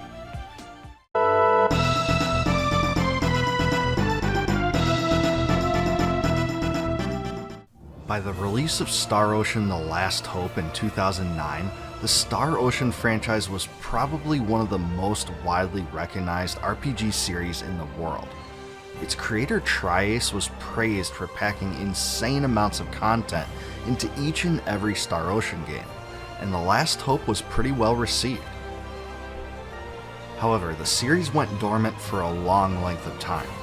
This was because franchise producer Yoshinori Yamagishi left Tri-Ace, and the company's overall investment in the series wasn't certain. Unbeknownst to many though, the original creator of the Star Ocean series, Yoshiharu Gotanda, began working in secret on a new follow-up with remaining members of the Star Ocean team. The project was the basis for Star Ocean Integrity and Faithlessness, which was released on the PlayStation 4 in 2016. Producer Shuichi Kobayashi worked tirelessly on the title and said he hoped it would draw its core essence from Star Ocean till the end of time. But did it live up to the previous titles in the series? I'll give you my take on that in this video, but before I do, please like it and subscribe to my channel for more retro gaming content. Star Ocean Integrity and Faithlessness takes place in the middle of the Star Ocean timeline, between Star Ocean: The Second Story and Star Ocean Till the End of Time. While humanity is on the verge of peace, war stirs on the planet of Fey Creed IV, where 2 kingdoms fight against each other and mercenaries from a 3rd kingdom possess technologically advanced weapons that can kill in mass numbers. You play as Fidel, but no, that's not the right Fidel. The Fidel you play as is caught up in it all along with his childhood friend Mickey. The 2 attempt to secure aid from the Razulian army, which Fidel's father Daryl commands, but their request is denied because men are needed to fight against the kingdom of Traker. The story branches off from there, and there's a heck of a lot of characters, mostly forgettable ones, that you recruit along the way. Honestly, I found character development to be pretty darn lacking in this one. I thought a few of the characters were better than the ones in The Last Hope, but they just weren't as lovable as ones in the earlier Star Ocean games. Even the big moments it offers, like a major character death, didn't have a very profound effect on me. I just couldn't get invested in it. Star Ocean Integrity and Faithlessness doesn't revolutionize Star Ocean's battle system, but it does allow you to fight with more characters at one time than in any other game in the series. In this one, 6 characters are running around the screen and fighting all at the same time, and it really can be difficult to keep track of it all and follow what's happening unless you're super meticulous. There's also a 7th character slot that can include another AI character that will join you along your adventure, but you can't control those. You can switch between the other 6 though. The rush gauge is here too, and that works pretty similarly to how it did in The Last Hope, and it allows you to unleash powerful special attacks. Combat takes place as you run around and encounter enemies, and there's a pretty seamless transition into battles, so that part was pretty new for the Star Ocean series. What I did enjoy about the battle system is that it goes back to the old school Star Ocean formula for special attacks. This means you can assign 2 short range attacks to the L1 and R1 buttons, and 2 long range attacks to the L1 and R1 buttons. And I have to say that as an old school Star Ocean player, this is a facet I really like because it was so fun to create and execute combos against enemies just like I did in the old days. I also enjoyed the roles system, which allows you to equip roles on AI-controlled characters. These roles give each character a subset of abilities that define how they act in battle, and it's actually really fun to customize them and upgrade them with SP.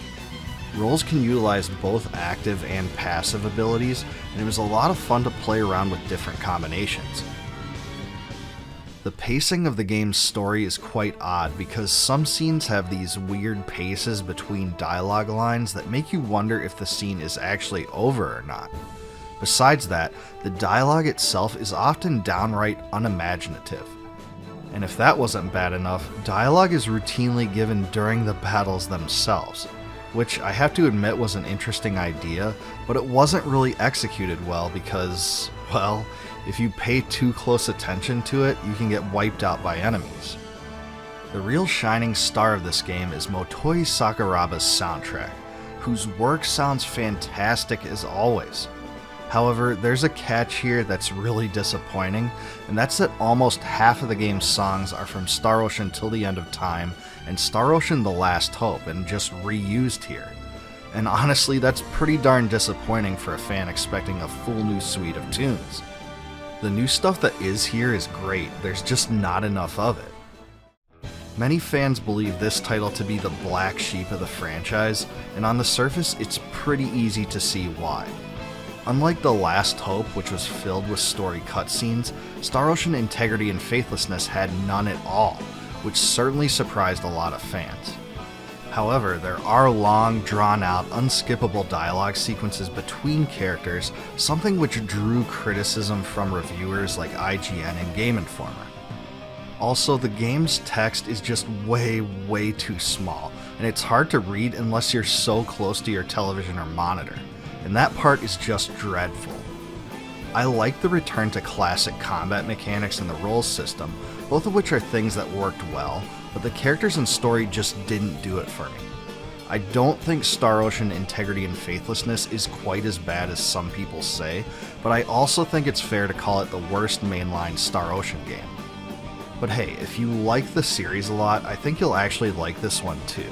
But if you're looking to break into the Star Ocean franchise for the first time, I would start with one of the first 3 instead.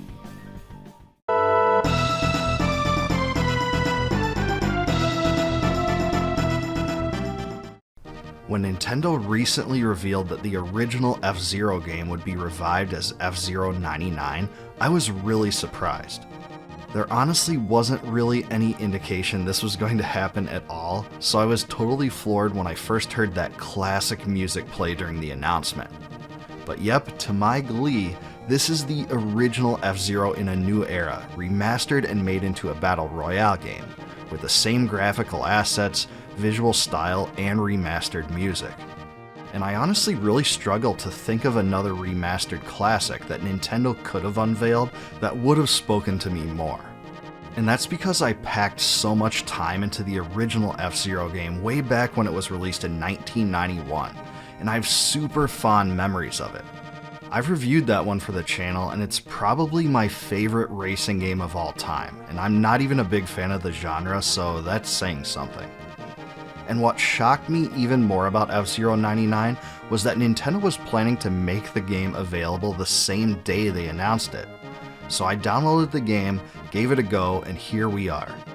In this video, I'm going to give you all my impressions of it after having played about 10 hours and experiencing all of the game's different modes.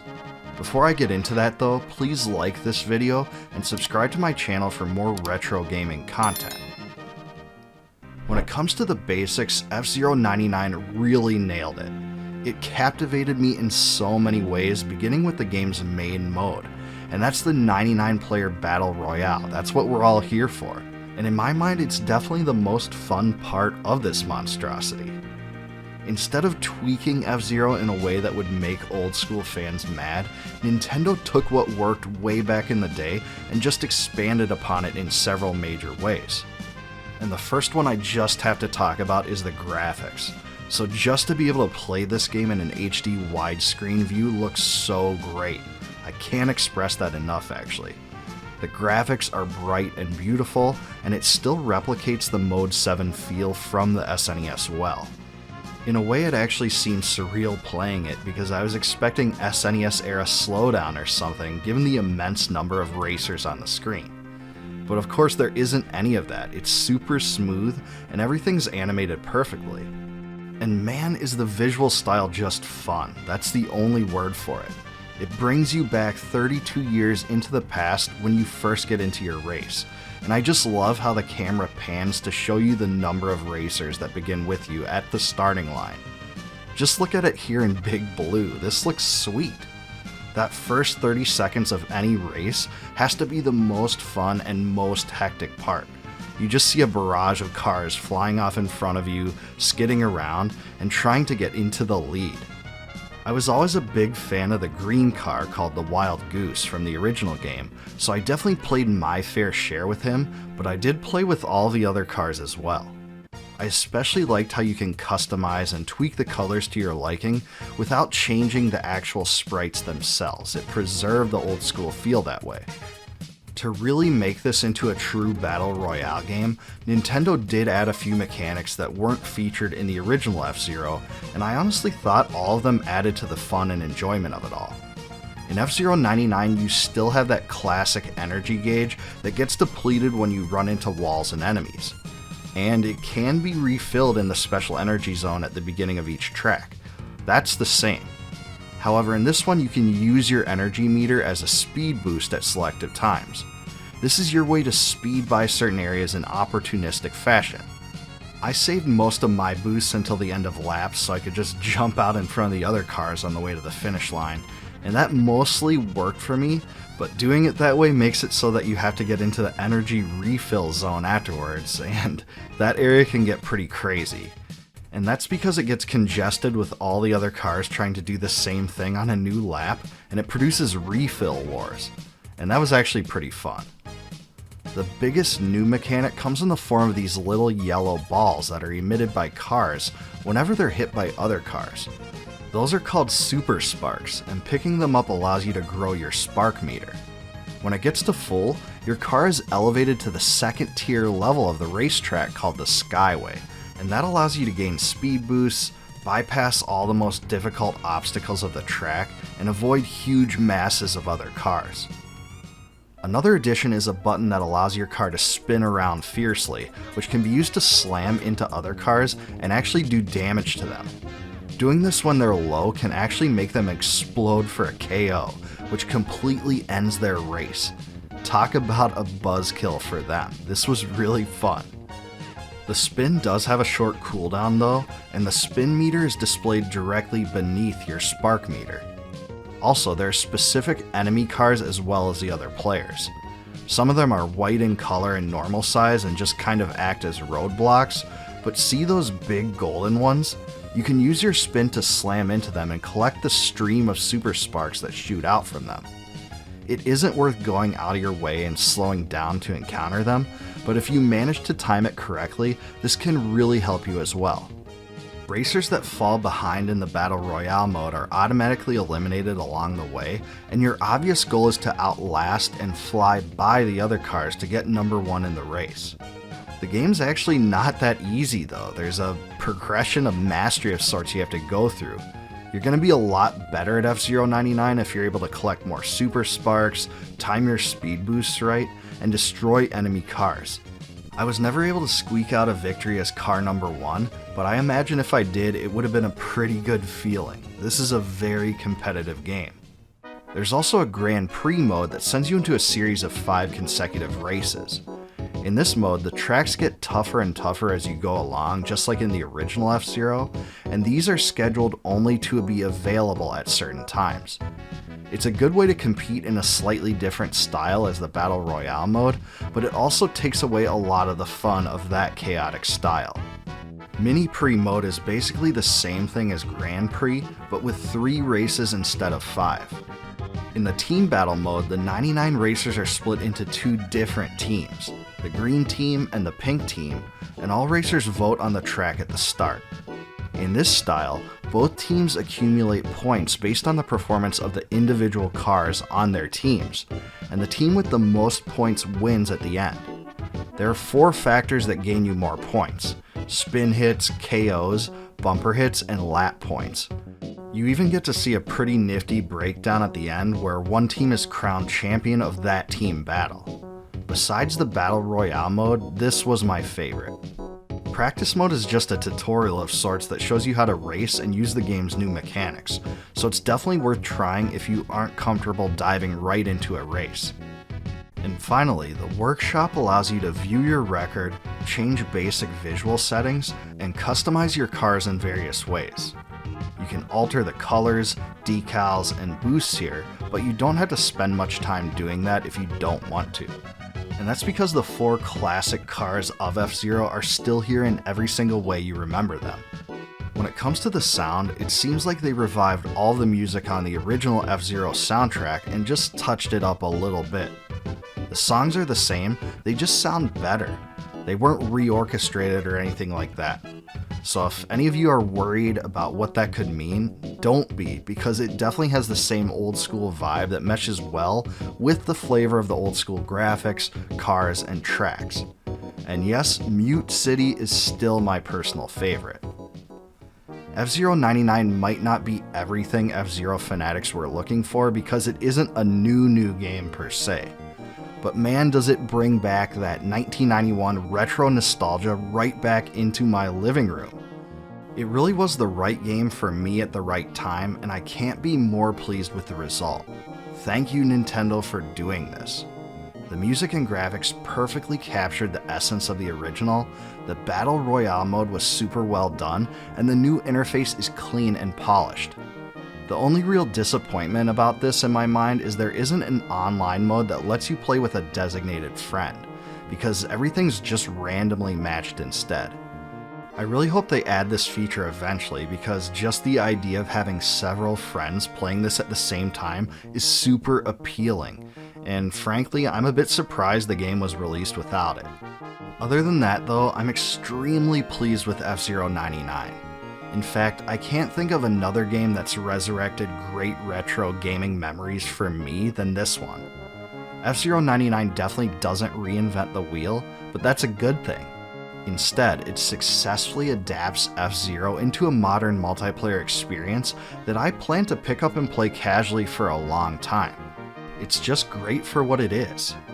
The cool thing about all this too is that it shows Nintendo is giving the F-Zero series more attention, which may drive them to create an actual F-Zero sequel. If they actually do this, I doubt it will be in a Battle Royale style, but if this game becomes popular, it may just guarantee the release of a new F-Zero game. I guess we'll all just have to wait and find out in the coming years.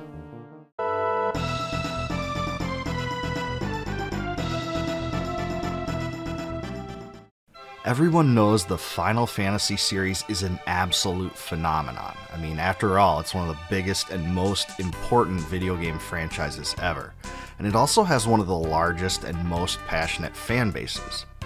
So if you ask a Final Fantasy fan what their favorite game in the series is, you're bound to hear all sorts of answers, like 6, 7, 10, and so on. But one thing is for sure, you're never ever going to hear that question answered with Final Fantasy Mystic Quest. But let's face it, Final Fantasy Mystic Quest is the ugly duckling of the series. Instead of being a mainline entry, it was specifically designed to provide a simplified experience for an entry-level player, and that's exactly what it was at its core.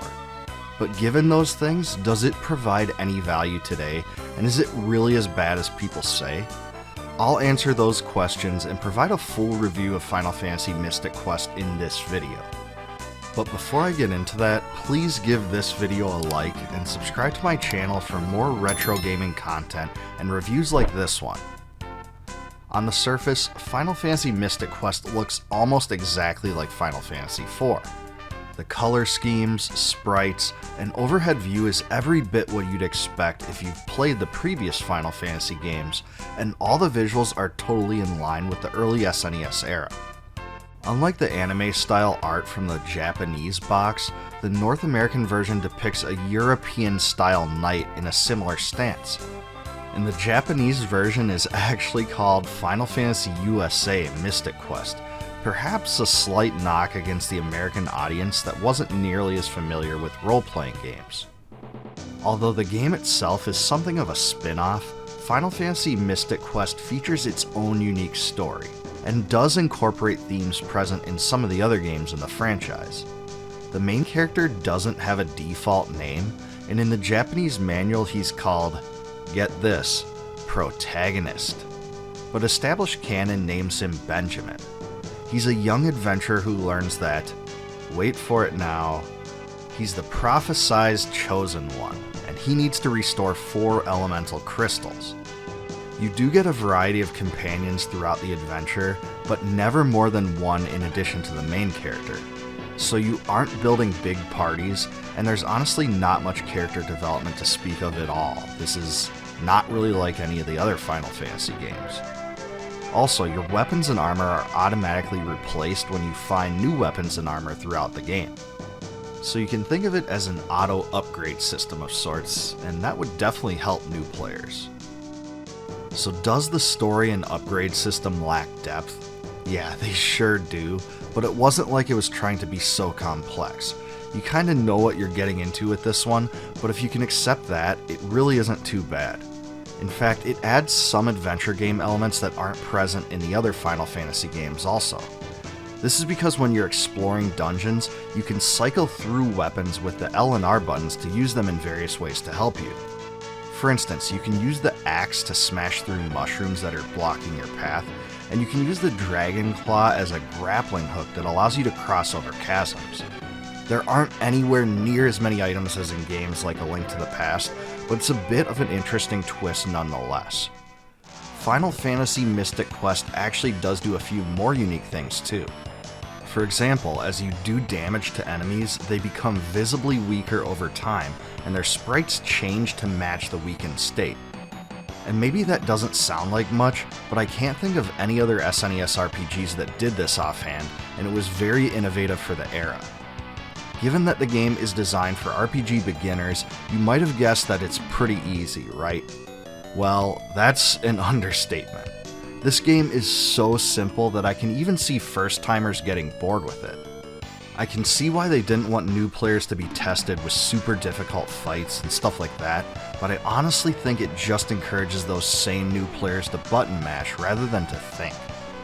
This game is really short too, and can be beaten in 15 hours or so on a casual playthrough. The most redeeming part of Final Fantasy Mystic Quest is definitely the soundtrack. You might be surprised to know that Ryuji Sasai served as the composer rather than series legend Nobuo Uematsu, but the quality of these tracks is still very high. Several of them are ridiculously memorable, and the score blows most games from 1992 completely out of the water. There are only 27 songs, but that number still works well because the game is pretty short anyway, so you won't hear too much stuff being overused or repeated outside of the battle themes. So yeah, if you're a seasoned and experienced RPG fanatic, Final Fantasy Mystic Quest probably isn't the game for you. The story is dull, the gameplay is way too easy, and the item upgrade system doesn't give you the power to make any choices whatsoever. If you played all the great classics from the genre except for this one, you probably aren't missing much, but it's still part of the Final Fantasy legacy nevertheless. I'd recommend this game to players wanting an entry-level retro RPG, but that's it.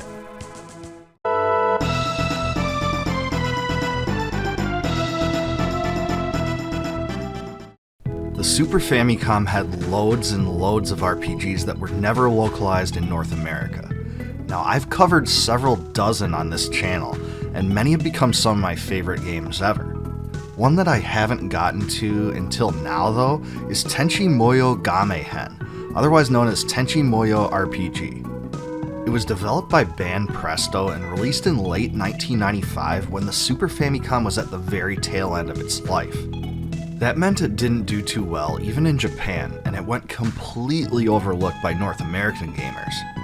Thankfully, an updated full translation for the game was released in 2009, giving all of us who missed out on it back then another chance. And just like games like Far East of Eden Zero, Emerald Dragon, Energy Breaker, and others in the same category, it's worth doing. Tenchi Muyo Gamehen is based on the popular anime series of the same name, which follows the adventures of Tenchi, Ryoko, Eika, and others at the Masaki residence, just like on the show.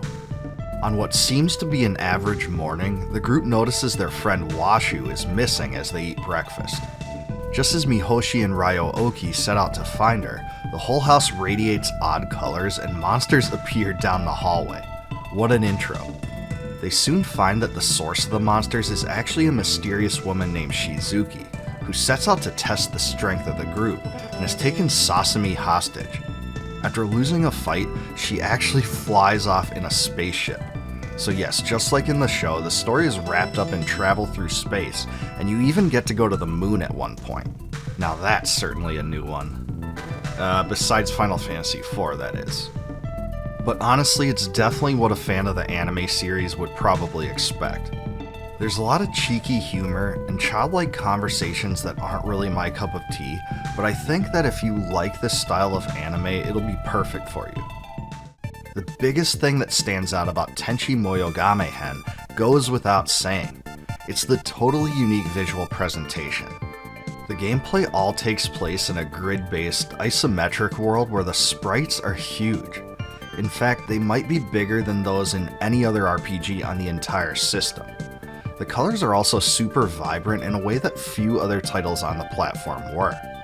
The combat animations don't live up to the graphics themselves, but the visuals were very impressive. In fact, they even put some PlayStation and Saturn games to shame if you ask me. The battles in this one play out almost exactly like they do in games like Tactics Ogre and Fire Emblem. Each unit can move and act once per turn, and proximity plays a big role in everything. For each battle, you choose 4 characters that are always pitted against 4 enemies. Your abilities each consume energy units up to a maximum of 8, and some energy is regenerated each turn. New abilities are learned at specific level thresholds, and after level 3, the characters also receive special transformation skills. The weird thing is that you don't actually gain experience points, and the typical RPG experience gain system is replaced by requirements to kill a specific number of enemies per level. I'll admit that this was really different, but it didn't bother me nearly as much as the next, much more weird fact, and that's that there aren't even any weapons, armor, or items at all. This fact makes the game a lot less thought-provoking and interesting than it really could have been, and it's simple to the extent that it will disappoint a lot of RPG fans. I'll also say that the cursor in combat is super slow and clunky. It's a huge annoyance that really doesn't hold up well. The game is honestly very short too, and you can beat it pretty easily in less than 10 hours. It doesn't pose much of a challenge either. There's a few powerful bosses that are fairly tough, but many of those don't even move, so you're able to easily counter them. The soundtrack is pretty solid though, and I really enjoyed all of its upbeat tracks. Sure, it wasn't made by any super famous RPG composer like Nobuo Uematsu or anything, but I think it perfectly captured the right spirit and feel for the game. I think it's probably the greatest strength of the game, actually. Overall, this is an RPG that you can probably skip unless you play pretty much everything else or just really like the Tenchi Muyo series. The graphics and music work really well, but underneath that veneer, the game just isn't very gripping or innovative. It's wacky thematically, but this is probably to be expected from the anime style. I'll give the English translation patch credit for being well done for what it is, but it just didn't hold my attention. Tenchi Muyo Gamehen doesn't compare to many of the great Super Famicom RPGs that weren't localized, and it's probably only worth playing for the most hardcore fans or RPG beginners.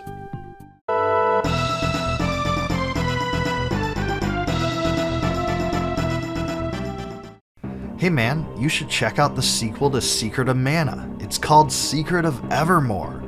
At least, that's what one of my friends told me back when this title came out. And even while I can look back now and see how someone may have believed that at the time, it's definitely not. While Secret of Evermore shamelessly uses several gameplay and user interface elements from Secret of Mana, the game is its own beast entirely. The title was unique in that it was the only Squaresoft game on the SNES that was fully created in-house in the company's studios in Washington, and it was never even released in Japan. So 6.5 months after Chrono Trigger was released, us RPG freaks were able to play Secret of Evermore for the first time in October of 1995. And let's just say, the game has become one of Squaresoft's most polarizing games ever. And in this video, I'll explain why and give you a full overview of the game. But before I do so, please like this video and subscribe to my channel for more retro gaming and classic RPG content. Several things about Secret of Evermore are totally unique, but one of the most recognizable is the story. This one has you playing as an unnamed boy from Padunk, a normal town in the US. As he leaves a movie theater, his dog begins chasing a cat down the street and into a mysterious mansion. Inside, the two find a secret laboratory with a mechanical device. The hero's dog chews on the wires, which charges them both with electricity and sends them to Evermore. There, a shadowy figure named Carltron hurries the hero past a professor doing experiments and through a gate. After fighting off some enemies with a bazooka, the hero falls down a hole and into an escape hatch with his dog, and the two are launched on a ship, and they crash land into a prehistoric region. From there, the two set out to find their way back home and venture through various unique regions to do so. It's certainly a wacky premise that stands out from almost everything on the system, and it incorporates a heck of a lot of corniness. For instance, all throughout the game, the hero compares key storyline moments to various movies, and it's really cheesy. There is a lot of humorous dialogue and a few interesting non-player characters thrown in, but honestly there isn't much character development to speak of at all. You do eventually uncover more information about the mysterious figure and professor you ran into at the beginning, and learn about the origins of Evermore though. Combat plays out almost exactly like Secret of Mana. It uses an action-oriented combat system where you have a charge meter at the bottom of the screen, and if you strike enemies before it's charged up, you'll do suboptimal damage. Just like that game too, there are a variety of weapons to gather as well, and you can level the weapons up as well as your dog skill. Each weapon and dog skill requires 256 experience points to advance to the next level, and the max level is 3. So once you obtain level 2 or 3, you can also charge your weapon up to do more powerful hits when a charged hit is used. Casting spells themselves is a lot like Secret of Mana as well, but the spell mechanics are actually a lot different. Secret of Evermore uses alchemy, where each spell requires a special formula obtained from alchemists that are scattered throughout the adventure. Instead of magic points, alchemy formulas require various parts and ingredients, like wax, clay, and limestone, all of which can be found throughout the world. Your dog actually even helps you find these ingredients through a distinct animation that has him sniffing around and wandering over to places where ingredients are. So when the dog does that and the hero searches the area, you'll find them. Alchemy formulas also increase in level upon repeated use. And and I just have to say, I think alchemy is Secret of Evermore's biggest bright spot. This was a fun system that combined item gathering with advancement to create an innovative magic system. I found that the discovery process of finding the most useful formulas and leveling them up to beat the game's challenges was really enjoyable. And speaking of the game's challenges, I thought the bosses were pretty well designed and some of them have pretty impressive graphics and animations. Probably the best is this one, which is called Thrax, which is just really freaking cool and it was used in the game's cover and for its marketing. But there's more where that came from too, and all of them were big encounters that pose a significant challenge and stand out even more than bosses in turn-based RPGs do. The game's music incorporates a few tunes with interesting melodies, but overall, it adopts much more of an ambient approach compared to Squaresoft's other games. This certainly makes it a bit unique, and some people have expressed that they love it for this reason. It was also composed by Jeremy Soule, who went on to produce all sorts of wildly popular video game soundtracks like Dungeon Siege, Baldur's Gate, and Elder Scrolls. It'll definitely be a change of pace to you if you're used to stuff by Nobuo Uematsu and Yasunori Mitsuda. Secret of Evermore definitely has its fair share of annoyances though, and I think there are two in particular. Number one is that there's a mandatory marketplace area in Nobilia where you have 15 minutes to exchange a series of different items to gain special equipment, but the game doesn't make clear what your goal is and you can't just skip this segment. So you just end up having to sit there and wander around if you don't know what's going on. Secondly, the hit detection in this game just flat out sucks. Sometimes you'll be striking right at enemies and no hit goes off, and that's so frustrating. Sometimes it almost seems random when it comes to whether a hit will land or not, and that's a pretty big issue. Secret of Evermore definitely got its fair share of marketing when it came out. Just check out this commercial.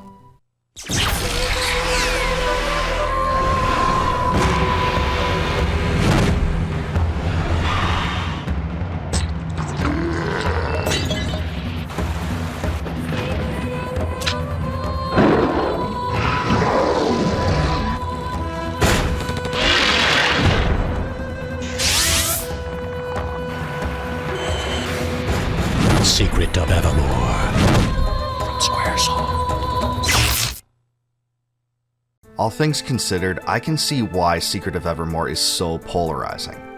On the one hand, it incorporates some really solid gameplay mechanics, especially the weapon advancement and alchemy systems, with a pretty unique story and solid music. And it's also easy to play because a lot of people who've played Secret of Mana will be familiar with its ring interface system.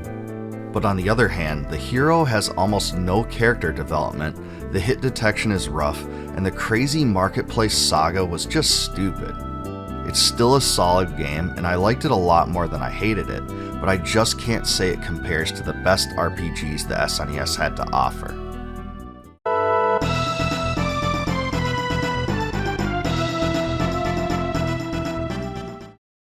If you're a big RPG fan like me, chances are high that you already know a lot about the Star Ocean series. You probably played Star Ocean: The Second Story, Star Ocean Till the End of Time, and Star Ocean: The Last Hope. But chances are also high that you haven't played Star Ocean Blue Sphere. This is because Star Ocean Blue Sphere was released on the Game Boy Color exclusively in Japan, and it was never translated or localized for North American or European audiences. According to reports, this was because Enix no longer wanted to publish games for the dying Game Boy Color at the tail end of its life cycle, and they didn't want to devote resources to port the game to the Game Boy Advance, which was new at the time. And even though the title was a lot different than the other Star Ocean games, it's really gone unnoticed and overlooked by the fanbase. In this video, I'm going to explain why that's the case and give you all my thoughts and impressions on Star Ocean Blue Sphere. The good, the bad, and the ugly. Before I dive into all that though, please like this video and subscribe to my channel for more retro gaming content and classic RPG reviews. So you probably noticed that I told you that Star Ocean Blue Sphere wasn't localized or translated, even though I'm clearly including video of the game with English text. So are you calling me a liar? Well, if you were, I guess you're right because I kind of am. The title was never officially localized, but it was translated in unofficial capacity by the good folks at List Translations, and the footage here comes from that version. As usual, I'll include a link to the patch in the description below if you want to give it a try. Star Ocean Blue Sphere actually served as the direct sequel to Star Ocean II story for the PlayStation, and takes place 2 years after the events in that one. And this is pretty evident from the get-go because you recruit and play as the same exact characters. When you fire up the game, the squad is searching for Ernest and Opera, who sent out an SOS signal after their ship crashes on a planet called Edifice. As the party goes looking for them though, they're sucked into the atmosphere of the planet and crash land themselves, so they decide to explore on foot. Also, they all hope Claude and Rena will eventually come to rescue them, so you don't start out with either of them. As you get going with the gameplay, you're allowed to choose any party of 3 characters to form your party, but the other 2 characters aren't very important because they'll be AI controlled. I recommend picking Dias or Ashton as your main character because both are very powerful close combat fighters. Unlike the other Star Ocean games, enemies actually appear on the screen and you get into battle when you run into them. There is movement in combat like all the other games in the series, but it actually plays out much more like a Tales game than a Star Ocean game. And this is because the movement is really confined to a 2-dimensional left-right style rather than the series' traditional 3D approach. Game Boy Color hardware limitations are clearly seen here. To do regular attacks you press A, but you can string together combos if you continue to press A just as you land attacks. It's kind of like Super Mario RPG in this way, and supposedly you can get combos of up to 99 hits if you're good enough. I never was though. Another interesting thing is that the enemies have several health bars that represent different body parts, and this is new for the franchise as well. When you defeat the individual body parts, it disables the enemies in certain ways. For example, some enemies will be unable to perform certain attacks against you when this occurs.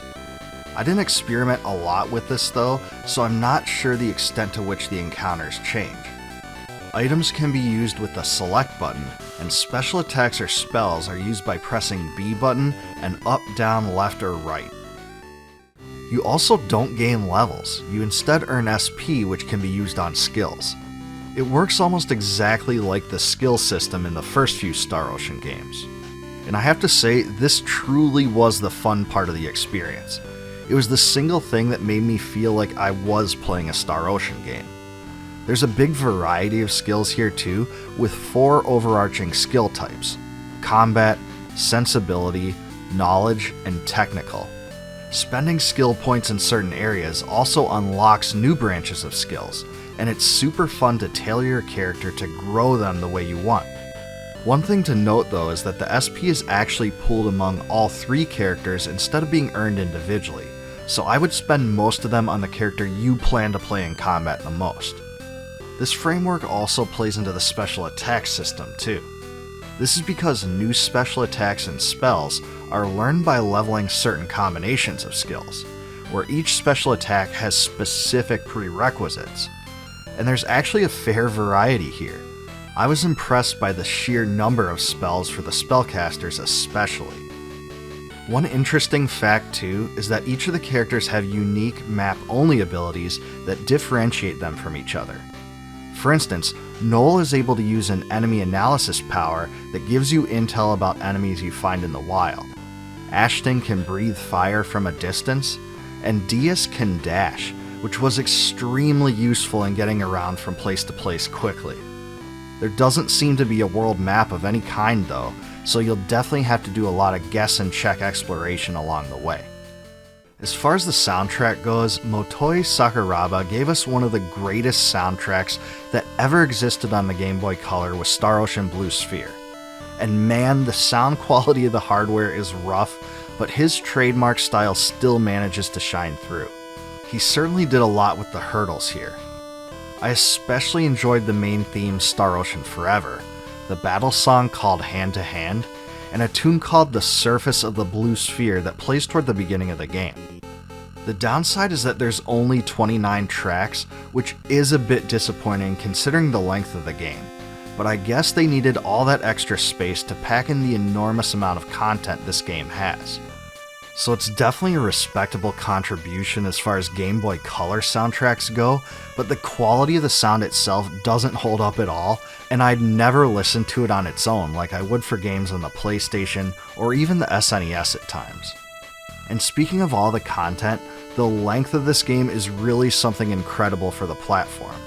A complete playthrough will take you over 20 hours, which is almost unheard of when it comes to Game Boy Color standards. I have to admit I found most of the game very easy though. There were some hard-hitting enemies that you have to dodge a lot of attacks from, but a lot of it comes down to button mashing and stringing together combos that don't even allow your adversaries the chance to hit you. Unfortunately for us Star Ocean freaks, I don't think that Star Ocean Blue Sphere meets the expectations that fans had for it. Tri-Ace tried to pack a grandiose experience into a cartridge that really couldn't handle everything they wanted it to do.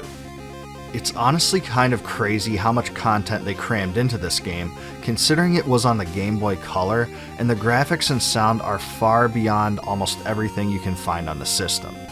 I thought the skills system and exploration is a lot of fun, but the gameplay just isn't as enjoyable as the other games in the series. It really gets monotonous at times. So if you're a Star Ocean purist, I think you'll like Blue Sphere more than most, but people that don't like it as much can probably leave this one fade into the shadows of RPG obscurity.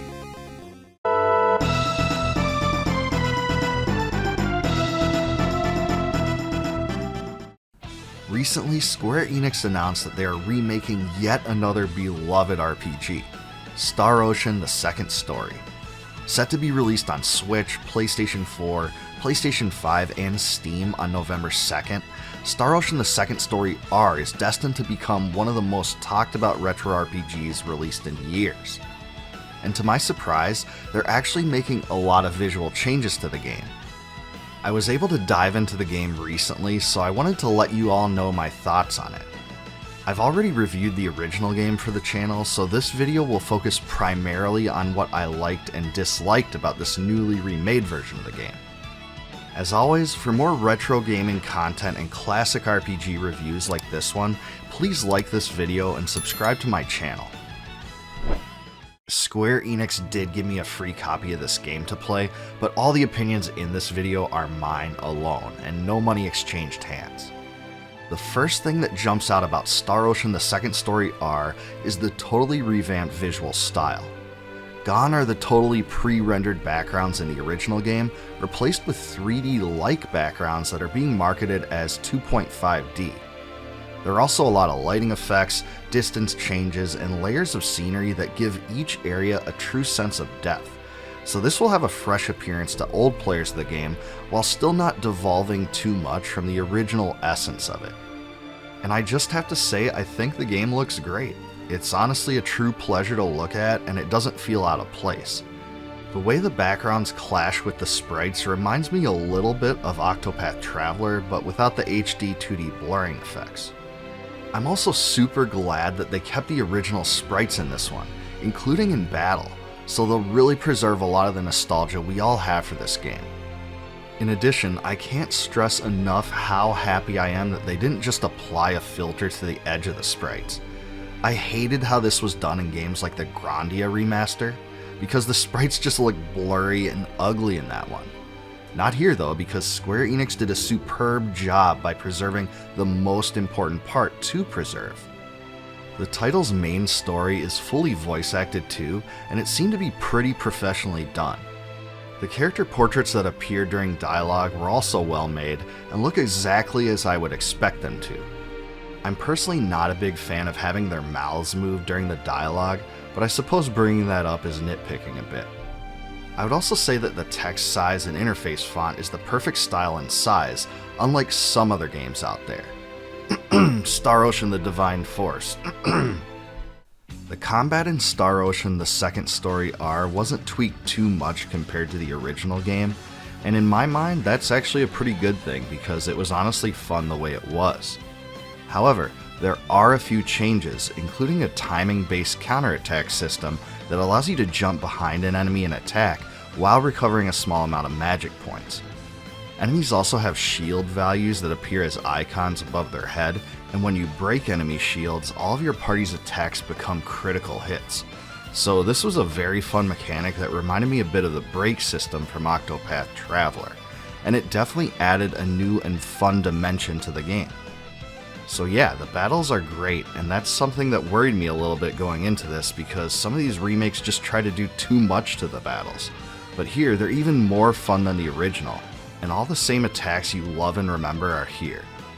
The best part of the whole experience is that while they added a few new dynamics to make combat more interesting, the combat itself still preserves the original feel.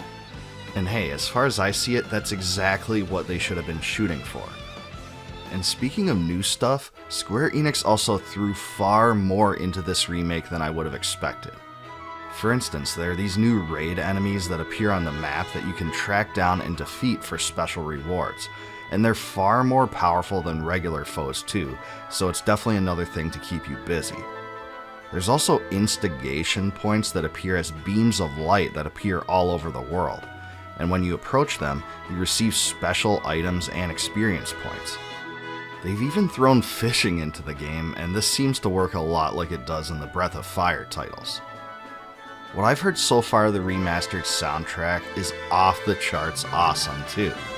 They're the same songs you remember, all arranged by original composer Motoi Sakuraba himself, and remastered with a live orchestra. So these tunes weren't simply remastered, they were fully remade. And if that wasn't enough, there's even some new songs he created for this game as well. I haven't heard those yet, but I'm certainly excited to. I haven't played completely through the game yet, but Star Ocean the Second Story R seems to be, in many ways, the ideal remake for retro RPG fans like myself. Square Enix simply didn't skimp out on anything here. They added some new combat mechanics that are fun, an awesome graphical overhaul that makes the world feel so much bigger, quite a bit of bonus content, and even new songs. So yes, in my mind, this was remade perfectly for the style of game it was, just like Live Alive was. This was because they didn't try to reinvent the wheel or revolutionize the game into something it wasn't or should never be. They just added good changes but kept the spirit of the original game the same. So much so that I hope Square Enix decides to remake games like Bahamut Lagoon and Treasure of the Rudras in a similar fashion. So yeah, this is definitely the best way to play Star Ocean the Second Story, so forget about the original and PSP versions from here on out.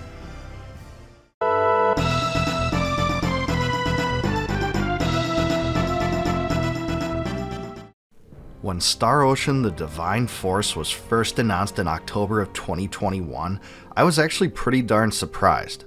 And that's because the previous title in the franchise, Integrity and Faithlessness, was widely viewed as a flop, and it was tough times for developer Tri-Ace afterward. For a while, it wasn't even clear whether the company would shelve the series for good or not. But now that it's been out for a while, I thought I'd give Star Ocean the Divine Force a true try and see if it managed to capture some of the essence of the old Star Ocean games, and if it truly represented a step forward for the series. In this video, I'm going to give you my impressions of just about every aspect of the game, which is now out for PS4, PS5, Steam, and Xbox platforms. But before I do that, please like this video and subscribe to my channel for more retro gaming and RPG content.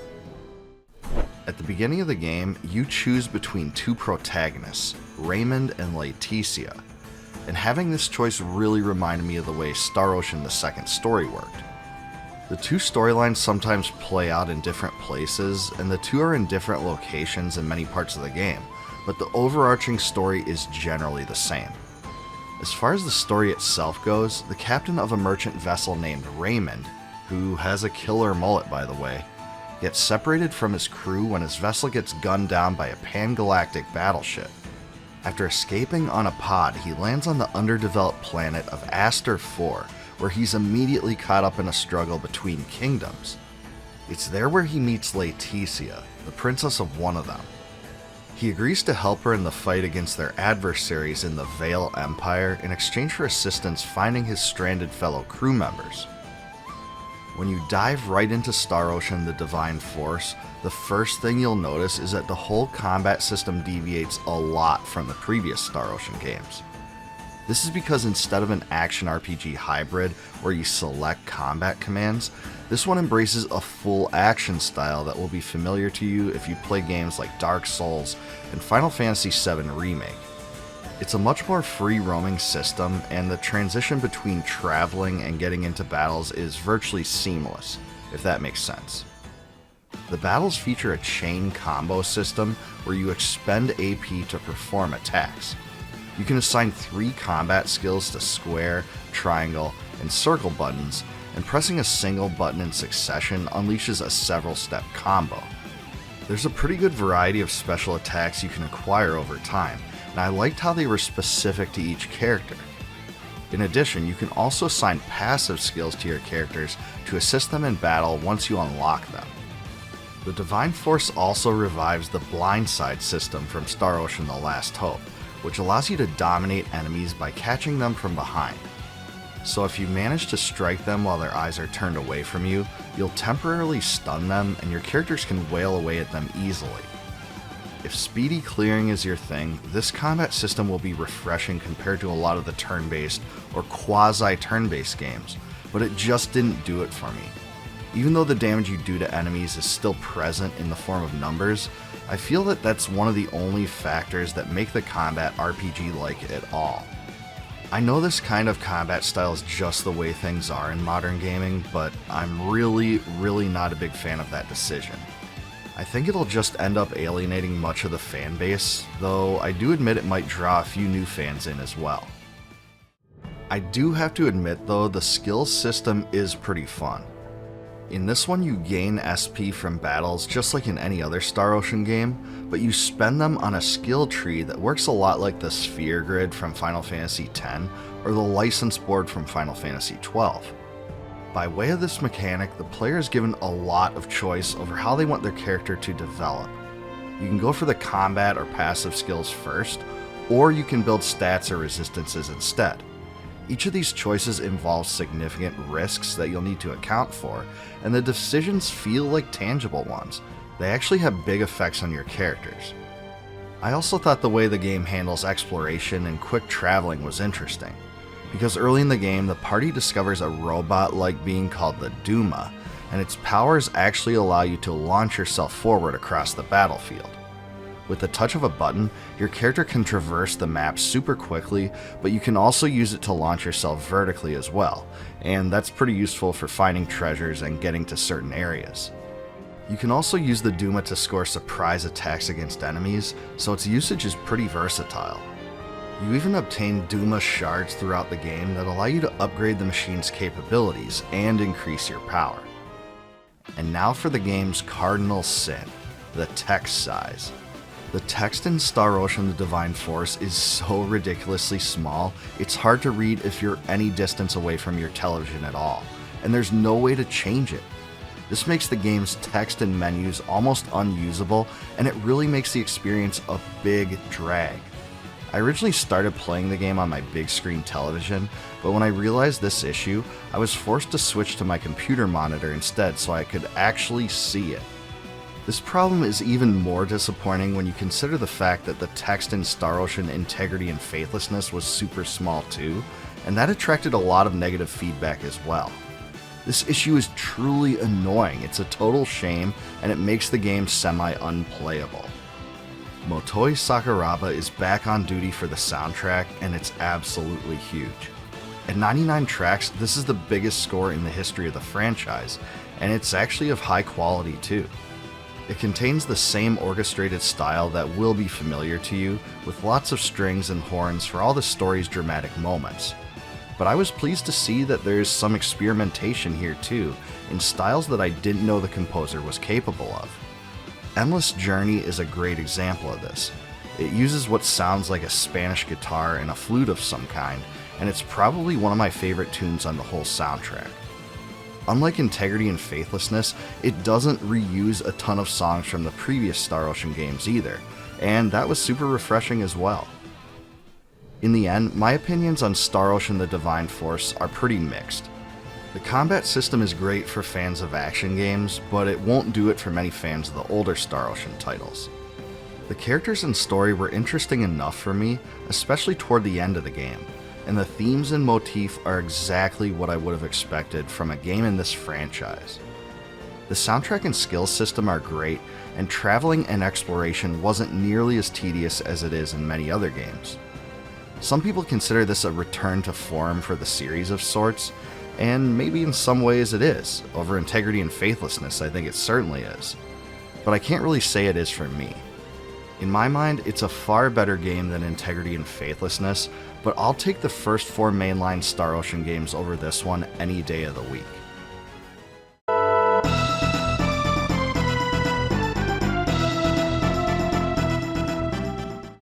The 1990s was a time when strategy RPGs dominated the console landscape. However, real-time strategy games that were super popular on the PC at the time, like Total Annihilation, Warcraft II, and Command & Conquer, were almost nowhere to be found in the console universe. One exception to this was Hanjuku Hero, A Sekaiyu Hanjuku Nare, or Hanjuku Hero Let the World Become Soft-Boiled. It was a Squaresoft game released on the Super Famicom in Japan in 1992.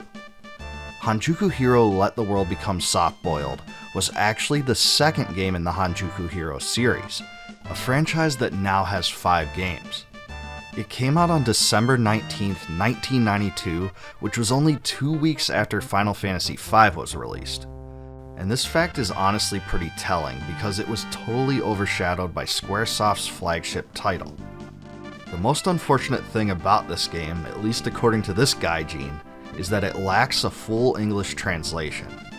All the translated versions, such as the one in the footage playing now, is part of an incomplete package that localizes only the bare minimum text and leaves everything else untranslated. I'll leave a link to the one I'm using in the description below, but as I said, it's pretty rough and it doesn't exactly help that much. The basic premise of Hanjuku Hero Let the World Become Soft-Boiled involves controlling units on a map in real time. Your goal is to use your shogun, the top commander, to capture fortresses and complete objectives. The overworld gameplay actually functions a lot like the Ogre battle games, but when you clash with units you transition into a turn-based encounter. And let's just say, they're pretty darn silly. I mean, look at this, it's insane. Your units and the opponent's units basically launch their bodies at each other over and over and bounce off each other like they're running into a balloon or something. After you complete enough objectives, there are also boss encounters where you do get to provide individual menu commands, and these are the most intense. There are also cards you can use in this game to give you an advantage in battle, so you may think this title ripped off Ogre Battle. But actually, this came out 4 months before Ogre Battle. You can carry up to 3 cards at a time, and you can obtain them in castles, along with soldiers for the army. In addition, you can also acquire eggs that hatch into powerful summon monsters that allow you to defeat the bosses, and this is pretty cool too.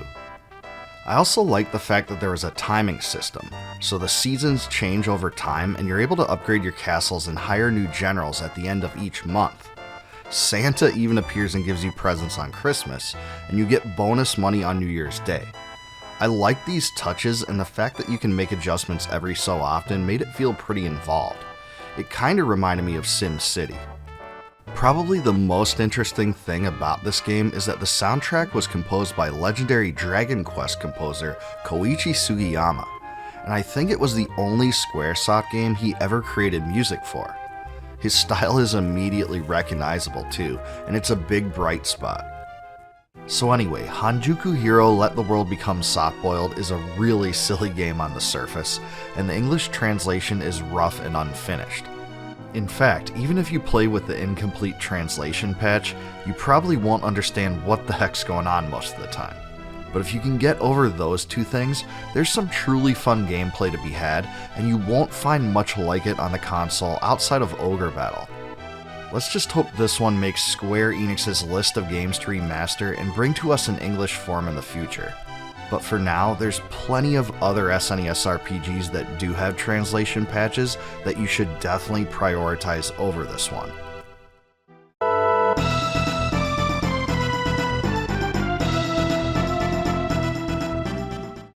The Sony PlayStation birthed a lot of RPGs, many of which flew under the radar compared to their much more popular counterparts.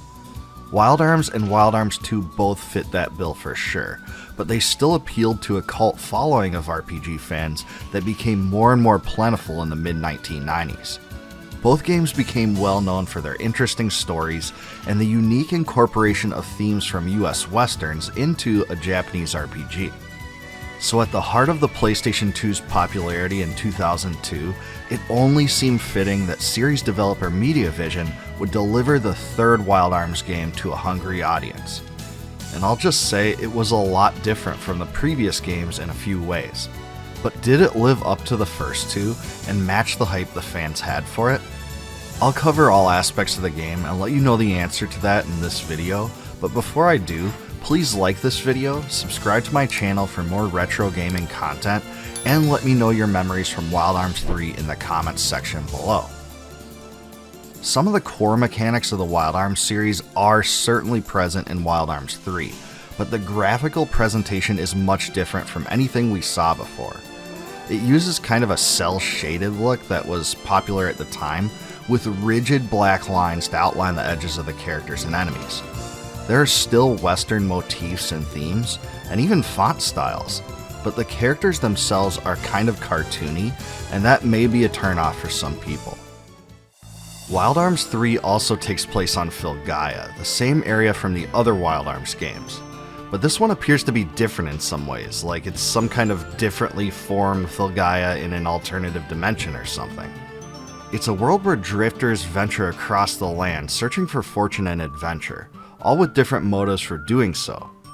You start out as Virginia, a drifter upon a train who searches for her long-lost father. Out of sheer curiosity, she defies the crew's warnings and goes to an off-limits room. As she sees a mysterious light coming out of a chest inside, 3 other drifters break into the room, all with their weaponry ready to fire upon each other. They turn out to be Jet, Clive, and Gallows, 3 other drifters, and here's where you're able to choose between all 4. So just like the first 2 Wild Arms games, you then have to complete each character's prologue before moving on in the game, with each taking place before the train encounter. Jet is a boy suffering from amnesia, Clive is a trained bounty hunter tormented by his past, and Gallows attempts to live as a drifter rather than to follow in his family's priestly bloodline. Much of the story revolves around a feud with Janus, another drifter, and his gang of lackeys who aspire to take the mysterious treasure for themselves. But it's also about discovering the secrets of the world and the characters' pasts. The game honestly does a very good job of having the feel of what I would expect from any Wild Arms game, so thematically it won't seem like a big departure from the earlier ones. Combat, however, has been reinvented. It's a whole new animal here. First of all, your characters actually run around on the battlefield now rather than standing in a straight line. However, this doesn't seem to affect anything other than style, and there's no area-dependent spells or anything like that. In this one, you have the option of standard attacks, force abilities, and magic skills. The standard attack needs no explanation, as it's pretty standard in all RPGs. The force abilities expend force points, or FP, which are acquired after hitting enemies or getting hit yourself, and this mechanic functions kind of like a rage or limit break system. Magic skills are also dependent on FP, but casting them doesn't expend FP itself. They just require you to have a particular threshold for usage. Unlike the first 2 games, all characters are equipped with arms, which can be upgraded up to 15 times each, and all characters can also cast magic skills. Instead of crest graphs, your characters learn magic through guardians, deity-like beings that you equip onto individual characters. The guardians determine which spells that character can use. Each character has 3 guardian slots, but there are no weapons and armor in Wild Arms 3, which really threw me off at first. Instead, you equip the guardians themselves with items that give various benefits, including unlocking skills or giving status immunities. The only downside is that if you unequip items from guardians, that item is permanently lost in the process.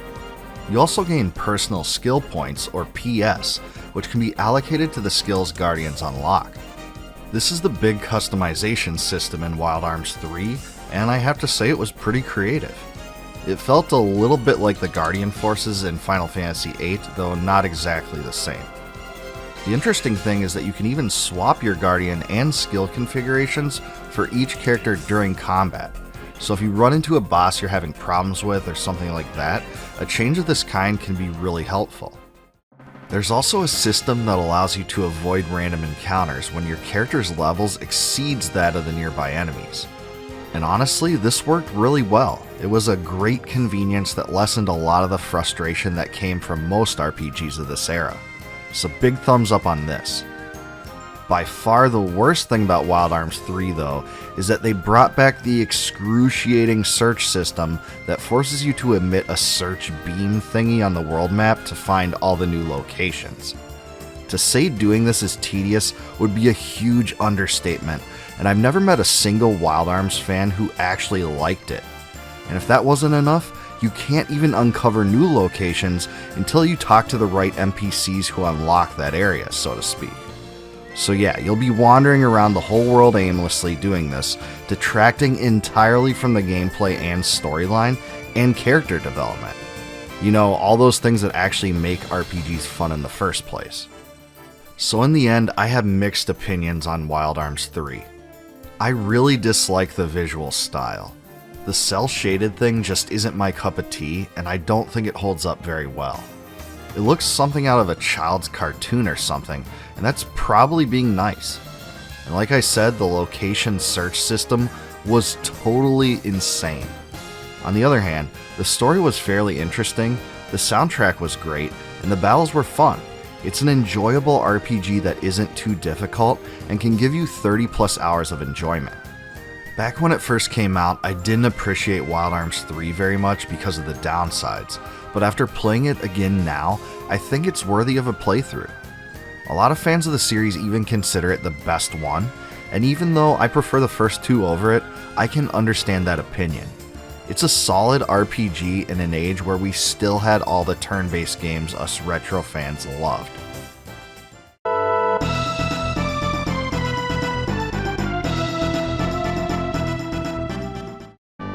Back in the mid-1990s, Squaresoft and Enix were the lead publishers of RPGs in the console gaming world.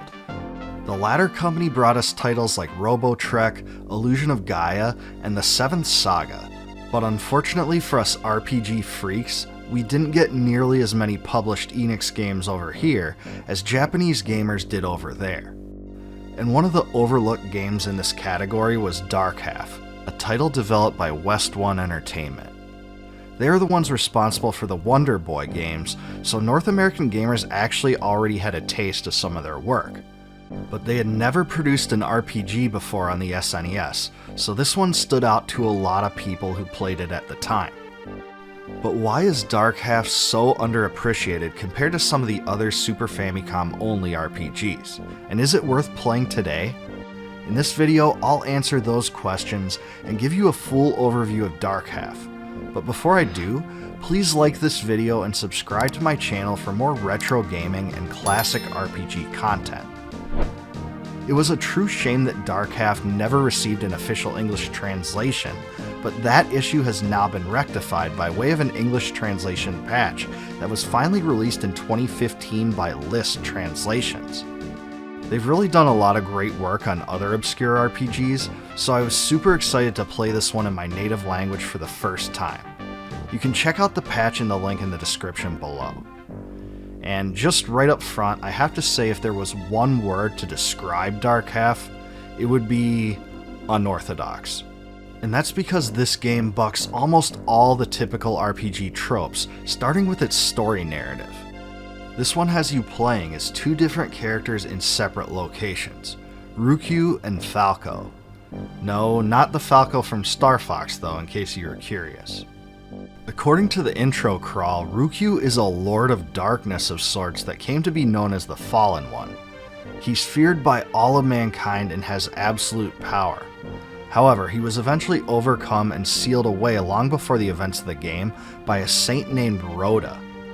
Many years pass and a heroic figure named Falco is born. At the very beginning of the game, he and his brother Jose head into a cave to stop the return of a dark force called the Demon King. However, the two fail to accomplish this task, and the Demon King is reincarnated as Ryukyu in a new form. The story takes off from there, and you actually play in chapters that alternate between Falco and Ryukyu. And the cool thing about this is that each character has specific, incompatible goals that set them apart from each other. For example, Ryukyu can literally eat the souls of the people he finds along his journey. And whatever you want to say about that, let's just be honest and say this is one unique gameplay mechanic. You even get to see your victims beg for mercy before you do this. Now that's sinister. On the flip side, Falco gathers rays of light from the victims of Ryukyu as he comes across them. And sometimes these fallen victims even fight you in battle as a corpse. And this will catch you by surprise. And that isn't the only gameplay difference between the two either. Ryukyu can recruit monsters you find in dungeons to fight for him, but they aren't directly controllable in battle, whereas Falco can recruit player characters that can be controlled. And this is a pretty big difference too, since the AI of Ryukyu's monster companions is, abysmal. On top of all this, there's a gauge called a soul meter in the upper left portion of the screen that both characters have to keep filled through these mechanics, and if it's ever depleted, it's game over no matter what. This system really encourages efficiency and really discourages you from ever going off the beaten path, because if you do, you're always running the risk of not having enough souls to get to the next area. It's definitely innovative, but I'd be lying if I said it didn't stress me out. You're just always forced to think about it, and it nags at you like a hangnail. The battles kind of combine the strategic grid style of games like Final Fantasy Tactics with some of the turn-based classics like Final Fantasy and Dragon Quest. The battlefield is grid-oriented, but the maps are much smaller than you'd find in a lot of the turn-based strategy games this era. Also, elevation doesn't play any role in this one, but your position as compared to the enemies does. The soundtrack has kind of an ambient feel, and it's super brooding and gritty. There's a lot more Ryukyu than there is Falco in this soundtrack, if that makes any sense. Lots of synthesized horns, strings, and organs in this one. The battle themes are a little quicker paced, but those do more to spook you than they do to pump you up. So this soundtrack won't overwhelm you with incredible melodies or anything like that, but it does do a good job at setting the tone, and there's a lot more atmosphere here than in other soundtracks. When I decided to make this video, one thing I knew I wanted to praise Dark Half for was its storyline narrative. It was pretty darn daring to divide an RPG between the protagonist and antagonist perspectives, and let the player play both. I actually can't think of many other RPGs that ever did that, with the sole exception being Breath of Fire 4, and that one came after this one. A typical playthrough will last you 20 hours or so, and it was great knowing that the storyline just had to be headed to a final showdown between Falco and Ryukyu. Just thinking about what would happen when the two clashed kept me intrigued the whole way, even through all the monotony of the random encounters. Besides the narrative itself, the coolest aspect of this to me was the things that you do in Ryukyu's scenario influence your experience when you get to those same locations with Falco. For instance, if Ryukyu leaves some NPCs to live, Falco can talk to them, gain information, and even special items at times. Conversely, of course, he can't do any of those things if Ryukyu kills those NPCs. The only problem with the way this approach worked is that you can find all the themes and cliches in Falco's chapters in just about every other RPG from this time. You know, stuff about a chosen one, warriors of light, and paladin stuff. But you can't find the stuff in Ryukyu's chapters anywhere else at all. And this makes the gameplay lopsided because Ryukyu is just so much more interesting to play than Falco. I mean, who wouldn't want to play as a dark, villainous demon king? Doing that's just super unique, and it makes his section stand out that much more. In the end, Dark Half is definitely worth playing, and I certainly recommend it. I'll admit that its graphics won't impress you at all, considering it came out in 1996, and there were loads of other games that blew it out of the water in that respect. but the gameplay and storyline narrative is super unique, and the battle system was pretty solid. It's just cut from a different cloth than most other RPGs from this time, and it will seem refreshing to you because of it. The sound isn't anything special, and the soul meter can be a little stressful, but overall, this is a fun game that really deserves a lot more attention than it gets today.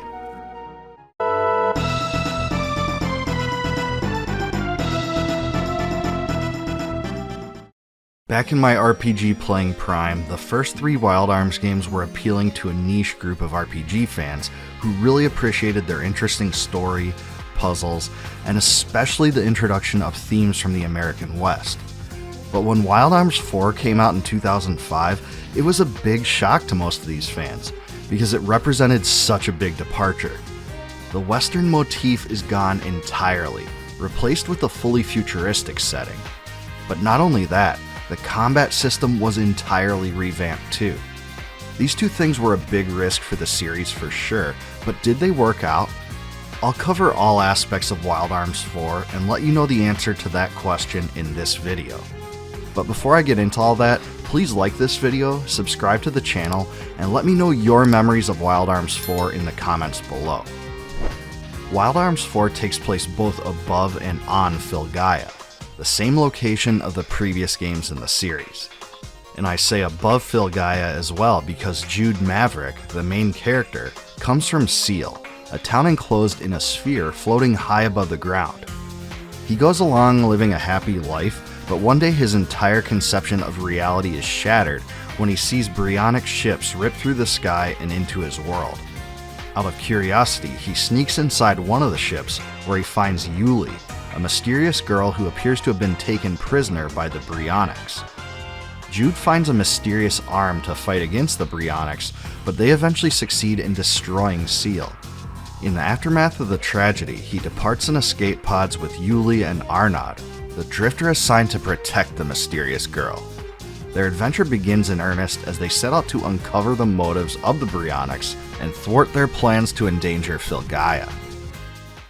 Combat is where Wild Arms 4 really did reinvent the wheel, because its hex-based battle system is definitely one of the most unique I've ever seen from a turn-based RPG. The way it works is that each battlefield is comprised of 7 hexagons, and your characters, enemies, and sometimes obstacles and objects are placed in random places. And the placement actually makes a ton of difference too. It can even determine whether the fight is even winnable in the first place. On a character's turn, you can move onto any adjacent, unoccupied hex so long as an enemy isn't on it. This means that you can join an ally on a hex as well. You can only attack enemies on an adjacent hex, and when there's multiple enemies on that hex, they all get hit by attacks. So maximizing this strategy is the key to plowing through everything. The only downside is that enemy attacks onto allied hex also hit all of your allies standing there, so you really need to plan around this possibility. Bosses also have their own unique abilities that blow the power of the normal enemies out of the water. They can do things like move out of the hex in time to evade your attacks, unleash super powerful attacks of their own, counterattack, or even do things like spawn adds. I liked how each and every boss encounter is so different. It seems like they actually put a lot of design time into this, and you really have to consider positioning for both offensive and defensive purposes. Unlike Wild Arms 3, Wild Arms 4 gives you one overarching force meter for all characters on the right side of the screen. When you gain enough FP, you can use force abilities that are specific to each character. However, you can also unlock hidden combination force abilities called combination arts at random when characters and combinations are standing in the same hex. Some combination arts involve 2 characters, others involve 3, and there are even 2 combination arts that involve all 4 characters. The combat animations for these attacks are pretty epic too, with some of them taking longer than I'd want, but they're super powerful. Each character has a specific set of abilities that they gain as they level, which is a lot more basic than the Guardian system from Wild Arms 3, but also gives each character a defined role and function. At a high level view, Jude is the quick attacker, Yuli is the healer, Arnaud is the offensive magic specialist, and Raquel is the hard-hitting powerhouse.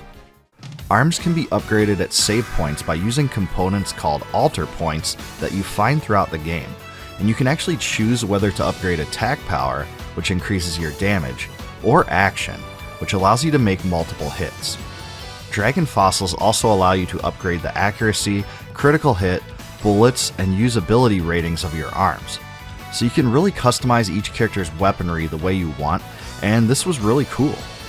The other form of customization that comes into play is the character growth chart, a system that allows you to allocate points gained through leveling into your character's power. You gain 1 point with each level up, and you can allocate points to acquire skills quicker than you would through normal leveling. This was a fun way to get the target abilities you always wanted to get, but it comes at the expense of other skills too. When you actually get to the level where the skill is normally learned, the points are refunded to you as well to reallocate into other skills. One more thing too, if the future story and revamped battle system didn't throw you off, Wild Arms 4 also incorporates the ability to both slide and jump for the first time. This means that when you're exploring the world, you'll have to do a lot of platforming, and you can fall in many places. This is a huge change from other games in the Wild Arms series, and really gave me some Tower of Babel vibes from Xenogears. It's also kind of funky how the game just transitions into this mode from the roaming 3D world. When it comes down to it, I have mixed opinions on Wild Arms 4, with some negatives and some things that genuinely impressed me. The story was an interesting concept, but there isn't much actual direction at times, and I really missed the Wild West flavor. That said, the hex-based battle system gets big creativity points, as it worked like nothing I had ever seen before and was actually fun. I didn't like the platforming because I think the game would have worked better as a traditional Wild Arms game where you use tools to solve the puzzles rather than action platforming. There isn't any world map at all, which sounds like it would kind of suck, but this means that the stupid search system from the previous Wild Arms games is out the window too. So that is a big win. I also found Raquel to be way too powerful. She is pretty slow, but her attacks are uber strong, and you can get around her speed deficiency through various buffs. Even so, the characters are fairly interesting, and the soundtrack is quality as well. It was done by the same team that did the previous games. This was the Wild Arms game that took the most risks, and some love it for that. But I think outside of the innovative combat, I would take the feel of the first 3 Wild Arms games over this one. If turn-based RPGs are your jam, you'll still want to give this one a try. Otherwise, there are several in this genre that are far better on the PlayStation 2.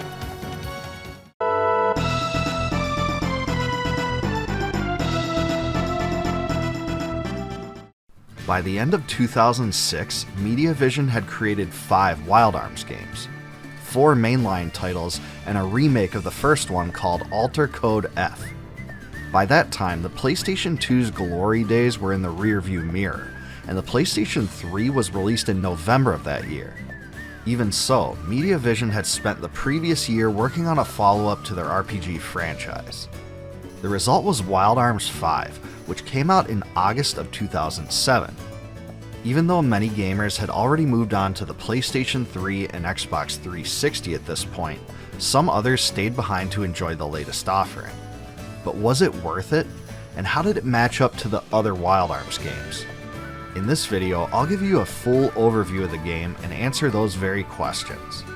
Before I get into all that though, please like this video, subscribe to my channel, and let me know your memories from Wild Arms 5 in the comments section below.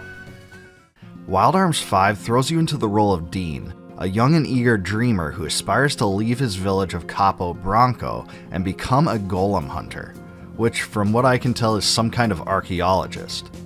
When he ventures into the mountains with his friend Rebecca, the two see a giant golem arm fall from the sky and into a cave. Inside, they find the hand clutching a mysterious woman who has amnesia.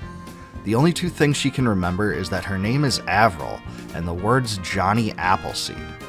The 2 arms Avril was holding are given to Dean and Rebecca, who decide to solve the mysteries of Avril's past. The adventure basically takes off from there, and in the process of it, you'll find 6 total playable characters, each with their own backstories that fit pretty well into the Wild Arms 5 universe. And those drifters wandering around, yeah, they're still here and in this one too. There are also several other recurring themes from the other Wild Arms games, such as the setting in Filgaia, the existence of ancient weaponry called arms, and the Guardians. But outside of those things, the story is distinct enough as well so as not to feel like a complete rehash. There were a few things about the Varuni government storyline in particular that surprised me in a good way, so I'll give it props for that. In a lot of ways, Wild Arms V looks and feels like a direct sequel to Wild Arms IV, and indeed, many of the gameplay mechanics closely match those of its predecessor. The most obvious one I think is the combat, which is largely carried over from Wild Arms IV. On the surface, it looks nearly exactly the same as it did there, but it actually represents a pretty big evolution of it. This is because in Wild Arms V, your characters can only be placed in hexagons, and each one holds a maximum of 3. Sharing a hexagon with another character not only allows for special combo attacks, but also provides different elemental effects. For instance, if you move into a hexagon with poison, your character will suffer from it. But if they move out of that hexagon and into another, you won't carry that ailment with you. In addition, characters and enemies can both move and take an action in the same turn, and attacks target everything within a hex rather than individual characters or enemies. And if all those changes didn't confuse you yet, each character's hit points are now completely filled after each battle. There are a few other differences too, such as battle parties of 3 rather than 4, but the experience is pretty similar overall, and improved in my opinion. The dungeons are filled with platforming elements that we first saw brought into the series in Wild Arms 4, but this one also adds more puzzles as well. You'll have to do things like push blocks around, hit switches in the right order, and even use your arms to shoot out orbs and other objects. Not only are the puzzles more imaginative here, they're also fun, and each dungeon has unique ones. There's something to be said for that. Series composer Michiku Naruke was still at Mediavision while Wild Arms V was developed, but she was assigned to other projects and never made any contributions to the game. The soundtrack of Wild Arms V brings back Masato Kouda, who had worked on previous Wild Arms games, along with Noriyasu Agamatsu, a newcomer to the series. And despite the change in personnel, I actually think this is the best soundtrack in the series since the first game. That's because it brings back a lot of the whistling sounds and western flavor that really made the first title special. In the end, Wild Arms V is a step up from Wild Arms 4. I like most of the changes to the combat system, and having your hit points refilled after each battle was a nice touch that streamlined the gameplay. I guess you could say it also trivialized some of the game too, especially at the beginning, but it's still a change that's held up well over time. The story was well constructed, and the characters are more lovable than they were in Wild Arms 4 as well. I still can't quite recommend Wild Arms 5 over the first 2 Wild Arms games, but it still represents the franchise well and is packed with great lore.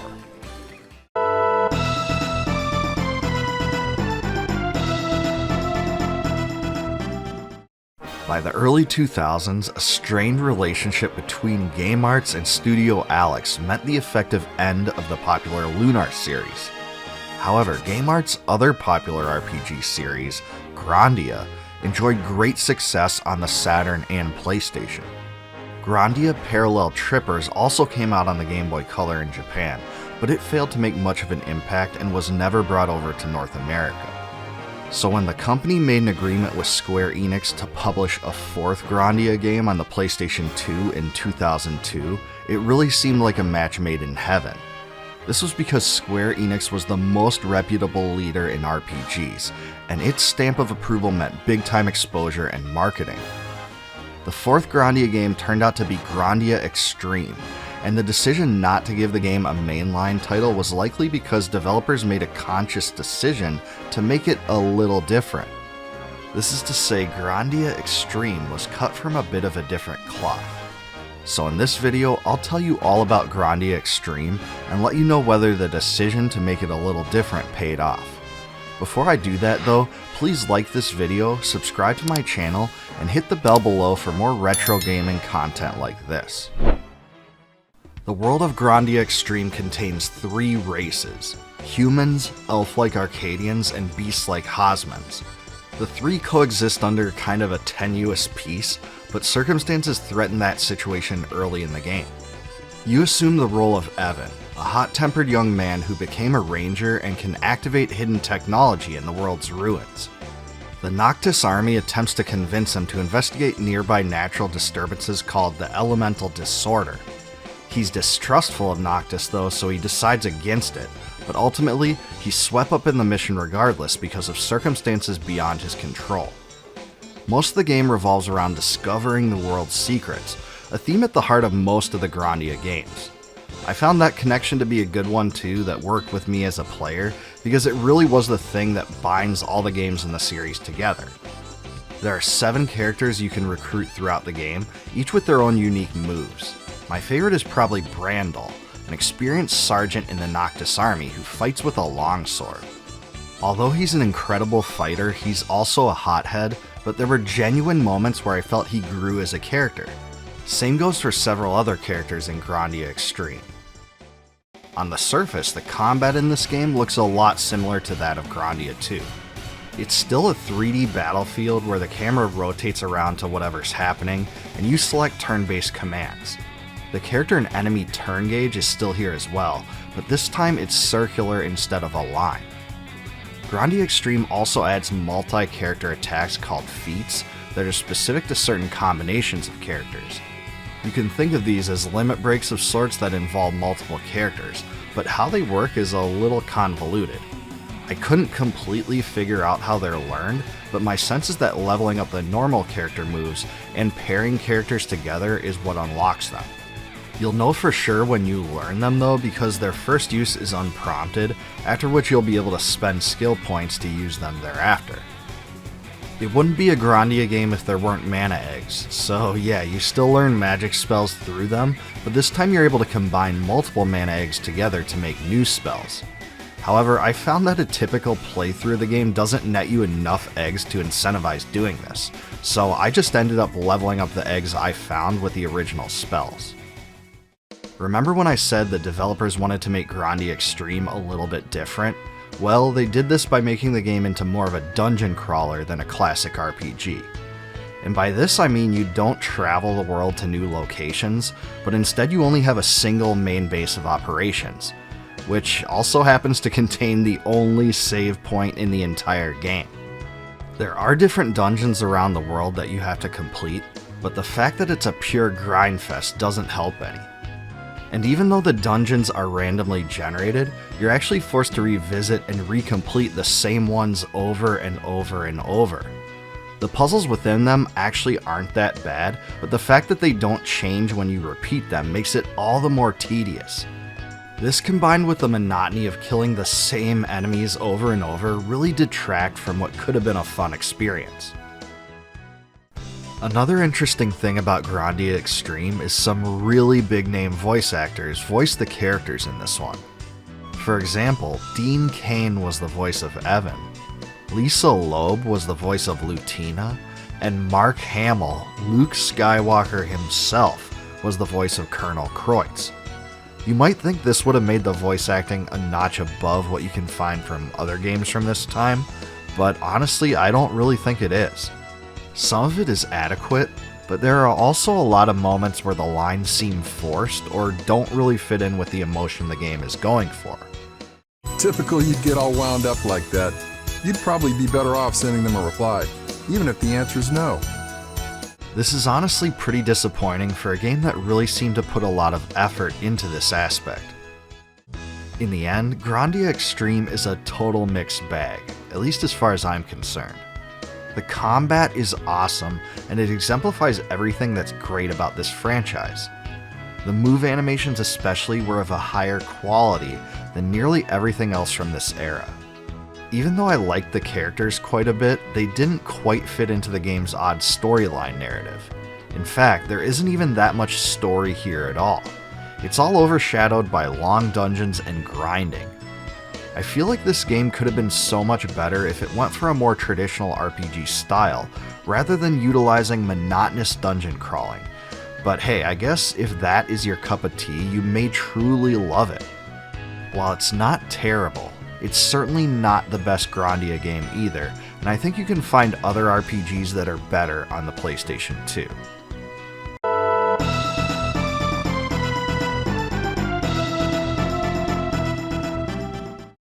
Of all the RPGs released at the tail end of the PlayStation's dominance in the console gaming market, none have gone as underappreciated as The Legend of Dragoon.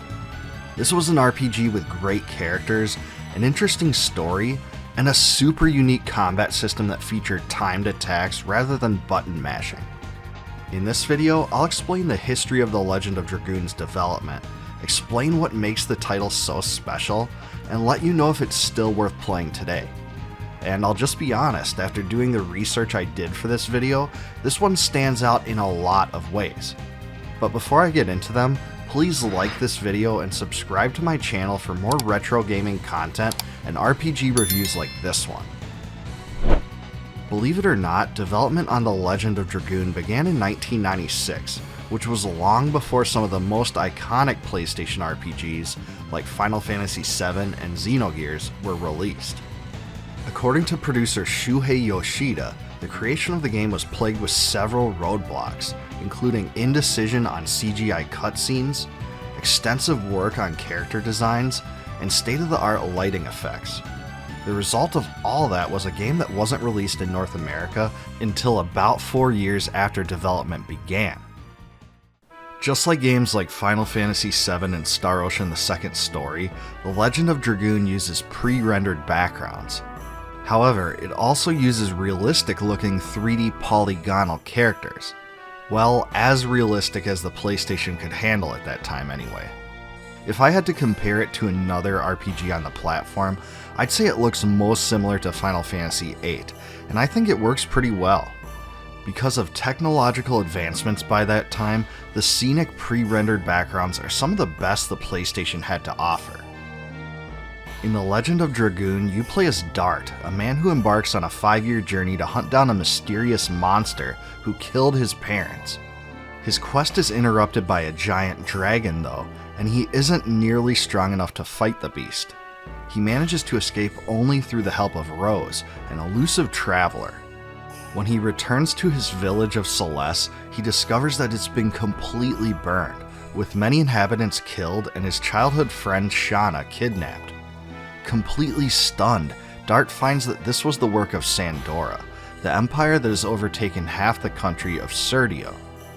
He then vows to seek revenge and rescue his friend, and learns that he's the long-prophesied Chosen One that will bring light to the world of darkness.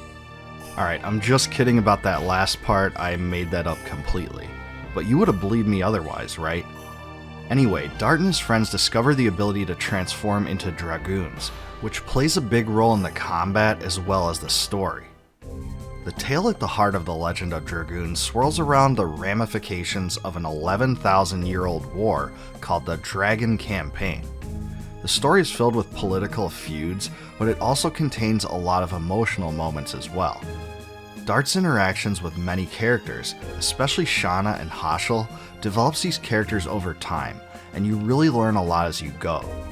There are also quite a few guest characters that join the party and help push the story forward, and that was a nice touch that brought me back to the days of Final Fantasy IV. There were a lot of things that unfold in a way that was genuinely surprising, and I was pleased to see that the game actually avoids some of the stereotypical pitfalls of other RPGs. In terms of the soundtrack, Japan Studio deliberately chose Dennis Martin, an American who had no experience making songs for video games. However, he did have experience composing for Japanese television series, and the developers thought his style would actually stick out for their RPG and make it more distinct. Martin also had the help of Japanese counterparts, and work on the sound was split between New York and Japan, which was extremely rare for 1999. I think the team generally succeeded in carving out their own style, and the score contains a lot of percussion, bass, and saxophones, all of which weren't used very often for RPGs. So if you want a soundtrack that fits into a fantasy genre, but doesn't sound exactly like Final Fantasy or Dragon Quest, I'd say this is the perfect one for you. You can have up to 3 characters in your party at one time, and battles in the Legend of Dragoon play out in a turn-based manner. However, the timed hit mechanic for regular attacks makes the combat experience more dynamic than any other PlayStation RPG I've played. When you attack, your character's animation is accompanied by a very unique looking crosshair of sorts. If you can time the attacks by hitting the X button again as the squares overlap, you do additional damage and create what's called an addition. As you level up, you get the opportunity to increase the number of additions that you get, and the timing gets a bit more challenging as well. If you time these additions correctly, the process will continue up to the max number.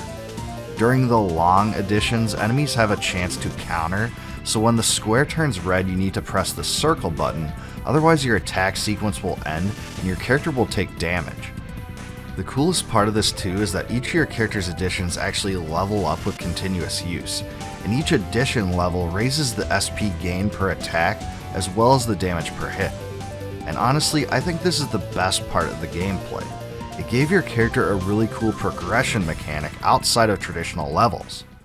Beyond that, you can even unlock special additions that are secret if you level each of a character's additions to the max, and these are super game breaking. A great goal to strive for, especially for players that feel the urge to do everything. Beyond the dynamic addition system, there are also dragon spirits that allow your characters to transform into dragoons to unleash special abilities. In order to do this, you must expend SP, and once transformed you can use attack or magic, the latter of which requires MP. These have wildly different effects, which range from healing your party to dealing huge amounts of damage to all enemies. One thing I want to note too is that the guard command in this game is far more powerful than it is in most RPGs because its use recovers 10% of the hit points of the character using it. And I thought this was a really nice touch, especially because the game limits you to only 32 total items in your inventory. In other games I almost never use defend because I'd rather be doing something else, but in this one it's actually worthwhile.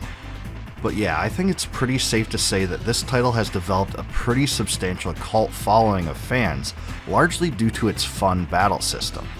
And that following still exists after all these years. Apparently, there is a sequel to Legend of Dragoon planned at one point, with work being done on a follow-up intended to be released on the PlayStation 2. However, this project never came to be. It ended up being cancelled for reasons that are murky, and those who worked on it were reassigned to other projects at Japan's studio. Despite all the good stuff, I have to admit there are a few things I don't like about The Legend of Dragoon though. For instance, it's almost impossible to level characters and additions that aren't in your 3-person party. That was a little annoying because it disincentivized you from changing the ones you begin with. But the thing I most dislike is the extremely lengthy Dragoon transformations and magic attacks. Some of them last over a minute long. You can shorten them a little bit through a menu option, but you can't skip them entirely, and that's a real drag. Overall though, The Legend of Dragoon is a great RPG and it comes highly recommended. Its best quality is its innovative battle system, which made timing and reflexes more important than any other RPG released prior, and really made it stand out at the time, I must say. It also had a pretty interesting story and characters as well. And besides all that, it has some of the best looking graphics of an RPG on the platform, especially the pre-rendered backgrounds and water effects. And sure, like I said earlier, I do think it has a few downsides, but it's a game that's really grown on me over time, and it holds up extremely well now. Let's hope it gets a remaster or a sequel someday.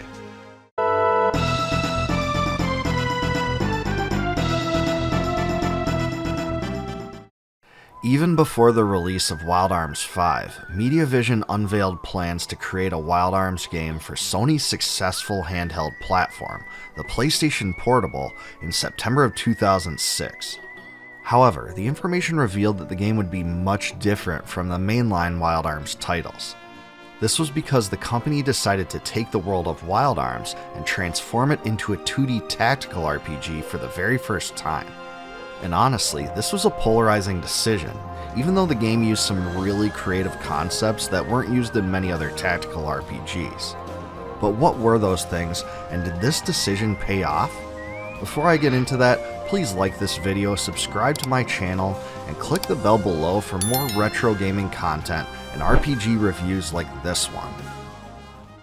Just like all the other Wild Arms games, Wild Arms XF takes place in the dying world of Filgaia, where control over the world's natural resources pits the land's kingdoms against each other. As always, the world is filled with drifters, mercenaries who travel around for profit, prestige, or to settle personal scores. The main character is Clarissa, whose mother was slain by a drifter named Rupert Dandridge 5 years before the game begins. And unlike games like Dragon Quest, she isn't a silent protagonist, so her dialogue reveals the heartfelt, dramatic, and even brutal moments of Wild Arms XF. In other words, one could say Clarissa explains it all. Wait, no, that's not the angle I was going for. I mean, yes, but no, but not in that way. Anyway, in pursuit of Rupert and her slain mother's stolen sword, Clarissa and her brother Felius sail to the kingdom of Alessius, where they immediately find themselves in the middle of a power struggle. While there, Clarissa is confused for the heir to the throne of Alessius, who is presumed to have died a year ago under mysterious circumstances. In response to this, Clarissa makes some personal choices that are, well, let's just say pretty risky, and the story takes off from there. Now, I won't spoil anything directly, but I will say that the premise at the heart of this story is super unique, and it hasn't been replicated to any extent in any RPG I've ever played. And since I played hundreds of RPGs, I was honestly pretty impressed by this fact. It's not very cliched and it works well. One thing that's really cool about Wild Arms XF is that it incorporates a lot of super unique mission objectives. For instance, in one area, you have to stay out of the line of sight of these patrolling guards while you move between shacks and free prisoners. In another, you have to defend the entrance to a specific area of the map from a group of elite guards, and allowing any of them through means defeat. And these scenarios aren't outliers either, because virtually every battle in the game has a distinct win condition like this, which is a far cry from the good old defeat all enemies over and over thing. This fact made the gameplay feel super involved, and really puts Wild Arms XF on a different level compared to other tactical RPGs. It impressed me so much, I'd go as far as to say that the level objectives are more creative than any other game of this type that I've played. Unlike most grid-based tactical RPGs, this one is arranged on a field of hexagons rather than squares, perhaps borrowing a bit from Wild Arms 4 and 5's hex-based battles. You can take advantage of this system by surrounding enemies on multiple sides, which unlocks the ability to execute multi-character formation arts that do increase damage. There's also a class system here where each class has their own unique abilities called originals. In addition to this, fights against enemies yields class skill points, or CSP, which allows your unit's class to level up and learn unique skills that are associated with that class. Using skills in battle consumes magic points, and you can't equip skills you learn onto other classes. On one hand, this makes each class feel like it forced units into a particular archetype, but it also causes Wild Arms XF to lack the customization possibilities that some other tactical RPGs offered. Either way, some of the battles are pretty difficult, and choosing the right combination of classes for your units was crucial. Wild Arms XF has a huge soundtrack of 89 tracks, which is honestly pretty spectacular for a PSP game. It was also created by a relatively large team of 5 people, including several mainstays that had been making music for the series for a long time. With so much selection and variance, it's tough to get sick of it, and the sheer volume made the tracks fit well into specific moments in the game, rather than being just repeated over and over. Frankly, Wild Arms XF blew me away in a manner I've rarely been blown away before. So much so, in fact, that I regret not playing this game back when it came out. The story uses fresh ideas, the characters are interesting, the battle win conditions are super creative, and the gameplay is fun.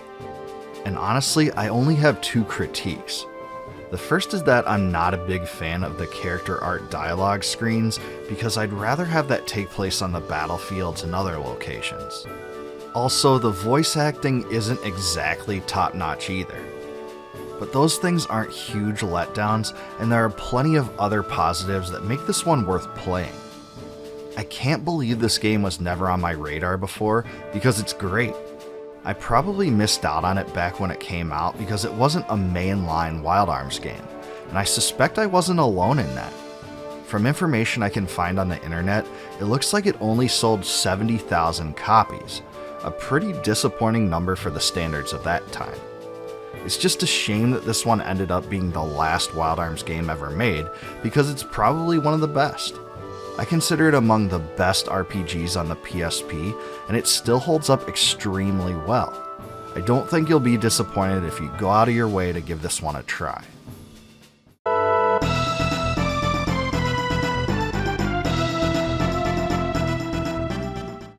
With the release of Grandia Xtreme in 2002, Game Arts tried to do something a little different by incorporating dungeon crawler elements into the franchise. But that decision was controversial, with fans totally split over whether it was a good one or not.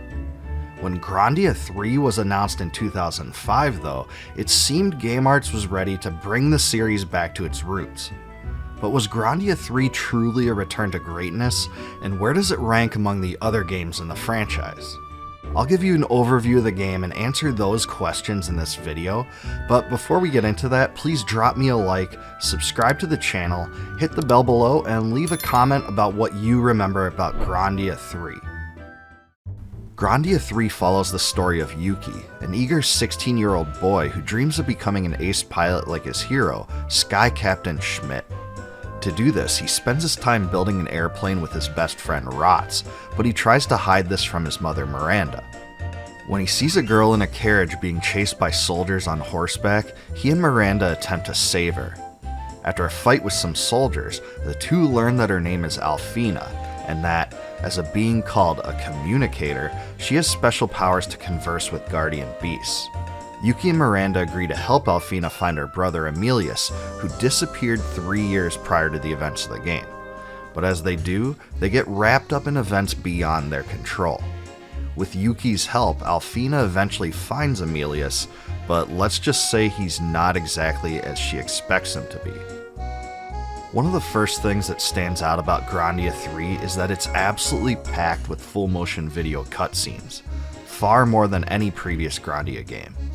And while I don't really like the art style, it did help develop the story, at least at first, because by the end of the game I was dreading them because they bored me out of my mind. Many of them go on way too long, and they don't even do a very good job of developing the characters, but I digress. The battles are exactly what you'd expect from a Grandia game, and it reuses the character and enemy turn cancellation system we've all become accustomed to.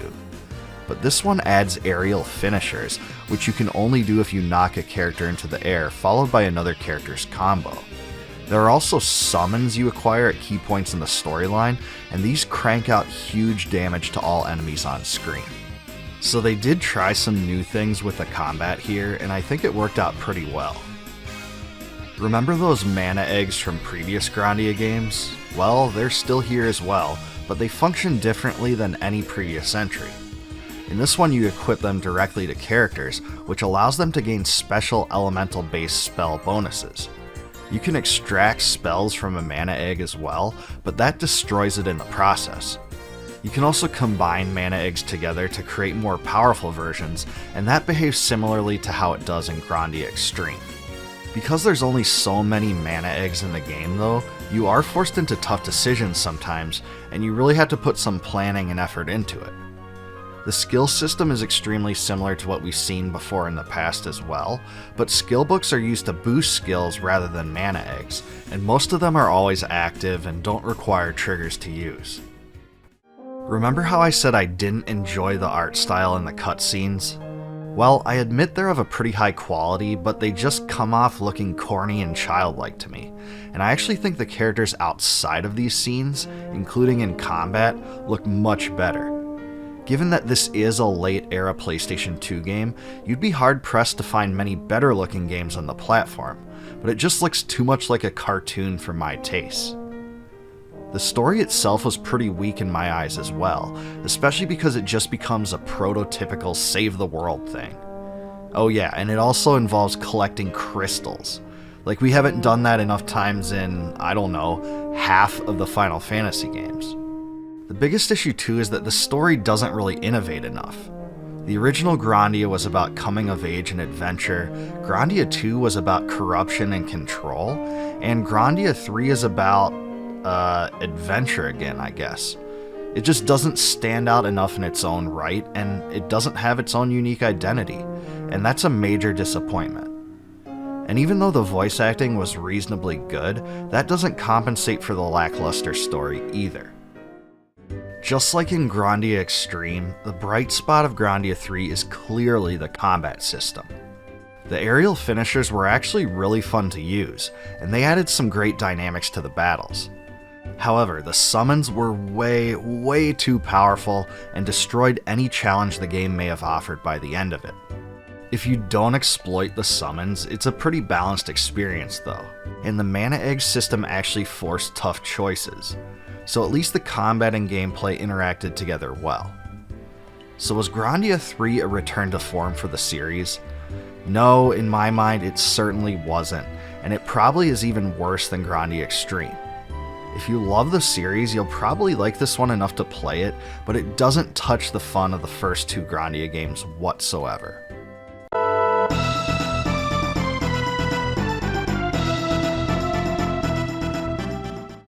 With the release of the Nintendo Entertainment System in 1985, it looked as if the console gaming market would finally be revived after the infamous video game crash of 1983. And let's just be real, one of the crucial games that helped do that was the original Legend of Zelda, a total blockbuster that is widely appreciated today. But what if I told you another open-world adventure game like The Legend of Zelda was released shortly thereafter?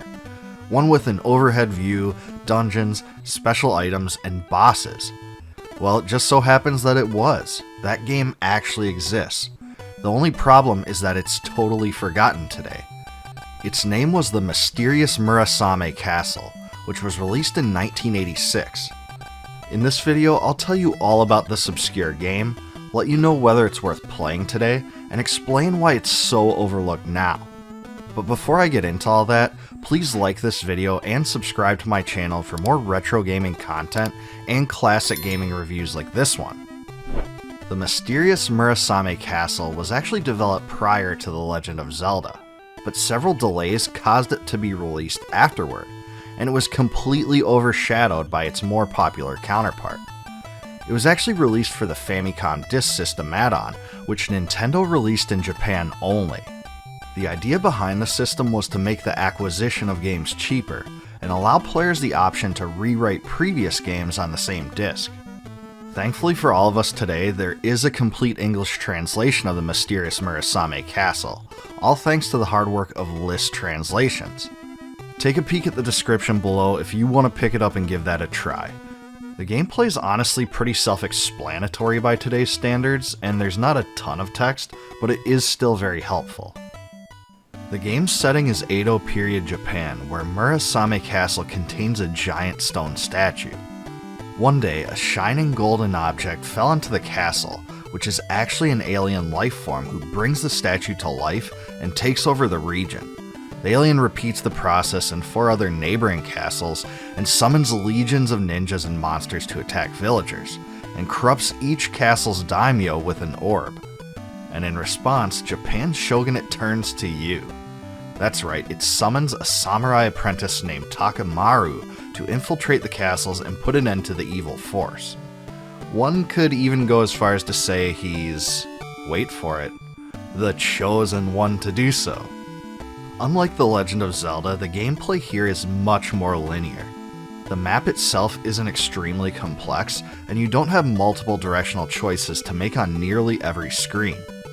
In addition, unlike its cousin game, there's no screen side-scrolling and you just appear in the next area without any kind of visual transition.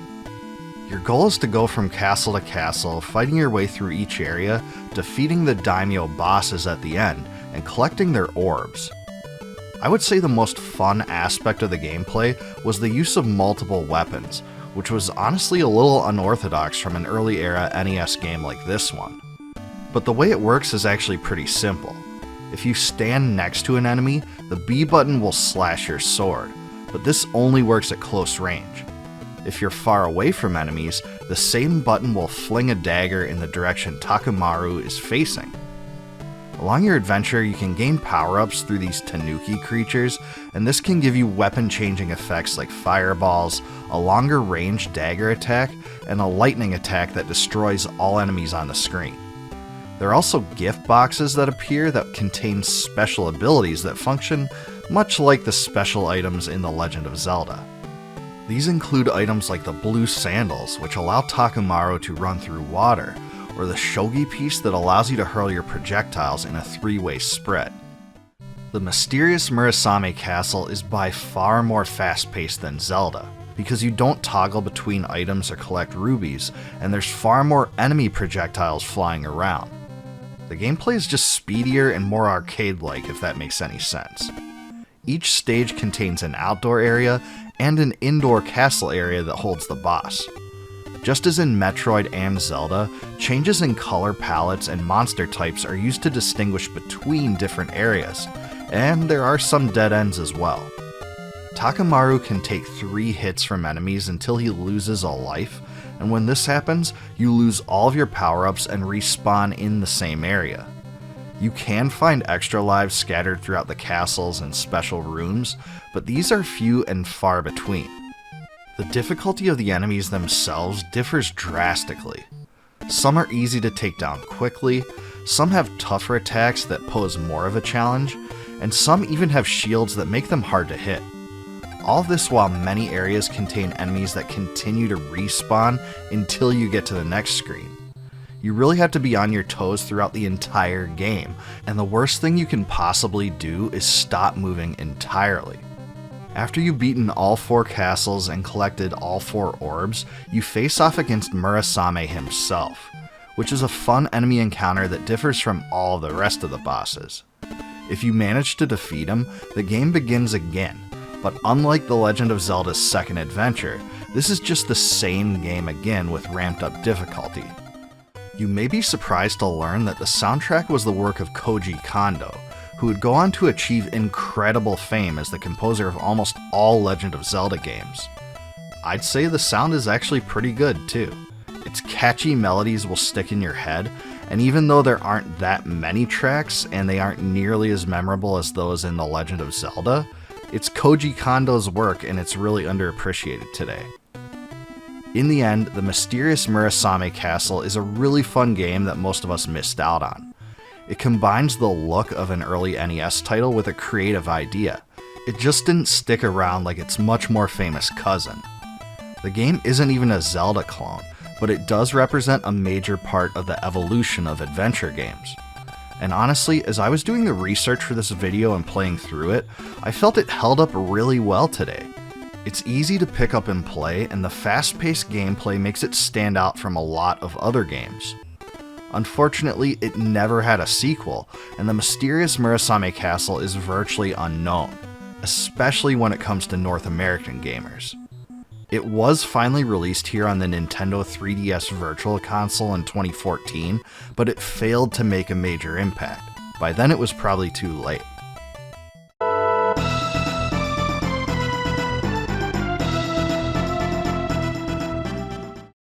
Ever since I first caught wind of Eiyuden Chronicle 100 Heroes, I was completely spellbound.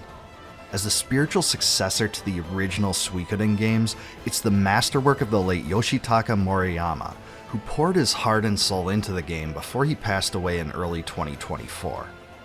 And after several years of development, I finally got my hands on it.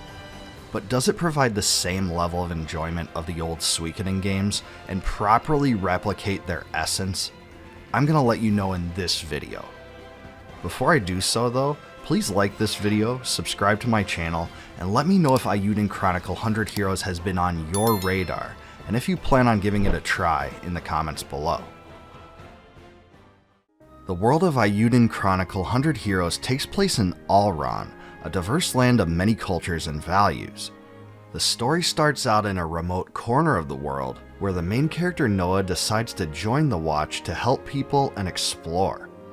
There's the big burly leader guy, the mysterious traveling swordswoman, and the conceited gal. It's your typical ragtag group from the frontier.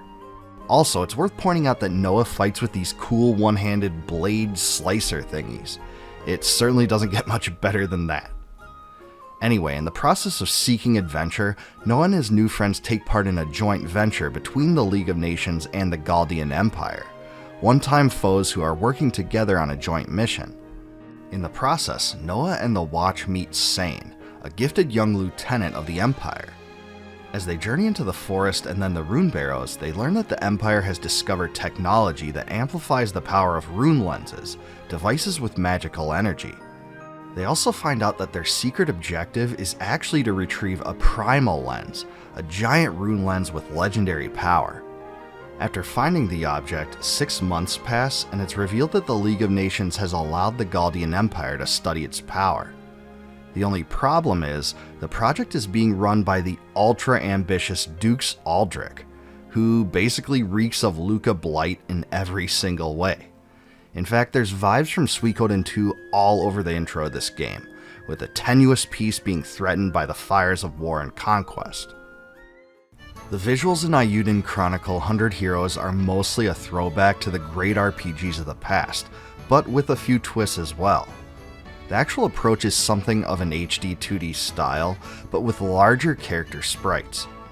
As the story plays out, you're also treated to distinct sprite animations that seem totally designed for specific scenes, and that was a total throwback to Suikoden II. Even in the game's first hours, there's a refreshing mix of regions with color schemes to fit a diverse array of locations.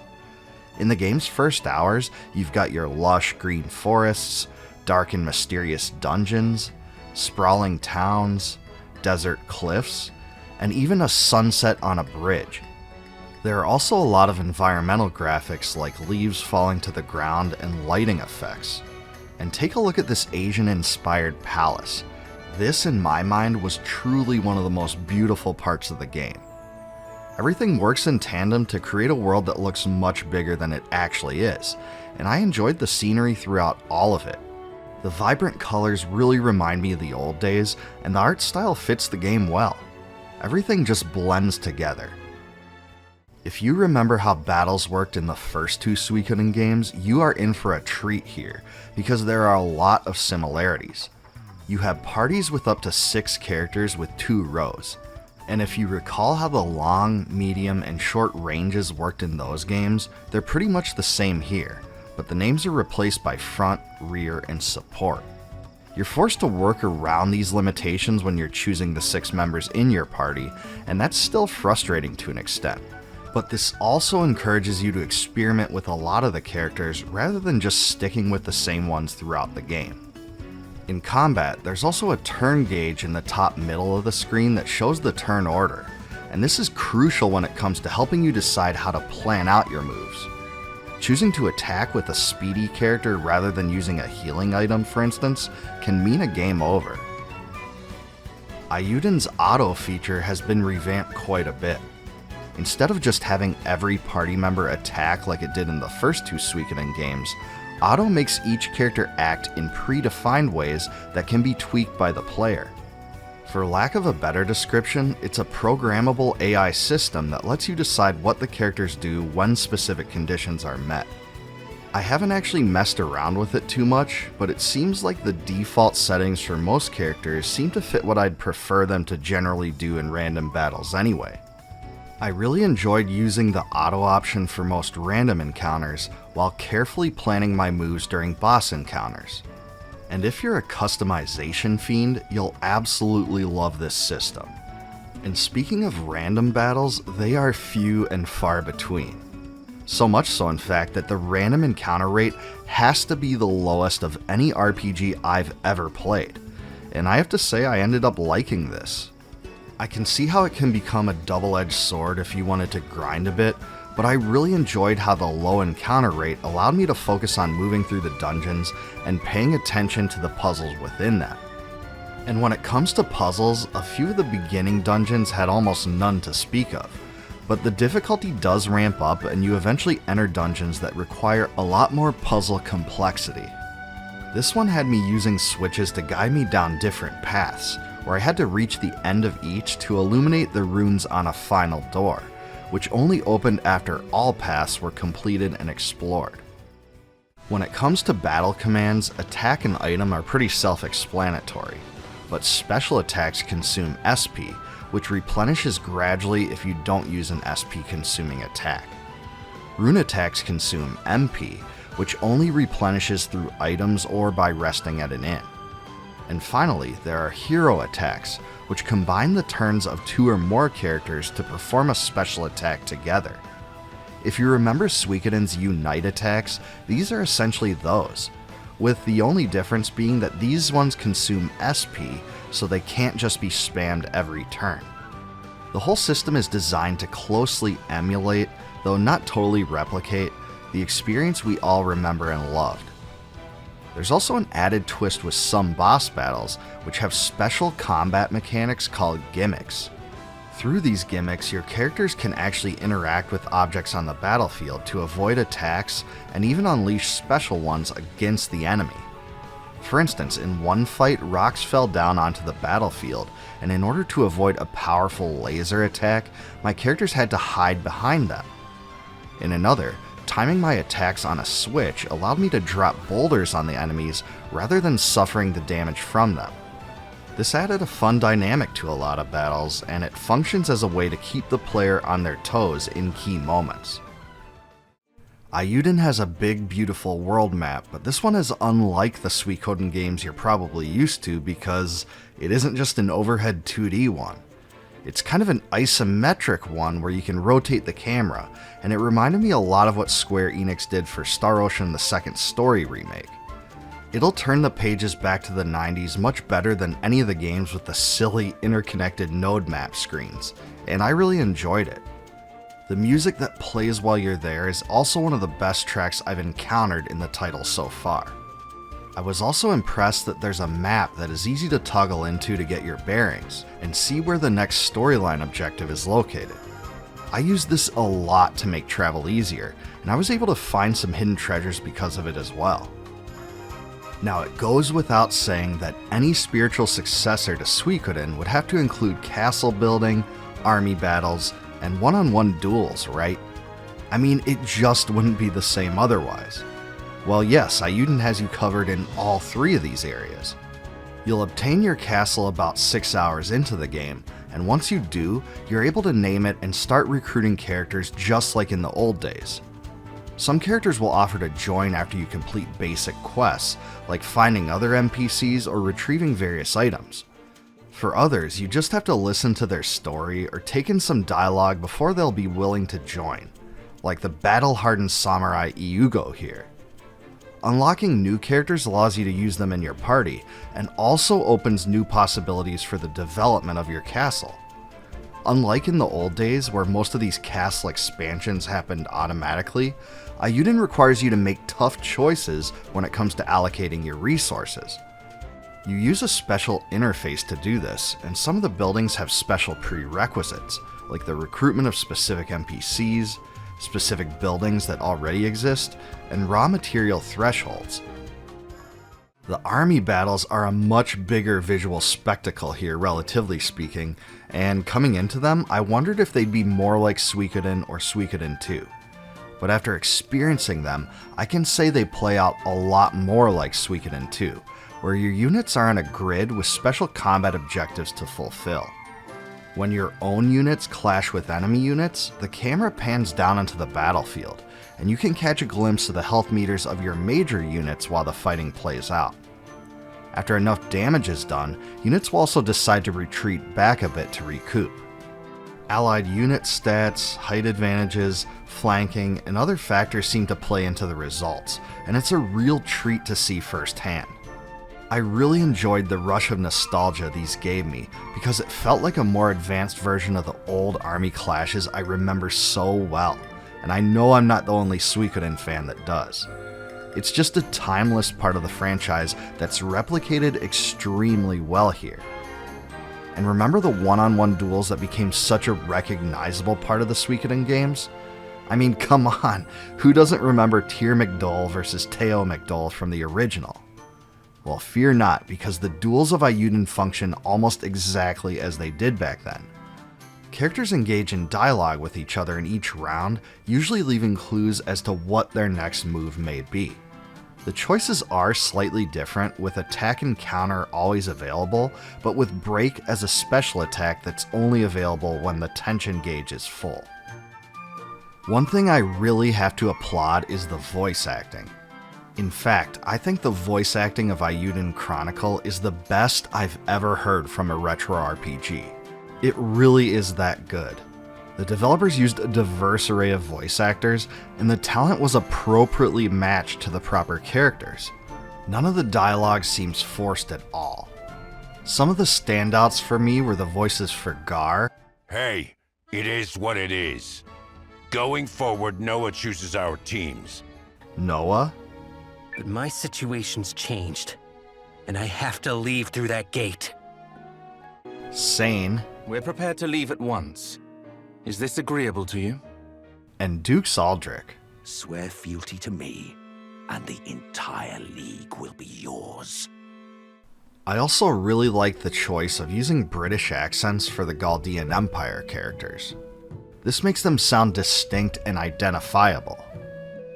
The music score is really good too, with my favorite tracks being the world map, which I did mention before, along with the castle theme. There are some ambient style songs, but I enjoyed the melodic ones most because those were the ones that brought me back to the old days. The only major annoyance I want to point out is the odd camera blur technique that's sometimes used. In games like Octopath Traveler, blurring in the background is a distinct part of the whole HD 2D experience. I realize that, and I love those games. But in Ayuden Chronicle, I think it's really overdone. There are times where you'll be seeing major events play out and large portions of the screen consumed by this odd, muddled visual effect. It's dreadful. But thankfully, you can cut back on this annoyance greatly by toggling the depth of field setting to off in the graphics settings. And sure, there are other small annoyances that some could raise, like the inability to save outside of save points and the limited inventory space. But both of those things are genuine reflections of what Suikoden was. So even though I don't think I would have minded too much if those things would have been a little less limiting, I can understand them at the same time. When I take it all in as a whole, Ayuden Chronicle 100 Heroes is everything I wanted it to be. It brings everything I loved about the first Suikoden games into a new adventure, with an interesting plot, fun characters, the visual style I really enjoy, the army battles, duels, and runes. Basically every single aspect I could have asked for. One of the great things this title makes clear is that it isn't just trying to honor RPGs from the 1990s. It's actually a total tribute to the gameplay mechanics and visuals that deliberately echo that era as well. In the review kit I received, it's made deliberately clear that it strays from modern RPG trends by design, and I couldn't be happier with that choice. So yeah, Ayuden really checks off all the expectation boxes. But beyond that, it offers an experience all its own. And while I've been repeatedly comparing it to the first two Suikoden games, its story in particular really stands out in its own way as well. In this way, it's both Suikoden and its own thing, and that's good. This is definitely one of the best retro-style RPGs that's been released in the last 2 decades, and I think it beats out both Sea of Stars and Chained Echoes. I'm still on the fence as to whether it's truly better than Octopath Traveler II, but I'm leaning in the direction that it is. This is a can't-miss title for everyone out there who loves the genre, and fans of the early Suikoden games will absolutely eat it up.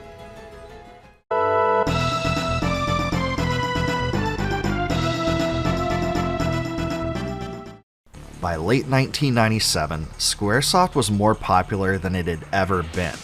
Its smash hit Final Fantasy VII took North America by storm and exposed legions of gamers to turn-based RPGs for the very first time. However, in the same year, the company made a move that surprised a lot of people: the decision to create a scrolling shoot-'em-up game. So Einhander is a shoot-'em-up with RPG elements, right? Wrong. This is as straight up of a space shoot-'em-up as it gets, but the game did get some treatment that only Squaresoft could give. But did the company's surprise shoot-'em-up game live up to the hype of its best RPGs? And how did it match up to other side-scrolling shooters of the day?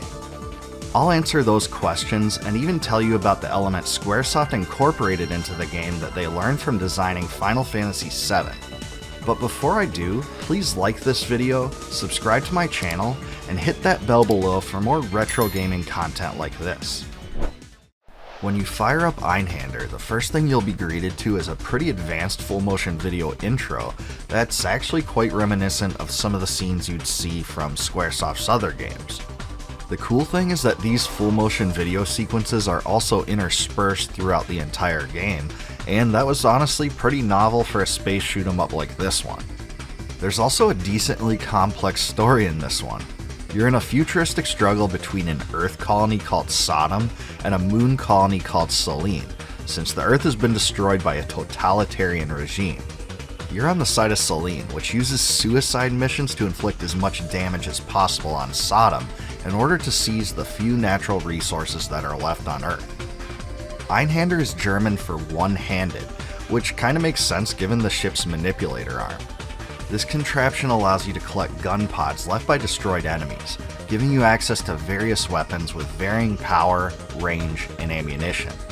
When the gun pod weapons are depleted, they're discarded, but they can also be used alongside your default machine gun as well.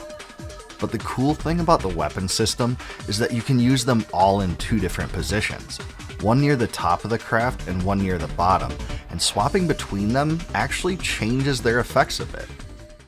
As the player, you have the choice between three starter ships: the Estrella FGA Mark I, the Endymion FRS Mark II, and the Endymion FRS Mark III.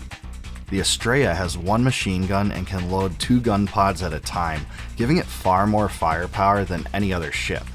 The Endymion FRS Mark II can hold 3 gun pods, but only one can be used at a time and you can toggle between them.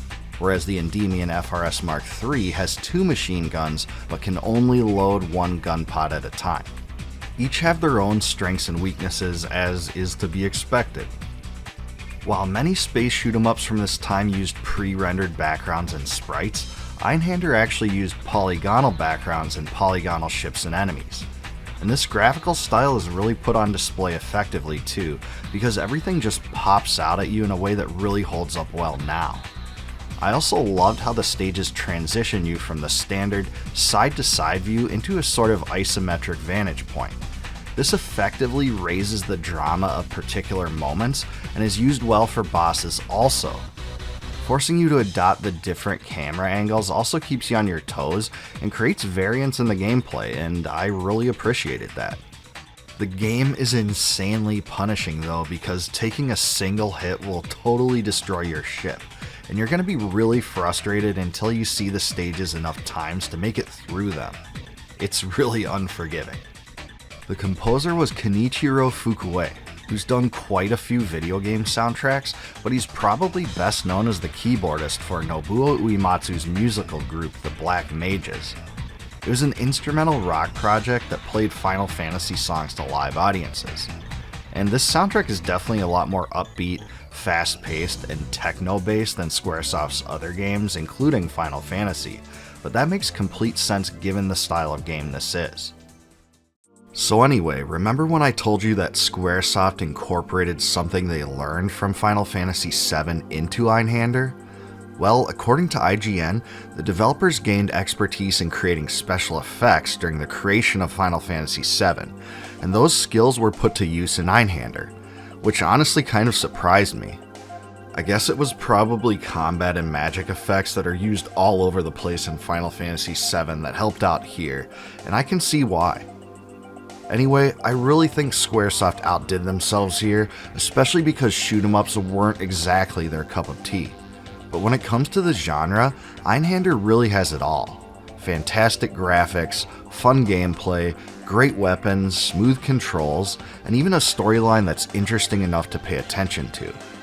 My only complaint is that it's really, really difficult, and I can't imagine playing on the higher difficulty setting.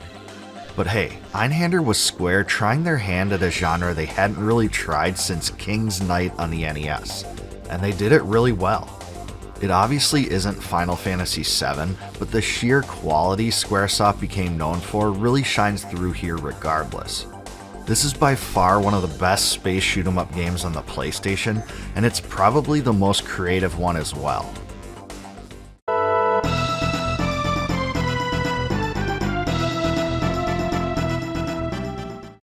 When I think of polarizing games on the NES, the game that first comes to mind is Zelda II: The Adventure of Link.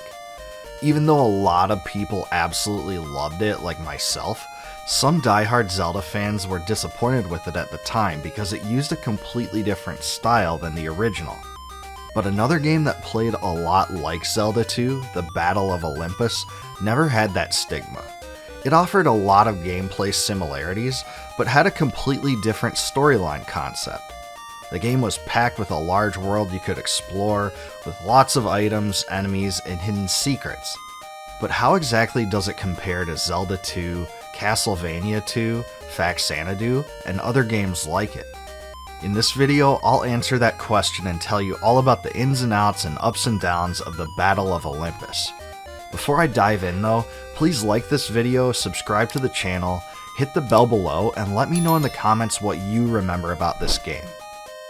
As you already may have guessed from the title, the Battle of Olympus takes place in ancient Greece, where Hades, the god of the dead, has taken Helene captive.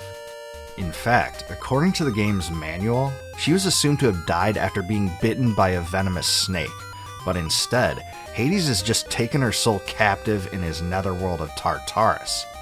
Well then, that's a relief, isn't it? Anyway, Helene is the girlfriend of Orpheus, the main character you take control of in this adventure. So the places you'll be visiting are actual regions in Greece, and the monsters you fight are straight from Greek mythology. And even though the game's currency is olives, well, the sprite for it doesn't even look like an olive. But never mind that.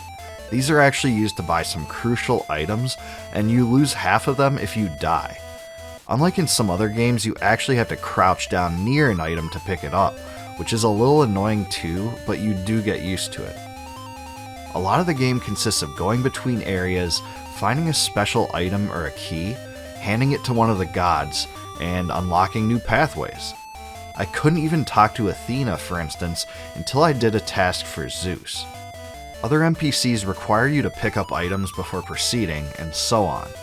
This means you'll have to do quite a bit of backtracking unless you have the routes memorized, which I have to admit is a bit of a drag, but it's still a lot less confusing than the NES games from this time where you aren't even given any clues at all. It was a totally different world back then, and we didn't have the internet. There isn't really a world map, but there is an overworld screen that shows you where you generally are in relation to other areas. And if corniness is your thing, you'll also get a kick out of some of the dialogue too, like from this guy. Hermes is gone, summoned by Zeus. Get out of here. Wow, so the Grecian world sure isn't very hospitable. There's also some other laughs to be had in addition to this too. My favorite item in the game when I was younger was always the Hermes sandals. This was because they allowed you to invert your gravity and walk along the ceilings. You can also use them mid-jump, which produces a wild effect. It was so fun to avoid monsters and make your way through the world from a totally different perspective like this. The only other NES game I can think of that did anything like this was Metal Storm, which came out after this one and may have even been influenced by it. The Battle of Olympus has taken a lot of flack for ripping off Zelda 2, and frankly, I can totally see why. For instance, the color schemes and appearance of the villages, including the buildings, doors, and fountains, look like they were almost lifted straight from Zelda 2, and the similarities don't end there either. The jump, crouch, and weapon animations look almost identical, and the NPCs you meet along your adventure look like they could have come from the world of Hyrule. Even the title screens are thematically similar, just take a look at this. They both have that whole water and dark starry background thing going on. And to be honest, it seems like a lot of these similarities were intentional. The game's publisher Broderbund even used this to their advantage in its own marketing campaign, where it made explicit reference to the Zelda titles in its commercial for the game. Check this out. The action was blazing in Zelda. The adventure was a blast with Link. Now experience Guardian Legend. Experience Battle of Olympus! Battle of Olympus is the most action-packed adventure of all time. Select your weapons and enter ancient Greece with vicious serpents, giant bulls, rock monsters, flying Pegasus, two-headed dogs, poisonous snakes, and the shadow of absolute evil. Battle of Olympus! Guardian Legend. Which is the most action-packed adventure? You decide. In one of his own videos, the angry video game nerd even said he believed the Battle of Olympus was actually the third Zelda game when he was a child. And while at first I thought that seemed ridiculous, his explanation actually made some sense. Now, you might be wondering, how could it be a Zelda game if it doesn't say Zelda in the title? My reasoning as a kid, this is my childhood logic, was that it was The Legend of Zelda, The Adventure of Link, The Battle of the Olympus. Makes sense. Yeah. I mean, as kid logic goes, right? It made enough sense, you know. All right. Unlike Zelda 2 though, there's a little sub-menu where you can switch between weapons and you eventually get a total of 4.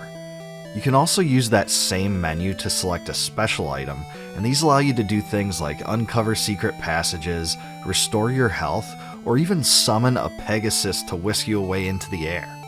It's easy to toggle between them, and you'll need to use different items frequently. The Battle of Olympus does have a password system, but it's one of those grueling 24 characters long ones. That's an ancient relic of the time it came from, and I think this title would have worked a lot better with a battery backup. That being said, if you know the basic routes, you can complete the game in less than 2 hours. So to answer the question in the video title, the Battle of Olympus was so ignored just because it was overshadowed by other games like it. And to be sure, it ripped off a lot of stuff from Zelda 2, but it's also a really fun game in its own right. The Greek flavor made it stand out, and it had smooth controls and some open-ended gameplay that was pretty rare in those days.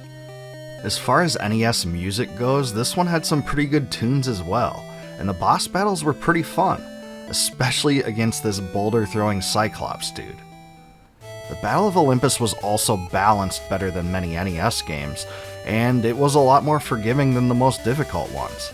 It didn't have any of those crazy one-hit kills, and it did allow unlimited continues. And it certainly wasn't as cryptic with its clues and destinations as Castlevania II was, or anything like that. This is a super overlooked game that's one of the best of its kind on the system, and it holds up pretty well today. I definitely recommend it, and you should certainly give this one a try.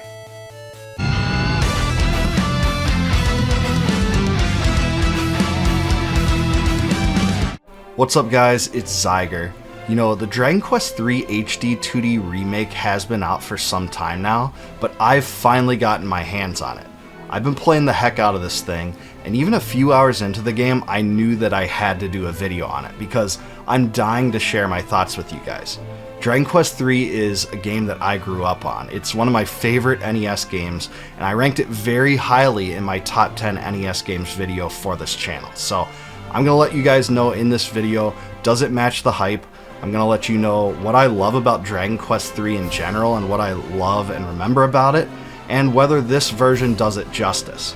But before I get into all that, please like the video, subscribe to the channel, and click the bell below for more retro RPG content.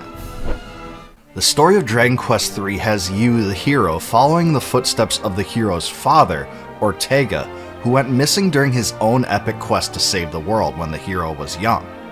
It turns out just about everyone you meet in the game knows who Ortega was, and they probably have a story about his heroism. He is presumed dead, but the game continually hints that he may still be alive. And really the game kind of fleshes this out much more than the original.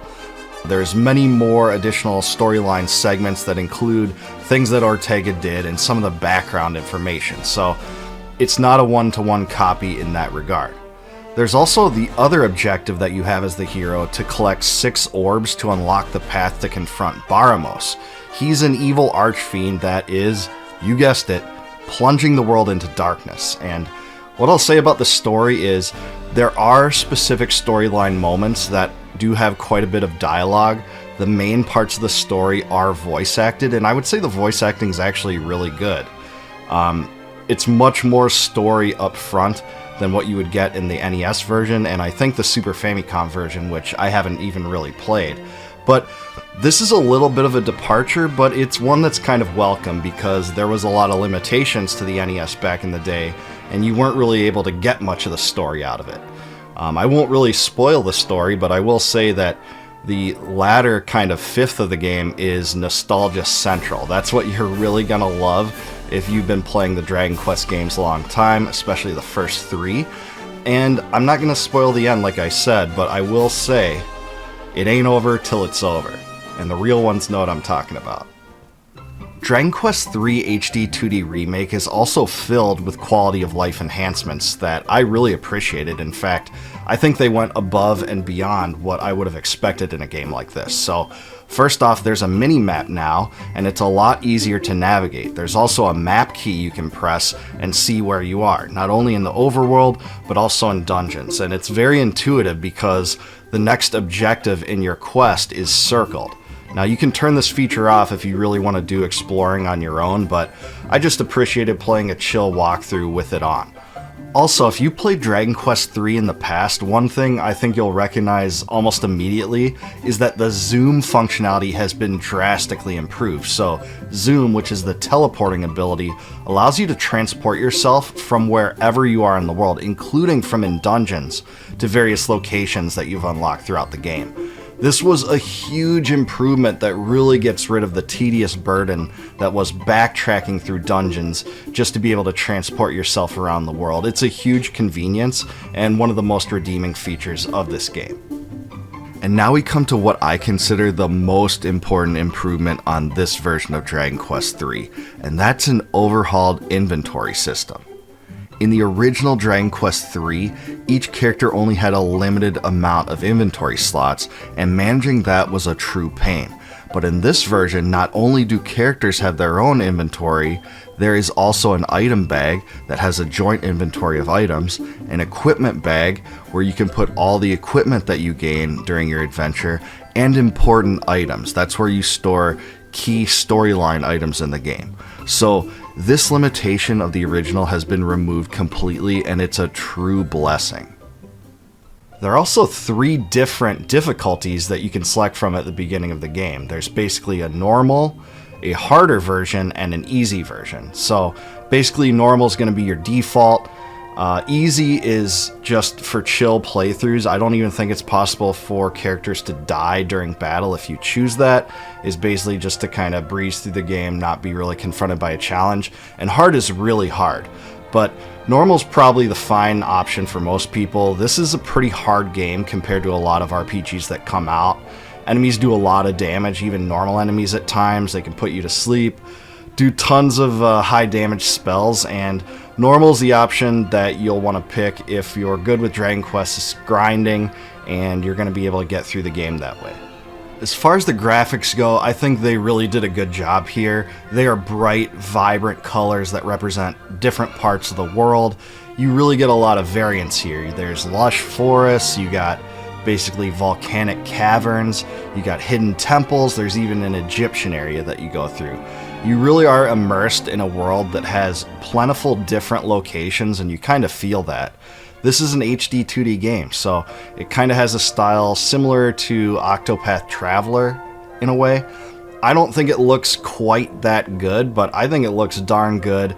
The sprites look really nice, they're pixelated, it's really reminiscent of the old school retro RPGs we love, and I think it's a good style for Dragon Quest, so I give them props for the graphics. And another thing I give them props for is the lighting effects. So there's really nice use of lighting in the game. You are carrying around a lantern a lot of the time, and light bounces off the wall and the ground. Water effects look really nice too.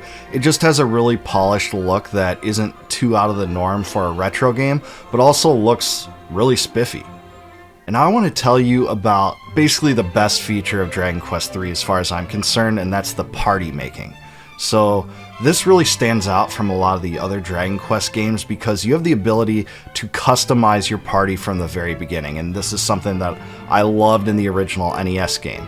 You basically create a party of 4 characters. Outside of the hero, you have 3, and you can pick from an amalgam of classes. Now, I guess a few of these have been added since the NES version, especially the Monster Wrangler, which I guess can be really powerful. But you basically have your tried and true archetypes from RPGs, and I decided to go with Warrior, Martial Artist, and Priest. You can change the mage classes later in the game to Sage, and you can change classes in general once you get to a certain point, as long as those characters get to level 20. So I decided to kind of go for a more physical oriented party. That's what I decided, and I really like the fact that you can mix and match and also change the appearance of your characters here. So you can have kind of an old burly guy, that's what I chose for my warrior, a blue-haired dude for my martial artist, and just kind of a regular looking priest. So kind of the world's your oyster here, and I would say that you can basically make any party of 4 work. I know if you chose like 3 priests, that would make things harder, but even priests get some offensive magic, and there seems to be a lot more abilities in this game than ever existed in any previous version of Dragon Quest III. I know that's true compared to the NES, but I think that there's a lot more abilities in general. There wasn't really abilities per se, even. There was only spells in the past, but now some classes get abilities like martial artists that they didn't before. So I just really like the customization here. You can make basically any combination work to your benefit, but this is what I rolled with, and this is what I liked. Now, when it comes to the battles, I was actually kind of skeptical, I have to admit, as a Dragon Quest purist, because you actually see in a third-party view the 4 characters standing there at the beginning of the battle, but have no fear, once you select your commands, you actually do switch to that first-person view that you'll be used to in any of the early Dragon Quest games, where the enemies are standing there, you see your abilities hit them, you don't see your characters, but you see them and their animations. The animations are very much what I would have expected. They seem very similar to like Dragon Quest VI. Really nice animations too. They don't detract at all. They're pretty polished, and they're fit well within the Dragon Quest universe. Now, I will say that the random encounter rate is really crazy. It seems to me to be higher than what was in the original game, which was already high, but some of these dungeons, you'll have areas where a single floor of a dungeon will take like 15 to 20 random encounters just to get to the next floor. So random encounters are heavy in this game. Maybe it's just me though. Let me know in the comments below if you agree with me, but there's not really a good way to get around it. You can flee from battles, of course, but the random battles seem high, and you do have to grind quite a bit. There are places in the game that are kind of demarcated by, you know, power creep, where if you're not the right level or you don't have the right skills, enemies will just wreck you. So the game does expect you to grind, and it's a little bit different from some other RPGs in that respect, but not to take too much away from it, because that was always part of Dragon Quest anyways. Now you also have the ability to select AI for either each character or for the entire party. There's 5 or 6 settings you can choose from to make your party choose to kind of go all out with all their attacks. There's one to kind of do a balanced approach, healing and attack. There's one that conserves MP, and there's a few options here, and I really liked them. They're not perfect selections, but it helped me get through kind of random encounters pretty quickly. I like to kind of play the game at a chill pace, where I was using this AI to basically go through dungeons as normal, but on the bosses, then that's where I would select individual commands for all my characters, because they were pretty hard at times. Some of the bosses will actually wreck you. But yeah, that's what I liked. The battles seem nice, the presentation is nice, the user interface is nice. I really kind of actually grew to like seeing the characters standing there eventually because it changes with the weapons that you have equipped on them. But it isn't too far out of the norm. Like I said, it changes to a normal first-person Dragon Quest look once you are in the actual exchange of blows. And when it comes to the music, I really am just blown away here. I just love what they did here. They re-recorded each song, and there's a different kind of variant of that song, whether you're in the day or night. So if you walk into a town, you'll either get the day town song or the night town song, and they're completely remastered, reorchestrated, and they sound absolutely awesome. It really got the Final Fantasy Pixel Remaster treatment here because these songs just sound great. They're packed with memories from the past, and you'll just fall in love with Dragon Quest another time just by playing it. There were times that I was in towns, and instead of kind of progressing to the next storyline segment, I would just kind of walk around, talk to some characters and NPCs and just kind of chill, listening to that tune so I could hear it totally play through. So this is great. I have not a single bad thing to say about the music. It's absolutely the approach that I would have wanted them to take. Let me know in the comments below if you disagree. Would you have rather just had a normal remastered soundtrack of the same songs, or do you like this new reorchestrated suite that they gave us? But I think it's awesome. Now, one thing that's important to note too is that all the classic Dragon Quest sound bites are in this game too, and that's really important, especially for us old timers. So, that jingle you get when you rest for a night at the inn and then wake up the next morning? Well, that's here. That tune that you get, brief one, when you go to another floor of a dungeon, that's here too. So it really makes it a experience that helps you kind of relive the memories from the past. They're keeping the Dragon Quest influence in the game. They're not transforming it too much, and it really kind of goes a long way. So I really enjoyed that part too. The only real critique I have is sometimes the sound effects in the battle didn't exactly match my character. So for instance, my big ol' warrior guy, sometimes he'll use an item in battle, like a weapon. You can use swords in battle to cast spells toward the end of the game, and it kind of had like a female voice to the soundbite when it was using it. So that was a little weird for me. Maybe that's the case with every character, but that's really the only critique I have on the sound. Now, one interesting fact is that Dragon Quest HD 2D Remake has actually added a few new bosses in this version, which that's pretty cool, but it does kind of expand the story a little bit beyond what was canon. So I think you'll get some critiques from some Dragon Quest fans on it. For me, it didn't bug me too much and it wasn't too out of place. In fact, most of the dungeons and areas are basically modeled around the original game, even the layouts of the dungeons, so I wasn't thrown off too much by it. Now, if I have one major critique for the game in general, it is that once you get the ship and the flying bird, they are both way too slow. These things travel so slow, you can get in random encounters on the boat, and it's really frustrating. I really think that this is something worth patching for Square Enix, or at least to consider it, because even if you sped up the ship and the bird by twice, double their speed, that would be a huge improvement, and even 3 times I think would be great. So it's kind of annoying. That's my only frustration point that I've really found.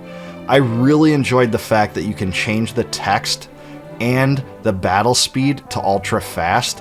I was having a hard time getting through the game. It seemed a little bit kind of sluggish for my taste, but the menus allowed me to kind of streamline it, make it a lot more chill. I really recommend, if you like to play like me, make the battle speed and the text both ultra fast.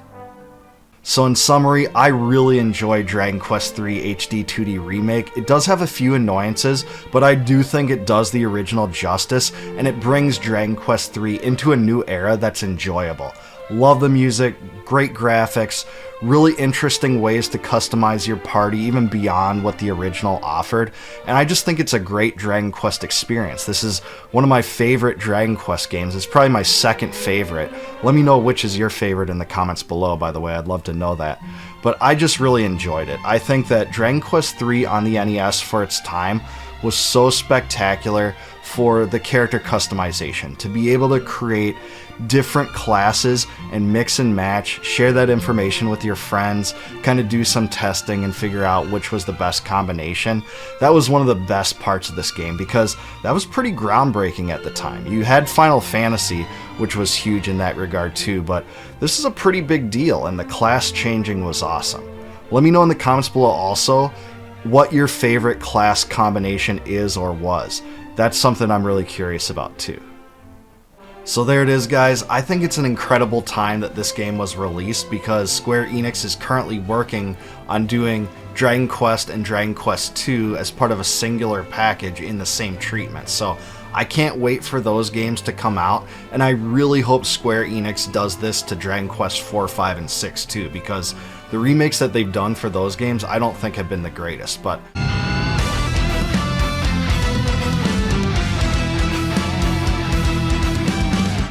what's up, guys? It's Xygor here, and Konami finally released the Suikoden 1 and 2 HD Remaster, Gate Rune and Dunon Unification Wars.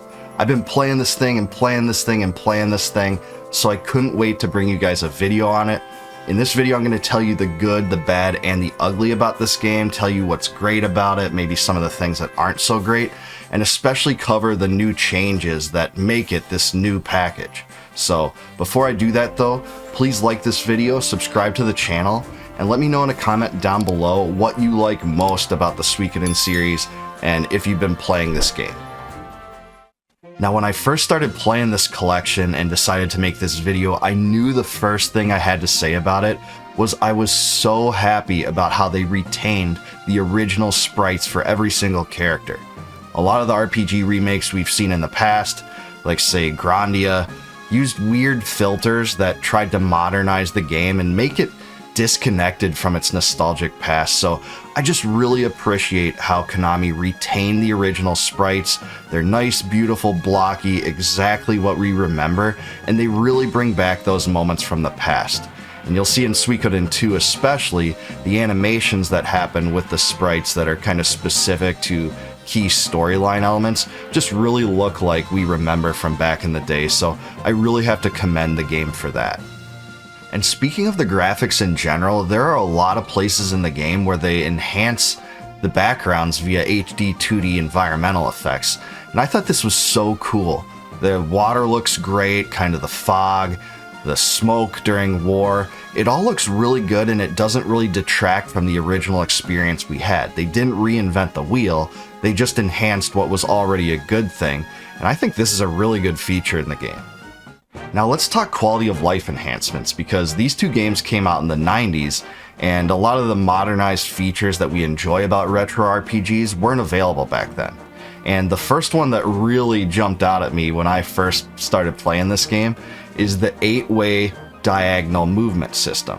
So instead of in the original two games where you could only move up, left, down, or right, you're able to move in diagonal directions. And you know, this is implemented in a similar way as it was in the Final Fantasy pixel remasters. I know some people may not like that, but it just made the game a lot more convenient. It's a lot more modernized, easy to move around. Again, I don't think this detracted from the original experience. You'll still have the Suikoden and Suikoden II that you know and love. The other thing too is that you have an auto dash feature enabled. In the original two games, you used to have special items to be able to dash by default, such as in the first Suikoden game, you needed the Holy Rune. But in Suikoden 1 and 2, you're able to dash from the start. This is a big convenience too, because some of the areas are big, and you want to just get through them quick as possible, and this is a great way to do it. Really good enhancement as well.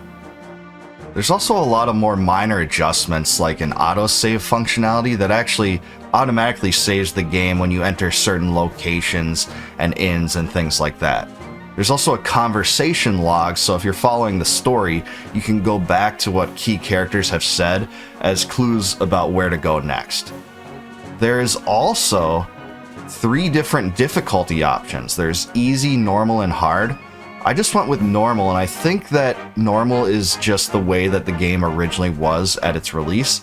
Let me know differently in the comments if you think I'm wrong about this, but it's a way to tweak the game to your liking and really the player's skill level. Really good thing they added here that they also added in the Dragon Quest III remake, which I really appreciated, so another good change there. They did tweak the inventory management system a little bit, and this is something that a lot of fans, including myself, really wanted to see, because originally in the game it operated a lot like the Dragon Quest games. Each individual character only had a certain limited number of inventory slots, and it was a bit frustrating to move them around. Well, in this one you can actually equip armor from other characters, but unfortunately you are limited in some way because when you're transferring items around, you can't see how full anyone else's inventory is. So I was reading on Reddit, one person said they thought that this felt like 2 steps forward and 1 step back, and I kind of have to agree. I think they could have done a little bit better here. Konami added both an auto battle and a speed up option in the battles, which is a big godsend. It really takes a lot of the frustration of the time spent grinding that a lot of RPG fans have, and you do have to select each of those options in every single battle, but you can remove them at any point during the battle, so that's nice convenience too. The only downside to the speed up option, and I think it's a pretty big drawback, is the fact that by choosing it, you also speed up the corresponding battle music at the same time as the battles themselves, and this is just a big annoyance. Why do you need to listen to the music playing quicker while you're doing that? I didn't like that at all, and I think this was a big mistake, so let me know in the comments below if you agree or disagree with me. And now we come to what I consider the very best alteration of the Suikoden 1 and 2 remaster package, and that is a reworked localization. So when Suikoden 1 and 2 came out, they did have subpar translations in some ways, and they certainly had their charm, and don't get me wrong, I loved it, but there was odd phrasing at times, weird punctuation, inconsistencies in some of the dialogue, and really this version reworks it, but it did it so well because it struck a balance between retaining some of the original kind of quotes from characters that you know and love, but really just made changes to fix the mistakes. They didn't rewrite the entire transcript. Again, they didn't revamp everything. They didn't reinvent the wheel with this, but they made the localization so much better. And I had so much more fun experiencing these moments again with a more concise, succinct, and really accurate translation that took from a lot of the original Japanese and made it so much better. And as far as Suikoden and Suikoden 2 themselves, well, I've covered what I think about those games in other videos, but I can't miss another opportunity to gush about them, because they really are 2 of the best RPGs from that era. They really define what it means to be a complete, airtight, high-quality game. Both of them do. And it goes from their storylines, amazing characters, the castle building. You're collecting 108 Stars of Destiny, which is 108 characters in both games. They had the innovative option of transferring your save data from 1 to 2, which really wasn't done in any other game I really recall from that time. You had the army battles, the huge battles where you're vying against enemy powers, the one-on-one duels. A lot of these things were super innovative that weren't really done in other RPGs. And I'd be remiss if I didn't mention the awesome soundtracks. These soundtracks are packed full of awesome tunes, super memorable. I guarantee if you liked these games back then and you play them again now, you'll really be struck by how awesome the sound is again. You'll remember it the instant you see it. And I'd also be, undercovering these 2 games if I didn't mention how good the story, especially of the second game, is. The second Suikoden game really uses a lot of interesting storyline dynamics, and notably in my mind is the use of kind of dual protagonists, Joey and Ryu, and how their paths differ in terms of their strategy to change the world for the better, but when you look at either of their perspectives, they both are trying to do right. And I've just always thought that's such a cool dynamic about Suikoden 2 that really set it apart from other games that time, which used a lot of common tropes like setting the main character against an evil empire, and that would be about as complex as it got in a lot of games. And while we're talking about the story and the graphics and just the experience in general, Konami really packed a lot of things into this game that really make it much more enjoyable than I ever expected. For instance, the combat spell effects are so much better, and they look just really well done, but not outside of the realm of what you could expect from a retro RPG. There's also a mini-map that is well done and very convenient for you to move from place to place. That wasn't in the original game, that's in this one too. And the songs just sound so good. They have been remastered, it sounds like. They haven't been re-recorded like, say, the Final Fantasy Pixel remasters, but they sound like the original sounds remastered. And this is a choice that some people might like and some people might not. I probably would have preferred like a newly recorded orchestrated ones, but I know some people may disagree with me on that. But either way, very well done. I really enjoyed the sound and the music out of this one.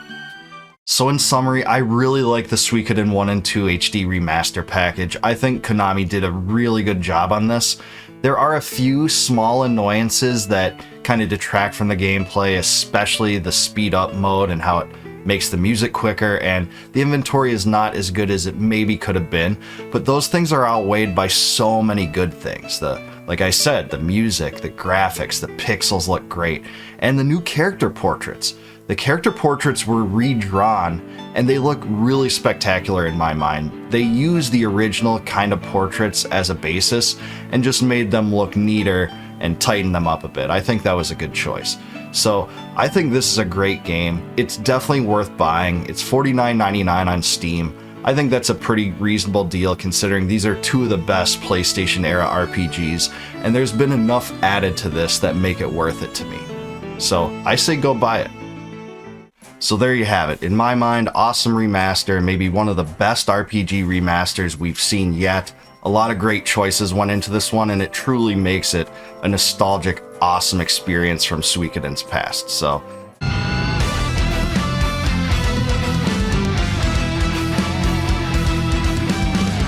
back in the glory days of the 1990s, when RPG developers were creating games for the Sony PlayStation, they essentially had one of three options in terms of approach. Would they embrace a more traditional feel with 2D sprites and 2D backgrounds like the Suikoden games and the Lunar games? Or would they choose to innovate graphically and go with a more polygonal 3D feel like Grandstream Saga or the battles in Wild Arms? Sometimes games embraced hybrids of both and did that successfully, like Xenogears and Final Fantasy VII. But Legend of Legaia is one game that did decide to innovate. They did go in a more 3D-oriented, futuristic direction at that time, but they didn't just do it graphically. They also did it in terms of combat innovations and the gameplay within combat. So in this video, I wanted to take a look back at Legend of Legaia and tell you what it's all about and what it represented at the time it came out. I'll talk about its merits, maybe some fair-minded critiques, and really just get to the bottom of the question, does it hold up now, and is it worth playing? But before we dive in, please like this video, subscribe to the channel, and leave me a comment down below with your memories of Legend of Legaia.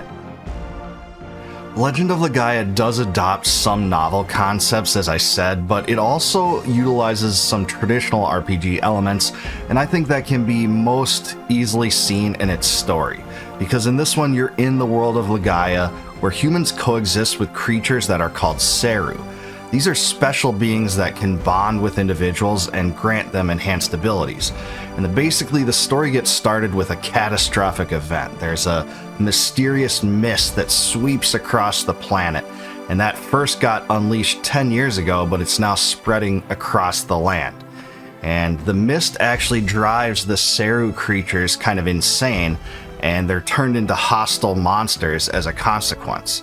And those monsters attack humans and devastate the civilization, and that's basically the catastrophe that's enveloping the planet.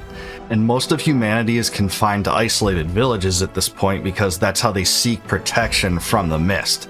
And our protagonist Vaughn, he's no different. He's a young hunter from the village of Rim Elm, and when his village is threatened by the mist seriously, he discovers a rare artifact, and it's actually a benevolent Seru creature that's unaffected by the mist.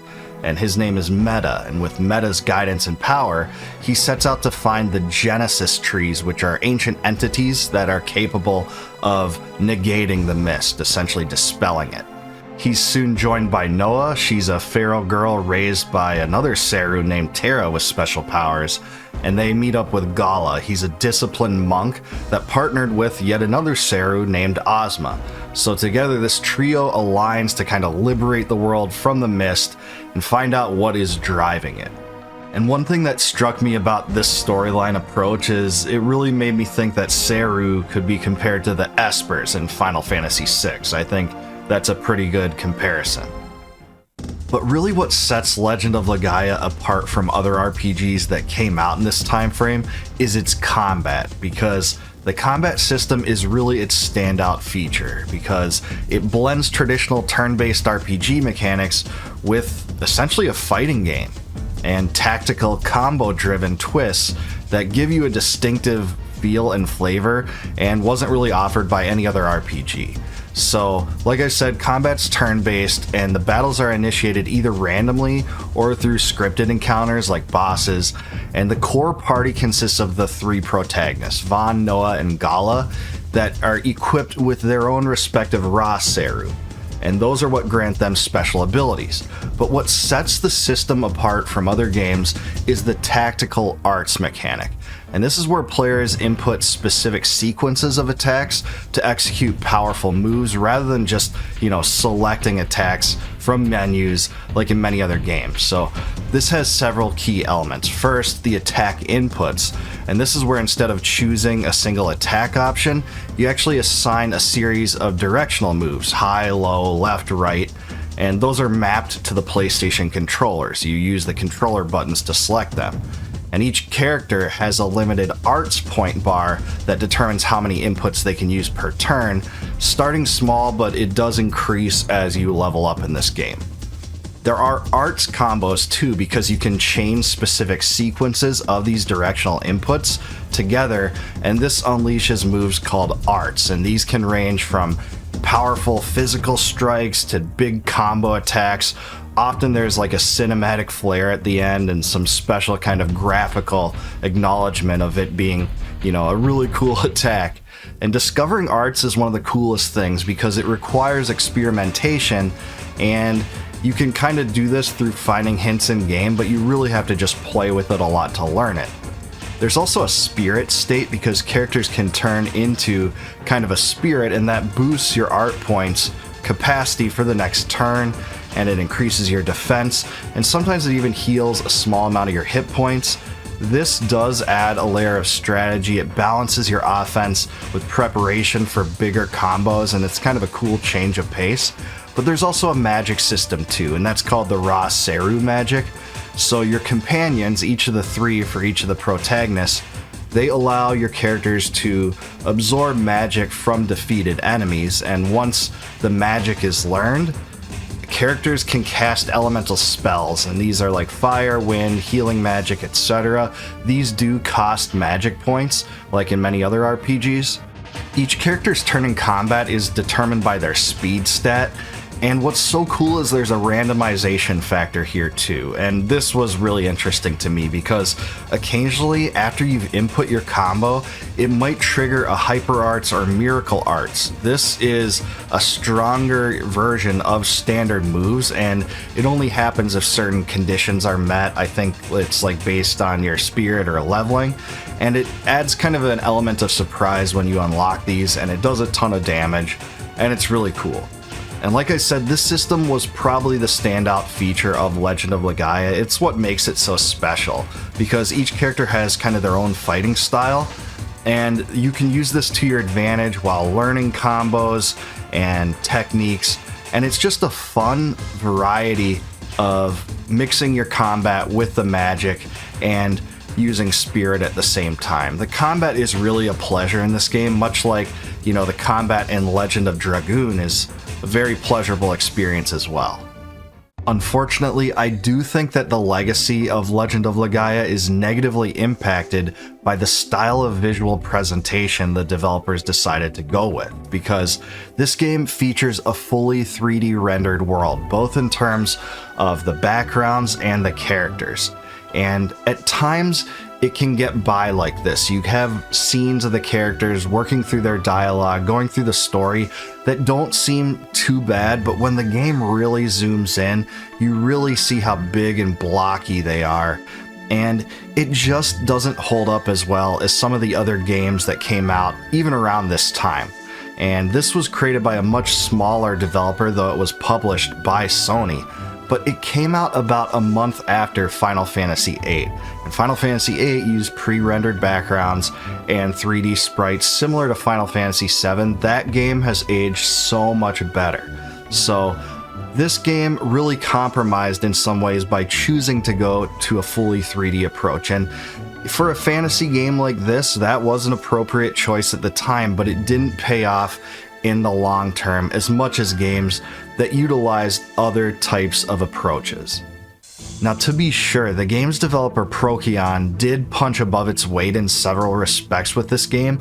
It was pretty ambitious because they weren't as big of a studio as some of the other RPG giants at that time, but I don't think they were successful in every way. And in another way that this is shown, I believe, is the soundtrack, because the soundtrack, while decently good at times, really suffers from monotony. It's more of an ambient soundtrack. It doesn't include a lot of catchy melodies, and some people might like it for that, but I don't really enjoy it as much. Also, the encounter rate is way too high, even for a game of this era. In the PlayStation glory years, the encounter rate is just too ridiculously frustrating, and it really feels excessive, and that combined with grinding requirements kind of hinders the fun potential that you can get from this. The story is actually reasonably good, I think, and it plays with some interesting ideas. You do see some character development out of the characters later in the game for sure, and kind of explore some of their backgrounds, and that was great, but I do think there are pacing issues as well. But all that stuff, even in combination, doesn't detract from the game's true merit, and that is the gameplay. It's the combat system that I already remarked upon. This was a very unique system that was innovative, ambitious, and fun. It was great to be able to learn new arts, string together combos, and the game really did a good job in this regard. In fact, I think it's probably one of the most memorable combat systems from an RPG of this time, and that's to speak pretty highly of it. So is it worth playing today, and does Legend of Legaia hold up? Well, I think it basically does. I think this game is well worth playing, especially if you're an RPG fan of this era's RPGs especially, and you've already knocked out all the legendary games like Xenogears and the Final Fantasy games and Chrono Cross and the Suikoden games. This is a great game to go to next. It has a fun combination of character development and combat, and it's reasonably enjoyable.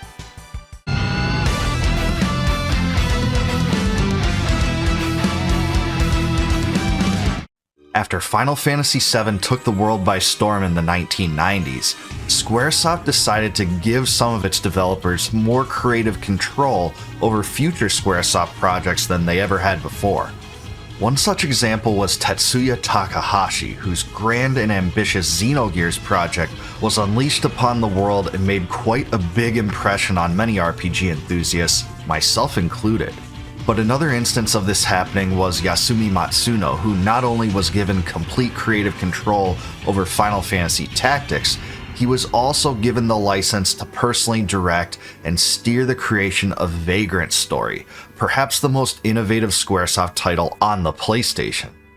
And many people fondly remember Vagrant Story. In fact, it kind of flies under the radar, constantly overshadowed by its giant brothers in the Final Fantasy series. So I thought it was time in this video to take a look back at Vagrant Story, what it represented, what made the game so unique, and let you know really is it worth playing today.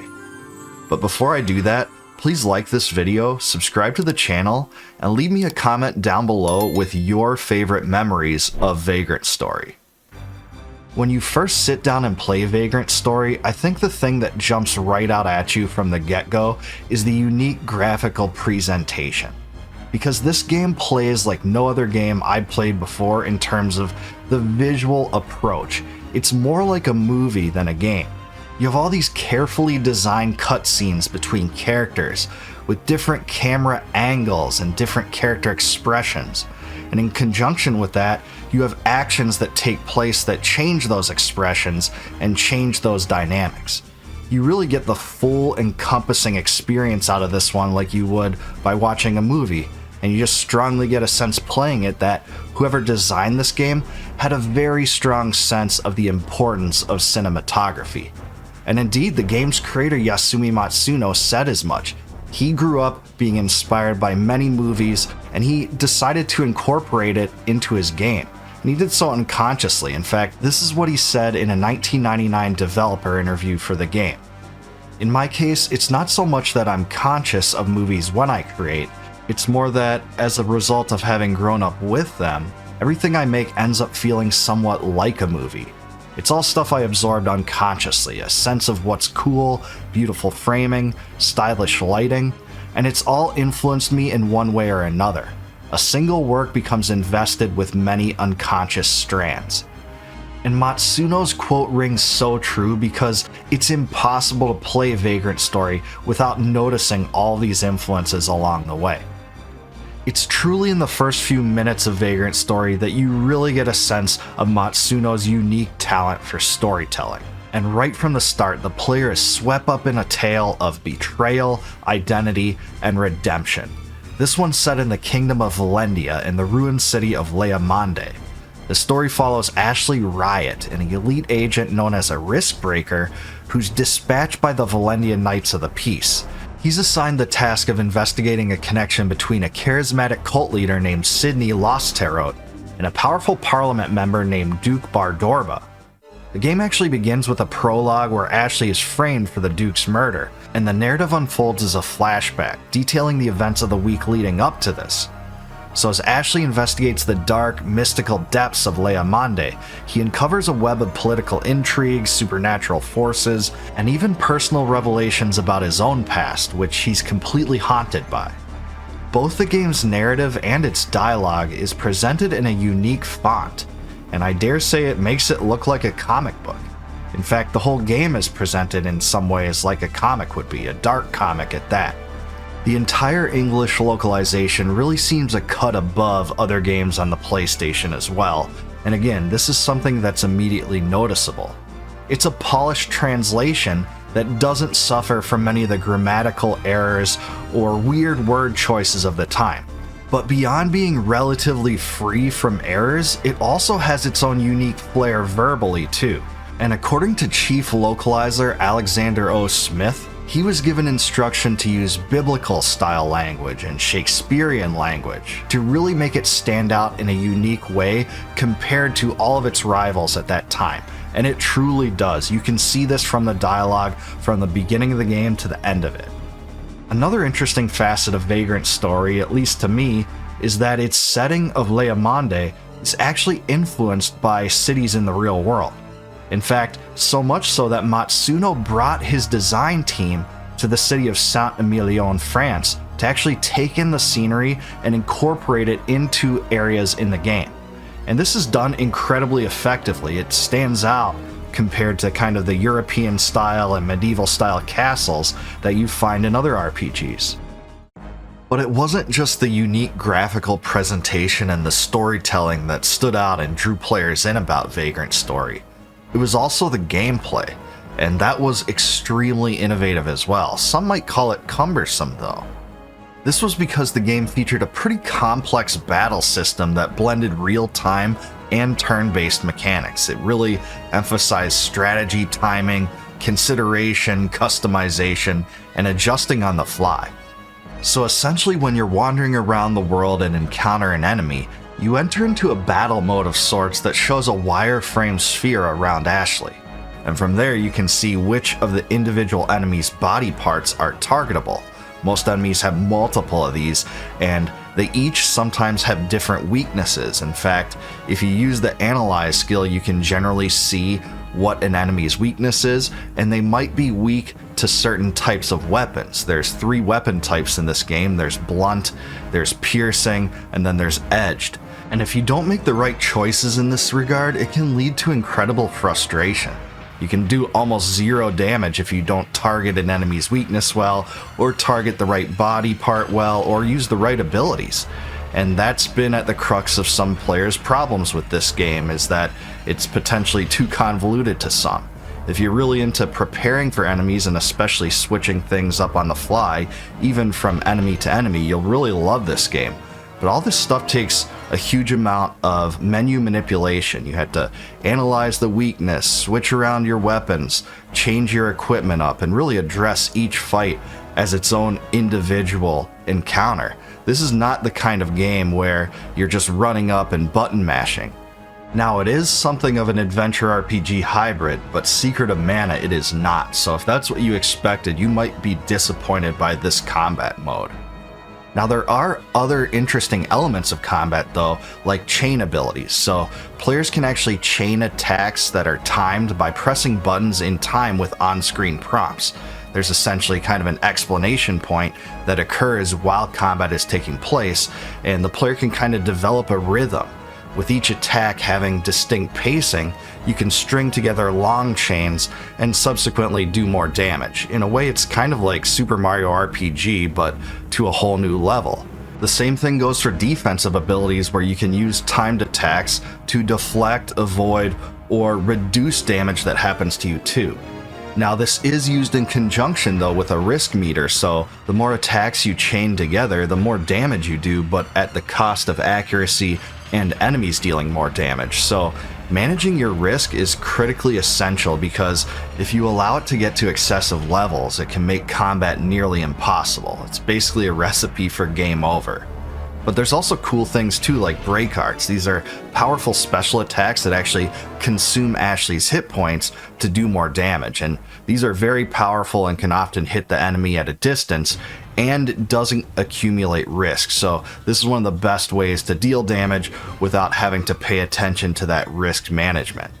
There are magic effects too. These are learned from grimoires that are used, and once you use them, you have them permanently.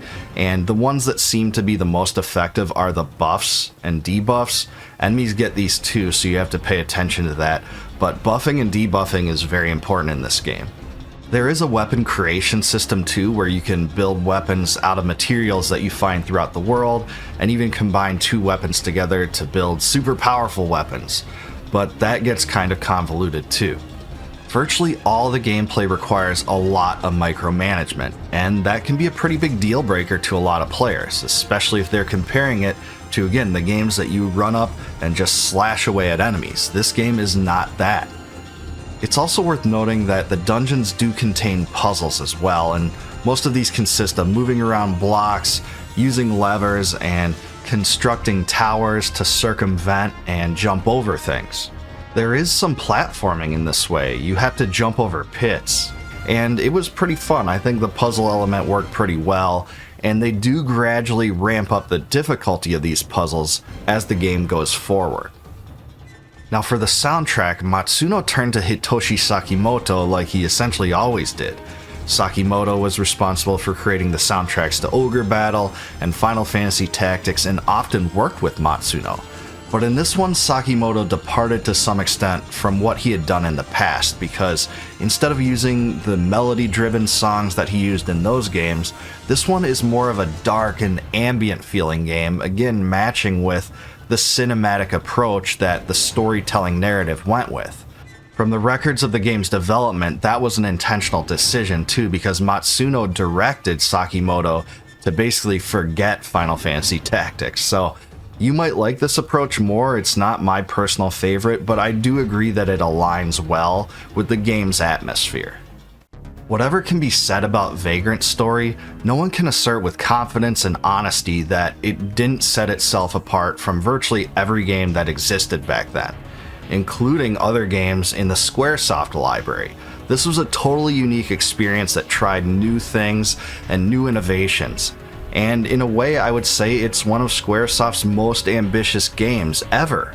The only game that rivaled it in that category I think is Xenogears, which was equally ambitious but for different reasons. This tried more creative things than Xenogears, but Xenogears had a far more complex and ambitious story. Nevertheless, the storyline, the characters, and the narrative is the best part of Vagrant Story. There's some serious themes visited here, and it really comes out in the way the game progresses. I had total enjoyment in watching these characters develop over time. I don't think all the gameplay concepts work too well. It's a brilliant game if you love simulation things and micromanagement, but that really isn't me. It's still fun, but it's really hard. It's rewarding, but it's challenging. And it's true, it can be a frustration magnet for many different types of players, but that doesn't take away or detract from the incredible visual appeal that the game has. Some people have said that this is the most beautiful looking PlayStation game and looks far beyond its time, and it's hard to disagree with that. They were really working with a lot of limitations here, and they really pushed the PlayStation to its graphical limits with this game. True, the polygons don't look as great as they would in future games, but man, for the PlayStation, this looks incredible. The colors and details, and even the stylistic elements in the game are really distinct. The character animations and even the expressions in their faces was far beyond everything that existed at that time. And you can see how it influenced other games that Matsuno worked on in the future, like Final Fantasy XII. So is it Squaresoft's best game ever? No, it's not to me, not by a long stretch actually. But if that was your opinion, in some ways I really couldn't blame you, especially if you thought that about the narrative, the story, and the cinematography, all of which are A+ in this game. It's definitely worth playing, and it's a crime that it went so overlooked and overshadowed. It came out toward the end of the PlayStation library, and I'd say this one is due for a remaster. So Square Enix, if you're looking through your games and trying to determine which ones to remaster next, this one should be near the top of that list.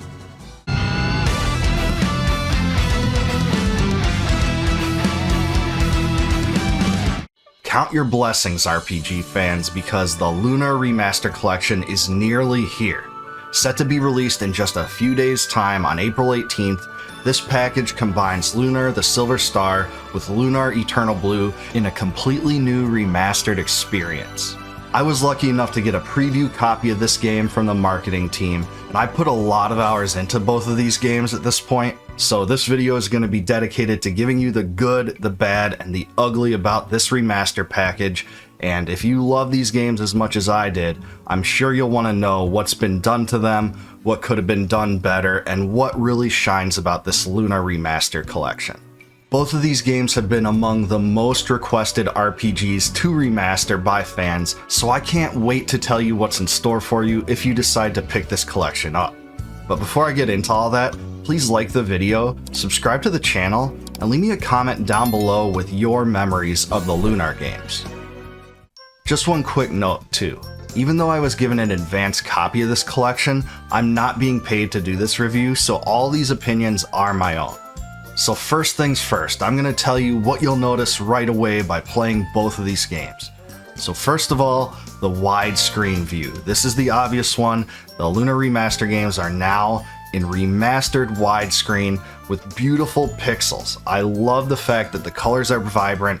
It has essentially the similar look and feel of the original two Lunar games that we loved, and they're big, blocky, beautiful sprites.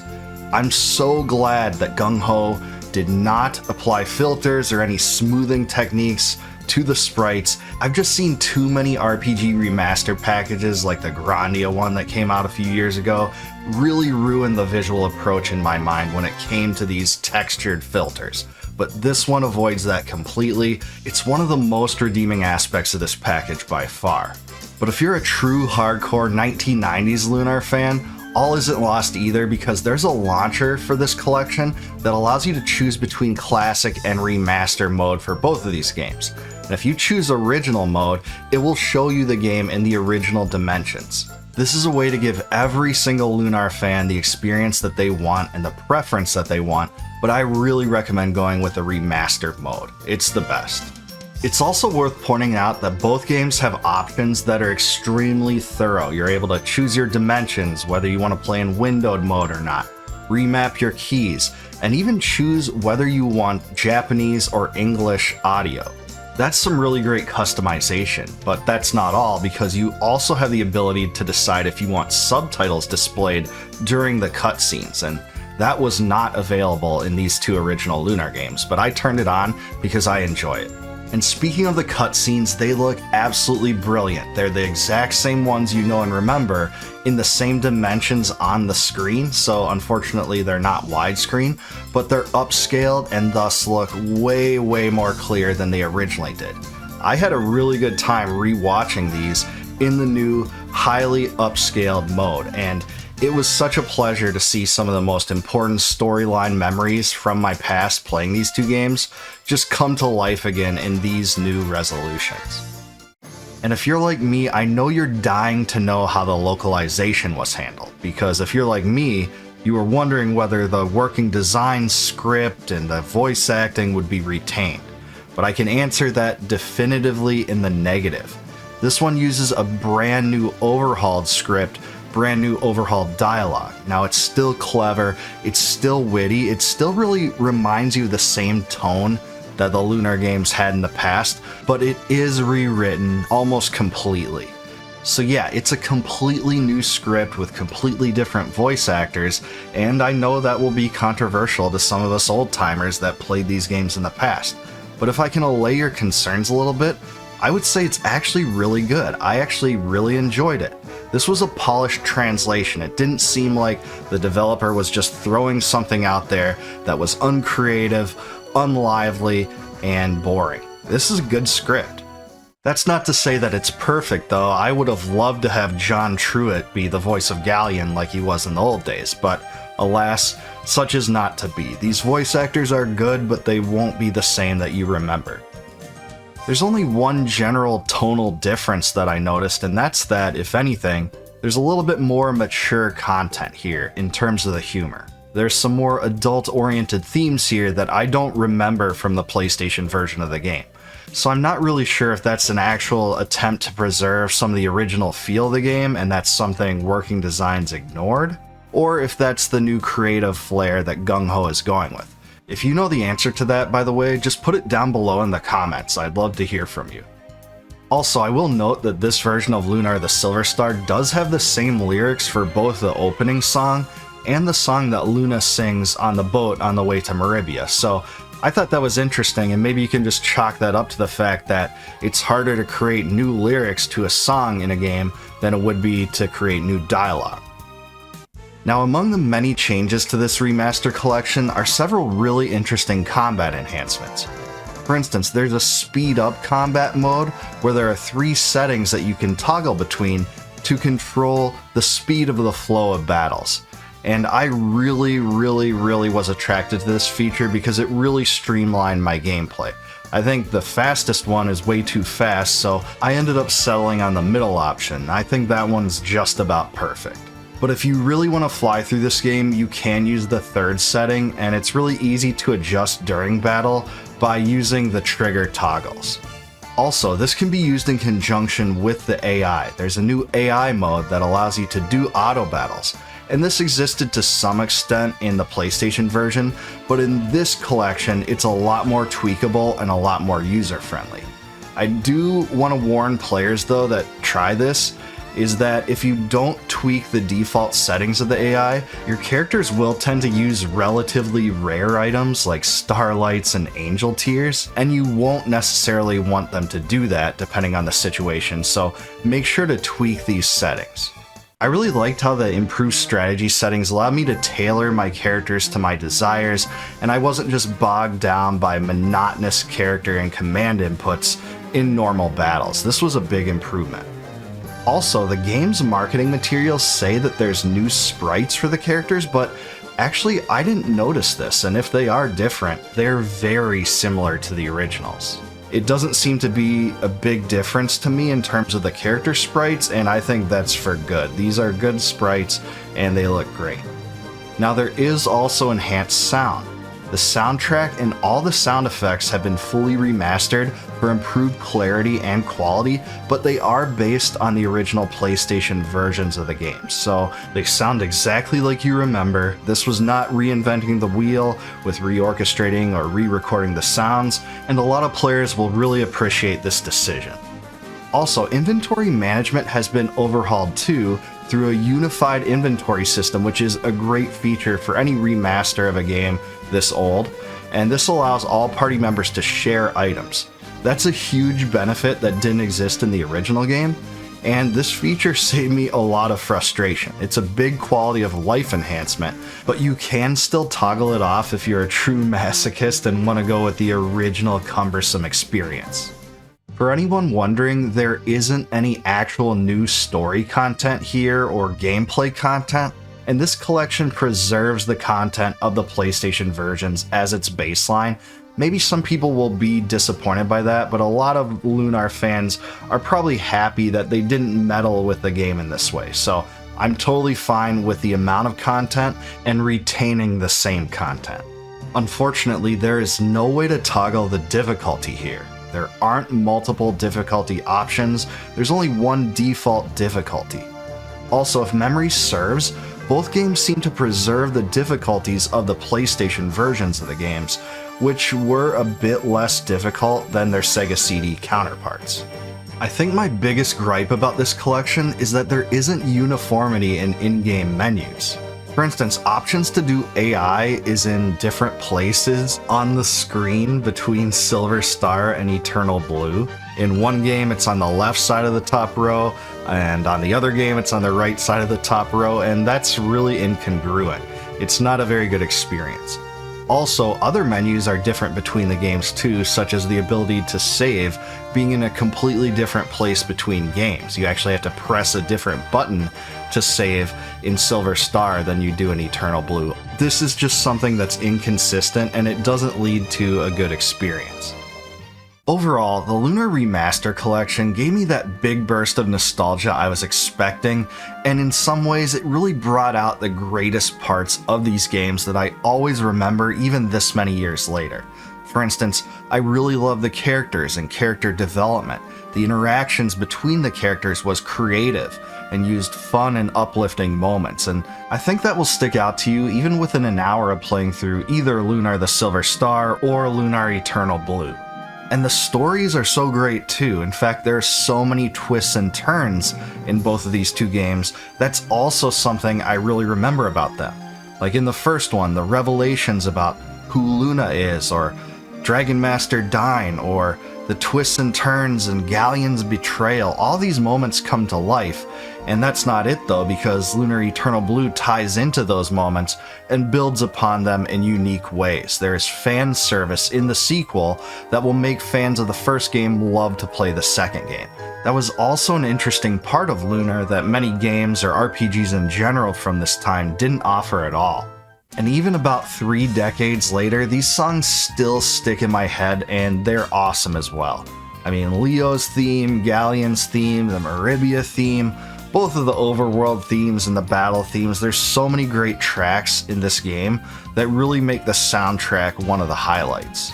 And in some ways, the battle system of the Lunar games innovated as well, because on the surface, it kind of seems like a traditional combat system that many RPGs would have. But when you peel away those layers, the spatial element really made Lunar stand out, because distance from enemies and distance between enemies mattered a lot. Whether you could hit them, whether your spells would be concentrated enough to hit multiple enemies, this was something new and kind of a new flavor that Lunar offered. But I don't have to really keep gushing about these games because I've reviewed each one of them on the channel, so if you want to check those out, or my series retrospective, please do that, because I have gotten in the weeds on this series. But overall, the Remaster collection is definitely worth buying. There's so many redeeming elements of it that I spoke to, but the ones that really stick out are the unified inventory system, the AI options, and the speedy combat mode. There are some minor annoyances like having to talk to the right NPCs in the right order to drive the story forward that don't really hold up super well in the modern age, but in general, the Lunar series captivated many of our hearts and minds, and I don't think that if you're a Lunar fan that loved these games at that time, that you will be disappointed by playing this package and buying it now, because I think it's a worthwhile endeavor, and it's probably one of the greatest RPG remaster collections ever released, and that's saying something because I've been critical about some. But between this and the Suikoden 1 and 2 remaster collection that just came out, it's been a really great time for retro RPG fans, and I don't think you can go wrong if you play this.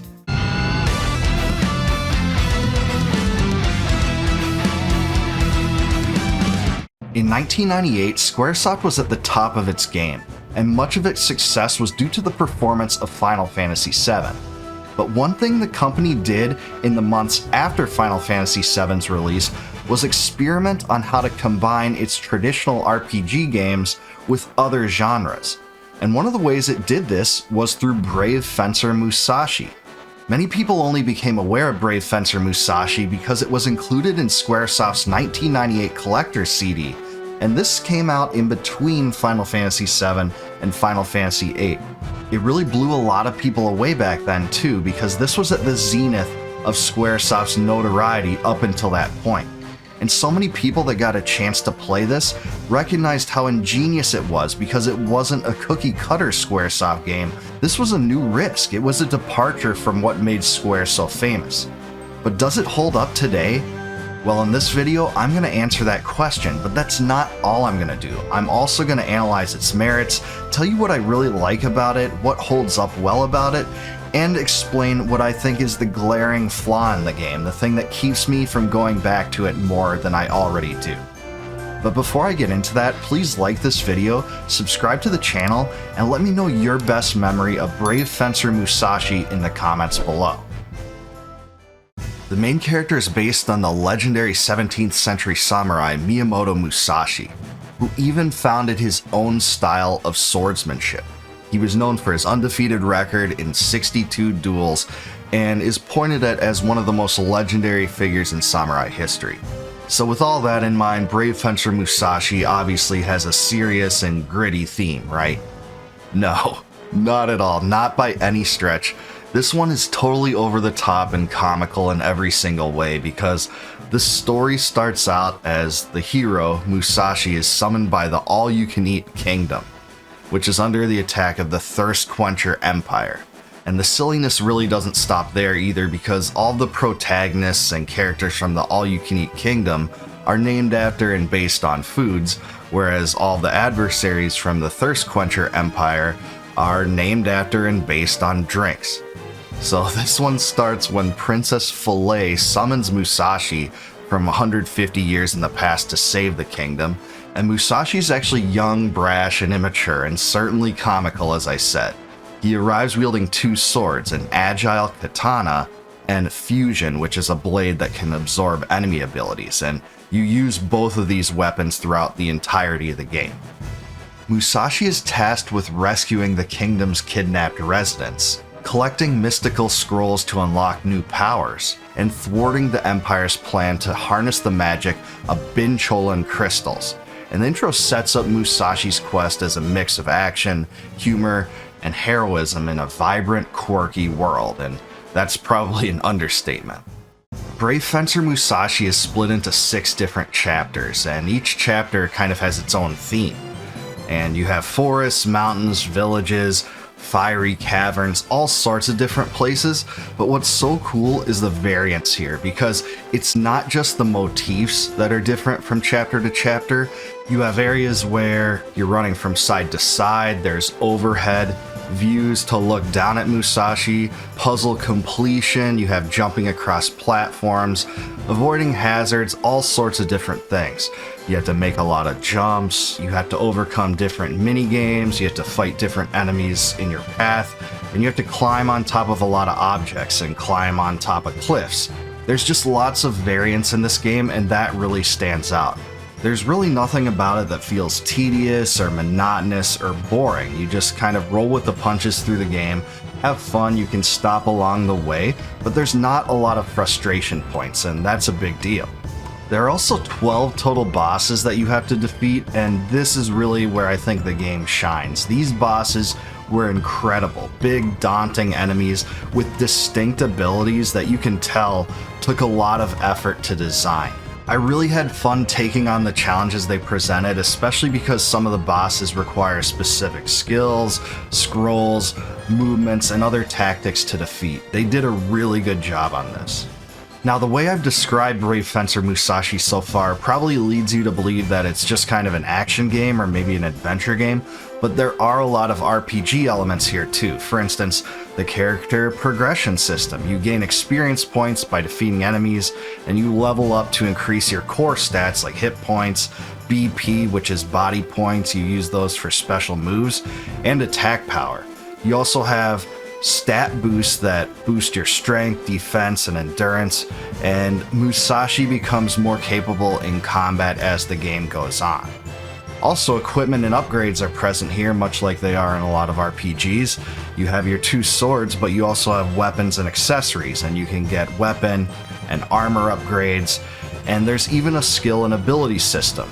You collect scrolls along the way, and there are 5 elemental scrolls that are kind of at the forefront of this game's story, and each of those grant unique elemental abilities. For instance, the earth scrolls bomb dropping, and the water scrolls surfing, and these were a way to allow the story to impact the gameplay in fun ways. Also, there's assimilation because Musashi can assimilate enemy abilities by striking them with his fusion sword, and this allows for things like stun and shrink, and all sorts of different fun combat styles. There's also inventory and item management. You have consumables like bread, cheese, and potions. You have key items, and there is a quest and story progression that's structured like a lot of RPGs. There are some cutscenes for the story, although there's not a ton. This game focuses more on the gameplay than the story, but you still do get segments from the story, like what's happening at the Thirst Quencher Empire and the Wizard of Darkness. You also have the ability to experience a lot of side quests, and there are a lot of collectibles to get. This game has loads of replay value. And the last thing I want to mention here is the puzzles.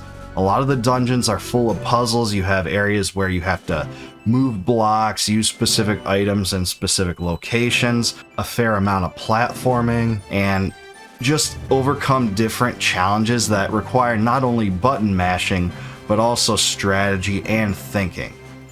Now, if you read opinions or information about Brave Fencer Musashi, a lot of people compare this game to some of the Zelda games or some other action-adventure games like Illusion of Gaia, but I think maybe the closest comparison is Secret of Mana.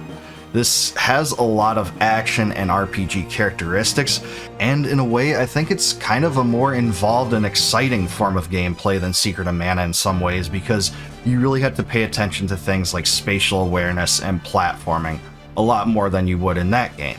I really enjoy the blend of gameplay styles this offers. It's a combination of combat and exploration and puzzles, and the day-night system also adds its own unique flavor as well.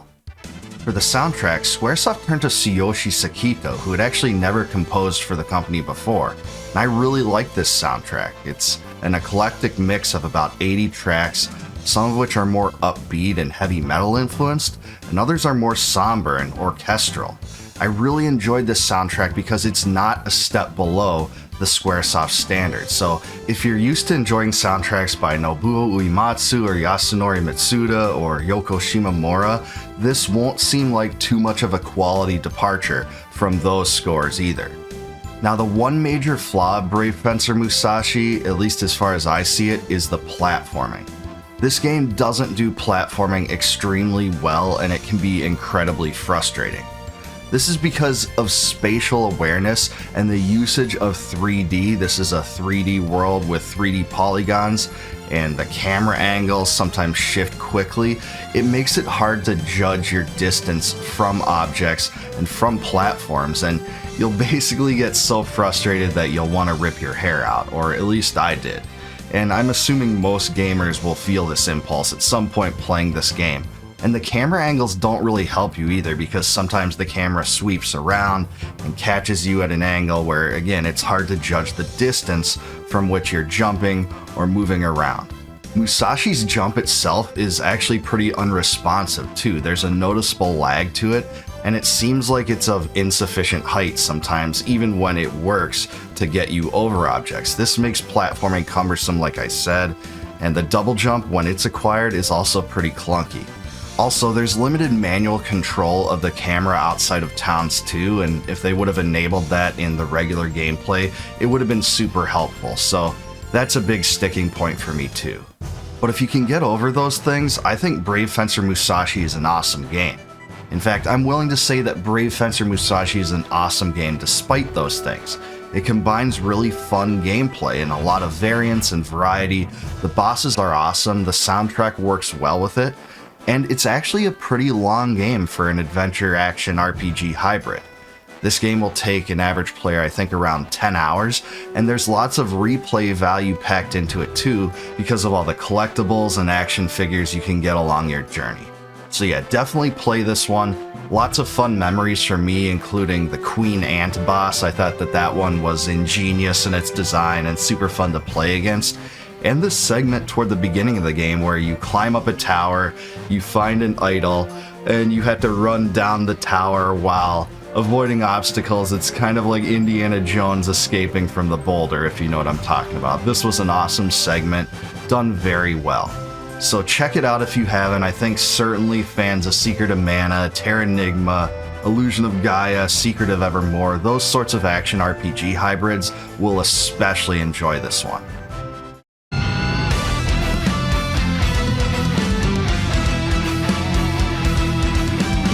Back in the 1990s, I was pretty much the biggest Squaresoft fanboy one could possibly imagine.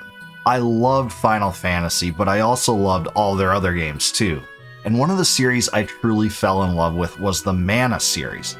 I played Secret of Mana to death, and I even imported Suikoden Densetsu 3 to play that as well, and I really enjoyed both games. So I was ecstatic in 1999 when I realized that Legend of Mana was coming to the PlayStation. But even so, this game has grown very divisive amongst Squaresoft fans, so I'm going to use this video to analyze it, tell you what I like about it, tell you what I didn't like so much about it, and explain the factor about this game that makes it totally different from any other RPG. But before I do that, please like this video, subscribe to the channel, and let me know your memories of Legend of Mana in the comments below. I should point out that in this video, I'm using footage from the 2021 remastered version of Legend of Mana, which came out a lot later than this game originally did for the PlayStation. So once you boot up Legend of Mana, you get to choose between a hero and a heroine. And then you actually get to choose what kind of weapon they wield, and that's certainly pretty unique. And then you actually get to choose what location in the map you start from. Well, that's unheard of. And then it soon becomes clear that Legend of Mana is a very different kind of RPG. And there's a lot of different ways other than this that's true as well. You see, this isn't actually Suikoden Densetsu 4. This is a Mana series spin-off, and the whole game was designed not to really replicate the experiences that you had in Secret of Mana 2 or Suikoden Densetsu 3. And that's not to say it's all bad, actually. In fact, that kind of gives it some innovation points, and there are some similarities too. And combat strikes me as one of those, because you're basically scrolling from screen to screen, defeating enemies, and this one plays a little bit more like a beat-em-up than any of the other Mana games, I would say. Combat unfolds in real time on 2D battlefields with 2D sprites, and players control one character at a time. Now, you can use a second player to control another, but you can only do this if you have them play your character or you load their save file from designated locations. And that's a pretty cool thing too. The third character is a pet or golem character, and those are basically raised and only perform based on AI. So players do move with a directional pad. You can go up and attack enemies. There are special attacks and abilities as well, because characters can equip special techniques, and abilities, and up to 2 special techniques and abilities can be active at once, so you can kind of tailor these to your own playstyles. And these range from weapon-specific moves to flashy, high-damage combos. There's also a good mixture between weapon and magic attacks because you choose from a wide array of weapons, each with their own special attack patterns and techniques, but magic is cast via instruments with effects tied to elemental types. So there's a good variety of gameplay in the combat here, and there's also positioning and combos. Positioning in this game is really important, especially when it comes to dodging attacks and getting in the right places so that you can deal the maximum amount of damage. Creating party dynamics is also here too. You can basically create a second hero and a petter golem. And the petter golems, like I said earlier, are support or tanking. And the second player is usually a stronger fighter that can be controlled by a second player, or a single player can swap to that character whenever they want. It's worth noting here too that I think the graphical style and approach of Legend of Mana holds up extremely well. This game came out at a time when 3D games were all the rage, but this one stuck to a classic formula, and it ended up aging way better than games like Legend of Legaia that used a fully 3D approach. These backgrounds are beautiful, the sprites are beautiful, some of the best sprite work on the PlayStation 1 if you ask me actually, and I'm not the biggest fan of pastel colors for the background, but they do kind of fit the Mana universe, and they really worked well here. And now we come to the story, which is actually kind of hard to explain. There is a base premise though, because the game is set in Fadil, which is a world created by the Mana Tree, which is a divine entity that sustains life and magic, and that is part of the entire Seiken Densetsu and Secret of Mana universe. Anyway, centuries ago that tree burned, and Fadil's lands were sealed into artifacts, scattering its history and people. So the player, you, a nameless hero, arrives in this fragmented world to restore it by placing these artifacts on a map and rebuilding Fadil piece by piece. And that's where the concept comes in.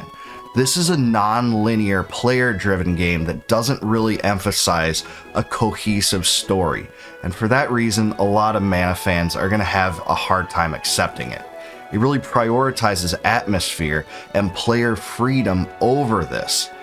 And that can really be a downer for those that come into this game expecting an overarching narrative to kind of drive the entire game, because that is not this. So for most of the game, the player dives into kind of an episodic mode where they take on side quests and several main story arcs to find artifacts, then put them on a map and literally construct the world around you. And this was pretty customizable and was a unique idea. I just didn't fall in love with it. There isn't any fixed order to complete the events either, and many of them are optional. You don't even have to do a lot of them, but there is an overarching story that is completed at the end. It's just not the game's main focus. The focus of Legend of Mana is exploration, not a final objective. But I did really enjoy the soundtrack, and this is a great variety of songs. It was composed by Yoko Shimomura, who I think is criminally underrated. I love some of her other scores, including the Live Alive score, and this one is no different. Now, she didn't compose for Secret of Mana or Seiken Densetsu 3, but this does an admirable job. It really replicates the similar styles that we heard from those games, and there are some really interesting tunes here. I was never bored. There's a good combination of battle themes and somber tunes and emotional tunes and melodic tunes, and it was pretty infectious, and I think you'll think the same if you choose to play this one. Unfortunately, I don't think that the Legend of Mana narrative style holds up too well, especially in hindsight. And there are other downsides to the land creation system too, because where you choose to place your artifacts greatly affects quest availability, difficulty, elemental magic strength, and other factors, and the game does a really poor job of explaining this. Also, the AI for party members is extremely clunky, and you'll probably get pretty frustrated about how your characters act at times, at least the ones you're not controlling. It's true that the game offers a lot of creativity and innovation and customization, weapon crafting, golem creation, pet raising, and other things like that, but it just doesn't come together in a complete package in the same way Secret of Mana or Seiken Densetsu 3 does. it really has some problems too in terms of replayability. A lot of players will probably want to complete all the events, but a lot of players will probably want to just skip out on those and go straight to the end if they can. But the game does include a New Game Plus mode, and that's really great too. That's honestly probably something every RPG should have, and not a lot of them actually had them in this era, so that's really great too. So when it all comes down to it, Legend of Mana is a mixed bag. It's not as strong as the other Mana games by a long shot if you ask me, but there are some redeemable features. The combat is fun and intuitive, the sprites are beautiful, the landscapes look great, and not just in the remastered version, in the original version too. But those things don't overshadow the downsides, and that is the narrative. So if you're looking for another Secret of Mana, this isn't it, but it is a fun spin-off, so I think fans of the Mana series might like this one more than other RPG fans, but this is not one of the strongest Squaresoft games on the PlayStation. This one is often on sale on Steam, and that's where I'd recommend picking it up, but if you're really looking for a great game in this universe, choose Secret of Mana or Seiken Densetsu 3, which is now known as Trials of Mana. You'll have a lot more fun with those games.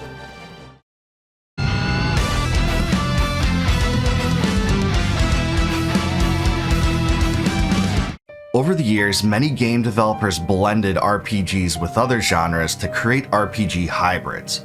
And one company that did this was Squaresoft, especially with action and adventure games. But in 1998, the company created perhaps their most daring hybrid experiment when it combined an RPG with another genre that was prevalent at the time: survival horror.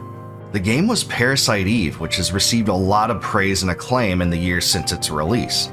But what you might not know about it was that the game included concepts that were originally planned for Final Fantasy VII. So I'll explain that in this video, and also tell you whether this game holds up today. I'll give you the good, the bad, and the ugly, and everything that is Parasite Eve. But before I get into that, please like this video, subscribe to the channel, and leave me your best memory of Parasite Eve in the comments section below. Before we get into the gameplay and story, I did want to talk a little bit about the visual approach of Parasite Eve, because this game uses static, pre-rendered 2D backgrounds for its environments, which really is a staple of Squaresoft at that point, and it was representative of survival horror games like Resident Evil, as well as Final Fantasy VII and Final Fantasy VIII, so this really depicts a similar style in that way. A lot of these settings are streets, police stations, sewers, museums, and hospitals. They're urban settings, and it's a dark and gritty motif. There's a moody tone with muted colors, lots of grays, browns, and greens, and it really enhances the horror atmosphere.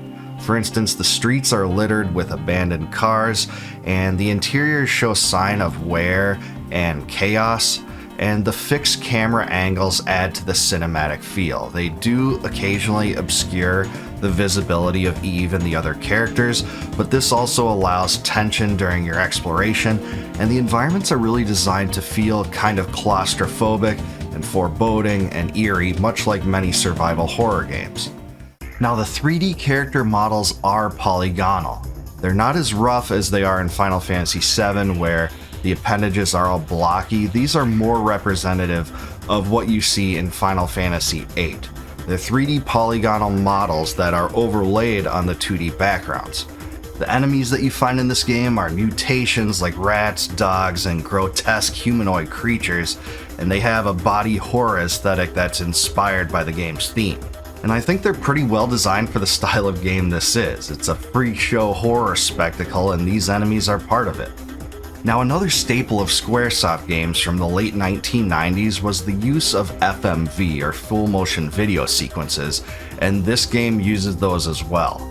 There are many cutscenes for key storyline moments, and they're grainy by today's standards, but back then, they completely blew me away. They really depict the dramatic events that take place in this game, much like they would in Final Fantasy VII and Final Fantasy VIII. So again, they're trying to blend the Final Fantasy cinematic experience with the Resident Evil style survival horror experience, and you really get that in a way that is interesting and it's fun, and it certainly brought this company into its limelight. It's one of the defining characteristics of Squaresoft.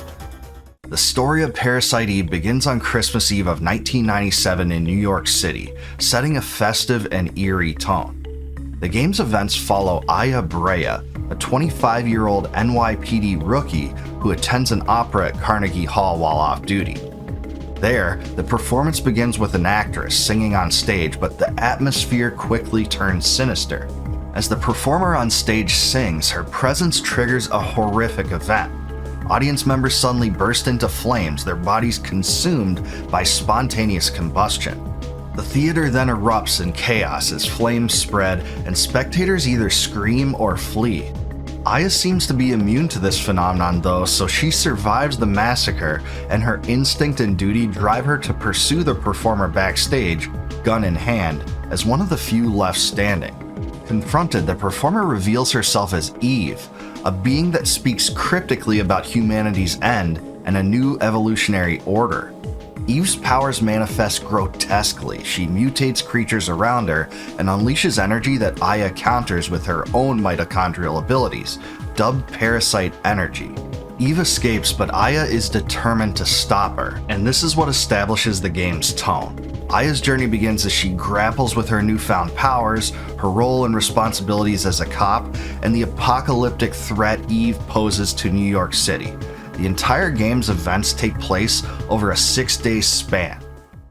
And remember when I said some of the ideas incorporated into Parasite Eve were originally planned for Final Fantasy VII?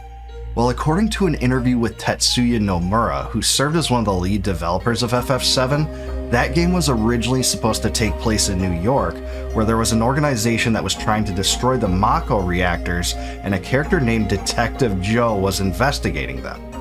In an additional interview, Nomura repeated the claim and also added that it was actually Final Fantasy creator Hironobu Sakaguchi that came up with the idea. He said, "I think we wanted to do something like a detective story. There's a character called Hot-Blooded Detective Joe."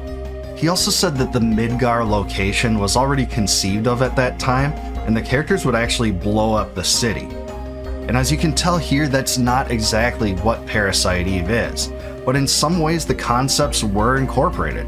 This game is based in New York, and it is something of a detective story. Instead of having a character named Detective Joe that was hunting down the characters though, in this one you actually have Aya who is hunting Eve. So I thought that it was actually cool and interesting that Squaresoft decided to preserve some of the ideas they felt were worthy, rather than just abandoning them then and there and scrapping them forever. Like you might expect, Parasite Eve's gameplay and battles adopt a style that's also an amalgamation between survival horror games and RPGs. There's a unique active time battle system that is incorporated in the Final Fantasy games that's also combined with movement. So wherever you encounter enemies, Aya can move freely in a confined area during these fights, and that's really important because you have to dodge enemy attacks often, and positioning is really key in Parasite Eve in a way that it's not in so many other RPGs or survival horror games. Aya's primary weapons are customizable firearms, so you can get pistols, rifles, and other weapons with limited ammo. And you can even swap weapons or reload mid-fight and also find ammo all throughout the game. The standalone mechanic that's interesting though in the battles is Parasite Energy. These are mitochondria-based powers like healing, energy blasts, or buffs that Aya gets. And those cost MP, which are essentially Parasite Energy points, which do regenerate slowly over time or through item usage. The great thing about this whole system is I think fans of survival horror games and RPG fans will actually like it, at least to some extent. It might not be the favorite type of combat for either group, but there are enough elements of each genre to please most fans that would be willing to try a game like this. Aya levels up through experience points that are gained from defeating enemies, just like in other RPGs. And when you gain levels, you increase stats like HP, MP, and attack power. Another innovative feature is that you can customize weapons and armor using tools to transfer bonuses like extra armor or critical hit chance between gear. And I really thought this added depth to equipment management and really gave the game more of an extensive and complex system of gameplay than otherwise would have existed. Parasite energy abilities are also upgraded via a skill tree, allowing you as the player to unlock or enhance powers like stronger attacks or defensive barriers. Inventory management is really critical too, because there's limited slots for weapon, ammo, and items like healing kits, so you really have to be wise about what you want to carry and what you want to discard. The bosses in Parasite Eve are really cool and intimidating too. There's at least one boss per day that you encounter in the game, and there's also a few for several days, so there's a lot of fun to be had fighting these bosses, finding their attack patterns and circumventing them and destroying them. The standout to me was the T-Rex boss that you fight in the museum, because he was super cool and intimidating. He uses tail swipes and bites and even a fiery breath attack, and it was so fun and fulfilling to evade his attacks and eventually defeat him and move through the game. The composer of Parasite Eve is none other than Yoko Shimomura, who also did soundtracks for Live Alive, Legend of Mana, and many other games. And I really appreciated her work here because it's so different from the score she's done elsewhere. You get a lot of ambient and electronic influences here, and it sounds a lot different than you'd see in other RPGs, so for that I think it's good, and it also plays off the survival horror vibe. What's so great about Parasite Eve is that there's actually a New Game Plus mode that unlocks once you beat the main game. And besides that, there's actually a bonus dungeon called the Chrysler Building that you can do after you unlock the main story. It's a 77-floor skyscraper that's grueling and replayable and gives a lot more gameplay than you'd get in some other games like this. So was creating Parasite Eve the riskiest choice that Squaresoft ever made? Well, probably not, because that honor likely belongs to Final Fantasy The Spirits Within. Yeah, that movie. But in terms of RPG hybrids, it probably was. It probably was between this and games like Vagrant Story that combine two genres together in a way that's really unique. And this game is still worth playing today. I think it's a decent offering, especially visually, and players that play Final Fantasy VII and Final Fantasy VIII may even mistake this one for those two games if they didn't know better.